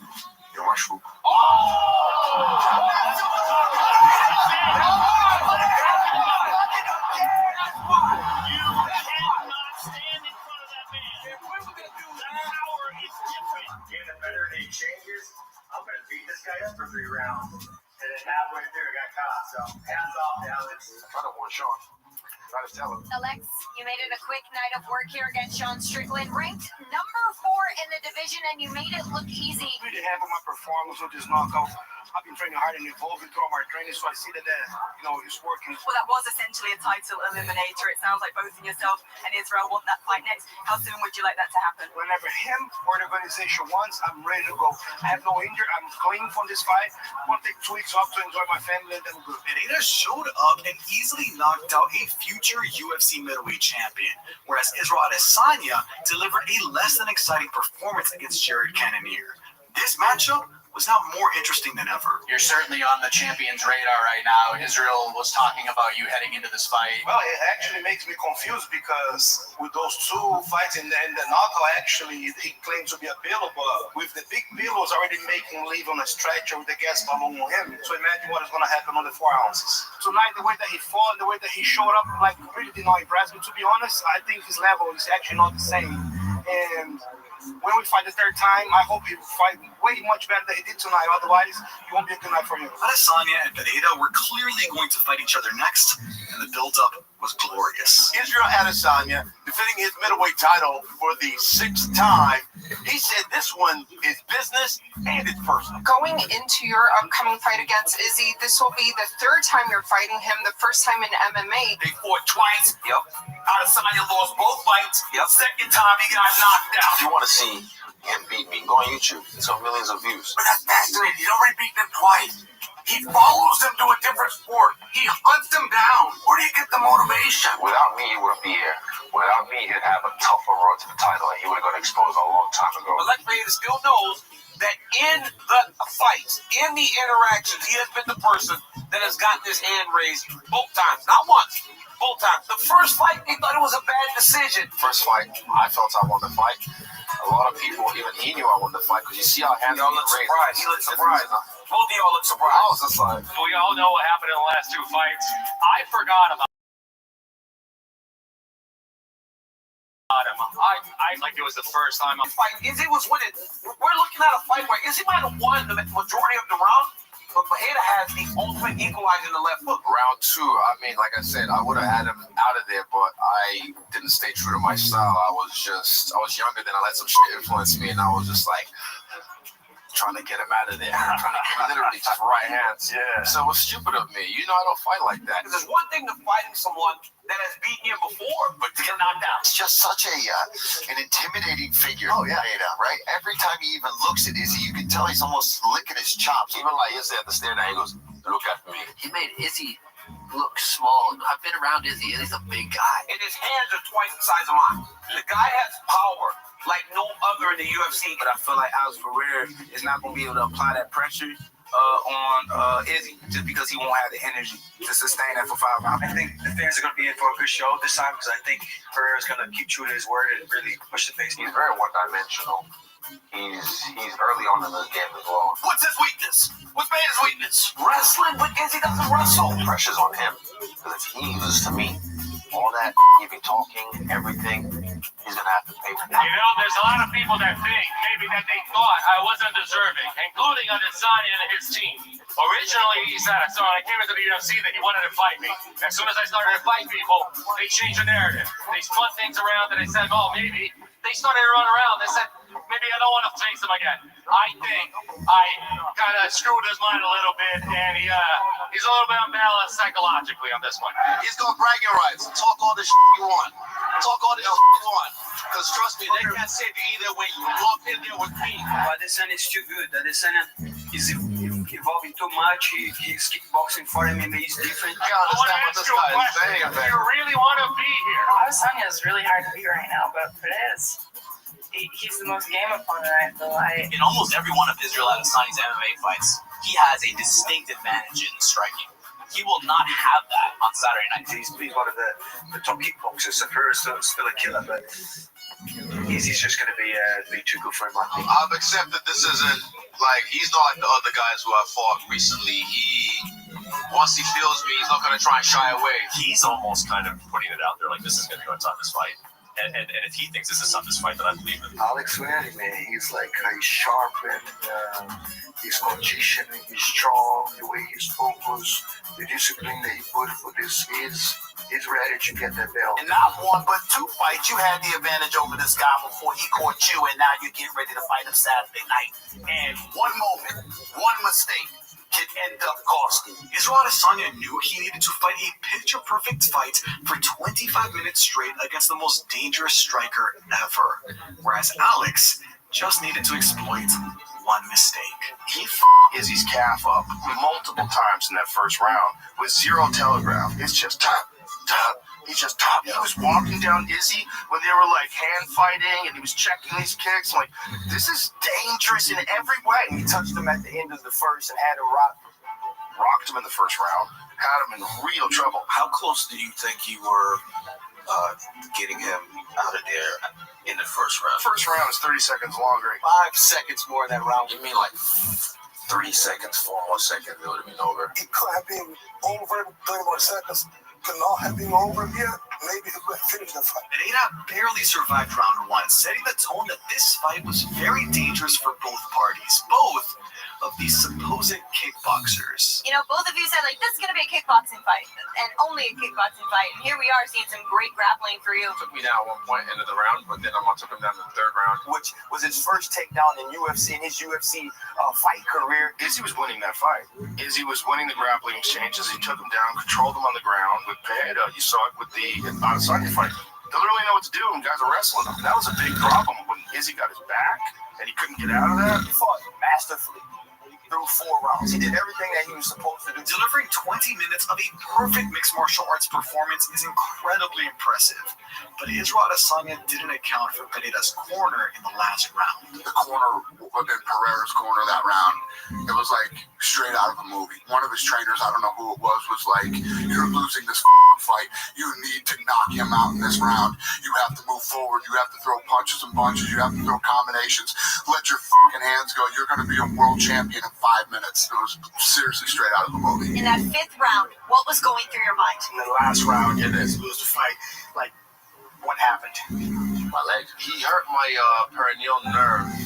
So that's why my footwork wasn't as sharp as I wanted it to be. Kudos to him for investing in those calf kicks. Because, yeah, it cost me.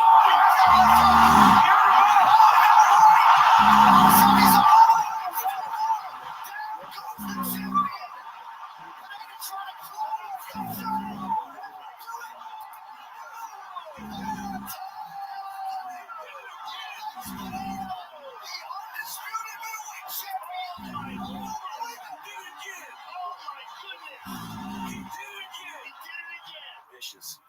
It's a good stoppage for sure. Alex, a tremendous fight and an incredibly quick rise to the title.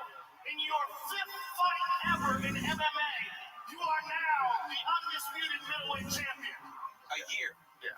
He was the champ in a year. Thank you everybody that's been supporting my work.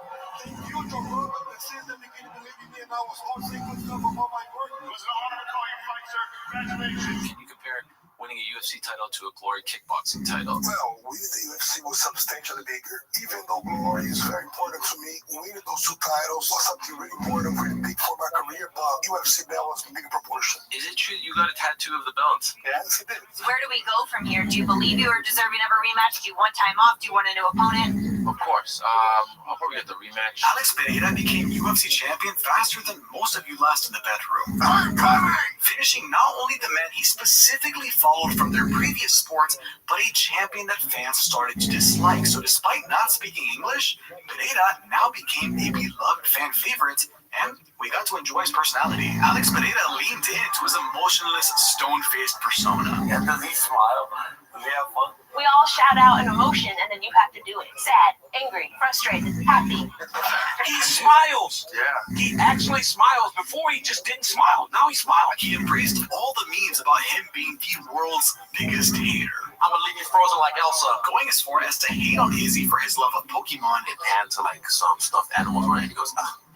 And for me, I'm like, what the f*** do you think you are? But then he sported a Pikachu jacket on Media Day. Pereira just seemed to haunt Israel Adesanya wherever he went. We ran into Pereira at the airport. Manager Ash is like, that's Pereira. And I was like, what? I was like, no, wait, it is him. We got a romantic look into Pereira's relationship with Glover Teixeira. This is the boy, now, God. Pereira started to spar fans and show us his personal sense of humor, especially alongside Daniel Cormier, trolling him with a golf club, wrestling DC, and sharing some calf kicks. Alex Pereira kicked my leg. I was like, this hurts. We learned that Pereira actually has a soft side for bad motherfuckers, sharing his chicken strips with a hungry Justin Gaethje. No matter what Alex Pereira did, we all watched, and we all watched close. What the fuck?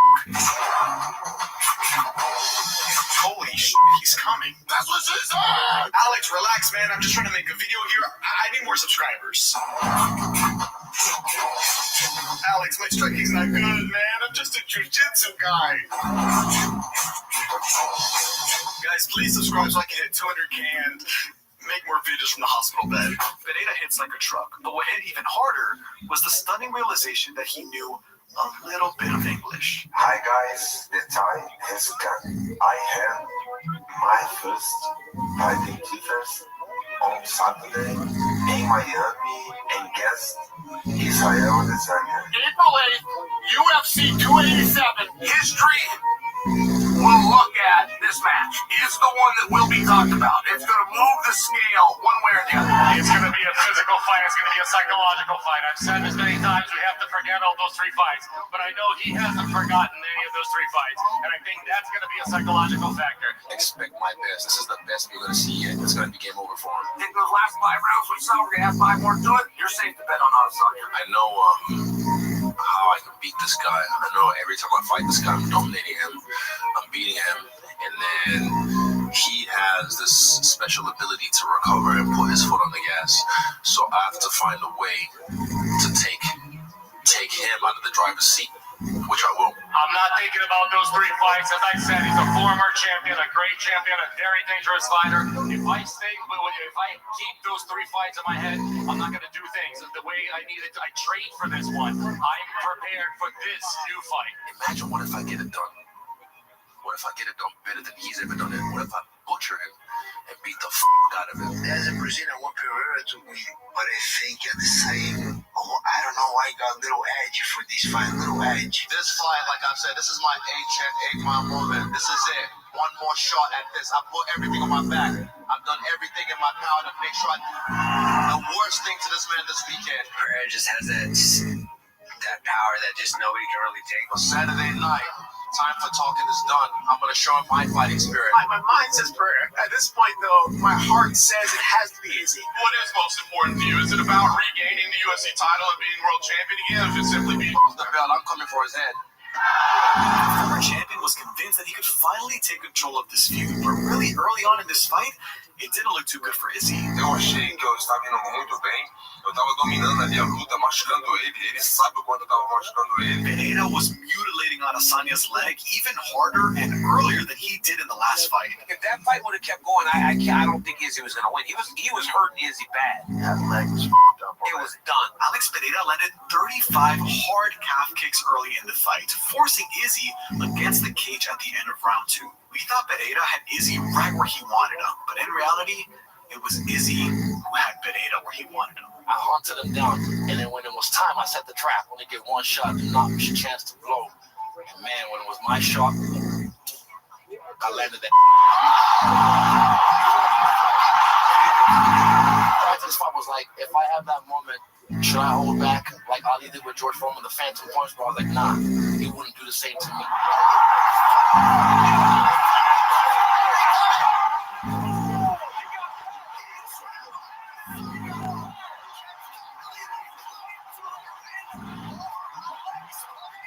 Mesma coisa acontecendo, tava ganhando as lutas, eu ganhei no final. Tava ganhando a luta, ele ganhou no final. É isso que acontece, ele foi melhor.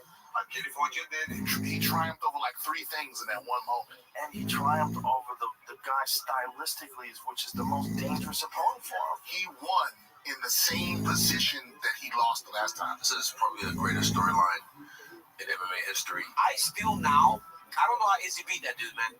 Because he caught him. That was a devastating loss for Pereira, and it hurt even more for fans who just started to get close to this humble and down-to-earth champion. It seems that no one got to enjoy the Pereira title reign for very long. But before we could speculate how much further he would decline, we had to give props to Adesanya for what is undeniably one of the most impressive and emphatic finishes and celebrations in the sport's history. 3 minus 1 is 2, and that's 2 times. UFC middleweight champion. Doesn't matter what anyone says. You're always a champion. You're always a champion. And I always respect you. Out there and was absolutely focused and put on a display that, that goes down in the history books. Então ele provou que foi melhor do que eu naquela noite. What Izzy did tonight is he slayed a giant. Not only in the physical sense, but a giant in his mind. This guy had 3 wins over him, had just knocked him out, took his title. This win in particular is a lot more about the psychology than the physical. Just getting Izzy's mind right to actually walk into a combat sports setting down 3-0 and to beat this man like this, I think you can argue it as one of the biggest wins in UFC history. Podem pensar, como que esse cara vai vir depois? Galera, eu prometo pra vocês, eu vou vir firme e forte. Vou vir mais forte do que nunca. Pode escrever isso. Is there unfinished business now? Like, do they need to do it again to settle the UFC trilogy, or what are your thoughts? Honestly, I think that Pereira probably moves to 205 after this fight. I'm one of those guys where if you got knocked out at a lesser weight, is it really good for you to move up in weight? Look, I'm not a good striker by any means, but Stephen A. Smith, when you hit pads like you're having a stroke, you have no business questioning Alex Pereira's next move. This is as close to a super fight as you're going to get without having a super fight. This is the former 85-pound champion. This is the former 205-pound champion. They found a way to each other. Well, we're talking about Jan Blachowicz, former champion. He's a strong guy. He's a complete fighter. The message to UFC, I want Pereira because I want something new. I want something different. Jan Blachowicz is a very good grappler too. So I mean, he dominated Izzy on the ground. And Jan, you know what too? Jan is very good at game planning. Oh yeah. You know, he's also got tremendous power. As if Pereira hadn't already eaten Adesanya's lunch, his first move up to the UFC light heavyweight division would be against Jan Blachowicz, the man Izzy lost to when attempting to become double champion. And the stakes were even higher than that because the UFC made it very clear that if Pereira won, he would be up next to challenge for the UFC light heavyweight championship. You know, first round, he put Jan on a guillotine. He don't want it to jump, but you know, was tight. I want to check my stand-up against him and try to knock him out. But if, something goes wrong in stand-up, I can use my wrestling and take him down. And on the end of the round, he got his back, but you saw how patient he stayed. Second round, clearly everybody saw how fatigued and gas Jan got from the first round. For the scheduled 15-minute fight, Jan Blachowicz controlled Alex Pereira for 7.5 minutes. And that sounds pretty damning, but in 2 out of the 3 rounds, Alex Pereira outlanded Jan and arguably landed the better shots. But for many fans, it was a toss-up, and some fans really felt that Jan won. But what did the judges say? By split decision,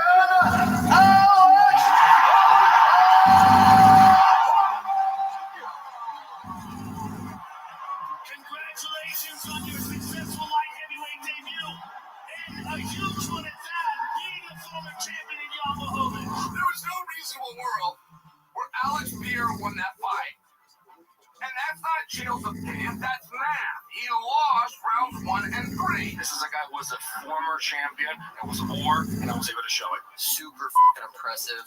He won a way no one thought he would win. I bet the odds of Alex Pereira winning a decision weren't very high. Whether you thought he won or he lost, the fact of the matter is, Pereira was now standing tall above Adesanya because just a few months later, Izzy lost his belt to Sean Strickland. That means that Pereira had 3 wins over UFC champions, and 2 of them were the only 2 men Izzy had ever lost to in MMA. Pereira's rival was in a devastating circumstance, disappearing from the public eye and saying he wouldn't return to the cage for another 4 years, whereas Pereira was on his way to a legacy-defining title fight. UFC 295 is from Madison Square Garden, and Alex Pereira will face the former champion Yuri Prochazka. This is the first fight back for Prochazka since he suffered that brutal shoulder injury, Dom. He has sustained the worst shoulder injury that they had ever seen. This is a tough one to come back to. If I was to tell you a year ago these two are going to fight, you're going to have Yuri Prochazka as a meaningful favorite. Yuri Prochazka was the unorthodox finishing master who captured the light heavyweight title against Pereira's friend and trainer Glover Teixeira before a catastrophic shoulder injury forced him to vacate the light heavyweight title. Now these 2 knockout artists would headline for the vacant light heavyweight championship. How impressive is Pereira? This guy is fighting for the UFC championship third time, bro. He's only been here for 3 years. He's an aggressive fighter, a lot of knockouts. Me, on the other hand, I'm also an aggressive fighter. Try to control the fight the entire time. So I think that it's going to be a very special fight for the fans who want to give it a show. Can Pereira stop all the grappling that he's going to bring to the table? He really is an unconventional grappler, and he mixes it well. Whereas Pereira, we know what he's going to do. He's going to look to knock you out. He's not taking you down. He's not mixing that up. So I think it's going to be tough for him. I think Yuri is a heavyweight that comes down to light heavyweight, whereas Alex is obviously a former middleweight. Yuri Prochazka gets the job done. I think he can stand with him. I think he can take his best shots. And I think he has the ability to knock him down as well and to knock him out. We've watched both of these dudes drag themselves from deep water and find a way to win. And this is so exciting. I think this is a toe-to-toe fight, and I think it's a finish of one of these men. We did see Pereira at 205 against Jan Blachowicz. The power wasn't quite as significant. It wasn't quite as crushing. And he struggled to go the distance. I'm not taking Pereira, but I'm not ready to tell you that I think he's a better fighter. I'm just not. I just think he's going to fight better in this particular match. It's his 3rd time returning to the Garden. He's got an amateur record, but he's also got world championships in 2 different sports. He's something special. I'm taking Alex by knockout. But Yuri Prochazka will not get tired. He will not slow down. He's fought in his weight class many times throughout the entirety of his career. And he's a more well-rounded threat. One thing that I know that I'm almost sure is the fight's not going to go for the season. Somebody's going to get knocked out or submitted. I think Pereira might knock Yuri out. It's such a special moment, and believe me, I am really happy. I just don't smile much, but believe me, I am happy. Yuri's in there dancing and shit. Yuri's like doing all kind of like weird stuff, right? And Alex is like, just stone face. Like, I'm going to. It's one of the greatest stare downs ever. I'm going to kill you. Is what he's thinking. Like, if I've learned anything watching Pineda's fights to this point, it's that you better be damn good at checking low kicks. His leg's already hurt. It's already hurt. It's already hurt. Look at that. Oh my goodness. He doesn't even show you that he's going to do it. Hey, he's already got that leg beat up, man. Pineda had Yuri on wobbly legs immediately in their fight, which meant very bad news for Prohaska. You fight Pereira, next thing you know, he's got your leg beat up. You're switching to southpaw, which is what Yuri did. Yuri's not a southpaw. Right. Yuri doesn't fight southpaw.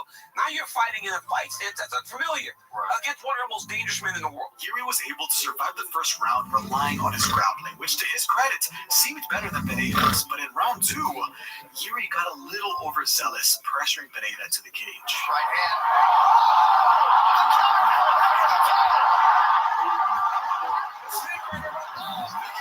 He was feeding those punches. Once he dropped on my leg, I start punching. I start feeling that he was a little bit fading away, and I think it was a good stopper.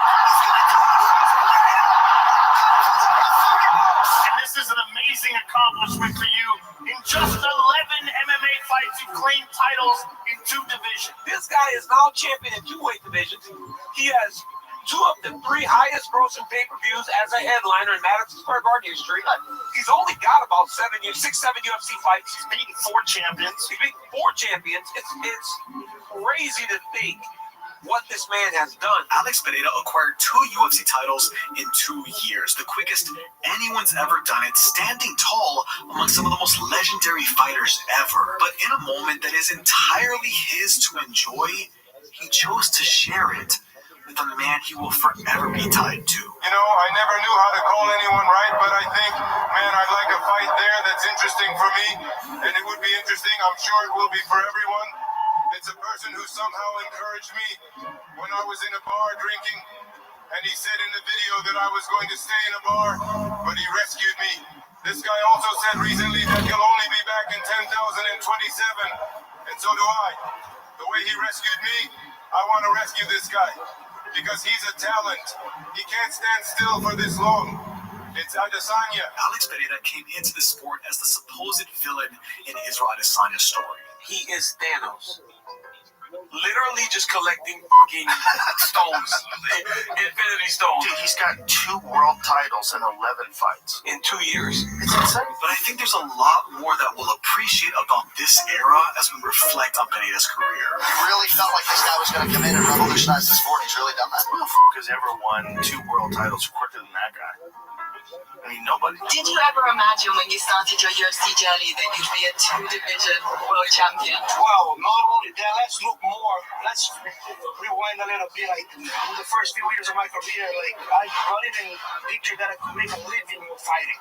If I could even support myself just with fighting. But I have great people around me that motivated, that boost me, and I came here with all this success. Pineda and Adesanya aren't heroes nor villains. They're yin and yang, 2 sides of the same coin. It doesn't matter who's Batman and who's the Joker. There's a timeline. You know there's a bad guy. He's going to be that guy when I'm world champion, when I'm a legend. As much as they were at odds, they created each other. And they both needed each other to become great. And then there's this ultimate bad guy who's just in some fucking bar in Brazil, and then Izzy had to open his mouth. He's going to be at some pub talking some shit about, I beat that guy one time. Izzy told 2 lies and 1 truth in that interview. If Izzy just shut the fuck up, he would have stayed where he was. And now, every MMA fan there ever will be knows what the second lie was. At the end of the day, no one knows who the fuck he is. Agradeço todos aí vocês que está sendo da torcida por mim. Muito obrigado mesmo de coração. Chama! Thank you to my patrons and members. If you like this video, you will love the others on my channel and subscribe because I worked so hard for this one. It was growing always. I said, one day I will become a UFC world champion.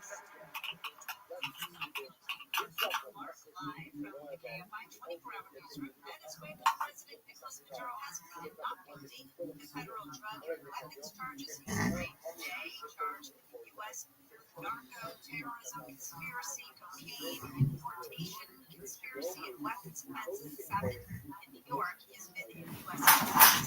I've got a riddle for you. He is is an undefeated fighter. He is 27 years of age. Stand up and do something. Humble me. A cocky European featherweight comes into the UFC. There are levels. There are levels, then there is me. He destroys every man in his way. Topuria is a monster, bro. Topuria is a nightmare. Extremely dangerous man. Boxeando soy muy peligroso, tirando soy peligroso, en el suelo soy peligroso. And he calls his shot against the greatest featherweight champion of his era. He will not be able even to touch me. I see myself knock him out. I will finish him. See how you dangerous? Just came ready for your retirement. Extremely confident. His confidence borders on cockiness. It's my destiny. I was born as a UFC world champion. He looks like a bad guy. He looks like a villain in a movie. Now, who does that remind you of? Surprise, surprise, motherfucker! The king is back! He's putting it out there, no different than Conor back in the day. I'm gonna KO you inside 1 round. They're all dressed like me. They're all trying to talk like me. They're all trying to be me. Many believe El Matador to be the second coming of the Notorious, and you can't deny the resemblance. With the belt, and then...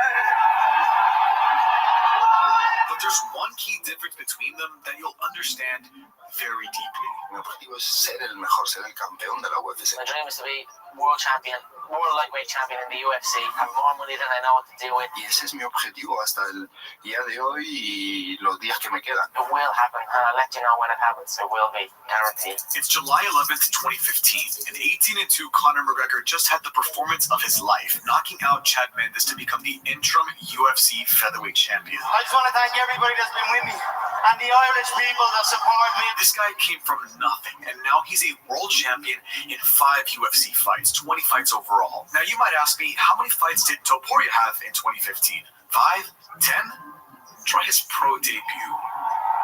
Ilya was just 18 years old in 2015, but despite that, he was very talented. ¿Y la primera pelea qué? ¿Nervios? Súper nervioso, como que no quería ni subir, dudaba. Yo decía, ¿qué coño hago aquí? ¿Por qué no he estudiado? ¿Por qué no le hice caso a mis padres? Topuria took down an aggressive opponent, mounted him, took his back, crucified him, grounded, pounded him, and ultimately finished him with a reverse triangle. Hold on, I have a note here to explain things in simpler terms. Yep, just like that.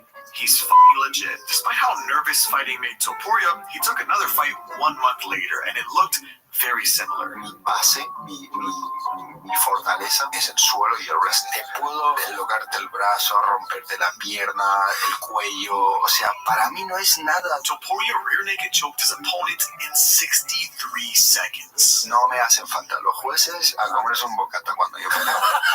This 18-year-old was very, very good, which begged the question, why was he so talented? Cuando yo tenía más o menos 4 años y mi hermano 5 nos llevó en Alemania a la clase de judo. Luego cuando fuimos a Georgia nos llevó a clase de Kyokushinkai. En Georgia pues conocimos la lucha grecorromana, que fue por donde hemos empezado todo, mi hermano y yo. And finally when we moved to Spain we started with BJJ. So 4 different martial arts in 3 different countries. Ilya's origin story is very complex, but the road to greatness often is. Your story is very interesting. You were born in Germany. Your parents are of Georgian descent. Viví hasta los 6 años en Alemania. No tengo muchos recuerdos porque ya sabes, 6 años. After 6 years in Germany, Ilya's family moved to their native Georgia. De un día a otro, venga, vamos a luchar.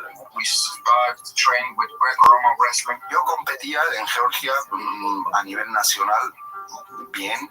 En la lucha grecorromana. Siempre quería encontrar, hacer algo a lo que le pudiera dedicar mis ganas. Al principio el objetivo era convertirnos en campeones olímpicos. My dream always was to become an Olympic champion, right? Ilya fell absolutely in love with training around the same time that his family had to separate. Cuando tenía 8 años mis padres pues decidieron venirse a España y pues para un niño de 8 años era duro, ¿no? Vivir sin sus padres, pues hasta los 15 años vivía sin ellos. For 7 years, Topuria grew up and wrestled with just his older brother in Georgia until he was able to rejoin his family in Spain. Queríamos como seguir practicando el mismo deporte, pero no había gimnasios de la lucha grecorromana. Y por casualidades de la vida nos hemos encontrado con el gimnasio donde entrenamos hasta el día de hoy, que es el Climen Club. I was competing in all the competitions in national competitions. Desde los 15 años, cuando fui al gimnasio, me metía adentro y se me pasaban las horas sin darme cuenta porque era feliz haciendo lo que estaba haciendo. Hice 3. Gané las 3 en el primer asalto. And who was your first favorite fighter? Like, who was the one that kind of drew you to the UFC and MMA? GSP. Oh, yeah? GSP. Yeah. When he was the first man, I was still like, I want to be like him. Y al final cuando entrenaba después dije, pero ¿por qué no me dedico y hago al 100% esto? Y eso se convirtió en España en campeones olímpicos a ser campeones de la UFC. In school, it must have been hard, right? Early on, communicating with the teachers, the kids. Yes, but I left the school when I was like 15 years old. Oh, what do you mean? You didn't go to school? Mi hermano y yo teníamos 16, 15 años más o menos. Le hemos dicho a mi padre, mira, no queremos ir al instituto más, nos queremos dedicar a esto. And he told me, like, if you're really gonna train all the time and like you tell me, you have my approval. Wow. Look, I'm not sure it's a good idea to abandon your education like Ilia Topuria or Tito Ortiz. I came in here 110% mental. That's about 100% of this game. The rest is physical. It's definitely not something I'd recommend, but you can't deny the results. Hola, soy Ilia Topuria. Voy a pelear el día 7 de mayo en el Mixed Fight. Voy a pelear contra Daniel Vázquez y vamos a dar una buena guerra. Estoy muy preparado y con muchas ganas de pelear. Los invito a todos. Spoiler alert, it was not a war. Topuria scored his 3rd straight first-round professional victory by taking down Vázquez and rear naked choking him. Topuria fights like he bet the house on a first-round finish, but that trend was unsustainable. ¿Tienes algún combate que haya pasado con el asalto? Sí, tengo ¿Cuál fue? En contra de John Guarín. Topuria was almost naively overzealous against Guarín. He put on a relentless pace, chaining together many submission attempts, including arm bars, guillotines, and short chokes. Don't get me wrong, it was impressive, but he ended up on the bottom for his carelessness, and he almost got submitted himself. He was clearly getting tired, but ultimately, he found that guillotine in the 2nd round to become the MFE champion. It was a good experience that tested his limits and solidified that Topuria was the best featherweight that Spain had to offer. After 4 MMA fights, Ilia Topuria participated in an unreleased Spanish reality MMA show similar to The Ultimate Fighter. No he salido a ningún lado, ¿no? Hice 3 peleas, gané las 3 peleas en el primer asalto. Ilia did the show to gain more star power in Europe outside of Spain. You don't hear of a lot of people coming out of Spain in mixed martial arts. ¿Por qué no se habla más de ti en el mundo este de vale todo en España cuando eres un tipo que no ha perdido todavía una pelea? But the show completely fell apart, and no one even knows that it happened. But it put Ilia in the right mindset to find his own opportunities. Ilia temporarily ventured to Alexander Gustafsson's gym in Sweden, and after they observed his skills, a manager signed him on and began looking for fights that would turn him into an international threat. Viene de su pelea en Finlandia, la verdad es que espectacular. Mika Hamalinian, who was 8-1 at the time. No te dura nada, ¿no? Todo potente. Rápido, quitado. Empecé la pelea tirando un poco de manos, daba jab. Ya Cristina me dijo que ya estaba estudiando con la boca abierta, que ya se estaba empezando a cansar, hicimos un poco la presión, entonces ya quería empezar a disfrutar. Cuando le tiré la guillotina, se me pasó por la cabeza soltarle y seguir pegándole, pero dije no.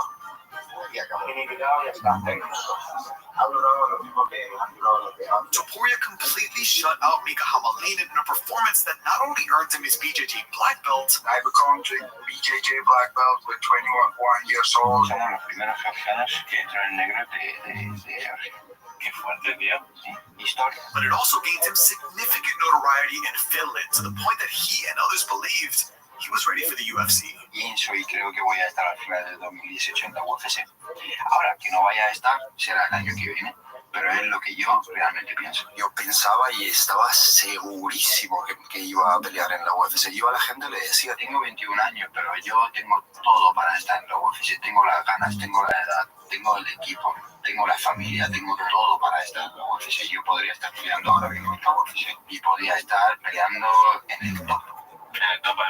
It's And speaking of the top, he had a firm opinion on a certain Irishman. A mí me gusta McGregor, pero yo nunca he dicho que me gustaba su personalidad como fuera de las MMAs.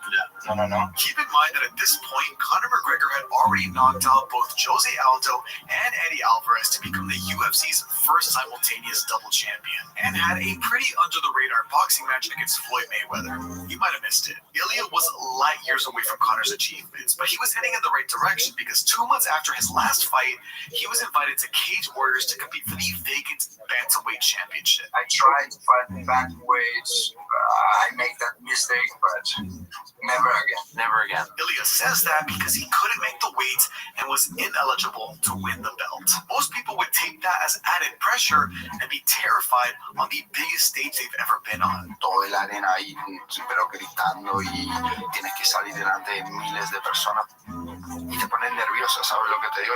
Imagínate meterte a pelear con un tío que se ha preparado durante meses y ha estudiado todas tus debilidades y tienes que meterte a pelear y todo el mundo espera lo mejor de ti. Es como que te ven como algo invencible. Te tienes que preparar mentalmente súper fuerte. El miedo es una ilusión. El miedo es mi mejor amigo, es lo que me ayuda a alcanzar el mayor potencial que duerme dentro de mí. El mayor miedo, no poder ver la mejor versión de mí mismo que otra. Aquí otra cosa, no hay ni una duda que viva dentro de mí. Yo sé que voy a ganar muchísimos nervios, muchísimos. A ver, estás nervioso, pero súper confiado.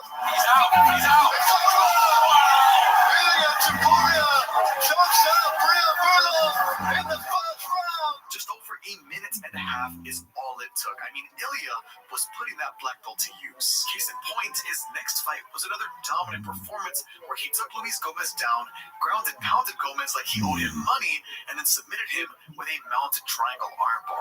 1 minute and 15 seconds of the very first fight. Look, dominating your opponents pre-UFC is a sign of potential greatness. But when you only showcase a grappling skill set and you've never faced adversity in the cage, it's hard to know how far you can go.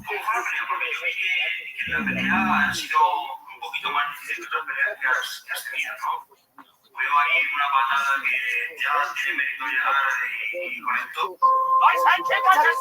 ¿Cómo sentiste la patada? A ver, nunca te sienta bien un pate en la cara, ¿no? Tenía mi brazo arriba, pero me rozó aquí en la cabeza. A ver, recibo el golpe, caigo al suelo. Te dije, ya no te puedes quedar abajo, porque si le dejo, si me quedo abajo y le dejo que él me domine, la sensación que uno siente cuando lo tiene al otro en knockdown es algo que te hace crecer mucho. Entonces no le podía dar esa ventaja, le tenía que tirar y dominarlo en el suelo. Topuria not only recovered, but he attempted an anaconda choke, guillotine, and even went fishing for a darce, all in the first round. But it wasn't working. Bueno, en el suelo no, pues ahora vamos. What does everyone say about Ilya Topuria? No es el pegarte un golpe, no, es crear huecos, es como te provoco. They say, don't let him back you up against the fence. Don't let him throw a barrage of punches. Es todo mental, ¿sabes? Es como un partido de ajedrez que yo voy preparando, te voy engañando. It's his power, his speed. Don't let him trap you there. No te tiro un jab abajo, te tiro otro y el tercero es un jab abajo y una derecha arriba. Ilya scored his first professional knockout and 7th first-round finish after tremendous adversity. Hay otros que comen la misma patada y duermen. And I'm sure a kick like that will never happen again. But in all seriousness, Topuria was now 8-0 and was very confident he was UFC material.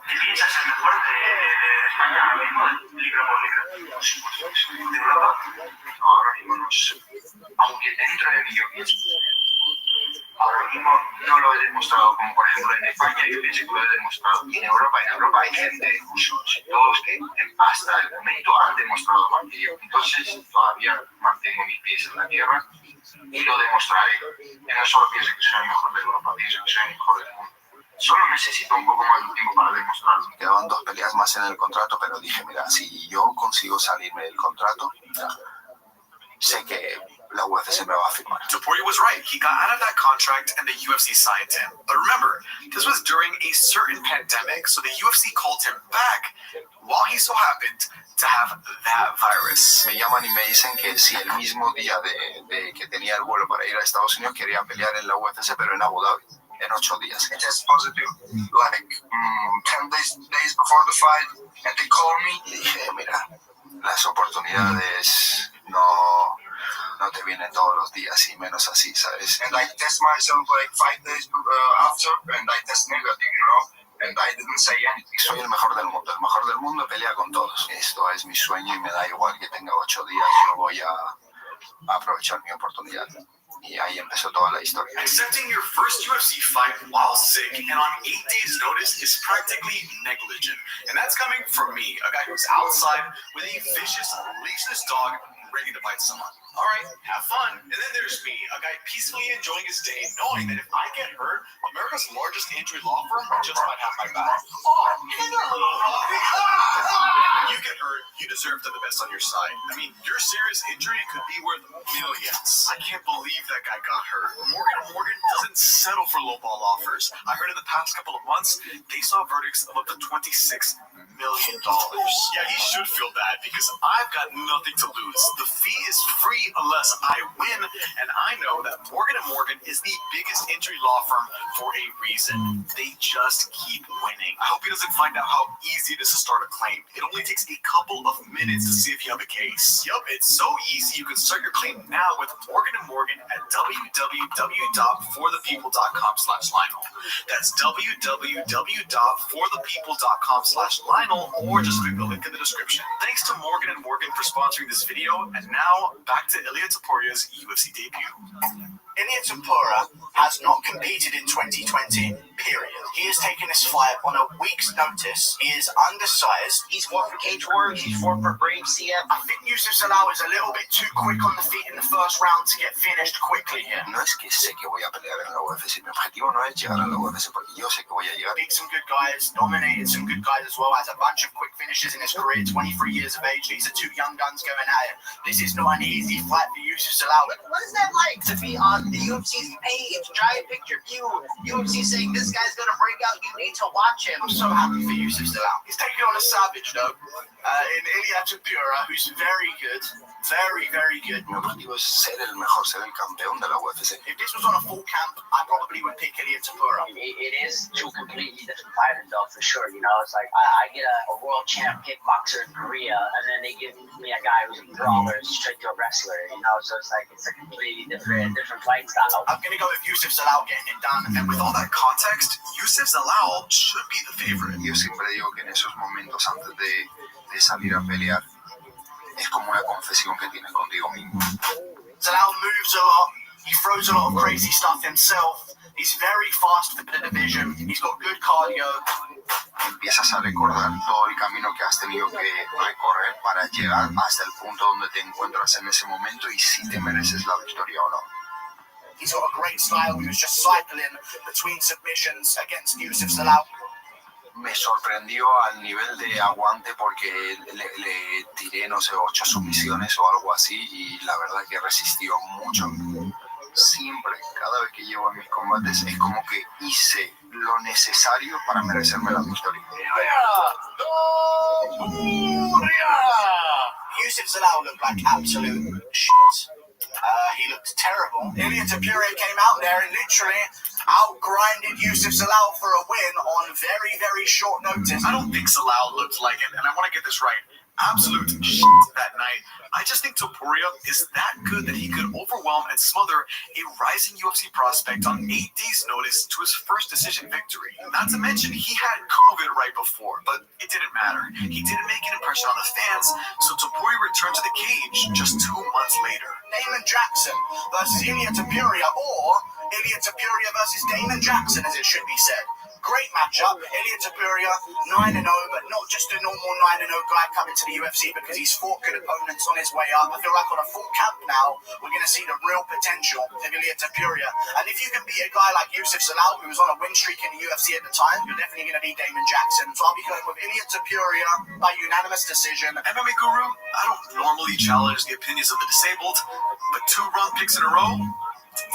That's a darn shame. You showed some great power in your hands as well. Do you feel you're one of the strongest, most powerful punchers in that division? I haven't seen body shots like that in a very long time, especially not in the featherweight division. I like the Canelo style, the body shots. And for this fight especially, I train a lot of boxing. Ilia Topuria was tearing apart Jackson's liver and body while maintaining perfect boxing fundamentals. The game plan was to hurt him and stand up, and I was knowing that when he was get hurt, he will start to search for the takedown. And I was ready for that. Landed good body shots, eventually started going upstairs afterwards once Damon Jackson was hurt to the body and just lit him up in that first round. It's all over. Come on, Superior just destroyed him, annihilated him in that fight. It was an amazing performance. I'm young, I have a lot of things for improve, and I'm the next champion, you know. And apparently Ilia Topuria is going to be a real problem in that division. What are some of the names that are on your radar that you would like to challenge yourself with in the cage? The only man who means something for me is the man who has the belt, you know. I don't care about anyone else. Topuria acquired his first UFC finish, finally giving UFC fans the Matador, El Matador. The only question was, could he lure his next bull to slaughter? Ryan Hall versus Ilia Topuria takes place this weekend on the prelims of UFC 264. I think Ilia is a great opponent. He's very tough. You know, he brings a lot of skills to the table. He's a good grappler. Of course, he's a nice professional, but for me, nothing special. I'm absolutely one of the best grapplers, really the best grappler in MMA. Ryan Hall, always going to be dangerous. He's not so good like everyone is talking about. Ilia Topuria was facing Ryan Hall, a leg lock specialist and jiu-jitsu master who had never lost in the UFC. But Ilia did not care. He's highly touted on the ground, but if fight is standing, does he present any dangers on the feet? Man, come on. He's very flat and straight. I haven't been outstruck in any of my fights, and that doesn't mean that that's impossible, but there's this continuing narrative that I'm not a good striker. He don't has a knockout power.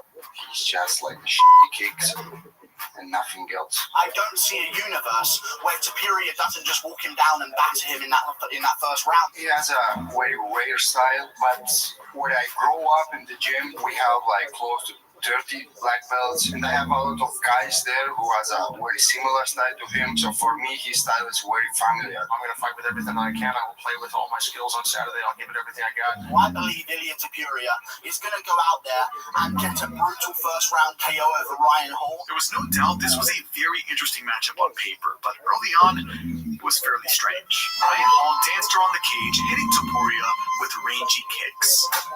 And fairly quickly, Hall started spamming his usual Imanari rolls to enter the legs.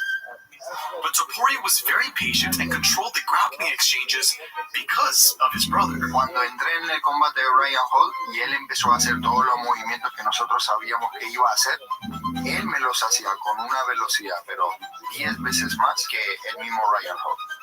Estaba acostumbrado y había entrenado con un tío que era mejor que él haciéndolo, entonces era imposible que me ganara. Like a bull to a cave, Ryan Hall eventually charged at Ilia Topuria with a reckless spinning kick, and that was the end.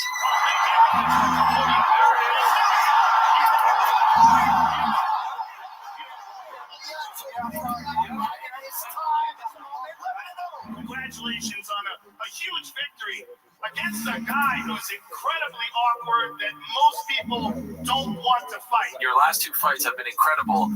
You're on some kind of roll. People, like I said, very excited about you. Think that you will be a future contender, potential champion at 145. When they offered me a fight, I said, yes, I'm going to fight this guy and I'm going to knock him out in the first round. Well, this is a huge test for you, sir, and a tremendous result. You're one of the most exciting guys in the division.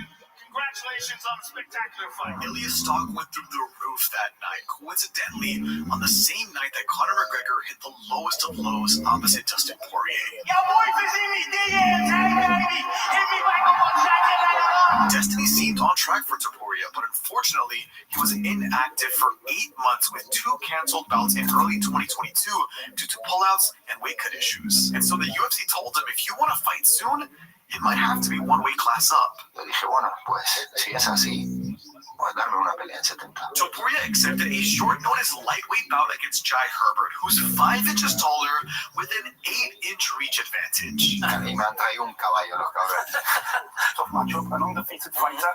Ilya Topuria's got a huge reputation behind him as well. With this Ilya fight, he's got good, decent boxing. He's very good on the ground. The guy is good, you know what I mean? He's very, you got to be aware of him on the ground. He's got good submission skills. I expect him to come out, try and trade, and then shoot for a double. Me getting the win over him would give me a big achievement, I suppose. You can expect from me coming out there and throwing hands. You never know, might shoot a double or something. You never know. I'm going to surprise you Saturday night. Trust me. Topuria had a very game and dangerous opponent ahead of him, but during fight week, Topuria had his eyes on another fighter. I threw the bottle to his face. He threw it back to me. I slipped and I gave him a proper right hand. He wanted to come at me and try and act hard, and he got put in his place, lad. I was stood there on my own, and there was about 6 of them, and he done not. Ilya Topuria got into a hotel scuffle with rising UK prospect Paddy the Batty Pimblett. If he wanted to do so, he would have come around the table and tried to have a fight with me, but he didn't. He stood on the other side of the table because he knows what's good for him. He's walking in the city with security right now, also because he's scared on his pants. This all occurred because of Paddy's tweets that offended Topuria's Georgian heritage. If he gets the win, I really want to fight with him. Even if he didn't get the win, I want to fight him because of my people, because of me, you know. I want to take his head off. What did you make when you heard your opponent kind of getting into it with Paddy on fight week? He's a no one. He used my name for followers and to gain some publicity. They can waste their energy doing what they want to do. I'm just out here chilling me, ready for Saturday. If Ilya was a little more focused on Herbert, the fight might have gone a little differently. You know, this guy with this big reputation couldn't get past your jab. You're piecing him up in there. I was surprised that in the first round he was really fast, good movements. Looking great, he couldn't do anything. For the whole first round, it was all Jai Herbert. It was a stand-up and throw me a kick from nowhere, you know. I wanted a good performance. I was winning the fight. No me esperaba la patada, lo recibí, pero no perdí el conocimiento en ningún momento. Like you say, that was all. It was just all going my way. You know, I was doing everything I was meant to be doing. Right. Fue que pude reaccionar rápido. Shot against me against the cage, you know, and then got up, and then I defended the takedown again. Like that wasn't going his way. We had to change the game plan. I had to pressure him in striking and put him a combinations. That's his favourite position. He gets you back to the cage. And I've been 3-4 people. I've seen KO. Like when he gets you against the cage. Finally, I put him to sleep. He just come over the top of the shot and caught me.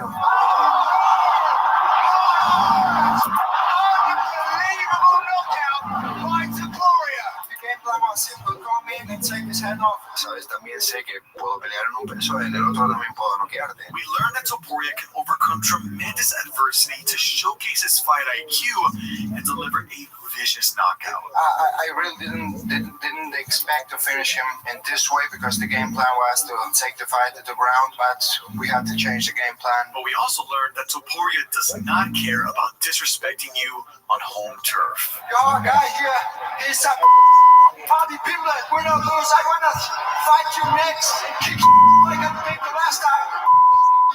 I wanna block that Paddy. Do you think Paddy will fight you in the future? Paddy?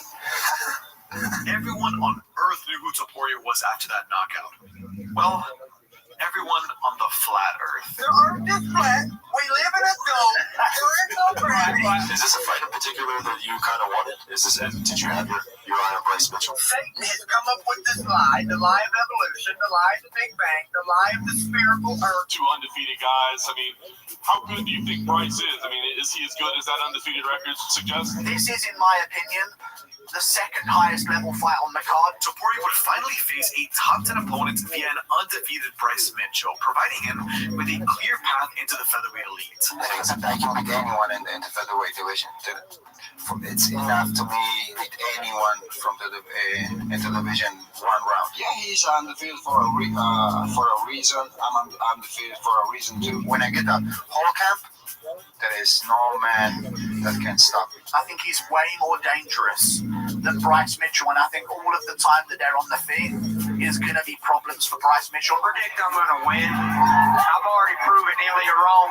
Topuria is able able to keep this one on the feet, then where does Bryce Mitchell's striking look? You know what I mean? That's my concern for him. He's got grappling skills. It's really good, but mine's is even better. Ilya said I'm a coward. Does a coward show up prepared to die?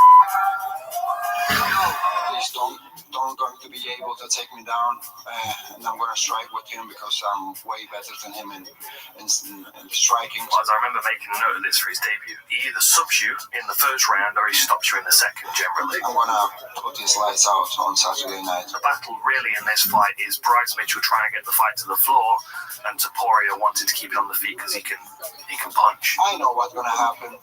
I know that I'm going to put him to sleep, and I think he already knows it too. And I'm leaning 51, 55-ish % in favor of Ilya Topuria here. I know that I'm going to get that win, but I want to make him look easy. This is my goal. My goal is to shine inside that cage. I'll go Topuria as well. I am proper on the fence about this one. While everyone made predictions, Topuria was cutting weight, and we learned he has a very unique method of doing so. Is it true that when you get close to your weight cut, that you drink a little bit of wine to help finish the weight cut out? Completely true. You drink wine whilst you cut weight. Yeah, el viernes es el pesaje, ¿no? Sí. El jueves yo tomo mi vino. I'm like, this guy's my fucking hero. Everyone knows that when you're cutting weight, it's a little bit difficult to go to sleep to the bed, and at the same time, it helps me for the dehydration. Do you not get buzzed? I get very buzzed. Very buzzed. We don't think about the fighting, we just celebrate. Yeah. And I go to sleep like a baby. I wake up at the next morning with 2 pounds less because of the dehydration. And it seems that alcohol also puts Topuria in a trolling mood because his trash talk at the face-offs really threw off Bryce. Digo, hazme que me echo un principio. Digo, qué guapo que estás. Y él mirándome todo serio. ¿Qué te pasa? ¿Qué pasa? And if that wasn't enough going on, Topuria once again got into it with Paddy Pimblett at the press conference. When I saw him last time, he got an hand sanitizer bottle bounced off his foot. I don't understand you anything. Back in the cloudy mountain, cloudy sanitizer. Bryce Mitchell in the back. Do you think Ilya's making a mistake focusing on Paddy when he has you sitting across from the octagon? So you talking English? What is it? What is that English? Yeah, of course I Speak do. English for the people. You in English, y que te f***en en español. I don't care what he focuses on, brother. I really don't. All I know is I'm showing up to whoop ass. If I got anything from that, it's that Bryce Mitchell was 100% ready to go in there and whoop Topuria's ass. I was not capable of kicking ass that night. Yo sabía que me intentaba derribar, ¿verdad? Entonces, si yo voy al cuerpo, no le doy la oportunidad que él cambie los niveles. If I could go back, Brett, I probably wouldn't have even shot a takedown. Was tough. He take me down, he hold me down for 1 minute, I think. I was not thinking that he will be able to take me down. Me consigue tirar al suelo, yo voy a estar súper tranquilo, no voy a desgastar mi fuerza porque yo realmente podía luchar ahí y levantarme de pie. I was capable of taking an ass kicking. I did do that pretty well. Y Bryce Mitchell fue eso, arriba, tocarle poco a poco en el cuerpo. That guy's good. He's very good. I knew that I was way better than him in the striking, even in the ground. I was tired immediately when the fight started. I mean, within the first couple minutes, I was tired. En el segundo asalto ya estaba perdido. He get tired, and I know that I couldn't do with him whatever I wanted, you know. That's why I take him down, and I submit.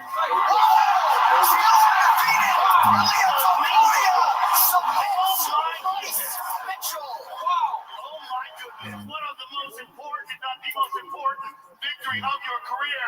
You came out guns blazing today. And not just with the stand-up, but finish this fight on the ground.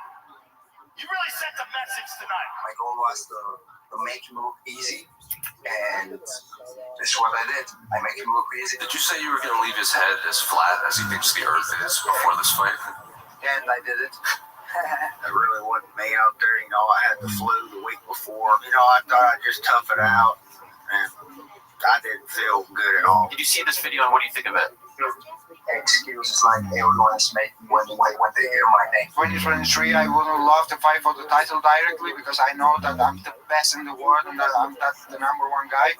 Yeah, I will be world champion, biggest name in MMA without any doubt. In 1 year. 1 year, you're the champion. 1 year. That was a wildly impressive performance by Topuria, but Bryce wasn't ranked high enough to justify a title shot. But the number 5 guy in the world who just fought for an interim title, that ought to do it. Josh Emmett, obviously he's a very tough opponent, but I think you kind of know what to expect, right? Big left hook, strong striking. What does a perfect night at the office look like for you? Yeah, perfect night would be landing that first overhand right, going home with 3 checks. I just have to be worried about his hooks, nothing else. He got that powerful right hand and left hand, but that's all he got. I absolutely can see a world where Josh Emmett just throws a fastball between the eyes of Ilya, and Josh Emmett smells blood and runs in and TKOs. And I couldn't care less about his wrestling or beat or ground game. Even his boxing. He's a talented kid. He's an up-and-comer, really well-rounded, but I think it's a great matchup stylistically for me. You have to be worried about my boxing, my wrestling, my grappling, about everything. Every so often, the UFC puts on an event where they're clearly trying to show this is our next fighter that can fight for the title, right? It feels like this Saturday is based around you and potentially being the next guy for Alex. The UFC rankings, Ilya is at 9, and if he beats Josh Emmett, he's probably going to jump up to 5 or 6. I don't know if he's going to get a title shot. I'm the next guy in the line. Who deserves more than me fight for a title? No one else. You're an undefeated fighter. Is there any pressure on you?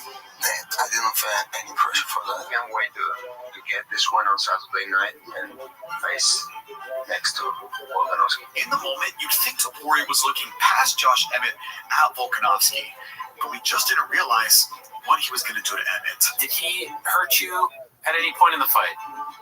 No. DC was calling it a masterclass. Do you feel that was a masterclass? I would expect him to knock him out in the first round, but the guy's really, really tough. He's scary. What he did to Josh Emmett, I was like, nasty. Oh, man. He's nasty. If we were a masterclass, if I would finish him at the first round, I never like to go to the distance. I had to just stay patient, punch him with the jabs, stay in the distance.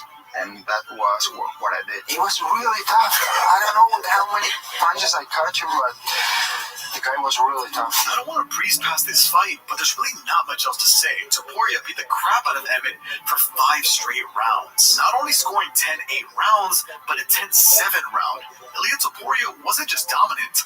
He was genuinely terrifying.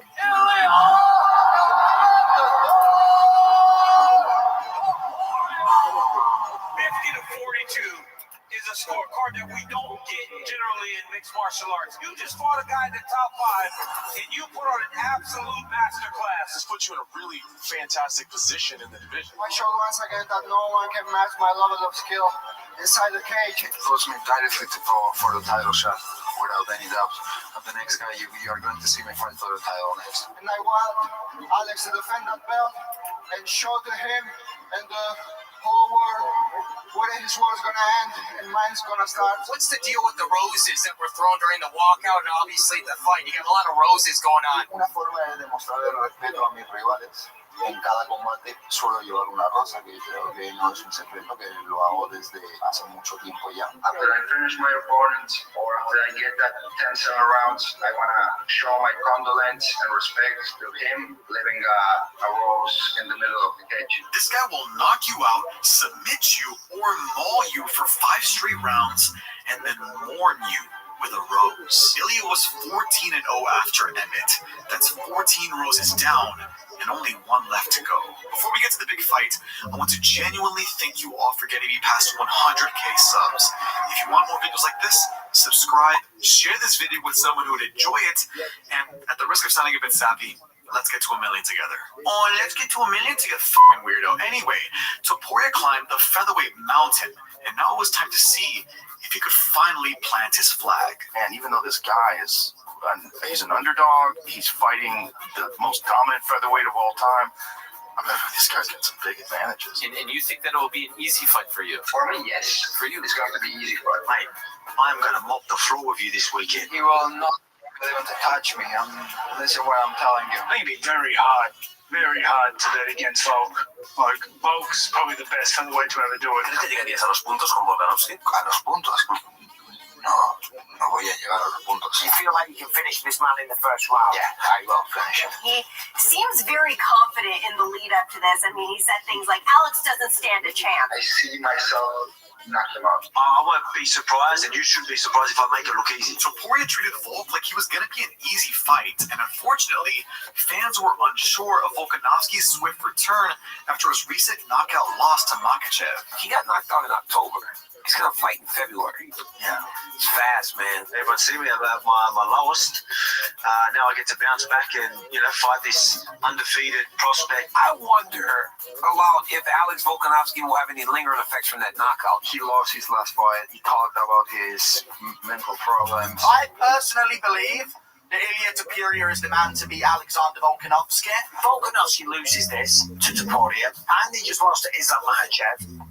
I think there's a good chance that perhaps he never fights the belt again. And more importantly, it would signify the beginning of the end of his career. Do you think if you beat Alex, if all goes according to how when you beat him, as you would say, it would be immediate rematch? The way I'm gonna beat him, they don't even wanna ask me about the rematch. That button right here after getting knocked out, if Ilya touches it there again, it could be a good night for both. Do you feel like this is the most counted out you've been so far in your career? As champion? Yeah, probably. Yeah, I think so. And he kind of was counted out, in part because Volkanovski was now 35 years old, a historically losing age for UFC champions. And even though Volk leaned into it as a joke, it didn't make us any less nervous. Dangerous? You already know what's gonna happen. You just came ready for your retirement. Look how you look. As a whole, made a good spanking. That's what's gonna happen. Hey, well, that's a puncher's chest, and I'm always aware of that. I think the only way I ever lose in this division is someone catching me. I want him to realize that there is levels. I want him to be like, oh wow, I'm nowhere near this level, which is going to be very embarrassing after all the talk he's been doing. There are levels. There are levels, then there is me. Topuria was so sure that Volkanovski was levels beneath him that he made his confidence very, very public. You're a special kind of company. I think even in your bio on social media, it already says that you're a champion. Hasn't even fought Volkanovski yet. He's already got world champion, undefeated, 15-0 in his bio. A lot of people think his confidence borders on cockiness. Where's this confidence come from, man? Hard work and dedication. You know how hilarious it's going to be if he loses, or how awesome this will look if he wins. I believe that he'll be getting taught a lesson, maybe a bit of humbling. He said he's going to humble. Stand up and do something. Humble me. Good on him, in a sense that you've got to be confident, you've got to back yourself. You're not saying it from an arrogant, cocky perspective. You really not. I think that's been kind of like the media's kind of changed. Yeah, the media always changes everything. They can call it arrogance. I call it faith. I have trust in myself. Taking a photo with the belt, and then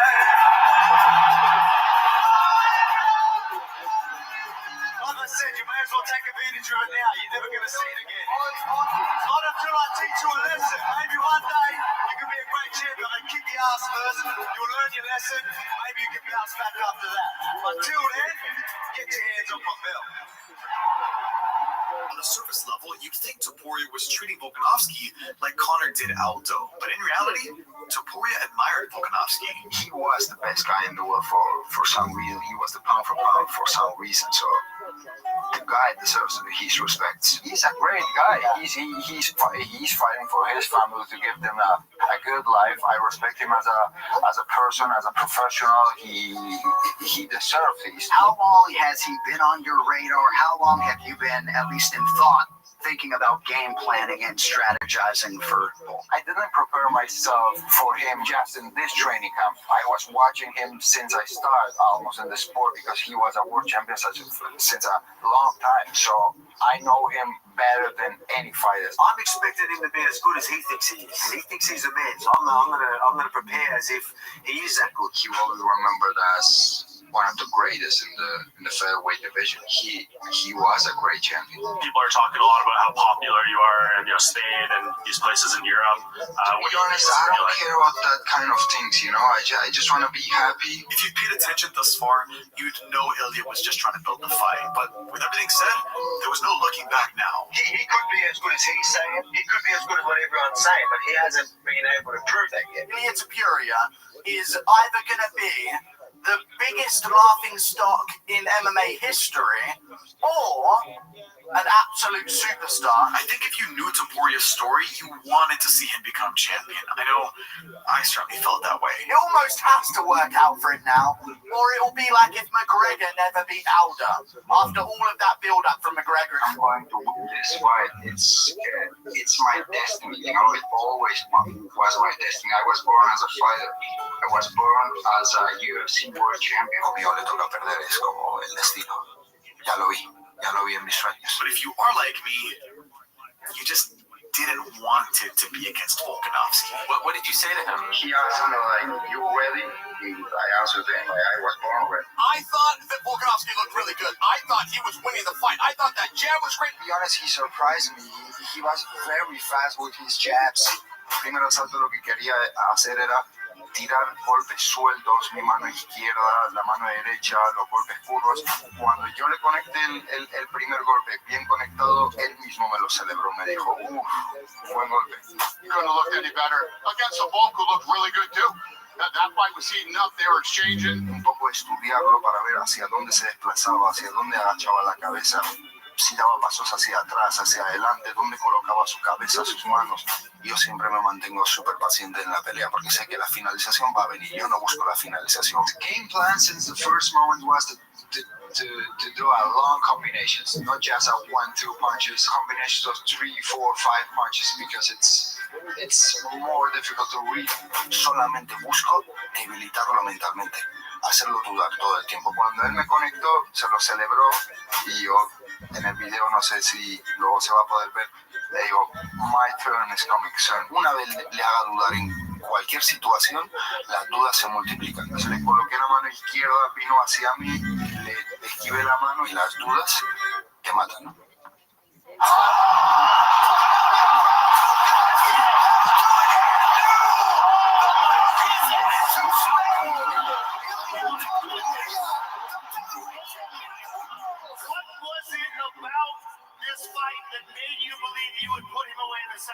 He just won the title. He looks like a guy who could be one of the all-time greats. I just know my skills, Joe. I worked so hard. For this. This was a moment reminiscent of Conor's championship performances. But there was a big difference here. I was knowing always like, one day I will become a UFC world champion. Where the is my second belt? I've already got this one. Orgulloso, ¿no? De todo el camino que he recorrido, porque al final todos los momentos que he vivido fueron los que formaron a la persona que soy hoy en día. Just trust yourself, work tirelessly, have faith, and everything is possible. Look at me now. For all the talk, Ilya is a very humble person with a deep respect for Volkanovski, motivated by something very different than Conor's monetary goal. My dream is to be world champion, world lightweight champion in the UFC. 4.2 billion is coming to sell for. Where's that second belt? You might still need to grab that belt somewhere. I have more money than I know what to do with. Guys, it doesn't matter where you come from, but if you know where you're going, it's much more important what's in front of you than what's behind you. I'd like to take this chance to apologize to absolutely nobody. They both became massive superstars. Topuria was welcomed with open arms in Spain and given a spotlight ahead of one of the most popular sporting teams in the world. Having a moment like that at the beginning of a big match for a UFC champion, a guy who just won the belt a week ago, that is gigantic. And Conor became the highest earning athlete on the Forbes list. But money was the furthest thing from Topuria's mind when he won that belt. Ilya, you called this. You envisioned it. It came to fruition. How does this feel to you now? Y ese es mi objetivo hasta el día de hoy y los días que me quedan. Sabes que yo quiero ser feliz, ese es mi objetivo. I feel so happy, Joe. I feel so happy right now. ¿Qué más quería? Dios ya me estaba dando lo que yo quería, la felicidad. Aparte de todos los títulos que puedan existir en este mundo, yo creo que el objetivo de cualquier ser es ser feliz. Thank you to my patrons and members. If you like this video, you will love the others on my channel, and subscribe because he was a magician. There was something about him, man. He had this unstoppable aura. He was fucking everybody up, and it was the way he was doing it. He was doing it like it was magic.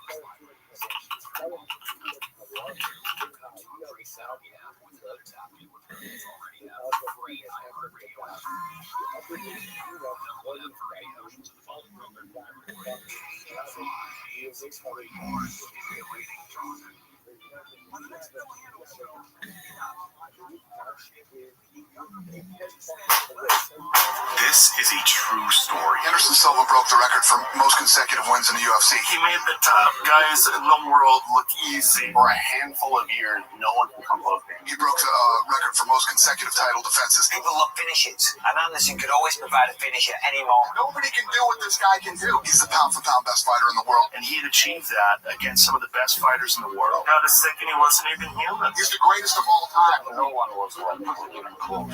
No one. I think he's the greatest in any combat sport. And all of that was true until 2013.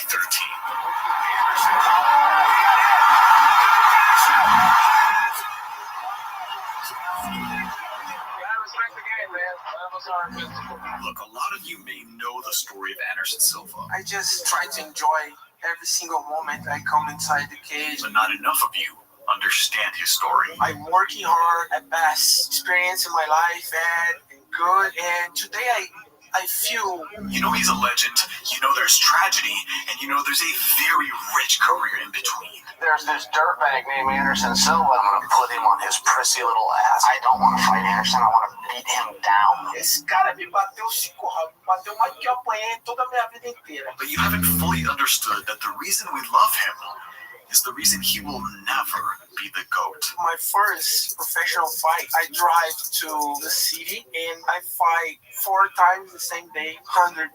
Cara, fiz a primeira luta. Uma garra, e cai no chão, levanta, e cai no chão, levanta. Eu acabei que eu consegui finalizar o cara. Peguei as costas do cara e finalizei. Anderson Silva finished his first professional MMA fight in under 2 minutes with a suffocating rear naked choke. When I finished, I just talked to my professor in the time and looked at him and say, that's crazy.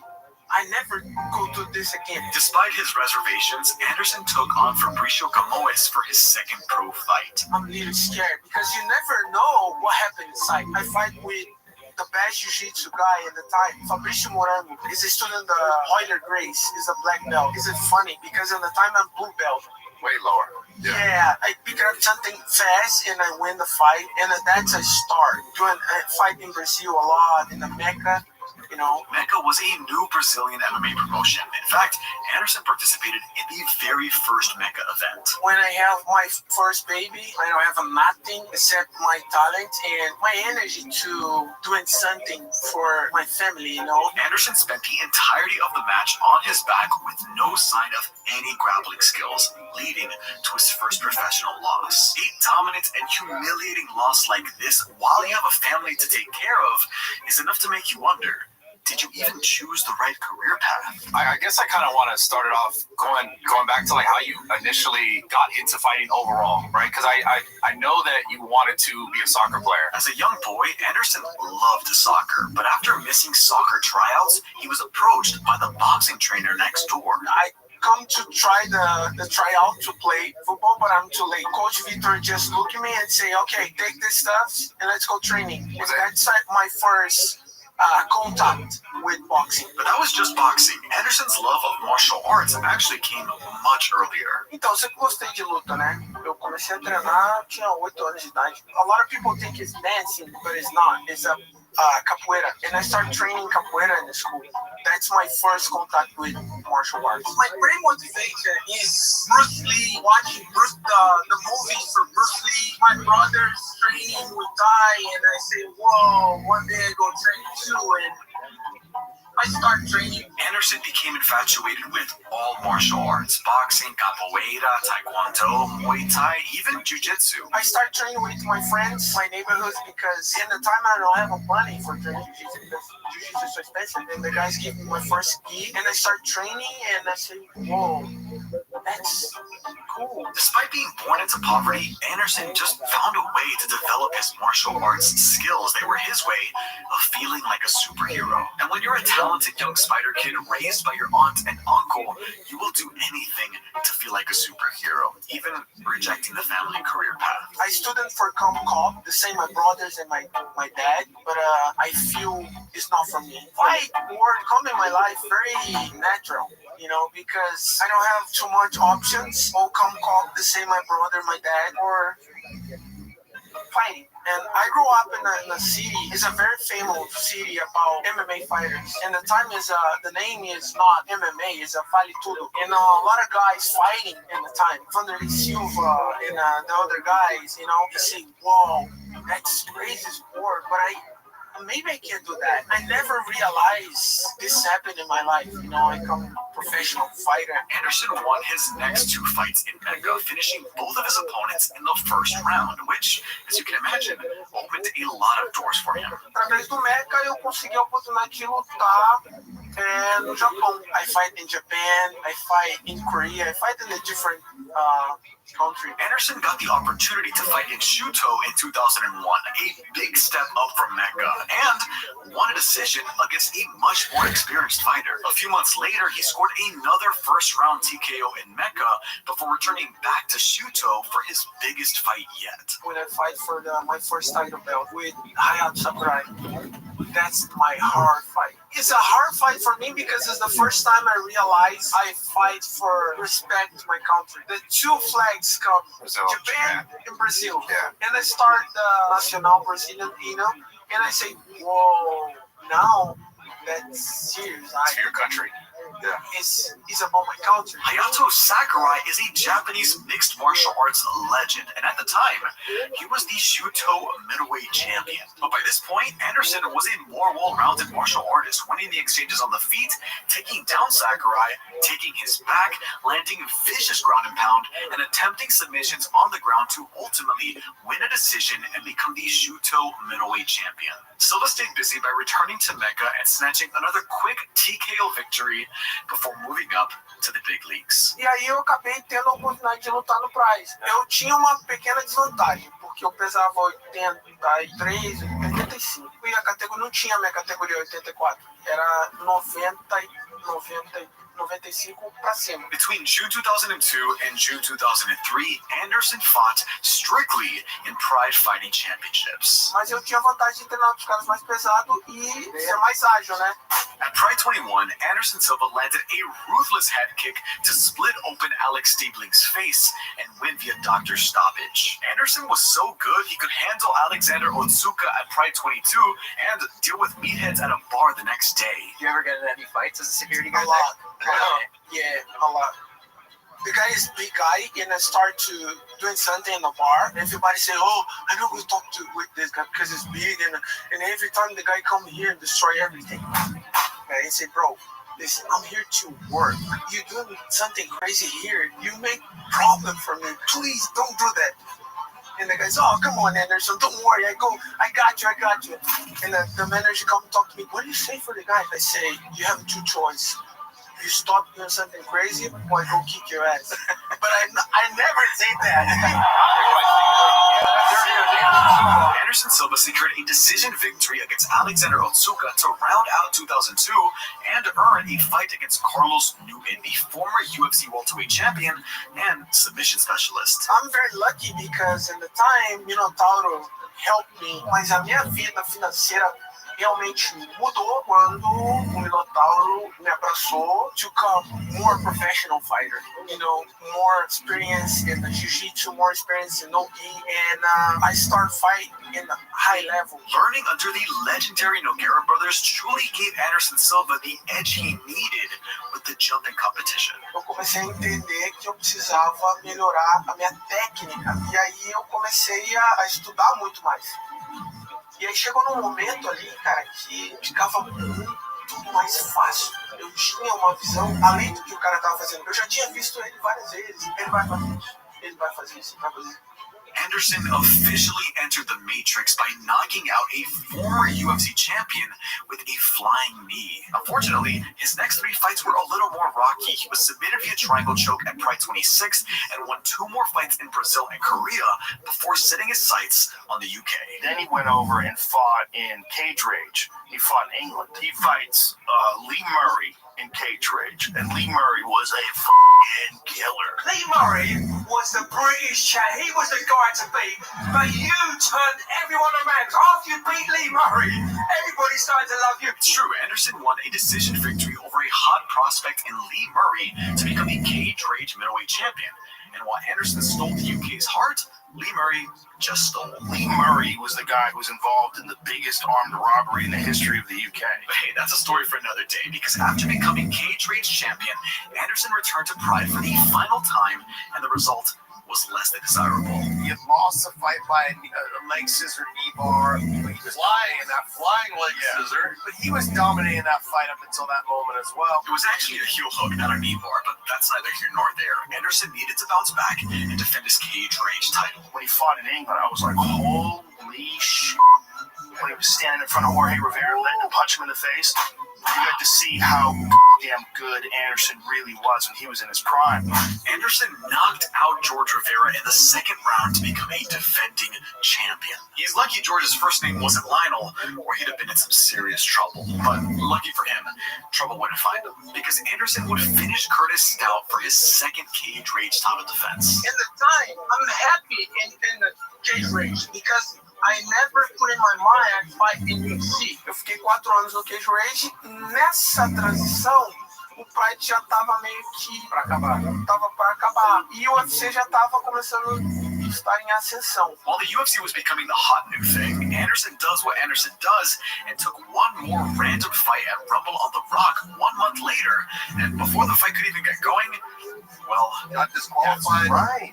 Fighting Yushin Okami. Anderson threw an illegal upkick to a grounded Yushin Okami to earn his first DQ loss and 4th overall loss. Then he goes over and fights Tony Fricklin in Cage Rage and hits him with that crazy upward elbow. By the time he was coming to the UFC, I was like, dude, get ready for this guy. Eu tava lutando lá no Cage Rage e os caras me ligaram. Falaram, ó, o UFC quer você aqui. Eu falei, legal, né? Hey, UFC, what's up? You want me to come over and begin one of the greatest careers in MMA history?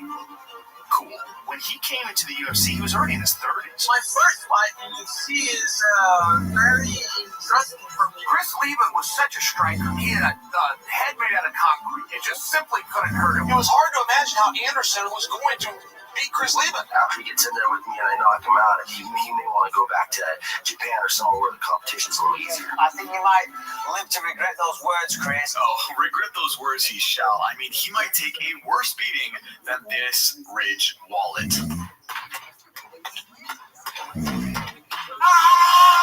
Dang, that's durable. I know a lot of you and your dads are carrying around bulky wallets that need upgrading, and Ridge is making gifting easy with one of their biggest sales of the year for Father's Day. The Ridge wallet can hold up to 12 cards, and you can switch between the money clip, cash strap, and add an AirTag attachment so you never lose your wallet. It's the perfect gift for your dad, spouse, or brother, but it doesn't stop there. This is the Ridge key case. Securely store up to 6 keys in a compact case that prevents your keys from jingling. And remember, Ridge wallets, key cases, watches, and backpacks look just as good as they function. My favorite thing about Ridge is the consistent durability. I use the backpack to go camping, and now it's my go-to for traveling. So whether it's wallets, key cases, watches, backpacks, or more, give a gift that will last a lifetime. Save up to 40% off using my link, ridge.com/Lionel through June 15th. That's ridge.com/Lionel, or just click the link in the description.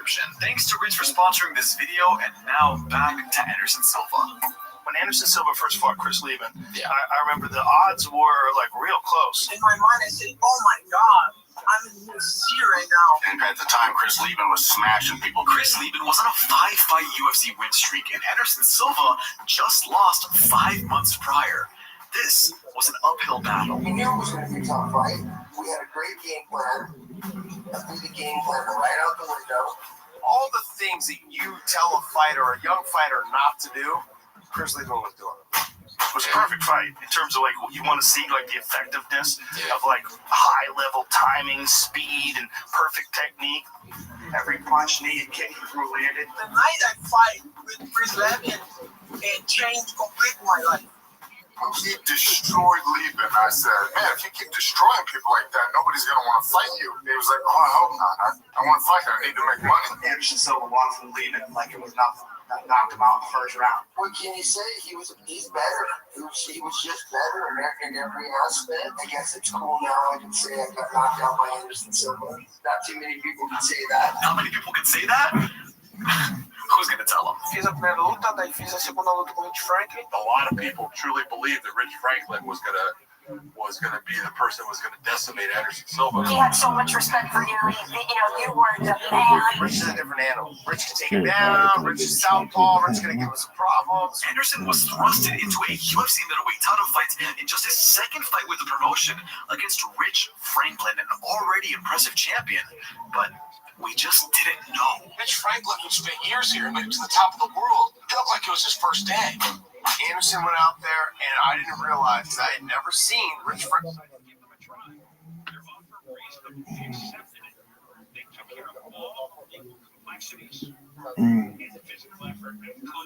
Comments, I don't read them. I don't read them. Don't even think about the stupid haters. Live in basements. Live in basements. Their tears are filling up my Reddit. I don't get it. I don't get it.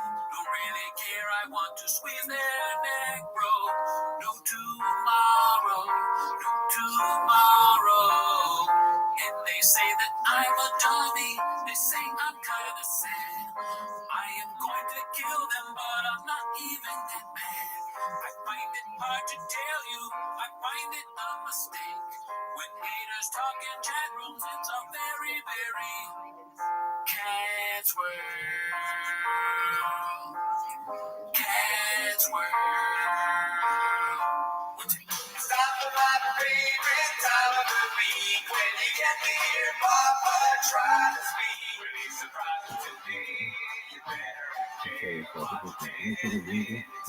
Welcome back to 10 Minutes of Shop. Thanks for tuning in. Listen, I want to just take this time. I want to look directly in the camera when I say this. Go down. I want to thank Brendan Schaub and Brian Callen. I didn't look directly in the camera. Oh, yeah. I can't do it. It doesn't matter. I want to thank Brendan Schaub and Brian Callen. I mean, we've been doing this for, 2 years? Who's counting, right? But I want to thank that. I can't believe we've been doing this show, 10 Minutes of Shop, for that long. Also, thank you to everyone that watches. Thank everybody. I don't know how much longer we can do 10 Minutes of Shop. Okay, I don't know how much longer they can do their show. It's not looking good. All right, at the very least, though, it'll be every week in May and April, and then we'll see May and April and May. But it's rough. So I mean, I'm just putting it out there. There's a timeline and everything. Yeah, it's like, how do we even fit all that into 10 minutes sometimes? Yeah, and every week, 10 minutes. That's a lot of stack that over a week. Yeah, that's a lot of 10 minutes. And I've never been a numbers guy myself. No, I mean, honestly, I don't even know. Sometimes it feels like I'm playing 4D chess with myself, trying to think of a next Chauvism. Exactly. And, you've been looking at places in Minnesota. Mm-hmm. You've always talked about the Minnesota scene. I think you'd be great there. Right. There's a lot of cool people up there. Tim Waltz is up there. Yeah. And he's always begging you to move out there and buy you a house. You're going to put your house up for sale. No one's going to buy it, though. How are you gonna what are you gonna give your dog away? Mm-hmm. Move? It's a show dog, so it'd be cool. Yeah, it's my guy. That is Bubba. I know. Mm-hmm. It takes months to do a truck show, and that's something that we're thinking about. Here's the thing: before we start with the timer, what's the over/under on them having red chairs in Austin? Yeah. I don't think they're gonna do that. No, I mean they have the money to move everything. I I'd love to see what the shipping.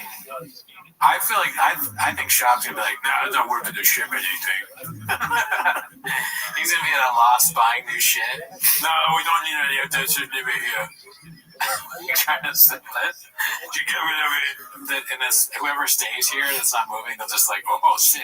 I have all this fucking equipment that shot, but then they'll find dust and Cheeto stains on it. And why does this red chair smell like shit? He poops in it. He's that's. I could totally see him being like, no, we don't want any of it. And then, he has to spend thousands of bucks on new shit. Yeah. I don't know where he gets the money, but he has money. Yeah, clearly. He just bought a new pink Jeep. Mm-hmm. That's when we were like, that's it. Yeah, that's why I want to quit. He has so much fucking money. That's what, I have no reason to name it. Oh my God. Matty Chimber once was like, dude, he's rich. He is so good. He's telling a story about meeting him. He's like, how does he have, he like grabs me by the, he's like, how does he have so much money? I was like, Matty, I don't know. I just do a show about him 10 minutes a week. I barely know him. Never met the guy. Yeah. You met him. He's like, he's got so much money. I'm like, okay, fine. But anyways, that's not why you're here today. You're here to watch 10 minutes to shop, so start the timer. Play the chin clip. Alrighty, let's see. I didn't even have this open yet. Jesus Christ. The page. Let's see. The first one is posted by Haphazard. It's called The Cowboy Hat Era Has Began. Oh my God, dude. Unreal. I saw it. You already saw it? No. The hat? Oh, shit. Yeah. Let's see. Okay, wow. We predicted this, or everybody did. I mean, yeah, dude. Yeah. You think we're going to go to Austin without a hat? Oh, really, dude? Let's see. Out of the kid. Come on, baby. It's just cozy.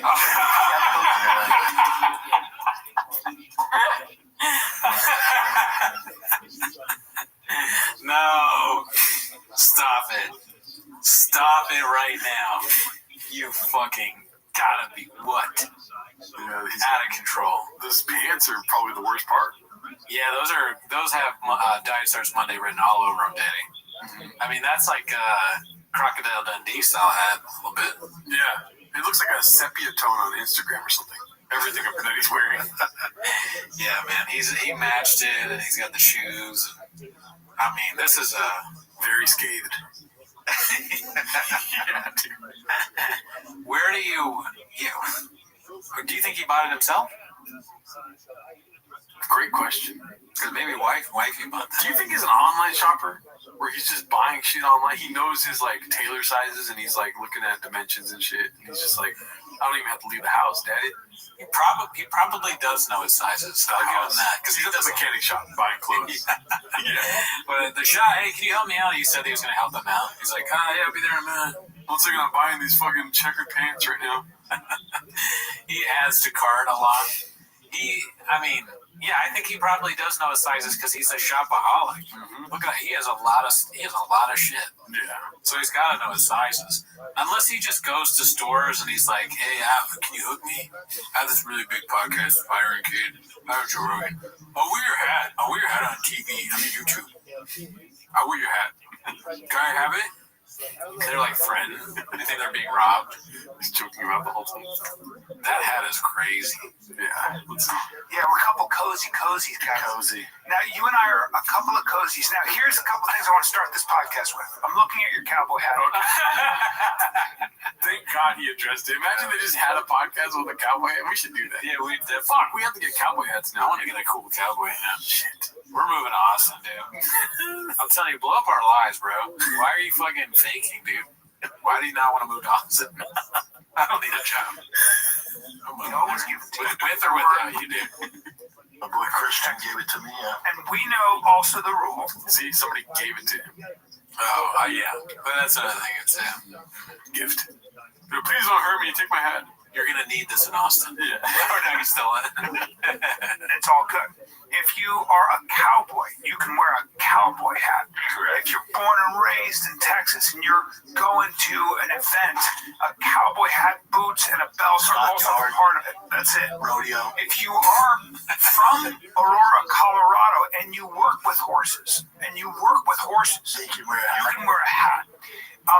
But if you are a guy who lives in LA with those pants and you're wearing a cowboy hat, I still can't wear it? No, I didn't say that. It's given to me. Of course you can wear the hat, but it doesn't make you a cowboy. It does make you a dick, right? Typically. Fair. And that's fine. Fair. But I like that was given to you, and I approve because it matches your outfit. Does it match? And it's a nice Stetson. It's a proper cowboy hat. Proper Stetson. I might get bullied in Texas, so I'm like, take it, right? The thing is, nobody can bully you. No. So at the end of the day, you're fine because you have cauliflower ears and you're a giant. Yeah. And I'll wear this fucking hat if I want. Yeah, and you're also not old, Brendan. There's a lot of Aurora, Brendan. Yeah. The real Brennan is back. Yeah. I like how I wear this hat if I want. I'm obviously thinking about other hats that you shouldn't wear, right? I'm not sure. Oh, yeah. And he's like, I can wear whatever hat I want. But I don't think you understand why. No, it's my hat.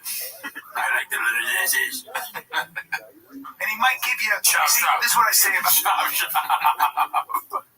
this. What can I just tell you how I warn people? It's peptide, Brennan. Well, this is what I say to people about Brennan. Don't make me put on the So yellow go ahead and say, just go ahead and start dissing Brennan for a second. Just if you're a not guy that strong. I bet I could do this to him. Yeah. Say he seems like a dick. Just go ahead. Seems like a bit of a dick, man. You guys are always wrestling. Yeah.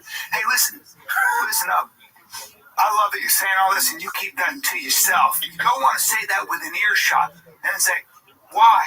Why not? Because you might get gripped. I don't know the fuck they're talking about. He's doing the squeeze you thing. Oh, I don't know. I had to stop it. It was going on for so long. He's keeping you busy right now. Watch Callan here. I think you're saying all this and his feet start to shake and his body starts to move. you might get You keep that to yourself. You don't want to say that with an earshot. He plants the feet. You saw that? He was like, he's going to keep you busy right now, dude. He's getting ready. Let's see. Why not? Because you might get gripped. Gripped? Yeah. I'm not gripping it. You don't want to get gripped up. Yeah. Horrible.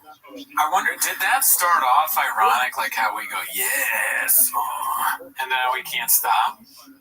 Because I think it's funny, but I'm doing it ironically. I don't feel like he's doing it ironically. Like, you're gonna get gripped. Okay, so I think it is ironically because he's saying, like, this is how we talk. You know? Double up the funny. But when he's doing politics, so he's like different voice, this and that. And he doesn't randomly go like, Rob DeSantis. You know, he doesn't hit that voice when he's doing real talk. With his politic thing is so funny, like his politics voice.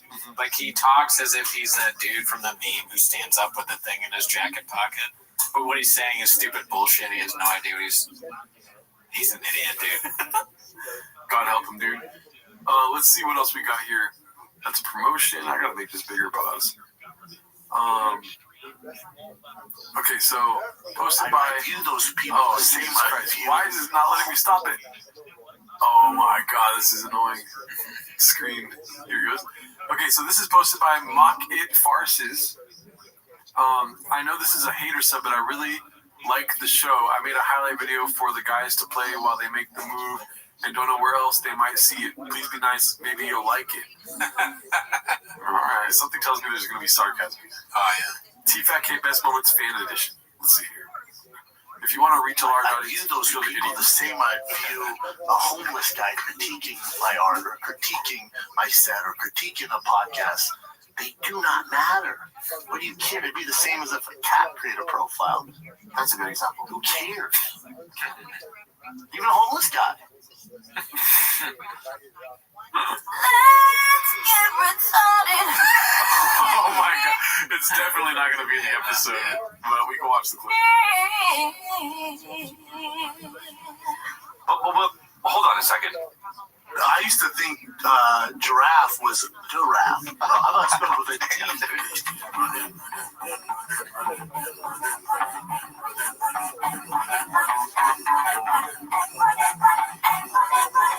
In this context, there's no disrespect, so when I bust my rhyme, you break your necks. We got 5 minutes for us to disconnect from all intellect and let respect. Simple inhibition, follow your intuition. We ain't in so a great way for tradition. Don't go to the bathroom there because you piss in the sink. Waiter. What? He said that you should get. Do you guys like your freedom? Do you like have an opinion of freedom? Like, you're welcome. You're welcome.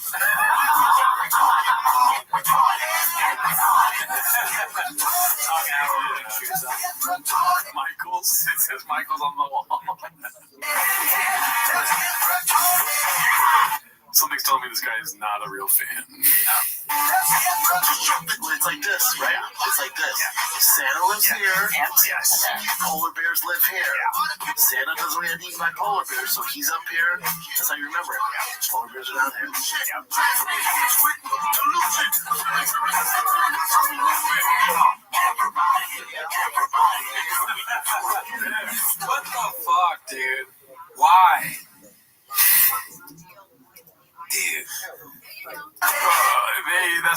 hole in his pants, right? I don't think so. That's CG.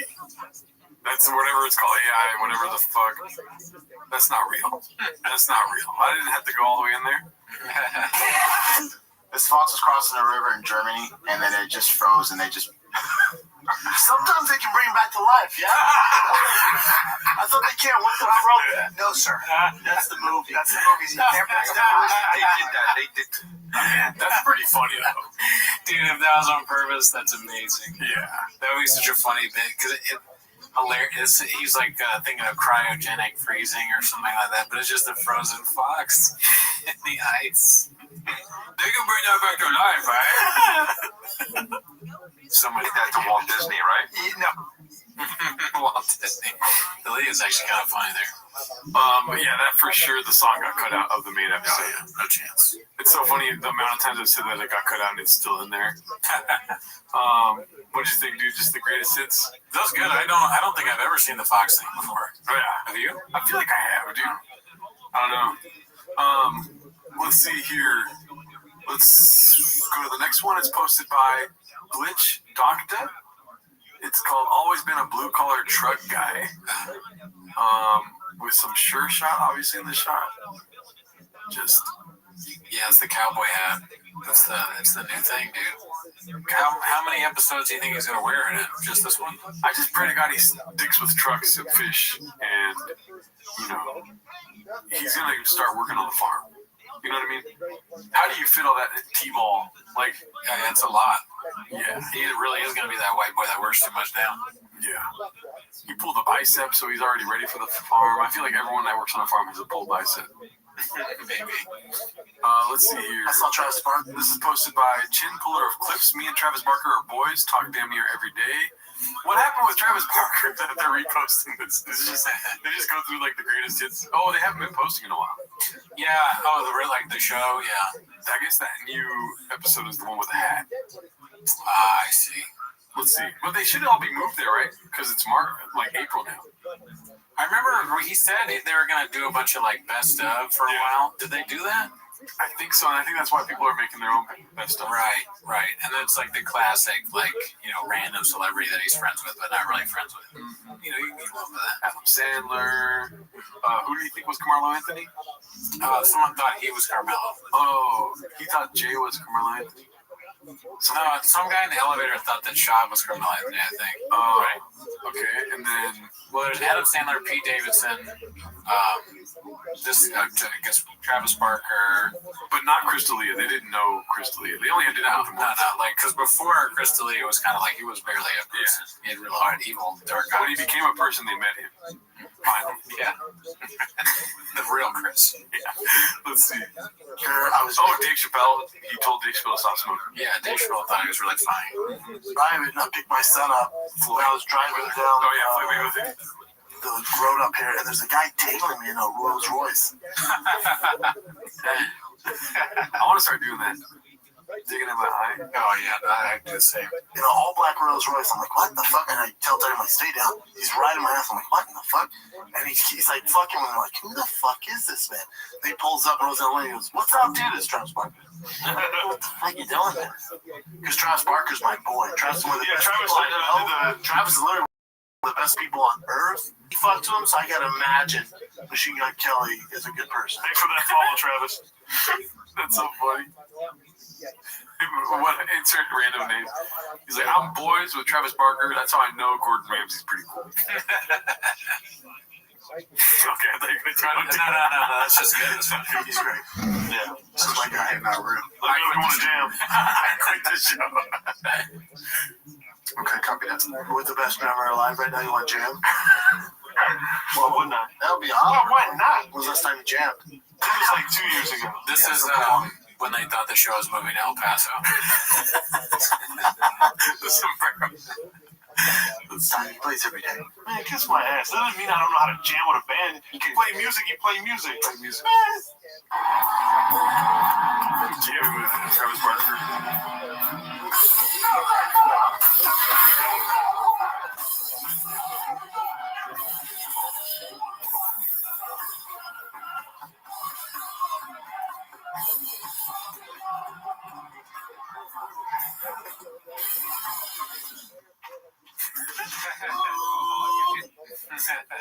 Oh man, Bit of a painted narrative. Who do you think made that happen, dude?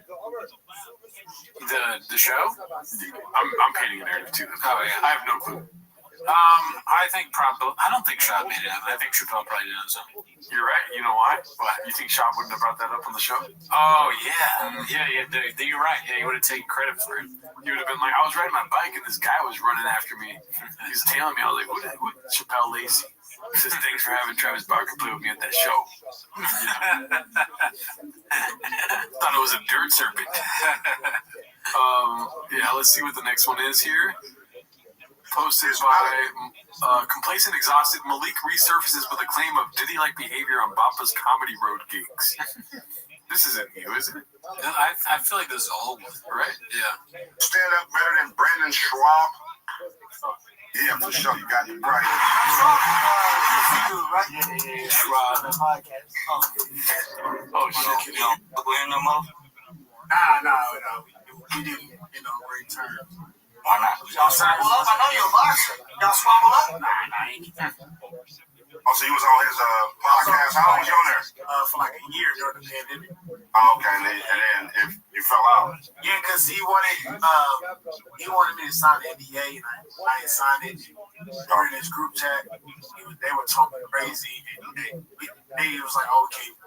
Just they were saying some things because during the pandemic, everybody was really getting canceled. Homie Jeff Garland, Brian Callen, Chris D'Elia, what other comics? Like, that Me Too. Fixing the mic is so funny. Yeah, this show is awesome. The fact that they don't know anything about Brendan Schaub is so fun. The immediate disrespect with the Schwab thing is always so funny. It's hilarious. All of them said Schwab. And then, that's funny. And then also just the way this podcast is, direct. This guy looks like he's a bus driver. He's like, hey, and then, oh, you really? Where are you going? Where are you going? Okay, cool. Oh, Brendan Schaub was there? All right. Next stop, East Street. Hey, were you falling out, Brendan, though? He's paying attention to the road. Yeah. And then the other guys are just on the bus, paying attention to a conversation they're not part of, This is how I know a guardian angel is homeless as fuck, dude. Because it possessed them to fix the mic to get the story in the mic. He's like, I don't know why, but I feel like I have to fix the mic right now. And then that fool's he's possessed by the same. He's grabbing the mic. Yeah, he's trying to get. They all know that it's gold. They don't know why. They don't know why, but they know they everything that Malik has said up to this point. They don't give a fuck about. But when it's Schaub, it's like, excuse me, sir. You get that mic up in your mouth, dude. Enunciate. He says coronavirus comedians getting canceled. He's like, oh, we gotta make sure we catch this. Let's see. On the road they were doing some shit. Yeah. Shit, man, worse. I don't really want to. Worse. Nah, you guys sign NBA shit. This is new. Diddy shit? It's relatively new, probably. Yeah. I don't know. Interesting. The bus driver does not like what he's hearing, dude. His face is It was some shit. Well, y'all was doing a traveling podcast? No, we're actually stand-up comedians. So what we'll do is we will be on the podcast and talk, and then we'll go to Brendan Schaub shows. And I was the host. The other black guy he was a feature. Brendan Schaub was the headline. Yeah. He hit him with an earthquake. Yeah. And then we'll talk about it. We'll have a podcast like this, but we'll just talk. And one day, they said something. Thanks for left. Yeah, I ain't want to sign the NDA. He was like, all right, well, don't come back. I was like, all right. Right. Yeah, you're like, beat it, nigga. That's crazy, man. That's fucked up, man. That's fucked up. Yeah, I agree, dude. Yeah. But we made Bert sign NDA. I think I know what he's referencing. And yeah, dude, when I heard that, I was like, that's fucked up. Yeah. Same thing, dude. Sorry, I mean, Malik had to deal with a lot. He's on to bigger and better things. He's figuring some stuff out. Yeah. But I heard he ran into Adam Sandler recently. Yeah, let's see. What else do we got here? Shout out to Malik coming on the show before we stop doing this forever. This one's posted by Chin Puller of Clips, The Great Race, and Two Blown Hammies. Oh, we're for reals doing greatest hits then. Everything's just greatest hits. Okay. Hey, now, if we're like, all right, everybody's in this room is going to have a foot race, 100 meters. You just get nervous. Yeah, anything. Yeah. I'd probably beat everybody. I believe you would. No chance. I would beat you at 100 meter. No chance. I bet you $5,000 I'd beat you at 100 meter. You want to bet $5,000? Not a chance. I bet you $1,000 I'd beat you at 100 meter. Not a chance. I bet you. We'll set that up. I would so beat you. I'll race in these motherfucking bands right here. Hold on. For 100 meters? Before you go, what are you banking off of? Well, the backflips? My guess is he's got a lot of explosion and he's very fast in a short distance natural. I'm telling you. Now, hold on. Now, wait a Listen, second. I've bet a lot of Let people. me just say this. Wait, Tom. I want to say this very clearly. I don't like the music. Yeah. Let's see. A racist. That's where I was going with this.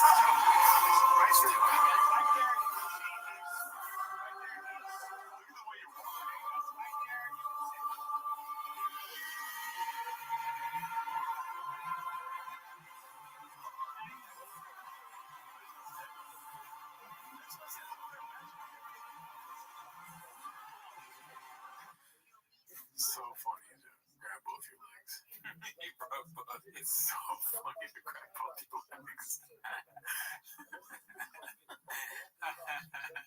And laugh like, it's funny. I mean, I can't believe I pulled. Like, wouldn't you be in a lot of pain? Yeah. I don't think you'd be able to stand on it, right? I don't really know how I know Achilles is super bad, like you can't walk, but he said a hamstring, right? That might be less painful. Yeah. I really don't know what the hamstring, but I assume it's painful. Yeah. Right? I want to stop running. Yeah. He's laughing. Oops! But damn, I lost. He realized he was losing, right? Yeah. Let's see here. So.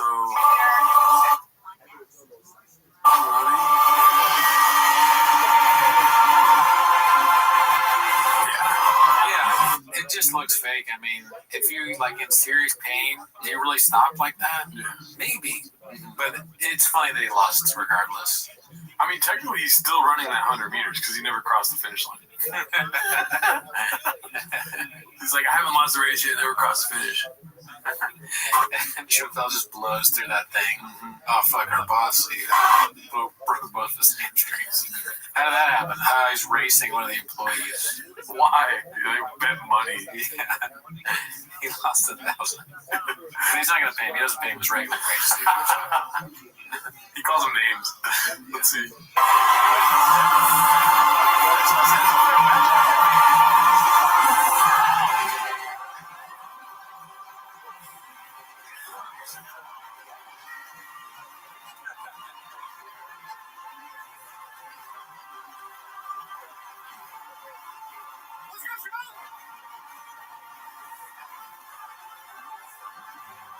This camera shot is great because it's like, where's Shop at? And it comes all the way back.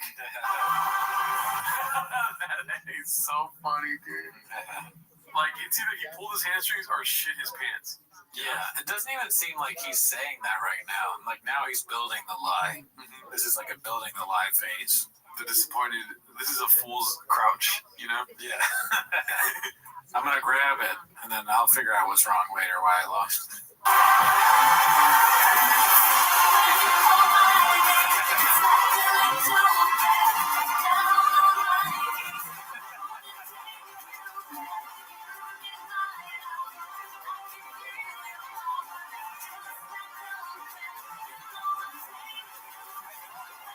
don't even think Chappelle is really going full speed, to be honest. I think he's like kind of keeping pace, and then when he's confident that he's going to win, he just goes, and then he notices that Brennan's not even there anymore. Slows down. That's that Michael Jordan gene, dude.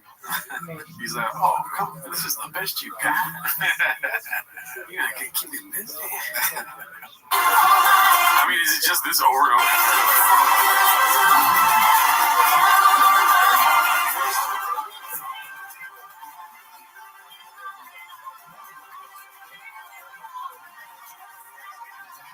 For some people, than others. Now, the thing about life is that as we're younger and as we get older, we learn. See, I'm not smarter than anybody. I've just made more mistakes, and I always beg younger people to listen to me. And that's sometimes fair. they don't, and That's sometimes fair. they don't. And what happens is we pull not one but two hamstrings. And so Brandon has got two severe pulled hamstrings, and he's a little heavy right now. He's a little heavy of heart. The left one is. I pulled it when I went to camp with the Buffalo Bills. Last time I pulled it. Yeah. This is way worse than that. This is way worse. Oh, you have to go. Oh no, sir, it crushed my NFL dreams. Alrighty. Yeah. Regular old Brennan Schaub dreams, dude. You ever had a Brennan Schaub dream? How do you define that? It's like a dream you had before you had another dream, and then you were pursuing all these dreams at once. Oh, NFL comedy, fish, podcasting. Yeah, I mean, I'm pursuing this podcast, but also my other dream was directing the Gringo Poppy documentary. Right. So I'm still kind of like, ever since you were a kid, you dreamed about directing the Gringo Poppy documentary. Let's see. This next one's posted by Don't Know Who to Axe. Moving to Texas, me come too. It's from Dumb and Dumber. No, it's something about Mary, right? Oh, okay, yeah. I think that's funny. Let's see here. This was posted by Chin Puller of Clips. Meeting Drake, Robert Downey Jr., and Will Smith the same day. They're huge fans of the hybrid. The car. Fuck. Hopefully not. That's electric. Yikes. Let's see. The only person I've ever been in the same room with, I'm like, I gotta get a pic. I have to. And I was like, how am I gonna do it? And then he came up to me and was like, man, you think this guy really has a chance? I was like, holy shit, it was Drake. I was working for Showtime for the Floyd Connor fight, and I was like the MMA expert for Connor. So I'm in a suit and tie, get ready to go on stage. And I was like, oh, fuck, we're in Toronto doing the press conference. And it's wild. It was the first day, wild, sold out arena. And I'm like, damn, this is crazy. I see Drake. I'm like, holy fuck, that's Drizzy Drake running through the six. And what does run through the six mean? Running through the six? Yeah. Great question. Yeah. I'm pretty sure the six is representative of Toronto. Oh. And running could be a number of things. Right. What do you do? Pulling both your hammies in the six, basically. Right. Yeah. Okay. There's just too many saying. Yeah. Meeting Drake is a peach's delight, dude. We're in Toronto. Oh shit, Drake's running through the six. Mm-hmm. That's facts. Running through the six with my woes, I think, is the original version of the song. It's a song. Oh, it's a song. Yeah. Okay. Let's see. I gotta get a picture. I have to. Fucking pull in, Bubba, hammies, we got woes. The way Will Compton reacted is how I reacted when he said, and how I would in real life too if I dropped to the Drake running through the six. And I was like, I gotta get a picture. That's me, dude. That's me. I could be impartial. Beating it. Yeah, exactly. That's what I'm here for. That's fucking, he's my favorite. And I was all nervous, and I hear out of the corner of my ear, man, you think Connor really has a chance? Man, I heard you talking about that bullshit. And I was like, yeah, I checked. Holy shit, what up, dog? I need a picture. He's like, yeah, no doubt. I was like, oh, fuck. Yeah. One time you were also there where Will Smith and Robert Downey Jr. running. I didn't ask them for a picture. Yeah, but they were like, oh, it's the hybrid, and they wanted to talk to you. Yeah, Robert Downey was like throwing front kicks at me. I'm like, very cool, man. That's when you need that, like a producer. You need somebody around to hey, guys, get in and get a photo. You know what? That party took all our phones. It was an Oscar party, and everyone was in tuxedos, so there was no cell phones. I've been to those parties. And Will Smith asked me if I did private training. He did. Will Smith was like, hey, man, you're the reason why he punched on your face. Oh, was it that training? Laughed, oh boy. No, I didn't train. You're the reason why Chris Rock. No, I didn't train with him. I didn't train with him. Take him up on it. I get different vibes. What'd you say to him? No. I'm going to hold mitts for you? You didn't say no. I promise you. I was like, at the time, as a current UFC fighter, I'm like, I don't like hold mitts. If you want to put me in fucking whatever the fucking I Am Legend. Will I Am. He said Will I Am. If you want to put me inside of Will I Am. He's just like, the vibe I get from this is Will, and I forget the other guy's name now. They're all like, they're back in the locker room, right? And they're making fun of the guy that's dumber than them. They're like, oh yeah, what'd you do? Yeah, what's that? And then afterwards, they're like, dude, we got him to do so much stupid shit. It was hilarious. They're like giving each other high fives. We're like, we gotta fuck with that. You know, I won't say what they say, but we gotta fuck with that more often. Yeah. 3, but I don't hold meds, Daddy. I don't hold meds, Daddy. Whatever the fucking I Am Legend 3, but I don't hold meds, Daddy. You get there and he's got a latex. You repeated it to some mids, Daddy. That's crazy. Mask on you. Oh, fuck, I didn't plan on this. You're gonna be a zombie. Can you go? That's the vibe I got. Yeah. Best in the business. I mean, dude, I wish I met half the people he met. Is that what he wants people to say? I think, maybe just he thinks he's a name dropper, dude. He thinks he's painting interesting aspects of the story. You know, you always want to talk about the most famous people you met in a story. I gotta write that down. This is posted by Fudge Runyon. Wake up, babe. Oh, wake up, babe. We're in Austin. That's so fucked up. So mean. That's so fucked up. It's extremely mean. And then Brian over getting arrested. Yeah, it is a pink Jeep, though. I think that's what they're. Look at her foot. Her foot. Ew! That's so gross. I mean, just mean. But also all the zombies, too. Yeah. Alrighty, let's see what we got next. Love seeing the community in the comments. Able Statistician 1. It's Pornhub.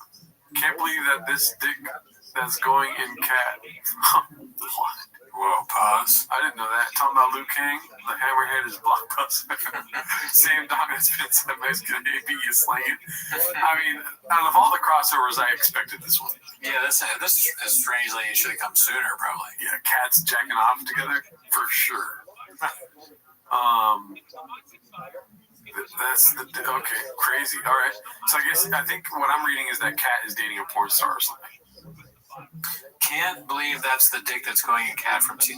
Oh my god, I didn't catch that at all, dude. I had a really weird. I'm so stupid. I thought that this was a video about boning a cat, and I'm so glad it's not. I feel like a weight has been lifted off my shoulders, honestly. You think homeless cats are watching cat porn? I mean, it makes sense. I don't think that cat porn exists, hopefully. But I just was like, it's just my brain shut down. I was like, what, cat porn? What are we doing here? Can't go there. Just gonna let it go. But cat's saying a porn star, that's fine. Well, look, no judgment here. Not for her. It's yours, Daddy. Maybe he's a nice guy. Posted by Busy Middle 8108. It's called Quick Chip Seasoned with a couple lies for y'all. Let me know what you taste. Looks like a while ago, right? Or it might be new because of the positioning of the sure shots. That's how you could tell the era. Those are magic minds, bro. Right? My bad. Be cool. I don't know what it is anymore, dude. Sure shot, magic mind, yo kratom, happy hippo kratom. There's always something in front of their feet. That's true. Imagine the ad space they have, like, for sale. Like, if they give out, like, a fucking portfolio to people that are, like, in front of the feet's the best place. We go wearing fish kicks. Behind this is all right. You know. What do you think is the most expensive place to put anything in here? I think rain, probably. The rain position. You know, because I barely, like, you didn't even know that was Magic Mine. You were just like, sure shot over here. But there's no mistaking the rain. I mean, I can't be the only one. Let's see. Well, come on, basically, dude, Basti, he's been obsessed with bats because I told him there's bats in Austin, so we walked to get bats. Some dude, whatever knew I was around town, came up and was like, hey, man, welcome to Austin, give me a cowboy hat. Oh, come on. How crazy is with my name on everything. What? Dude. I didn't understand a word of that. So somebody walked up to him and gave him a cowboy hat with his name on it and everything. No, okay, that part I got, but what the bats thing? We went around basically. Dude, Basti, he's been obsessed with bats because I told him there's bats in Austin, so we walked to get bats. Bats. Okay, I see where you're confused now. So they're known for bats, which are scary creatures that fly in caves. But also, T-ball is ever present in their lives, and they use bats to hit balls. Right. So it sounds like he's obsessed with bats. I don't know how you're obsessed with a baseball bat. Right. So it sounds like he's obsessed with scary bats. Yeah, I'm thinking now. I'm overthinking this. I think they probably went to get like stuffed animal bats. Right. Probably. Because he is a young kid. That's my bad. Like that's the team's fault. Some dude, whatever knew I was around. So they were going to get bats. Stuffed animal painting. Little did you know, you get a free cowboy hat With your name. with your name on it. How would he have his name on it? Maybe it was like in the store. The guy was like, "I got a cowboy hat. I can put your name on it for free." They make hats in the store. Engraving it. There's an engravers because they're not getting. They're getting baseball bats. Listen, it's a lie. Or a cowboy's leaving his house every day like, now that I know Brandon y'all gonna get in my hat and get his name on it, and don't no surprise it one day. And the first day he goes to Austin, somebody has a hat for him. Brian's hat says or his realtor just got him a hat. Yeah, I mean, I don't believe a word of that story, honestly. Oh, well, that's your takeaway, dude. I believe Bappa. Believing Bappa, the new documentary coming to Netflix next year. Let's see. The next one is posted by Miserable Number 104. It's called "Look What the Cat Dragged into Blockbuster: Milking the Scorpion." I don't know what role Chin plays in Milking the Scorpion King. And who's that at the bottom? Brian? Yeah, it's Brian. Alrighty. Homeboy was like, "Careful, boys. Tow my hair." Complacent Exhausted posted this one. Let's see what this is about. Hey, find me the fucking evidence. There's no evidence. It's also like, well, with all due respect, cold plunging.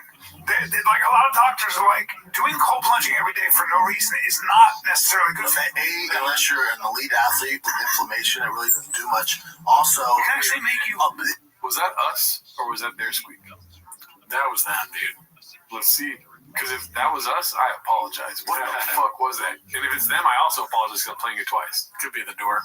Sure, an elite athlete with inflammation, it really doesn't do much. Unreal. Or a table moving. Get some WD-40, dude. Table with wheels. That's the one good thing about a new studio is like, shit's not going to squeak, dude. You know? Also, it can actually make you. What?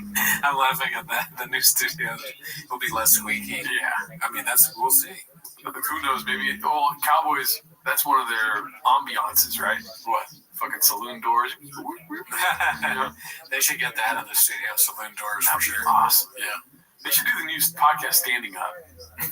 They walk into the saloon. Look, this is the fighter and the kid. Do you think they'll have like animal heads on the wall now too? Probably, right? I like this. Yeah. This is great. No sneakers on the wall for sure. No animal heads, and then maybe when you go to work, you can do that buck hunter game. Where they have the bars. Duck goose or duck hunt. Duck hunt. Yeah. I feel like boots. He's already wearing boots, Mr. on the right here. Oh yeah, Cal was born in boots. You know why? He's already living in Austin. Facts. So less sneakers, a lot more boots. For sure, and this is a legit guess, they're going to bring on assless chaps and talk about assless chaps. Maybe. I could see it as done as a bit. Mm-hmm. Brennan chop beef jerky. Beef jerky.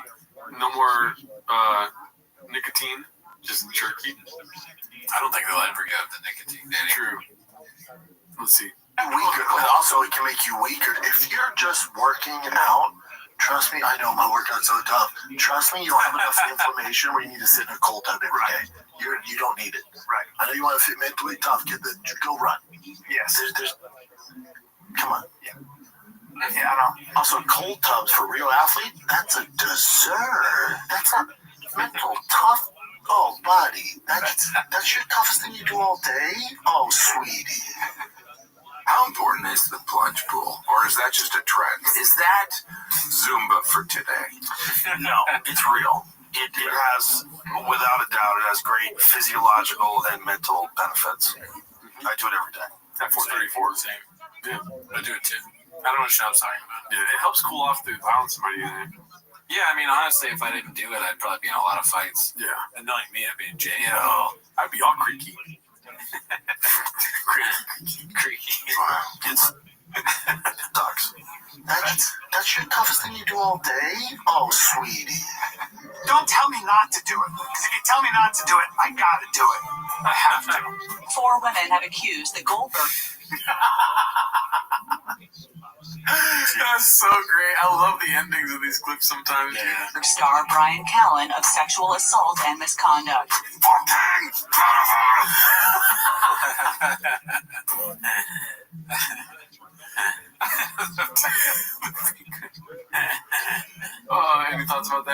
about cold plunging? Still gonna do it? I mean, yeah, that's like part of my routine now. After my monster workout in the morning, I'm just like, honestly, like, that's why I never get angry, because I do so much, like, I'm exhausted at the end of the day. I just don't have the energy to, like, fight. I definitely feel less scathed when I get out of the cold plunge, you know? Oh, yeah. But now that he's calling me a big old pussy for getting in the cold plunge, I'm like, yeah, what are we doing here, you know? That's true. I see that too. It's like, does it even have any benefit? Like, man, fucking dick shrinks up. And I'm all cold and shit. Yeah. You know? I don't know. Let's see here. This is posted by White Trash with Class. Comedy is legal again with our boy Brian Callahan. They never spell his name right on here. That's the correct way, right? That is a horrible lineup. Laughter on lockdown. I mean, just don't let the documentary come out. Is this about COVID? It's a documentary. I don't know. It came out on April Fool's Day, so hopefully it's a joke. Yeah. Let's see here. Picture yourself. Brenda does his getting a Tesla spiel on Golden Hour. Complacent, exhausted. Okay, so he's. What do you think? I think he's still anti. I'm still sticking that he's gonna get a Tesla. Maybe, but I don't think so yet. It's a lot of build towards like being a Tesla guy. Meaning. He wants to be like a spearhead of like, pay me money and I'll promote Tesla everywhere. Oh yeah, that's definitely not gonna happen. But I don't know. I feel for me, because I'm also thinking about doing this with my Tesla Cybertruck, I would just take a V8 engine and put it in. Easy, so easy. You're right. Or Lightning style. And then buy a Jeep that's kind of like pinkish on the side. Oh yeah, with KB Tech in. You know, put some blowers in. Yeah, valve it up. Valve. Funny old always. They always use it for like guys that listen to Drake or whatever. Yeah, guys that drive Teslas. Well, not anymore. Now I want one. I hope a liberal fucks with it. Wait, why do you want a Tesla? Because the liberals are fucking with them. Like they fuck with all the cars. Yeah, I get that. Yeah, so I want them to fuck with my car. You're a weak. I'm terrified of a homie taking a second to take a breath after I say something. If that happens, I'm like, oh no, what did I do? I'm eating my own tail. Yeah, that's when you know you fucked up. Just wherever, you know. I chose violence. He's like, I chose violence too. I went, oh, it's. I'm in my violence era. I think there's certainly some genetic violence in me. I mean, to be prejudiced against myself, I look like a violent person. You know, if I didn't know me, just even the way I'm built, not even just the working out part, just the size of my hands. Okay, I thought he was gonna say. I thought he was gonna say that he's tall. That's the only thing he has. He's like proportionate to my body. My hands are fucking huge. Yeah, that's true. You know? I mean, I deal with the same thing. Big feet. I mean, how many fights do you think you would get in if you were like 6 inches shorter? I feel like I would be fighting all the time. It's tough to say because I'm already in so many fights. You know, I got the same. It's crazy to say. I got the same shit that you're talking about. I got to think about this all the time. Mm-hmm. I got these really small hands, you know. Giant, tiny small teeth, big gums. Nothing fits me. My dentist killed himself. And I killed him. I killed my dentist, because I was violent. And their assistants. Yeah. Like there's the width of my shoulders. Like there's likely a lot of violence in my history, in my past, in my ancestry. Yeah. That picture is so funny. I think I played it again. Was that the ending? Yeah, right. Yeah. Wow, he's a small guy. Mm-hmm. He looks like he would be a good Gimli in Game of Thrones, or what is it called? The Lord of the Rings. I don't really know Lord of the Rings that well. A dwarf. But they're stocky. I agree. You know, big hands. Yeah, I mean dwarves, so they have miles in their DNA. Mm-hmm.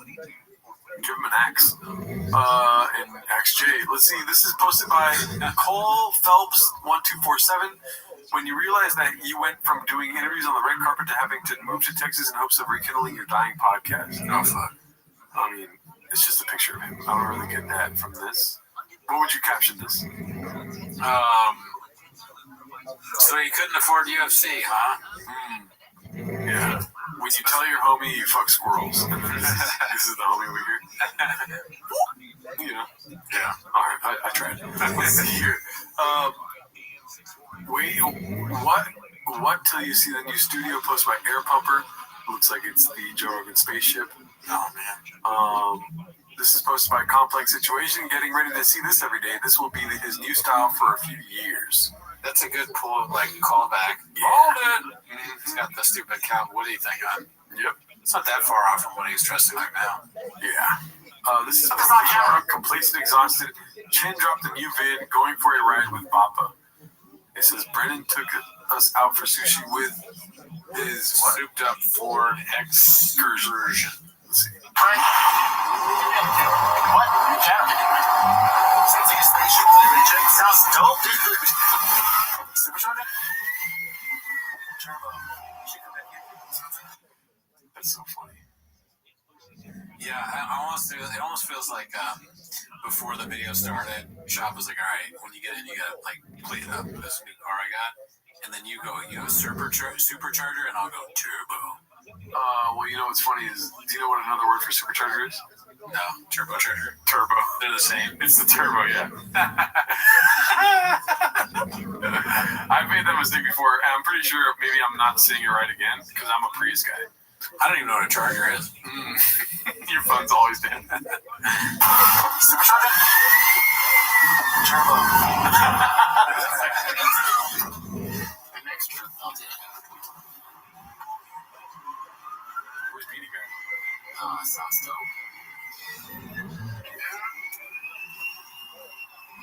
Oh, if it winds up in whistles. Tell me about the whistles. The whistles, though. Anybody that has it in their neighborhood's going to be totally driven crazy. It sounds like Rusty. Well, you want to woo woo? It's that woo woo. You know what I'm saying? Okay, this is the biggest test. This is pissing. The farm. Because I don't fuck around when it comes to people. And then it's just, oh, you got the big ones. Yeah. Yeah, I don't trust that. Chen's cooking was so bad, I just don't trust anyone there. Any food in T5K Studios, not going to eat it. No. I won't even have a sure shot there. I'll drink one of the rains. I drink a sure shot because I'm always trying to. Oh, yeah, true. You fit right in over there. This next was posted by Homeless Cat 5567, talking about hankering for a hunk of cheese, baby. That's pretty great. Too real. Damn. He does have like that weird yellow film over him, huh? It's very close. This was posted by Dandy Kaufman, electric cowboy personality downloading. Oh no. Let's see. Would this make you get an electric car? We have no clue. Think Brendan would get an electric car if this was the case? I think eventually. I almost want to, but my whole narrative I still, on my hat it says anti-electric, but now that the libs are putting fucking Nazi signs on electric cars and fucking electric cars, it makes me want one, so I'm conflicted. Like, my extreme pause.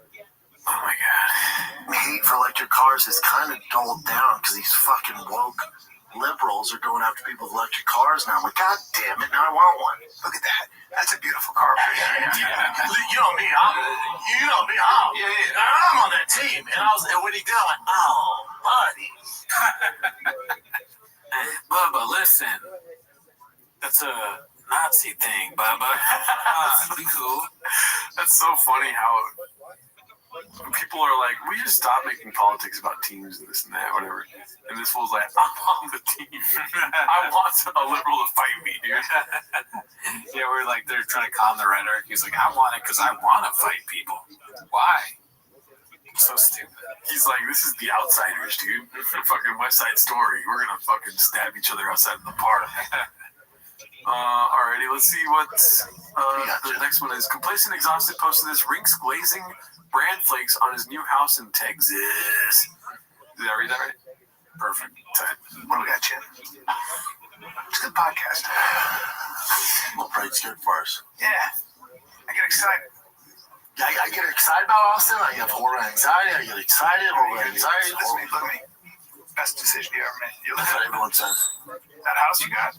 How cool is that? What? Yeah. Hey, did I win? I love my house. I don't have a mortgage. But did I win? Oh, dude. Because I love my house. The night was like this. Got a little tight in my seat. I was like, backyard. By the way, I got backyard seat and coach. I had to buy that ticket right away with my points. Yeah, you got chill. So I was in the middle. 6-hour flight, and I was like this, looking at me, and I'm happy for my boy, but I was like a little tight in the mouth. Well, hot chip. Damn. The show is really about the success of Brendan. Yeah. Brian is along for the ride. So he's got to talk about how well Brendan is doing, or else people aren't going to tune in. Yeah. Guadalajara. Let's see what we got next. This is posted by Successful Egg 8345. Papa's Electric Cars and Mothership Era Incoming Electric Avenue Remix. Okay, so a lot of fucking clips are going to get cut out. And I'm banking on it, dude. Let's see here. So you get an electric car? Auntie-sized electric cars and fucking electric cars can make you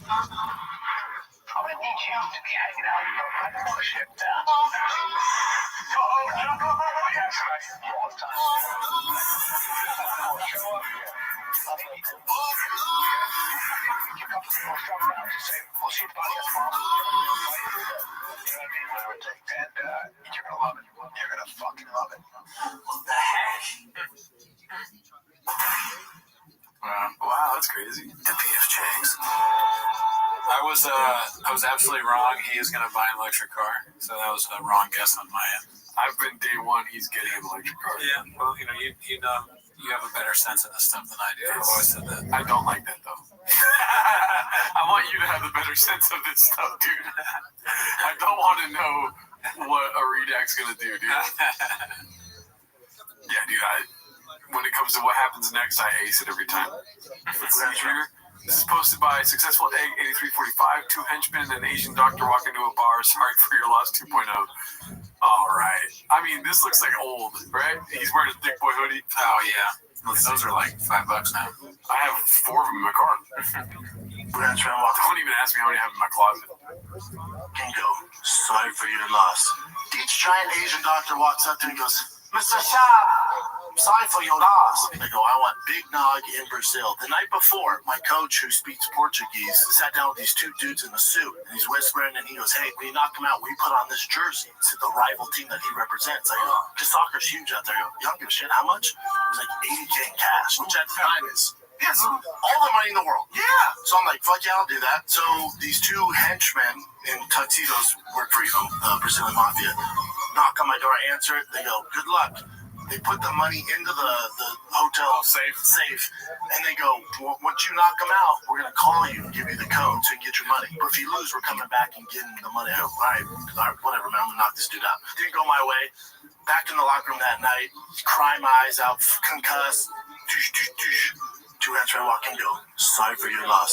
Take the fucking 80 grand cash, walk out. He turns around and goes, you can keep the jersey. Why the fuck you lying? Always lying. Oh my God. Why fucking lying? Yeah, that story made no sense. Yeah, dude. I mean, that's your takeaway. I just saw a UFC fighter spilling his guts. Talking about the bad side of the industry. Oh, shit. Do you see that title, dude? You want to read it? Go for it. El Gringo Papi Dos in Austin, Texas.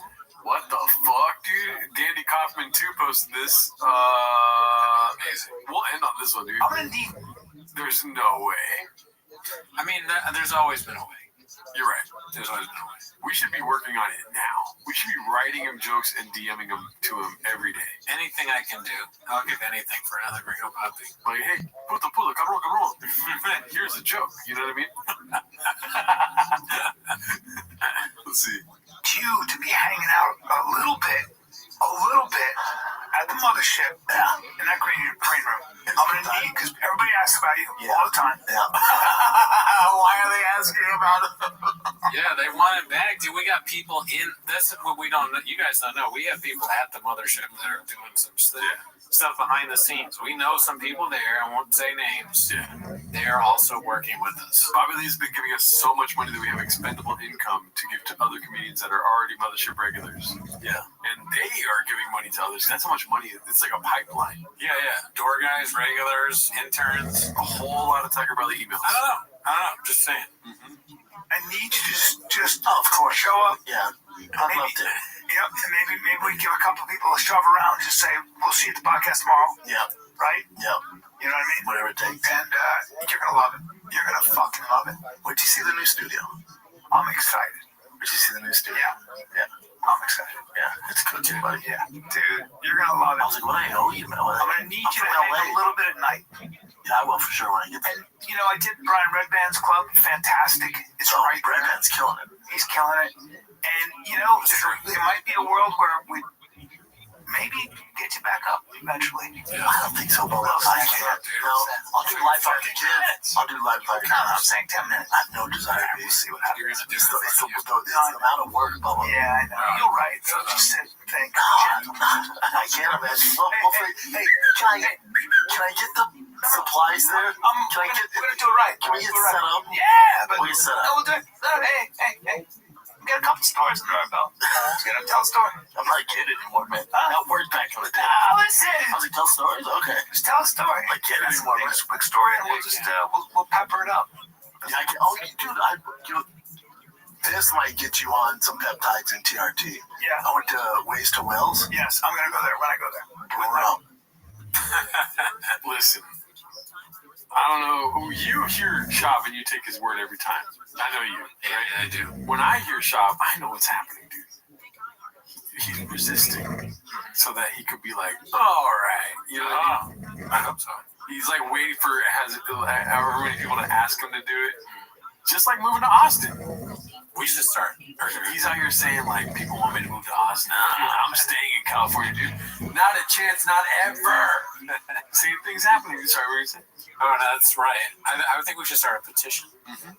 We should start like a moveon.org thing, Brennan Schaub to do stand-up again. Can you do that? Let's do that. Let's fucking do that. Let's do it. Yeah, I'm down. All right, you heard it here first. Here's the thing. Should it be, because you got a 4D chest. Okay. 4-0 chest. Right? You got to play some 4D chess here. Sure. Okay, I'm listening.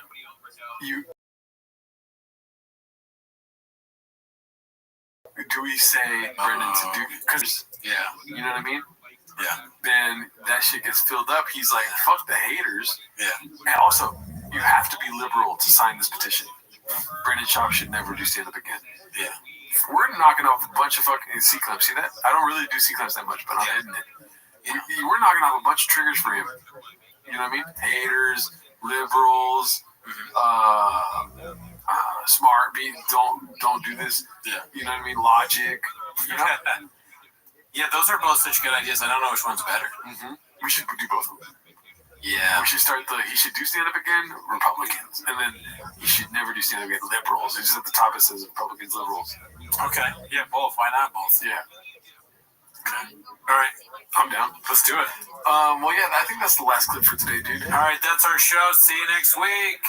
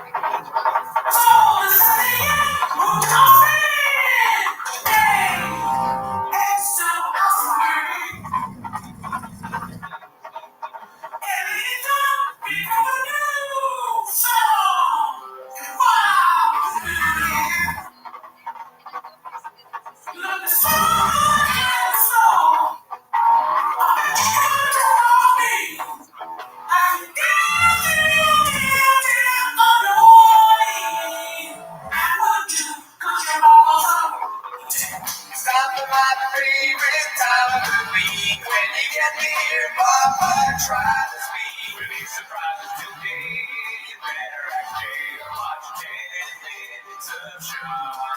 Welcome back to 10 Minutes of Shop. Thanks for tuning in. As always, join the Patreon, join the Reddit. This week we watched, oh my goodness, we watched Lucky by Burt Kreischer. And you know what? If you want to know what we think about that, you know what you got to do. You got to hit subscribe to that Patreon, deity.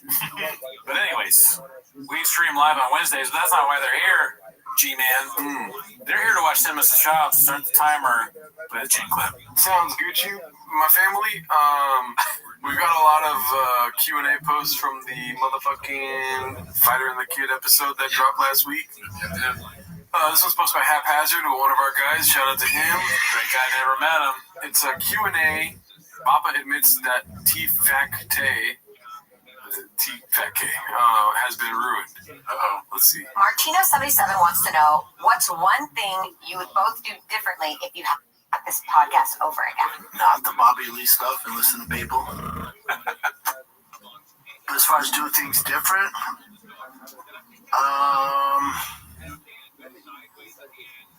I think when and by the way, he's changing team to people now. Listen to the team. Oh, I didn't catch that. He's trying to get it past you, dude. It's working. It worked on me, man. It worked on me, man. I did not. Yep, that's true. He is trying to do that. Sneaky little shot. Sneaky little Brenda. He's always 2 steps behind you, dude. I mean, it's honestly, to me, it's like, I know he's still blaming the team, but it almost sounds like it's an improvement. You know, he's like not listening to people. Like, there are these people that told him, you gotta fucking, Bobby Lee's trying to get you. You know, you're playing this whole thing out. People, what do you mean? Brian's sitting right next to you, but he's the one who fucking said all that shit. Or you did, I don't know. That motherfucking team, bro. He's like, I dropped that. I shredded the evidence. He's like, you should have shown us. That would be so funny if you said he shredded the 300 pages of evidence. I got rid of the evidence. My lawyers were telling me I had like a really good case. I got rid of them, okay, because they're fucking up. I'm not going to show you. I have proof of everything that happened, but it's not worth it. I've moved past that. Yeah. You know? I was going off through his shit. Him taking leave of absence was a bad idea. And me just doing the show with random people, I think that was a bad idea. I think we should have, granted we need the money at the time, I think we should have put our foot down. Now, today in 2025, you can do that. Everyone's like champion you, right? Like, you see guys that get accused of bullshit. Everyone's like, oh, we don't believe it. But back in 2019, when we're going through it, and I was like, B, what do you want to do? And the only way we could get money was for Brian to take a leave of absence. I think it ruined the show. Wow. I like how they keep referencing, like, women's, like, accusations of rape as bullshit. Yeah, some bullshit. You know, some of that bullshit stuff that happens. And that's you got your eyes on the right thing, because I didn't see that either. I was thinking about, I immediately thought about, like, oh, shots fired to Chappelle and Malik. Oh, so the show, and that, way more important thing is that you're just saying that women are full of shit. This looks like this is a high school bully face, dude. Just like, yeah, Brown was a good game. BJ fucking saying that he made you. Yeah. Oh, basically, the stuff he would have changed is the stuff that other people did wrong. Yeah. He's like, not allow these people to fucking do this to me. If he had just followed his gut, he wouldn't have had any problems. Show would have been perfect. Oh, sorry. Sorry about that. Oh, come on. I think that, along with the Bobby Lee stuff, ruined the show. Now, I do think there's a place for us to come back, whatever that means, you know, but I would do this show for free. He's got to stop saying that, dude. It's like a self-fulfilling prophecy. And he will be. It is fun. It's not only is it a self-fulfilling prophecy, but it's also like, if you say something a lot, it kind of starts to sound like you're not being truthful. You know, you don't want to do the show for free. You don't want to do the show for how much you're getting paid now. So yeah, it's close to free. Yeah, the magic minds. The magic minds look full. There's only one been drinking. I love seeing Brian. I love you guys. I would do it for free. Yeah. Right? Same thing. Love that. You said it well. Deuces, Marciano. It's so sad. This is supposed to be a comedy show, and they're all serious and sad. That's the funniest part, dude. Like, what happened? What happened right before they asked that? That'd be so funny if the beginning of their shows is just like, hey, welcome back to The Fighter and the Kid, and this week we're...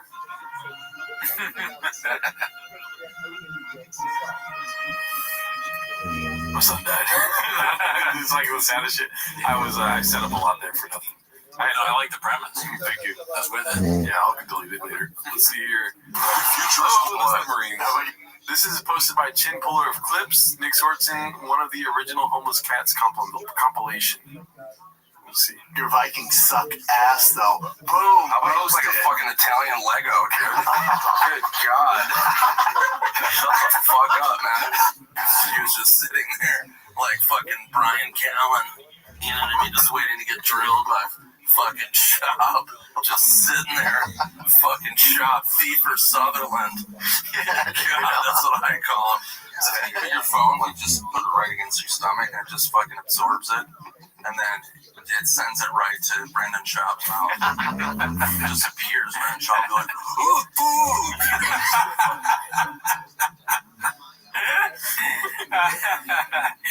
Oh, fuck. This guy, this is one of the 250 right here. The eating thing, he even got down the weird way he eats. He's been watching Drug Walk Diaries, I guess.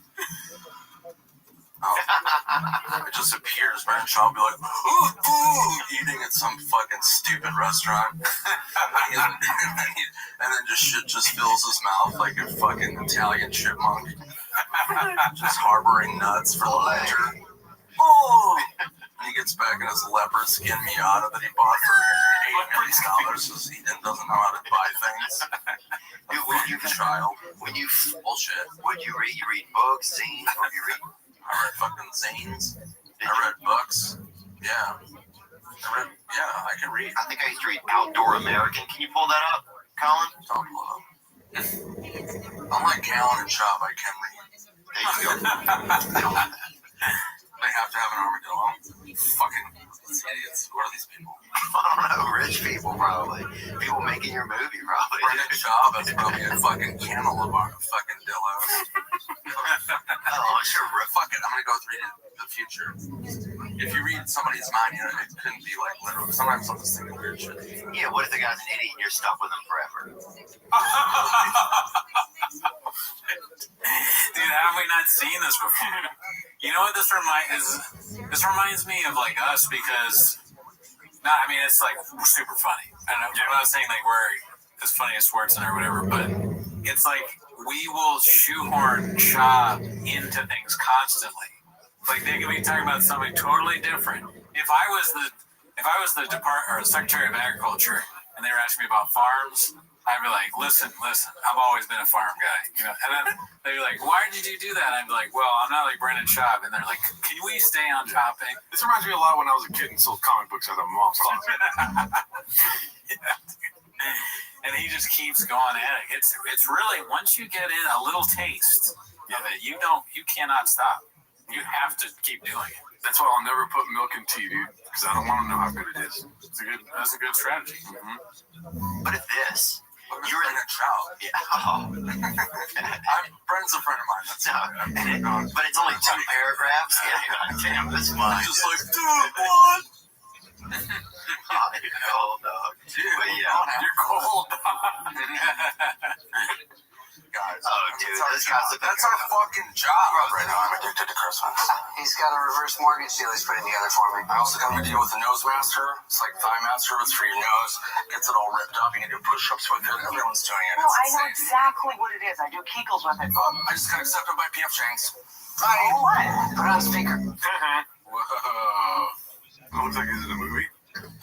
The leopard skin Miata thing is hilarious. That's very funny. Spending $8 million doesn't know how to spend money. Yeah, it sounds like both those things are amazing. Leopard skin Miata sounds like a street princess to me. Do you see how weird Whitney Cummings look like? Yeah.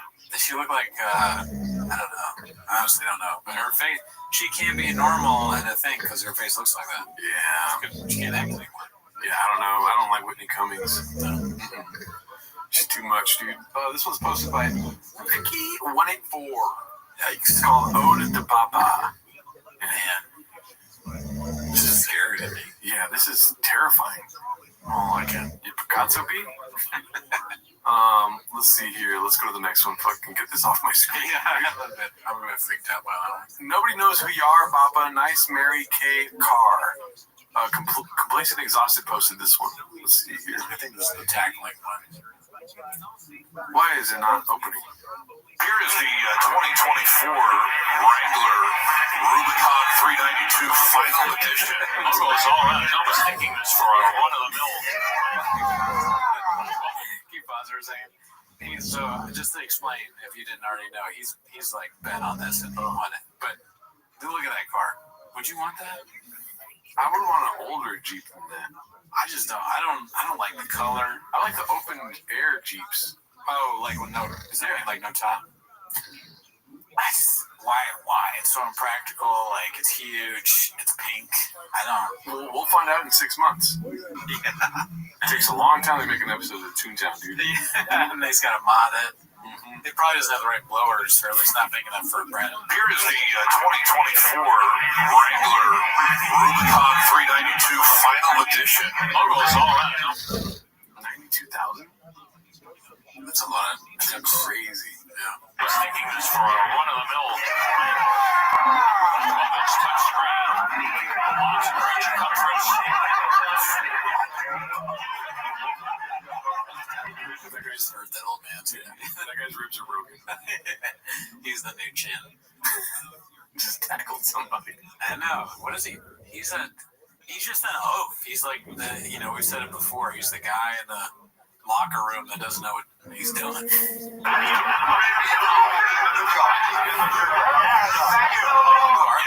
Brandon Shaw, the anime Brandon Shaw. It's so funny, dude. Yeah. People just innately disrespect him. Yeah. Fighter. He was released in Kissimmee a couple of months ago, and I think he just bought that Wrangler. Good for him. I hope he's okay with the Tuscadero Pearl. I don't know what the Tuscadero Pearl is. It's probably a valve or blower or something. Well, shout out to Shop, dude. You got a new car, daddy. Yeah, that's, something. The next one is posted by Financial Skin 4969. New persona uploading. We saw this on the last episode, but Justice Redacted. We did? I believe so. Let's see. Oh, really, dude? Posted by Raz Skunt. Rachel Zegler's Snow White is officially the worst movie of all time on IMDb. 1.7. So, Gringo Poppy is a film. Is this Gringo Poppy Erasure? Wow, I want to watch this movie now. I kind of do too, just to see if it's that bad. Yeah. It's Snow White. I don't really have much opinions on Snow White, Same. Yeah. Oh, wait. Let's see. What's the next one? Okay, Gringo Poppy 1.1. Yep. 1.1. God damn. I honestly forget sometimes that it's 1.1. The lowest possible. Because you can't go with 1. Yeah. You can't go 1? Well, we'll see Gringo Poppy 2. When you get bots buying 10s, yeah, you're going to get a 1.1 when everyone else is voting 1. Do they do like 0.5? Or we don't know. No, you can only do 1. It would be lower. That's so funny. And then it's always funny to see produced by Thick Boy Studios too. It was written and performed by Brandon Schaub. They didn't even spell his name right. Let's see, what's next? My life doesn't had to update this tasty dish posted by Cartesi. Let's see here. Get better if me and him are friends. Neither does his. So all good. Oh, do you know what that's in reference to? No. I think it's in reference to Bobby Lee. Oh, fuck. So he's saying, like, my life don't get better for friends. His doesn't either. That's such a weird thing to say. It's so about anyone. Yeah, it's not like he's talking about like Bashar al-Assad. Yeah. It's another comedian. Yeah. Bobby Lee. Some random guy in like Germany. She's like, us being friends, like we wouldn't make our lives better. Yeah, like it's him talking about supporting Hamas or not. It wouldn't help Hamas, I can tell you that. That actually might be a good point. It would not help Hamas. My life doesn't get better if me and him are friends. You know, neither does his. So all good. You know, all good. Wow. I think he's a great guy. Yeah, I've always. We were never that close here. You came up with the comedy store. I was never that close with him. I've always appreciated him. He's such a talent. He has great podcasting and stand-up. Look, man, well, it's not like I missed wrong. him. I think. Yeah, I mean, So real quick, Brian's closer with Bobby. He's always been closer with Bobby than I was. Like, me and Bobby didn't talk like weekly or even monthly. If I saw him at the store, we're always cool. Yeah. But it's not like if I tell you, which is the truth, I don't talk to Bobby. I didn't talk to him before any of this. So there's no falling out. We were never that close. Yeah. Really, dude? Bobby Lee is one of my closest friends.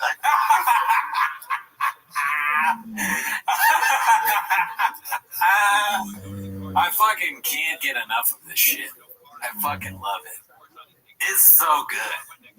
It's so good. It's like fucking eating a delicious cookie. Or a drink when you're thirsty. You're in the desert, you can't find water. You're like, God, I hope that's not a mirage. It's not. It's a glass ice water.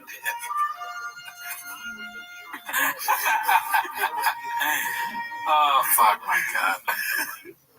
Let's see. Bobby talked about no one's been more supportive when I started than Bobby Lee did. Really. Besides Rogan and Callan, Delia, like nobody's been more supportive. So this is also after everything happened. Yeah. It's so funny, man. Comes Kalila.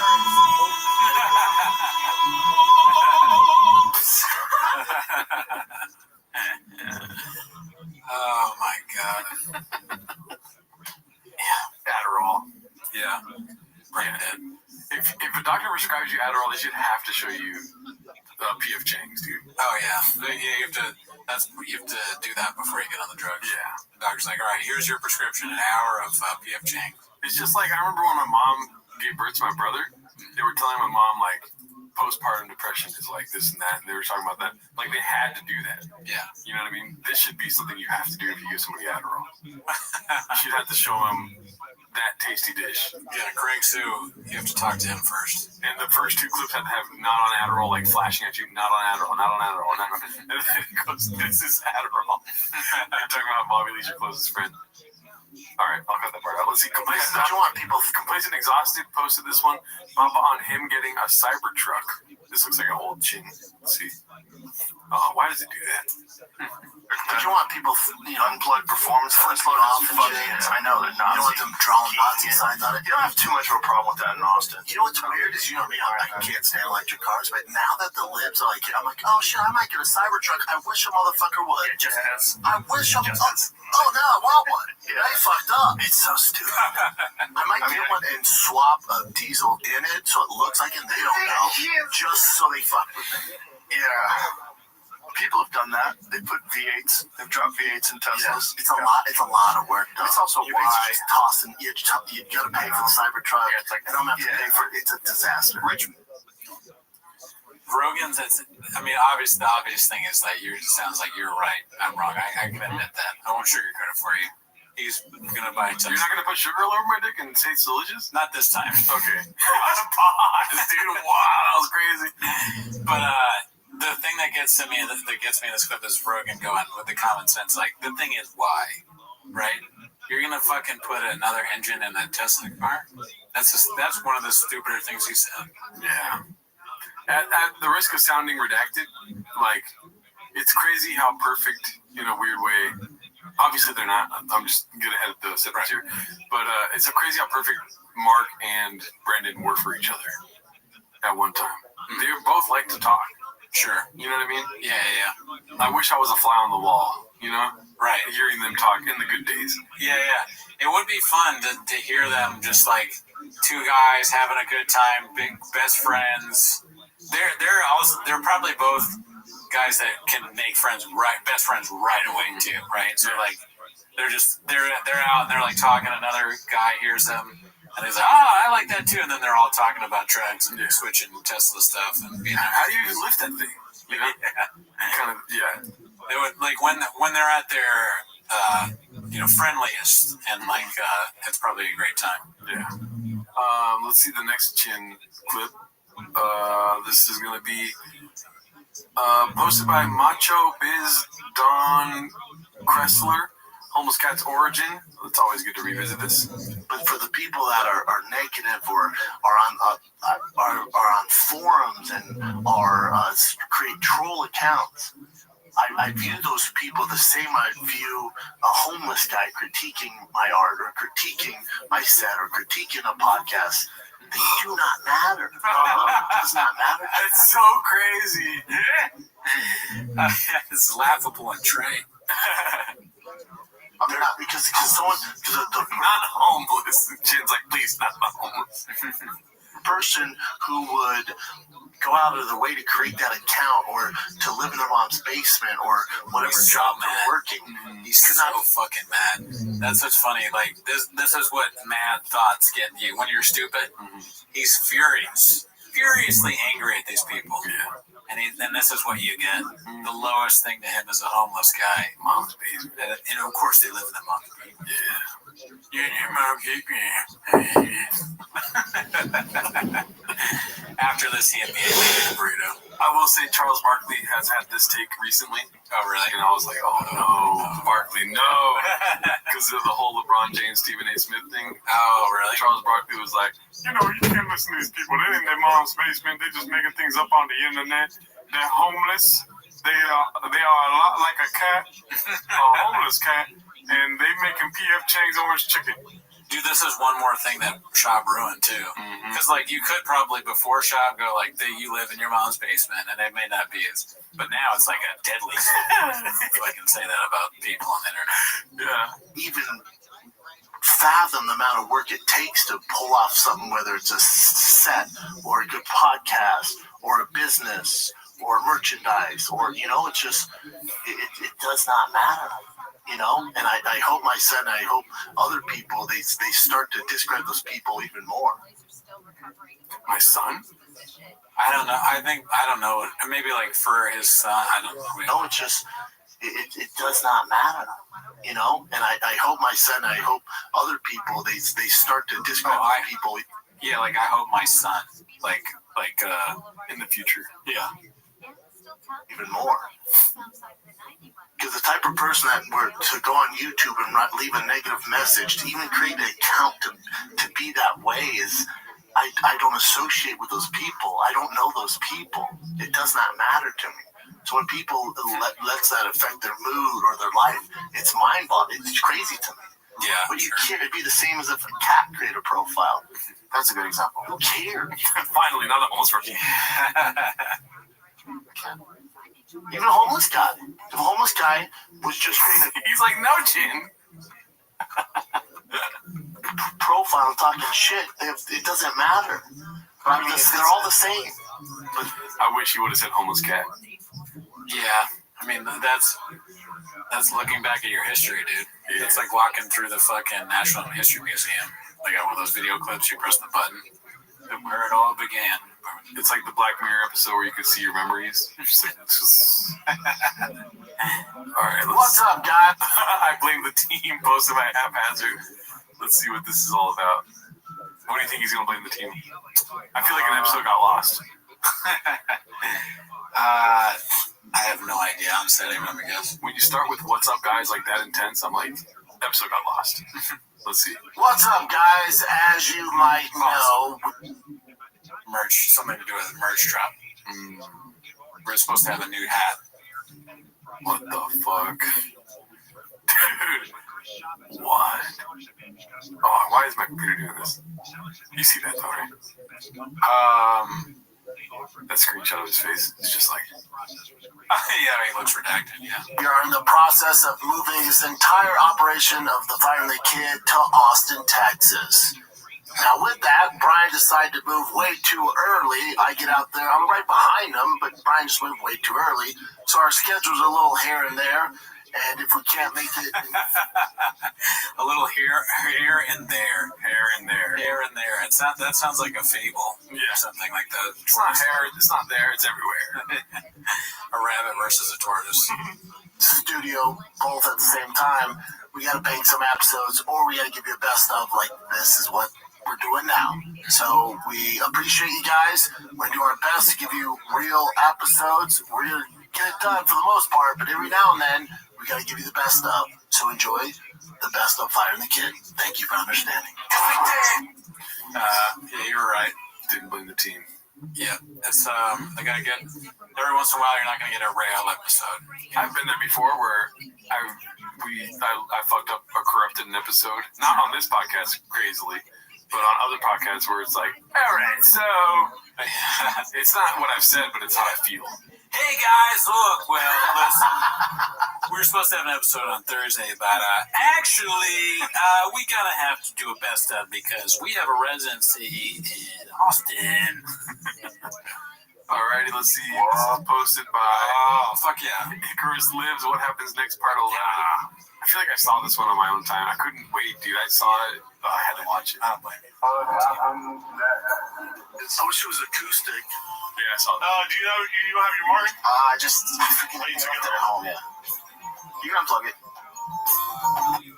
Papa unplugs the guitar and needs help from Chantal. I mean, that's an obvious one. I can rap with it. Want me to? I got it. You're gonna put your middle finger on the low E, The top chord. The top chord. top string. The chords go It says the alphabet. E, F, G. No. G, F, H, G. Those are chords.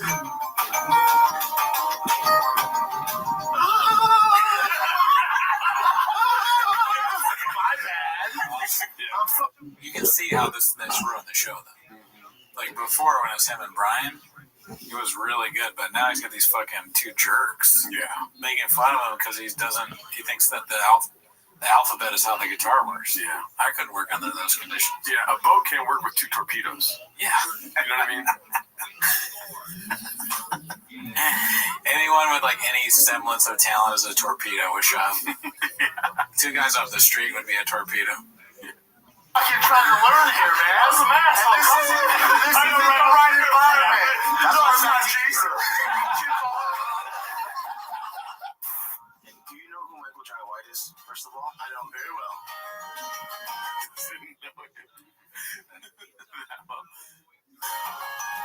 Okay, see Matt Luxembourg? Oh. He's in one of my favorite movies, Spawn. Yeah. He texted me probably 4 weeks ago to be on his movie. Okay, so scroll up, I see what. Alright, so Michael J. White, also known as Spawn, said, and he's a super nice guy. But I've only met him maybe 2 or 3 times. I don't know that one. Oh, that's great. You never know where you stand with Shab. If you're somebody, you get like, you hear him talking, he's like, he's one of my best friends. Like, wow, I guess we're great friends. I don't really know him at all. What? You lose your friendship with Brendan Schaub like this. Blink of an eye. Stack that over a week. Toast. All right, Complacent Exhausted posted this. I wanted 225x40. Rain Strongman, it says on the screen. Challenge those guys at 225. That's my shit. That's why I wanted to challenge them. Hold 225, bench press 225. Oh, as many times as possible. Because I asked Thor, and he told me his record. I was like, I beat that a while ago. He's like, let's do it right now. I'm like, right now? Like, we're in the middle of a photo shoot. I'm like, I ain't doing it right now. I was like, let's wait to after. But we'll do 225, 315, 225. And see if we can do the most. We'll just combine it. What's his record of 225? Oh, I think he said like 30 something. What can you do? 40? Really? At 225? That's so crazy. That's fucking nuts. That's so My crazy. strongest ever, I was like 225. I weighed like 225, and I did 27. That's impressive. Christ. That's so crazy. Every Monday, Wednesday, I do two. I don't know what they're talking about really, but that guy just sounds so more like not familiar. Like it actually happened. Oh, like I feel like that guy may be a Slang the Truth. Bappa did post a video of him doing a whole set. Really? Yeah. He has video evidence that he can do it? Yeah. Damn. Okay, so we've just been haters, you fucking homeless cats. I mean, but, you know, it's still funny. Yeah, no. Because you're right, it does sound more believable. Yeah. And then Shab's like, that's amazing, but it's way less than him. And I think it's probably because he weighs less. Right. That would be funny, like, just to be like, yeah, that's amazing, like, because he's so great that anyone near him is like, wow. I mean, I'm something else. 25. I usually get at least 20 something the first time. I do 315 for 5, and I do 225 for again 20 something. So bam, bam, bam every Monday. But when you max out, you can get to 40. Yeah, if I do just one, I can do 40. He's gonna kill us, too. Yeah, You can laugh like we're not gonna die. Why are we still doing this when he can do that? Yeah, rip us apart. Bench 40 times 225 pounds. He could punch through the strongest bone in my body. He's gonna kill both of us. Mm-hmm. All right, I just want to make sure you knew that. But is he chair-proof, dude? We just gotta maneuver around the chairs. That is my last hope, is that we can protect ourselves with the chairs. Mm-hmm. 500-pound bench press. Pretty close, max. But it's all I train. It's all I like to do. Yeah, it's my workout. Just bench. Yeah. Almost social media these days. It's bench, deadlift, and pull-ups. That's all I do. I'm in the gym for an hour. I usually just do like 5 sets of 20. Jesus. So like good 20 pull-ups. Straight arm. Straight arm. Like that's proper for a pull-ups. big guy like you weigh like 250? Like 240 something. Jesus Christ, that's a lot of weight. No, I'm so fucking strong right now. That's nuts. Science is amazing. I like that. I'm so fucking strong. Honestly, that's Brendan at his best. I like that. Proud of himself for being really strong. That's good. I like that. All right, we got another haphazard clip. These guys are asked about the General Lee situation. This is a longer chin. I think it's some of what we already saw. The question from the same It's person. weird to see someone talking about our boss like this. Don't you feel like that's weird? Like our boss. Oh, yeah, the guy that pays us. Yeah, like, I don't know. I just, do I have to defend my boss? I don't know. It's weird. Yeah, because he doesn't really talk to us. He just gives us a lot of money. Yeah, you just like, we get a check in the mail every week. I just, keep doing it. Let's see. Do you guys think you'll ever fix the relationship with Bobby Lee, and who gave you the info about Tiger Belly that caused all the mess? Look, Bobby Lee and I on text have fixed that relationship. I think you'll see us together in something, in the future. Right. And I've apologized and taken full accountability. I love him. He's a great guy. I won't go into the Tiger Belly stuff. But it's over. It's over. It's done. It was a huge mistake, and he's our boy. I love the guy. I think he's really funny. I don't make any excuses. I never have. I acknowledge him right away several times, and I throw myself on the mercy of the court. Yeah, I don't know where I would see Bobby. I'd be cool. I have no animosity towards him. I don't care. I think he's hilarious. He's so talented, but. I'm sure he feels the same way. It's like my life doesn't get better if me and him are friends. Neither does his. So all good. All good. Well, I think he's a great guy. Yeah, I've always. We were never that close. You came up with him at the comedy store. Yeah. I was never that close with him. I've always appreciated him. He's such a talent.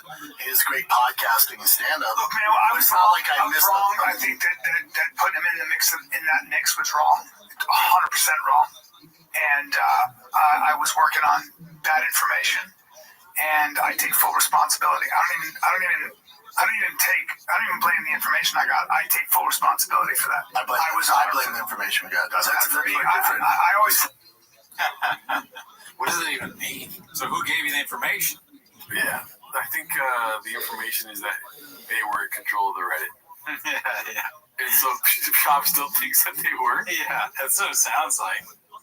Imagine, but to me, it sounds like Brian Callen saying it's his fault. It's his own fault. Like he's the one who did it. Mm-hmm. Brian Callen sucks so bad. Brian Callen ruins your friendship with Bobby Lee. That sucks. It's like, what? But you suck. And now I'm not friends with Bobby Lee. You already suck. You fucking God. You suck, Brian. I always say it was the way I spoke to him. He was always my friend, always somebody I cared about. Didn't deserve any of that at all, not even a little bit. And I've not made a lot of mistakes in my life, but when I make mistakes, I've always accounted for them. And I believe a man should say, I was wrong. I fucked up. Huge learning experience. No excuses. And I had a bad moment, and I was in a bad way. I was personally and emotionally in a bad way, man. I was in a dark place. Yeah, it was bad timing. And also, I should have had in hindsight been like, what are we doing? No, we shouldn't do this. Like, We just weren't thinking. I had a million things going on. Like, It was so dumb. whether he was or wasn't behind it, But which we don't somebody think that he we was. cared about who was a good person. The dog trying to help. The dog's like, Chop, don't say nothing. Woof, woof, woof. Who had nothing to do with it in the middle of it was outrageous. And that's my mea culpa. But like, if it happened now, like, if we're in such a better spot. If someone would have came to us with the same information, I'm like, get the fuck out of here. Yeah. It was a weird time. It was so stupid. Yeah, so stupid. But I think you'll see. I think you'll see. He's talking to himself now. If a dog drank Magic Mind, it might actually be smarter than Chop. Yes, and certainly me and Bobby in the future, and I love him.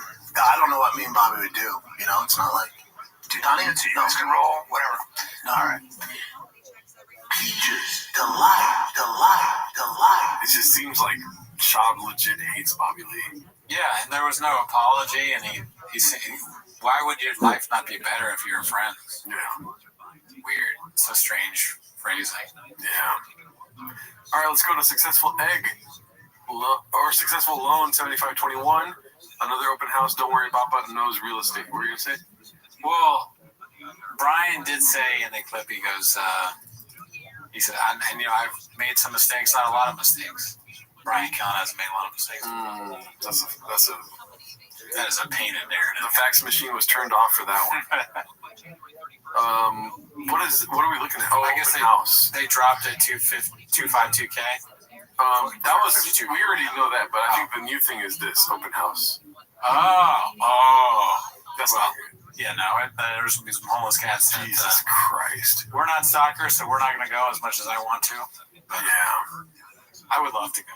I bet you that'd be so funny. There was a picture that the real estate ladies have of us. Like, don't let these guys in. Dude, 100% there is. And maybe this is the one time where we do have to break our rule and go. I'm not going. Okay. Hell no. I'm working tomorrow.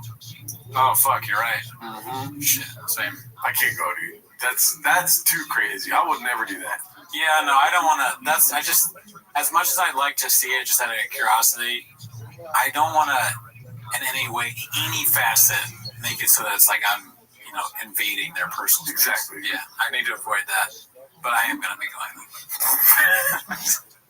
You get a wig and glasses? I'll definitely get a wig. It would be, to die at his house would be pretty funny. It's like the ending of There Will Be Blood. He has a bowling alley in there and he beats you with a bowling pin. That's great. I love that. I'm finished. This is... Oh, wait. Oh, the shop curse, yeah. The shop curse strikes again, posted by Air Pumper. Yeah. What does that mean? So, the text, the signal thing, she was on it. Oh. Yeah. But I don't even know what that's all about. Well, there she is testifying about it. Basically, if you want to hear Lib's, vaccinated cooks take on it, there was a text thread through Signal, which I guess is some kind of social media app that Mike Wall started, where he somebody accidentally put a journalist from The Atlantic on it. And then, so they kept texting each other like, hey, what's up? Did you wake up at 4:34? Yeah, I did. And all this stuff. Like, I'm a numbers guy. Where do you guys buy rain at? Yeah, where does the rain at? Question mark, emojis. And Pete Hegseth, the Secretary of Defense, texted to the thread the war plans for bombing the Houthis in Yemen. And the journalist was like, not sure if it was a real thing, but then the bombing campaign happened. So he was like, oh shit, fucking cool story, bro. And he left the text group and then wrote a story about it. And she was on it. She didn't say, like, hey guys, what are we doing here at any point? Oh man. Alrighty. Oh gosh. All I heard was fucking... I like that she has the storm thing in her hair. Yeah. It's interesting. That's an interesting choice. But she really is looks like a superhero, kind of. She looks like a comic book villain. Or that too, yeah. Or Cruella DeVille. Yeah. She's also fucking hot as shit. I'm not scared to see her. She's cute. But I mean, she's killed, do you think she's killed more dogs than Chop? Yeah. That'd be crazy if you find out that that's all your job is just killing animals in different countries. You're like, wait, That's what national security is? They're like, we know stuff you don't know. No! Tank took, the CIA took Tank. Yeah. She killed Tank. Alright, let's see. This is posted by Dracula Don't Suck for all the homeless cats when you stop regularly watching T-Fat K. Wow. Good question. I can say for a fact that it was, because I used to, like, me and Joel, my homie Joel, we used to talk about T-Fat K. No way. Like, that shit was so funny. Well, dude, it was funny at one time. Yeah. And I didn't listen to it in the Fox days, but I did listen to it when you know that Bobby Lee episode where he talks about getting molested by a dude with Down syndrome? Yeah. Like, around that time, dude, the episodes were hot fire. They had, like, Theo Von, Chris D'Elia, what's his name? Bobby Lee, and Will Sasso coming on all the time. Yeah. And then I just stopped listening eventually. And then, fucking fast forward to Greenwood Poppy, I found out about the Reddit, and I'm like, oh my God. And I watch all the Fox Days stuff where it's like him beating up a dude for Triscuits. And how do I fit in that thing? You know, one thing leads to another. We're doing the show. Yeah, that's a crazy. I didn't know the full story on your thing. I used to listen to T-Fat K. I knew that. And I used to listen to Big Brown Breakdown because I was into UFC. I didn't see that. I had no idea when this stuff was going on that he had been doing Fox. Like those old clips of him and Callan. I didn't even know that was going on. I became aware of Brennan Schaub because he put out You'd Be Surprised, and I saw people on like Facebook, so that was a while ago, being like, oh, of course it sucks. He sucks. That stand-up. But when I heard that, and I'm sure I've said this before on the show, I really was like, those was haters, B. Because I was like, there's no way he's going to stand up. He's fucking some MMA guy. It's probably bad, but not like what I know now. I had no idea. I was shocked by what I saw. I was not prepared for what I saw, and I still am not. And then Mark coming over the second time and us talking about it, I was like, oh my God, he's always been a bad guy. Yeah. He's just always been a bad guy. Yeah, he's just not a good person. Yeah. But, you know, hopefully. I will say he's fucking hilarious. Yeah, he's a great entertainer. Not always are people that are talented, like it's like never meet your hero situation, you know. And we unfortunately have met him, you know, without meeting him. Yeah. Great guy, though. I feel like okay, this is called It's DeVry. It drives me nuts that Papa does not know this. Posted by Successful Egg 8345. I'm doing like internship and I'm with DeVry College. DeVry College. Jesus Christ, the kid's an idiot. What's the note say? Alright, yeah. Alright. DeVry College. And then there's like other stuff. DeVry University. Yeah. You clearly have a learning disability. And a DeVry graduate. DeVry. You will learn that DeVry prepares you at DeVry. DeVry graduate. Check out DeVry. Check out DeVry University. DeVry brings After going to DeVry. I learned so much at DeVry. Please come to DeVry to get away from DeVry. what DeVry. DeVry. It's like, no matter how much you search the internet, you will never find somebody saying DeVry. Yeah, you won't. And I always wonder, what does he have an accent or something? But his accent is just CTE. He has like an accent of someone with CTE. Damn, that's why it's DeVry. DeVry and DeVry. Counting at DeVry. DeVry, you're on your way up. DeVry, where everybody's None of these people are. These are all people with they have accents, and none of them say He's DeVry. yeah. Yeah, DeVry. I went to DeVry. I got the degree. DeVry instructors gave DeVry Technical Institute. That's what I learned at DeVry. At DeVry, you can earn an education. DeVry was the right choice. DeVry University. DeVry, we're serious about success. Yeah, where do you get the E's? DeVry. Wow. Alrighty. Like, I would understand if debris was spelled like that, but with a Y at the end. But it's not. Let's see here. Majestic Nobody posted this. Majestic Nobody 5542. I'm skeptical B. So this is part of the video that he had posted. I don't know what that's in reference to. This is over here. It's hard for you to see. Oh, maybe the weights aren't actual 45. Like those are smaller weights than 45. I don't know. Oh, man, why did they have the fucking... Oh, God damn it. Oh, like it's I think he's saying they're not actual plates. It could be totally redacted. Fake weights. Oh my god. Look at me, dude. Stack that over a week. I'm a gym rat. Strongest fucking guy on this podcast. Wow, dude. Fake weight. Imagine finding a gym with fake weights just so you can prove to the world that you could lift a certain amount. There's no way he did that. That's just too crazy.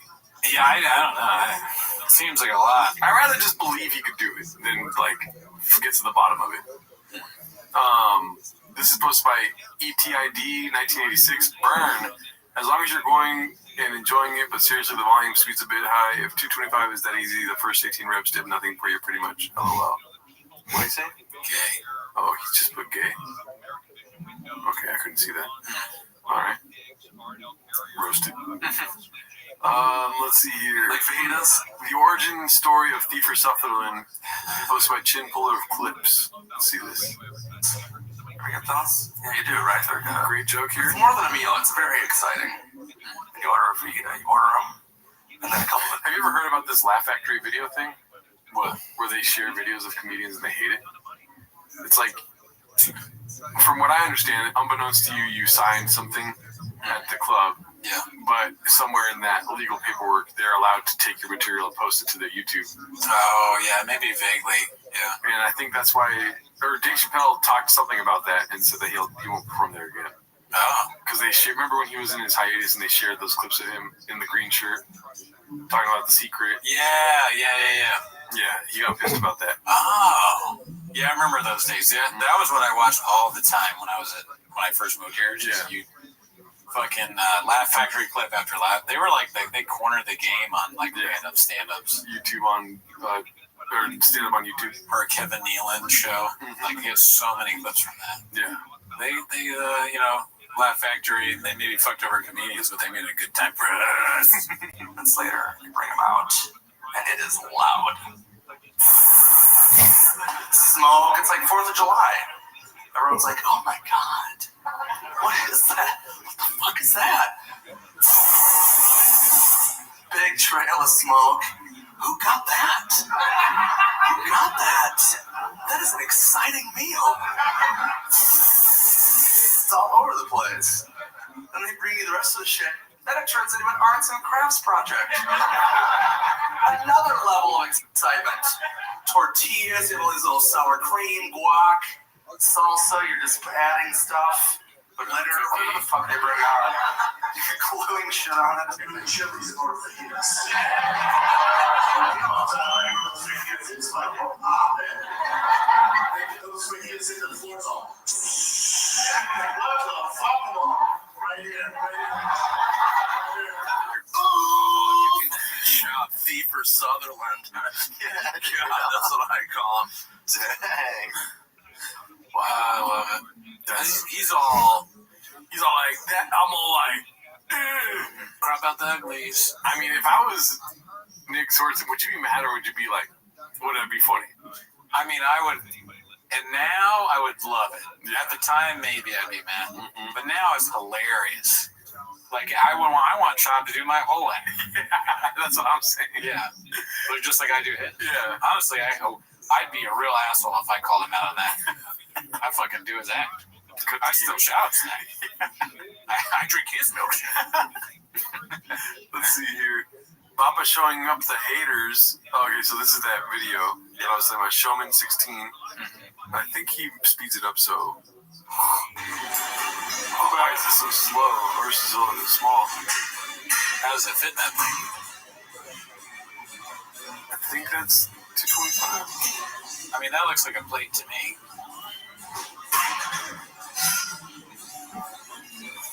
Also, the way that, I think that's real.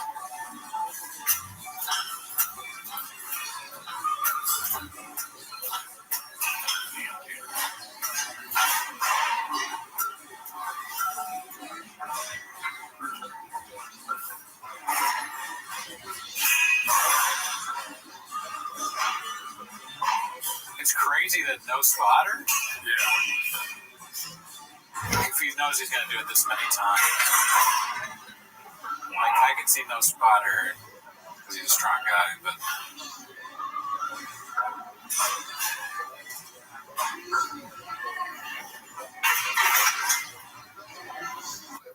Crazy. I don't know anything about weightlifting. Yeah, dude, that's deal. And then this one, I think that's more plates, more dates.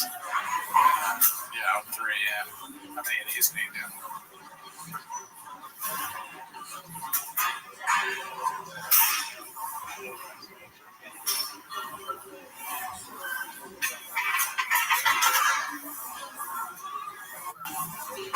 Wait, what? Block Brendan? No. Don't. Why did it block Brendan Schaub? And then let's go to the last one. So I think this is the long one where he does a lot. Filming himself at the gym. That's what we do.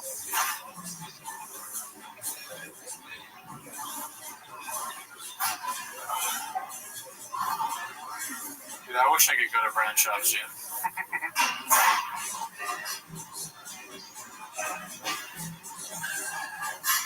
He's kind of doxing himself. Or maybe they just let him go in because he's got a deal. Yeah.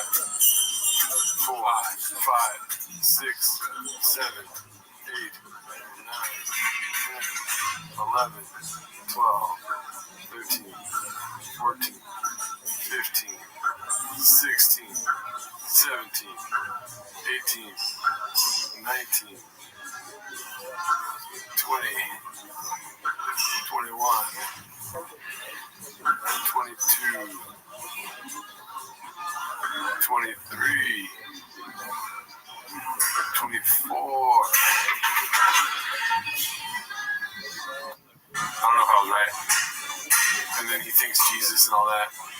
And Scorpion Venom. Oh, yeah. This is all with a ripped bicep or whatever. Pretty impressive. Damn. Yeah. Alrighty. Well, this next one's posted by Haphazard Podcast Cringe. Brendan Schaub's delusions are out of control. Link inside. I haven't watched that one yet. I haven't watched that either. I'll check it out later. But there's not a lot. Posted by Haphazard. It's also not that interesting. Let's see this one. We're almost done here because I got a pias. True. Let's talk about it all the time. Because you're busy doing things with It's your also not that interesting. Like, it's anything worse when people are telling you about their schedule with their kids. Like, unless it's your kids or you're on the same baseball team or you're in the same school, you really don't give a fuck. And kind of just in your world, it's not that interesting. Oh, is your kid on a travel ball team? Oh, is he in 3rd grade?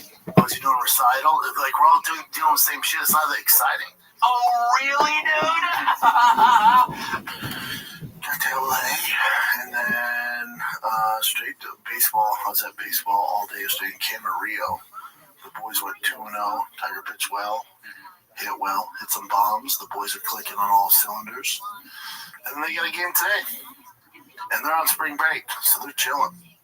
Peaches, delight. You know, to me, that's funny in 2 ways. I mean, one is the obvious one where it's like you just did the same thing. You said it's not interesting. The other thing is that actually is interesting. Yeah. Like, I fucking was at work and I was talking to my boss and I was like, "What? How's baseball going with your kids?" And I was very interested to hear the answer, as I am with most things like that. It's interesting to hear. So Bob was just very stupid. Yeah, dude, I don't know. I think it's him saying stuff on a podcast because he thinks it's interesting.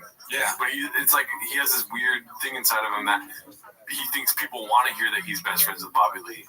Or like that people think that that's not interesting. So he's like just trying to represent his... Probably.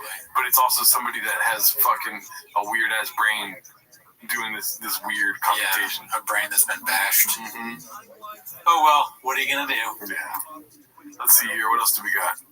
Obsessed, Complacent, Exhausted posted this. The revised and original versions of Brain Dead's story of Thor challenging his 40-year claim. Did we already watch this? Yeah, we watched this one. Alrighty. Let's go to the Death by 1,000 Cuts posted by Chin Puller of Clips. Maybe there's some sort of garnish on this dish. Let's see. Arlington, where Gringo Poppy was filmed? Wait, is that where that was filmed? Is it? The Dallas Improv, Arlington? I think so, yeah. It's still kind of funny. Yeah. It's so funny. That's where Gringo Poppy was filmed. No. Tough act to follow.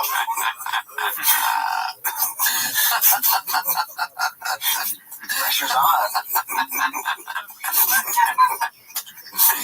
Oh man, how do you know that? How do you know that was filmed there? I was fascinated by the entire.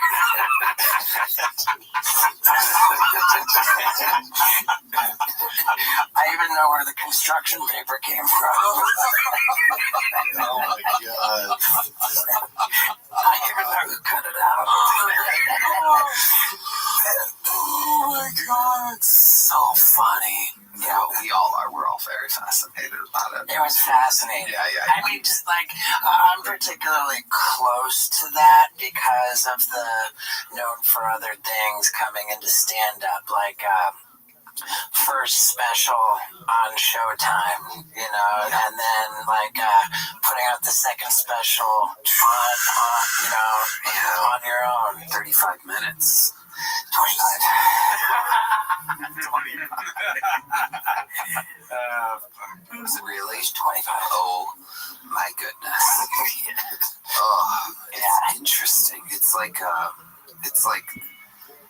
death by 1,000 self-inflicted paper cuts or something. It's pretty intense. This fight's gonna last a little longer, I think. You think so? Perhaps. Who fucking knows, man? Emmett, if he connects, you go to sleep, and then you're death by 1,000 cuts. Fuck you, man. Wow, that's crazy. Brian can be funny. Yeah.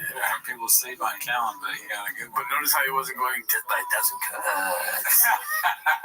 I'm gonna squeeze you. I'm gonna squeeze you. You're my girlfriend now. This is posted by Appropriate Duty 930. Rogan, Bappa, and Gordo support Russia over Canada. You saw this? Nah. Oh my god, this is all over the place. Where's that at? I don't know. See if Jamie can find it. Fucking unbelievable, man. I'm super impressed. Montreal, UFC 315, May 10th. Wow. I won't do that. I don't go to Canada anymore. I don't. Nor should you. No, discipline. Yeah, I'd rather go to Russia. Yeah, fuck yeah. Hell yeah. When they become the U.S., you never know. That's never gonna happen. I mean, it might be a joke, you know. Yeah, but you know all the news. They're gonna, they're all running with it. Yeah, that he loves Russia or something. Yeah, I think it was a joke. Old Joe trying to do some bits. Yeah. You know, he's a guy that makes jokes. Pass there. Damn, dude, you look like you drank 3 Rain Energies at once. Here's what I'll say though. UFC, and I don't know. I'm not a guy. I don't have much. You know, I watched occasionally. I think the Russian fighters are boring. That's my take. I think that's why it sucks now. Jules. So fuck Joe. Fuck the Russian fighters. Anyways, that's our show. Yes. Hope you had a good time. Join the Patreon. We'll be watching some stand-up specials over there, and early access to the show. You get it. You get it as you subscribe.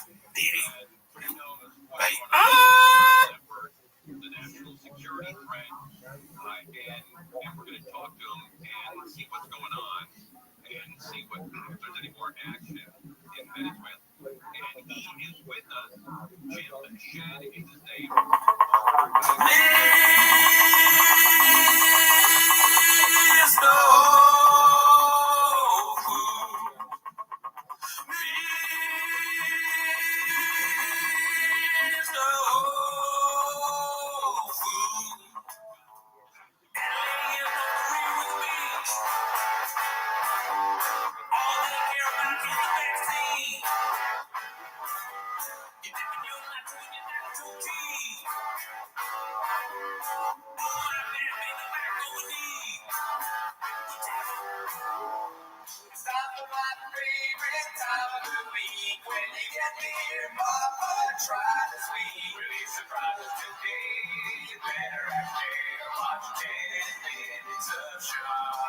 Welcome back to 10 Minutes of Shop. Thanks for tuning in. As always, join the Patreon, join the Reddit. On the Patreon, we watch Patrice O'Neal, Elephant in the Room, one of Gerard's favorite specials. Why you gotta do that? Why they have to find out on the... Oh, that's right. That's right. I take it back. He hated it. Yeah, that was terrible. Did he like it?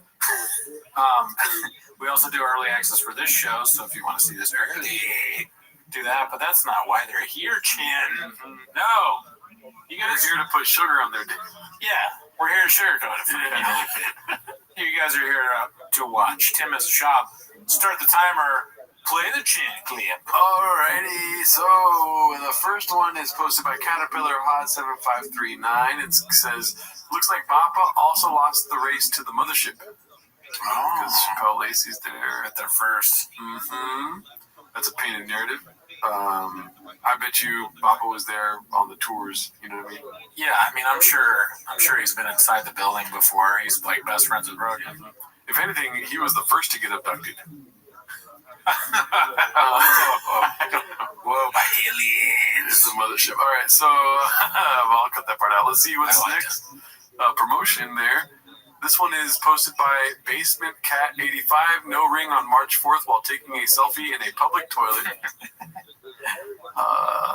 She probably took more than a selfie in that toilet, if you know what I'm saying, Cootie. Well, you can Photoshop it out, right? Maybe they Photoshopped it. But it is funny that she's takes a picture and posts it. I was like, who's this guy in here? It says, and then she's, it's at Disney. Oh, they're at Disneyland. It's a great place to go with your dad. Why not take a picture when you're outside the bathroom? Right? I mean, no, you don't understand female creatures like I do. They love taking mirror pictures. They don't like taking pictures of themselves. They like taking pictures of the mirror with them. Right. Yeah. And I'm sure this is one of the comments, but cropped out the uglies, right? Someone's cropping it. Let's see, dude. I like when you Babe Ruth shit. Let's see. What the fuck? Someone taking a shit? Okay. Here it is. Right there. Fancy fix. Oh, crop out the ugly. Sorry, fancy fix. Sorry. Let's see here. What's next? Well, ain't that just a kick in the nuts posted by Clint Puller of Chips?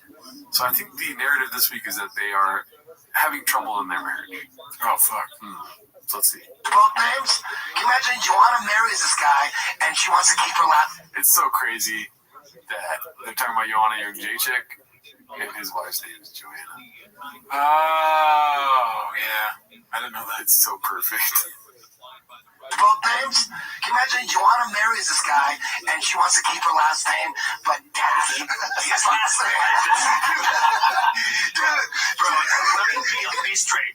If you and then it shows that straight. Wife did not want to take your last name. If she wanted to hyphen it, I would have to slap her. Whoa. Yeah. Man, they care about the dumbest shit. Who the fuck gives a shit? I mean, I would want them not to hyphen my name, too. Really? Why? It's not about caring. It's kind of like, that's a boundary, dude. You're going to take my name because we are fucking traditional here. And if I want food, you make me food. You're a big traditionalist. Yeah, dude. And if you're in a truck, it's like, how do you fit in that thing, right? And if you get an F on a test, I'm talking to my kids, and you try to hide it, and I find it, I'm going to beat the shit out of you, dude. I'm going to keep it traditional.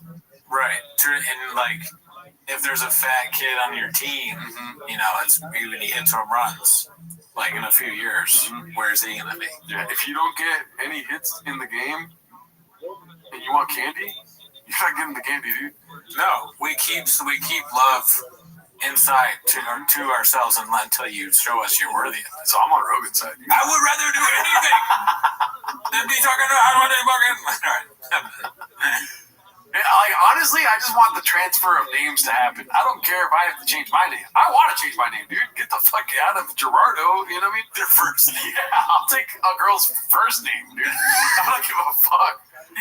Are you saying her last name is your first name or her name?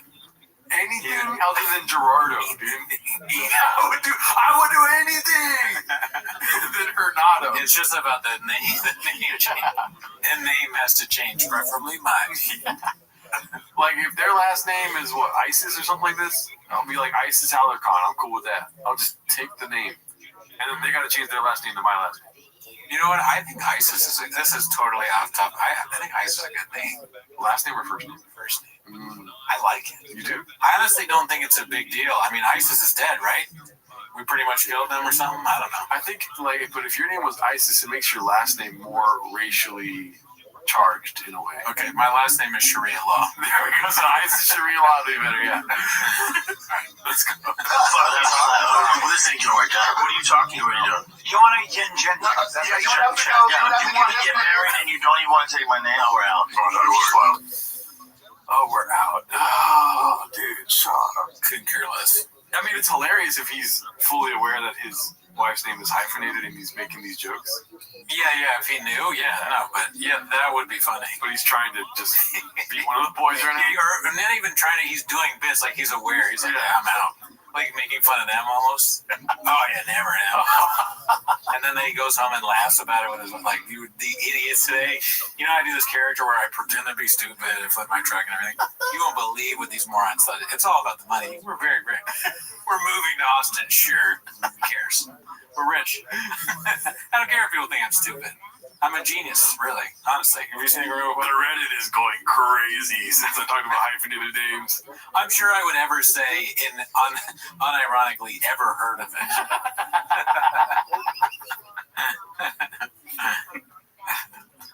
Yeah, Rogan's a fucking moron. Rich, though. Very rich.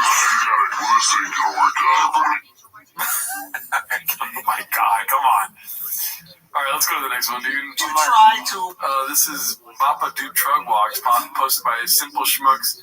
You know, this is when it's pretty slow at change, but we just see nothing but reheats. This is a reheat for sure, yeah. But I don't know if you're catching what I'm catching. What happened? How long is this shit? It's long. 7 minutes and 39 seconds. Yeah. Let's see how long we make it. Log Annie Letterman to your truck. No, that doesn't make sense. No. No. Okay, so then follow up. Why does it not make sense? Why does it not make sense? It's her perspective. I didn't realize he was being so bullied that he was afraid for his life, is what he was saying. And I guess when he asked me to walk to the truck, he wasn't wanting to do sexual favors. I'm so embarrassed by that, but he needed like an escort because he was scared that the haters were going to come. I don't even remember that one. Annie, come on our show, please. Annie, you gotta come on. It doesn't make sense. It doesn't make sense for you not to at least, talk about it a little bit. What matter? Come on. Well, come on, Raccoon Tweeties. Don't come on 10 minutes a shop. Look, come on anywhere, boss. Oh my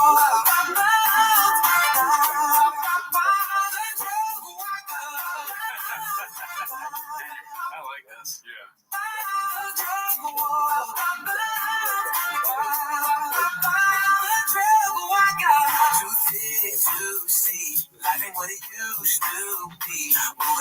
Well, we know it's not from Brendan Schaub because the thick was one scene.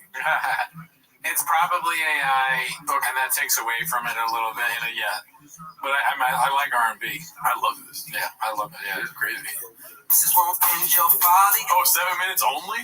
Let's go that longer, dude. Thinking you're special. Yeah, looking like a fool is your talent. Shouldn't take your blessings for granted. That's why every new venture you have to quit. In every story you're somehow the hero. If you don't check it, reality will crush your ego. King Rogan left CA and you felt bestowed. How did LA go? How did football go? How did fighting go? How did stand-up go? And how is podcasting going? Might as well end it, cause the numbers ain't growing. They'll never come back, the finale is approaching. It's not your resume, overinflated, you got a big head. You were claimed to win the race when you were never ahead. How does nothing go? How did stand-up go? And how is podcasting going? Might as well end it, cause the numbers ain't growing. Ain't grow, they'll never come back. The finale. Netflix version. Dude, this is low-key the best song I've ever heard. I really like R&B, and it's getting all of the classic R&B like tones and changes and stuff like that. It's good stuff. Well, too mean though. The lyrics get me a little. Really? They go a little too mean for me because I want it to continue. I don't want it to end. Oh, but the song is great. I like the way it sounds. Well, I think. You gotta it's not how he really feels. Computer? Whatever. Sure. It's things just rhyme. Yeah, I guess so. It's also literally just what Ariel Hawani said. How are these things going? That part's fine. Okay. I'm talking about, like, you should just end it. Oh, don't end it. It's not your reason they overinflated. You got a big head. You were kind of in the race when you were never ahead. Practice, not the game. You talking about practice. When you talking about playing in the NFL, you should be humble. Getting lucky, making money when you need a speaking spell.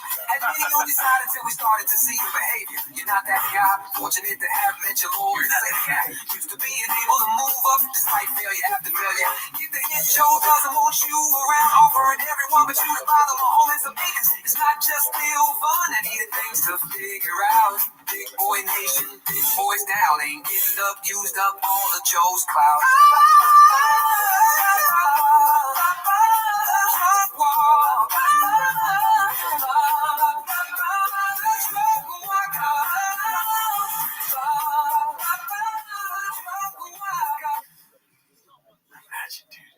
Imagine you go to work and you have to do this with your boss.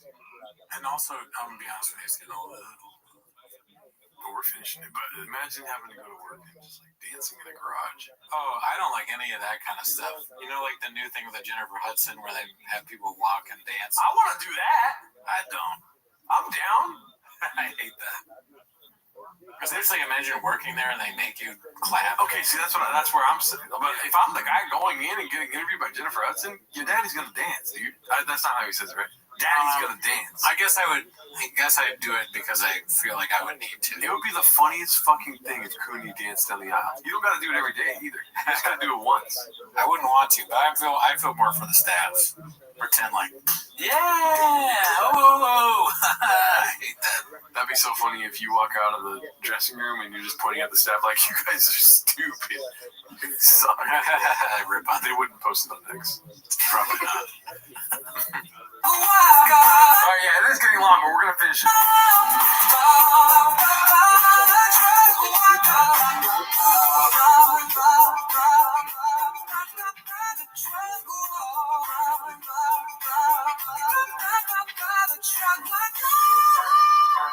If we're just looking at what you've been able to accomplish, it's quite remarkable, but you over-embellish. We gotta see how you use the people around you to your benefit. Even you knew another how selfish. Always cats don't just feed off of you. They rush and cherish, they stay cooked, always preparing. Any minor transgressions the world would know, cause the truth will set you free at the key of change.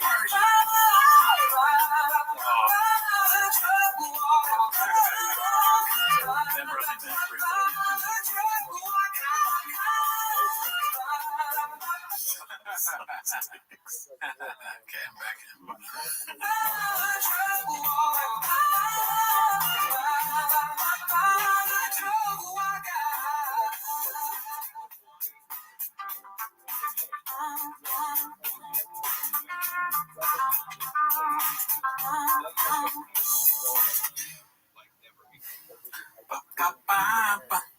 Just a short-sighted dance here.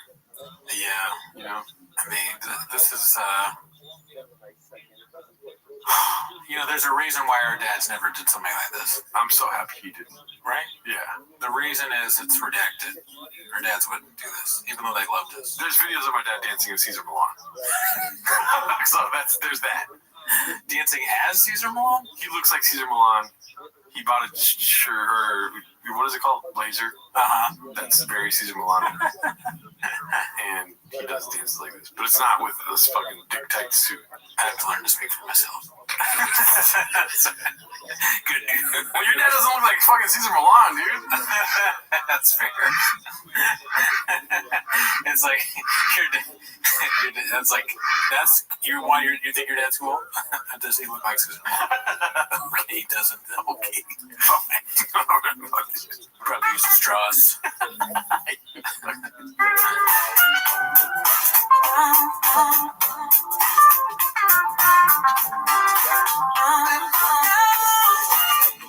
All right, we're done. There's 30 seconds of no more singing, then I think we're out. Yeah, this goes on and on. Check it out. It's great. It looks like the ending is some talking. Do you want to see this? I've never seen it. Let's see here. So this is the ending. It sucks that you can't sell tickets. Oh yeah, you do sell a lot of tickets. I forgot about that. And that's the thing. I don't sell merch. We come a long way. And I don't sell merch either. no, That's what he said. no, we've come a long way. And there's a lot. No, I mean, what are you gonna do? Dude, I could die tomorrow. I've had a great fucking life. I'm a cat. I've had 9 lives career-wise. I played football, and it was such a good time. I was in the UFC. Oh my God, the things I did, it was so cool. Stand up? Are you joking me, dude? I'm not joking me, dude. How would you say that? I don't know. He doesn't. He's a fucking the master of cringe. This is, I think, around the time where I was like, we should probably stop doing this show because he's losing his mind. Yeah, but he brought it back. I mean, you thought he was losing his mind, but then he didn't start a truck.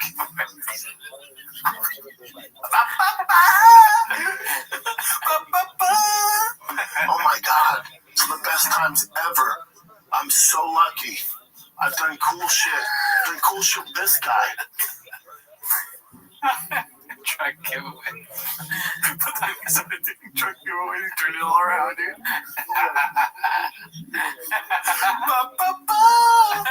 That's like this. That's.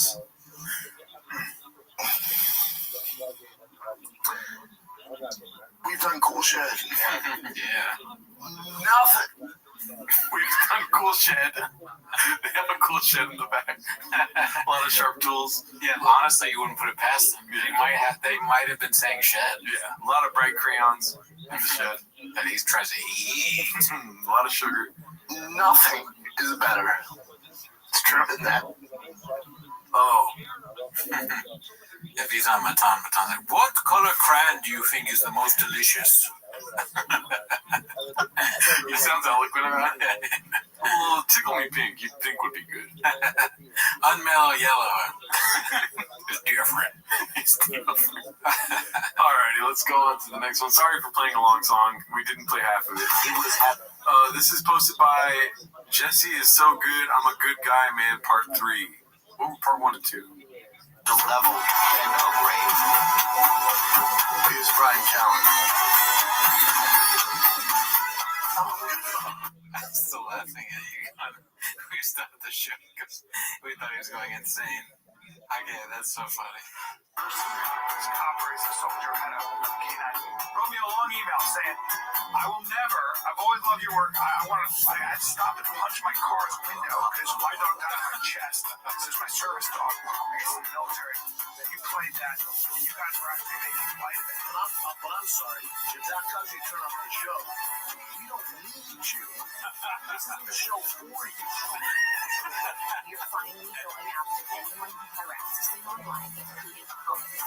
You have $500,000 on monster lawyers, and that you have friends in dark places who are going to get the job done.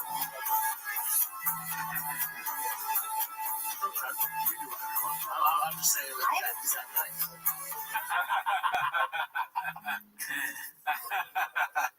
That's so funny.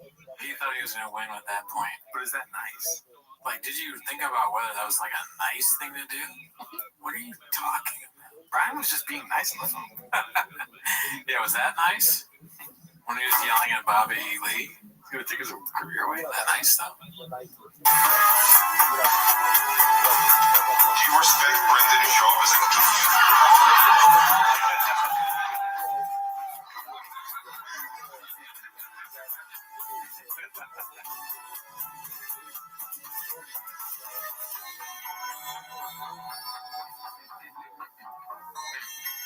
Grim Reaper kind of knocked him out, dude. It is like kind of a cool con, though. To be somebody that threatens violence all the time, but follow that up with, I'm a good guy. You know? Listen, I will fucking kill you. But at the end of the day, I want to be your family. I want us to be brothers. Don't call me a pussy, because I'll kill you. But I'm a good guy. Yeah. It's always, it's crazy because he's such a nice guy. That's great. Not only will I kill you, but I will be unfazed and unscathed. Yeah, with the Diet Coke. it's funny. That's kind of funny to be like, I will be unscathed, like saying essentially that no harm at all will come to me. I can kill you. So why not just if you're so confident in your fighting abilities, maybe a few punches. You beat them up and you let them alone, or just don't fight. Because it'll be like me talking to a 6-year-old, and I'm like, listen, me and you, I'll fucking end you. Okay, you won't stand a chance. All right, I will leave unscathed because they're 6. But I wouldn't do that. If you're so confident that you can do that, you shouldn't do that. Yeah. Right? Yeah. Or maybe, I don't know. You do have violence in your DNA. That's true, I do. Yeah. Let's see. This is posted by ABTB12. Is Theo trolling? Happy birthday. Oh my god. Do you see this? One of the hardest workers ever. That's really funny, but I feel like Theo's checked out. He probably didn't even know that thing. The white boy that worked too much. Oh. So this is a troll then, dude. That leads me to believe this is a troll. Maybe. What is he doing? What is he doing? Stand-up comedy. Oh my god. Yeah. I just noticed that. I'm dumb, dude. Yeah, no, that's... But why would... There's too many layers. I don't understand. This is a recent thing Shab posted? Theo Von shared a picture of Shab doing shut up, but pretend like I did on purpose. Theo Von shared a picture of Brendan doing stand-up. Yeah. That's the troll. That, and then on top of that, he's got a motherfucking Sorghum bird ground you walk on emoji. No, I forgot that. Somebody on the Patreon messaged me about that. I forgot that was the Sorghum bird emoji too. One of the hardest workers I ever met. Met him. This is like way too many. Then again, Shop does have a lot of shopism, so maybe Theo just ran into 4 of them. I think it's possible that Theo is so checked out that he's like, oh, here's a picture of Brennan. But doing stand-up? But you could easily go to his podcast and screenshot him on a show now instead of when he was doing stand-up. Theo only has one picture of Brennan. Yeah. And that's this one. Mm-hmm. Maybe that's Theo's background. And he's like, it's just, I love this picture. Yeah. You know? Or maybe Theo's assistant tweets her that's not right for him. And his assistant is homeless. Yeah, because the Tiger Belly people talk to us all the time. Yeah. I forgot, yeah. The higher-ups tell us what to do, but like the interns and the producers and stuff. And we tell them to stop giving us money, but they don't. No, I don't. Yeah. Oh, you don't? All right, let's see here. This is posted by Various Concept 2615. So how long before he buys a Cybertruck after shitting on Tesla for the last 2 years? Yeah, we talked about this last episode. I just don't see him doing it. I don't see him doing it. It is a truck, though. Mm. But it's fucking gas till we die, dog. All right, let's see this. Photoshop posted by ETID 1986. That's good. Yeah. I don't know why that makes me laugh so much, but it's funny. You know there's a new post on Drive Fast Like Ass, right? Oh, yeah. Yeah. I haven't watched it yet. I have it on my queue. Me neither. Let's see this. Okay, that's Bitcoin. Posted by Fantasy Flyer 3. Clan and Hot Chip are on this sub more frequently than many cats. They updated the description just hours after a fellow cat exposed them. Oh, they updated the description after a cat exposed them. There's only one picture that I wish we could see the before. Yeah, I don't know what, but that's interesting that they're doing that. They got nothing better to do. All right, so... Surprise, surprise. Okay, so this is something we're going to be watching this week, I believe. This last week, Bert Kreischer's... That's how you spell it, right? Bert Kreischer. Uh-huh. Okay, his special came out last week. Yeah. But we record on Mondays, so it wasn't even out yet. Yeah, I realized that too, yeah. But we're going to do that on the Patreon. Yeah, fuck me. This is posted by C-Man Dr. Venus. We'll be doing this special on this week's Patreon episode. Lucky is worse than Gringo Poppy. Scrolling through Netflix, when I came across Bert's new special, I've never seen him do stand-up, so I decided to give it a shot, and it's unwatchable. I don't want to see it, dude. I don't take this guy's word for it. Okay. Yeah. Thank you. Immediately he takes off his shirt, talks about sex with his wife, all while laughing every single time he makes a quote joke. End quote. I keep waiting for the punchline. I skipped through the special and it's mostly saying bad words and embarrassing physical humor. He even mimicked fellatio on the mic so well it gave Rogan's stool humping a run for his money. But what about Rogan's fellatio on the mic? Let's not forget that. This guy's he's sleeping on the conch, dude. That's my special name, sleeping on the conch. I genuinely think Gringo Papi is a better special. Brenda makes me laugh. His flamboyant manner, and now you're on his side. Look at you're crying. You're almost crying. Now I'm worried. Now you got me worried. His douchey outfits, the way he incoherently strings together bits, it's top-level cringe that has me actually laughing out loud. In its own way, it's an effective piece of art. I struggle to find anything of value in Bert's work. This special repulsed me. He is devoid of humor. If Bert plays the mothership, so should Brenda. Did you see the shoulders, though? Absolutely jacked. All right. I mean, I'm still intrigued. We'll be watching it, dude. If anything, that got me to want to watch it now, how bad it is. Yeah. But it is, I don't know if cringe is the correct word. It is the correct word, but there has to be a new level. I just don't understand how it could be worse than the last one we saw from Bert. That was horrible. Yeah. I mean, you can also watch that on the picture. Yeah. Here's comics. All right, so we all know who he's talking about, posted by Chin, puller of clips. Is this a new one? That I don't think they're very good. They don't make me laugh, but I don't care. I don't get mad at them. You know what I'm saying? Yeah. I don't get upset at them. I'll be friends with them. I'll like them. There's comics that I had to learn how to do that because it used to be like if guys weren't funny, I just couldn't deal with them, couldn't hang out with them. I'm friends with a few people that suck, but they're nice people. You can separate that. I can't even. Dude, Rogan is insane. It's like his stand-up is just as bad as everybody else's. It's nowhere near funny. None of his specials are good. He's just not good at stand-up. And he's like, I got friends that are bad. You're bad. You are bad at stand-up. It's like the Shane clip. You are literally an unfunny guy.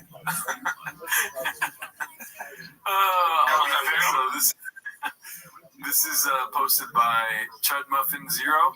Love Crackamico's new drop. Say what you want about Bert being annoying, which he is. At least he's trying to figure it out. Meanwhile, all the clingers on talk shit and still climbing that podcast ladder.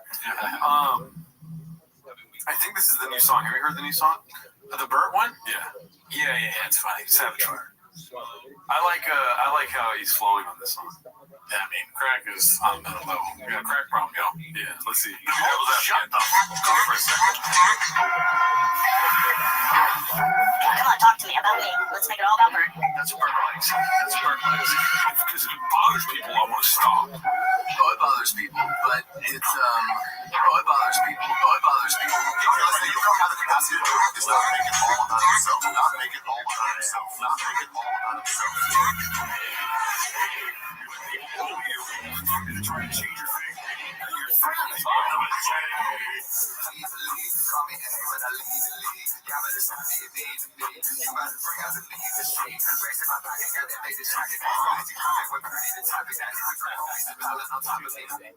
You see the two-legged shout out? Love it.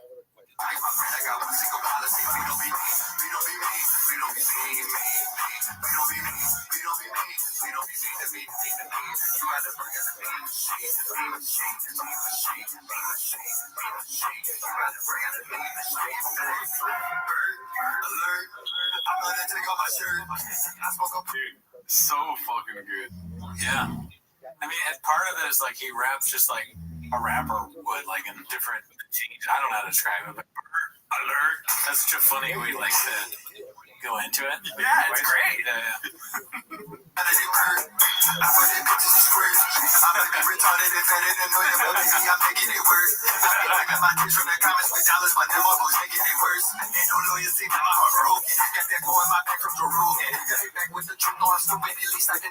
I'm fucking joking. Flexing like 84 Hogan. No back to my bed. You be teaching. I'm going no bogan. Act like you yo, but this paper's is focused. I'm leaving your toy body broken. I go 325 on that bitch. I take your life in it, bitch.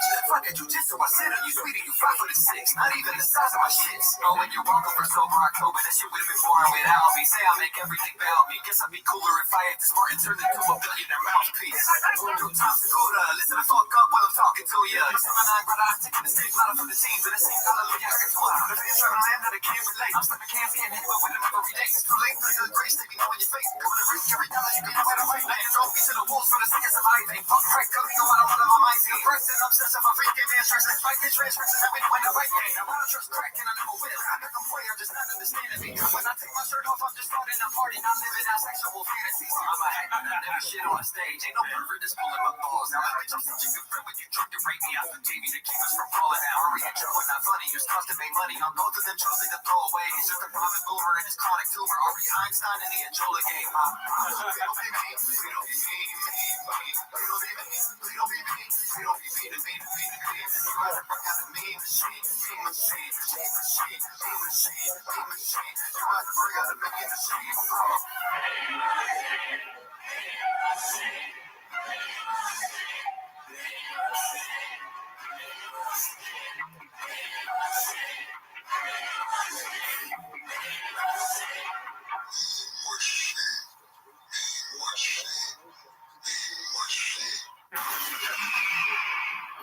Amazing. Good shit.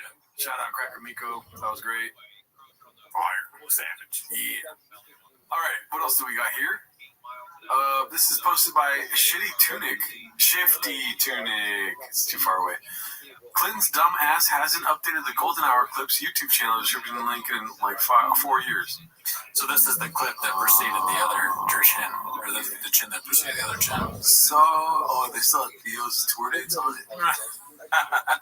And the cats. Isn't that the cats merch? Oh, the King of the Sting. Yeah. So they changed it to the Golden Hour. Come on, guys. It's hard to produce this. I haven't uploaded a Spotify episode in 3 months. This is posted by Appropriate Duty 930.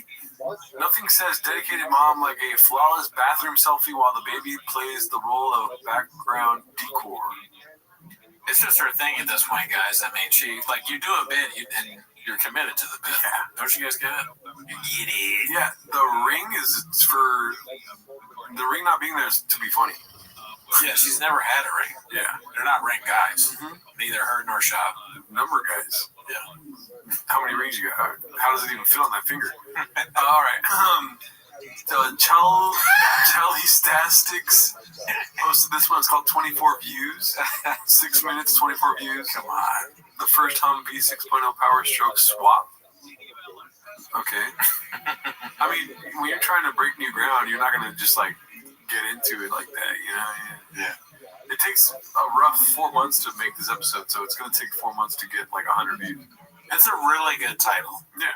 And that's half the battle is having a good title. First Humvee 6.0 Power Stroke swap. Yeah. Everybody's going to watch that eventually. Oh, this is so funny. The first comment is, hell yeah, I've been rewatching your last videos over and over again, waiting for the next video. LOL, God bless. Dude, somebody check on that guy. If that's a real person. I mean, that's probably me. And if you're a real cat, you would leave positive comments on here so that we keep getting this amazing stuff. Please watch. Yeah. Please watch Try Festival, guys. Email, merch. Yeah, buy the merch. Yeah, enter the giveaways, dude. You could win a Mustang. You could win a Mustang. Mustang. Sally. All right, this is posted by Dazzling Rabbit 633. Ask away. Ask us anything. T-Fat K fans. I mean, they're just asking for it, aren't they? Yeah, they want participation. I don't know about doing that. It's a dangerous idea for them. Yeah. People on Reddit can make me. Mm-hmm. I don't know. This one's posted by Rabbit023 LMAO. Jealous of you. Okay, so who posted this? Joanna. Jealous of you. The only girl who's be better than me will be my own daughter. Female boss success. Women are hating on her? Interesting. That's too bad. I'm sorry to hear that. These are facts, she puts in the mouth. You should have just put a fax machine. Or Andrew Schultz's face. Yeah. Savage. Fire. This is posted by Jabist. Old episode, Steve Byrne tells stories of how big a scumbag Brian was with women, and they all share a big laugh. I mean, sign me up, Daddy. Let's see. There's a table full of girls at a Denny's booth, okay? This is Brian Callen 10 years ago. Hey, girls, just looking for a place to dump all this. Is that close to the mark, Brian? That's my inside. Yeah, guys, that was my inside voice. I didn't sense the voice had inside my dog. A big old dog. Is that close? That's spot on. Yeah? Okay. Hey, ladies. Problem is I haven't changed at all. White worms. Dude, he still does this. Hey, man, he still does this. Hey, Steve, you're out here. Yeah, Steve knew me back before I was married. When I was, I was appalled. When you're a scumbag. Yeah. What you're doing right now? Oh, no, I was in New York City. I didn't even know you yet. And I'm standing outside the comic strip with this girl who I was just like, this is great. Callen comes out, doesn't even know asshole. Beelines to the girl. Hey, where you from? How you doing? And he's doing this ballet shit, and he does a pirouette on the sidewalk. And I'm like, who the fuck is this asshole? And he's like, oh, I gotta go and do my set. And he grabs her hand. I go, dude.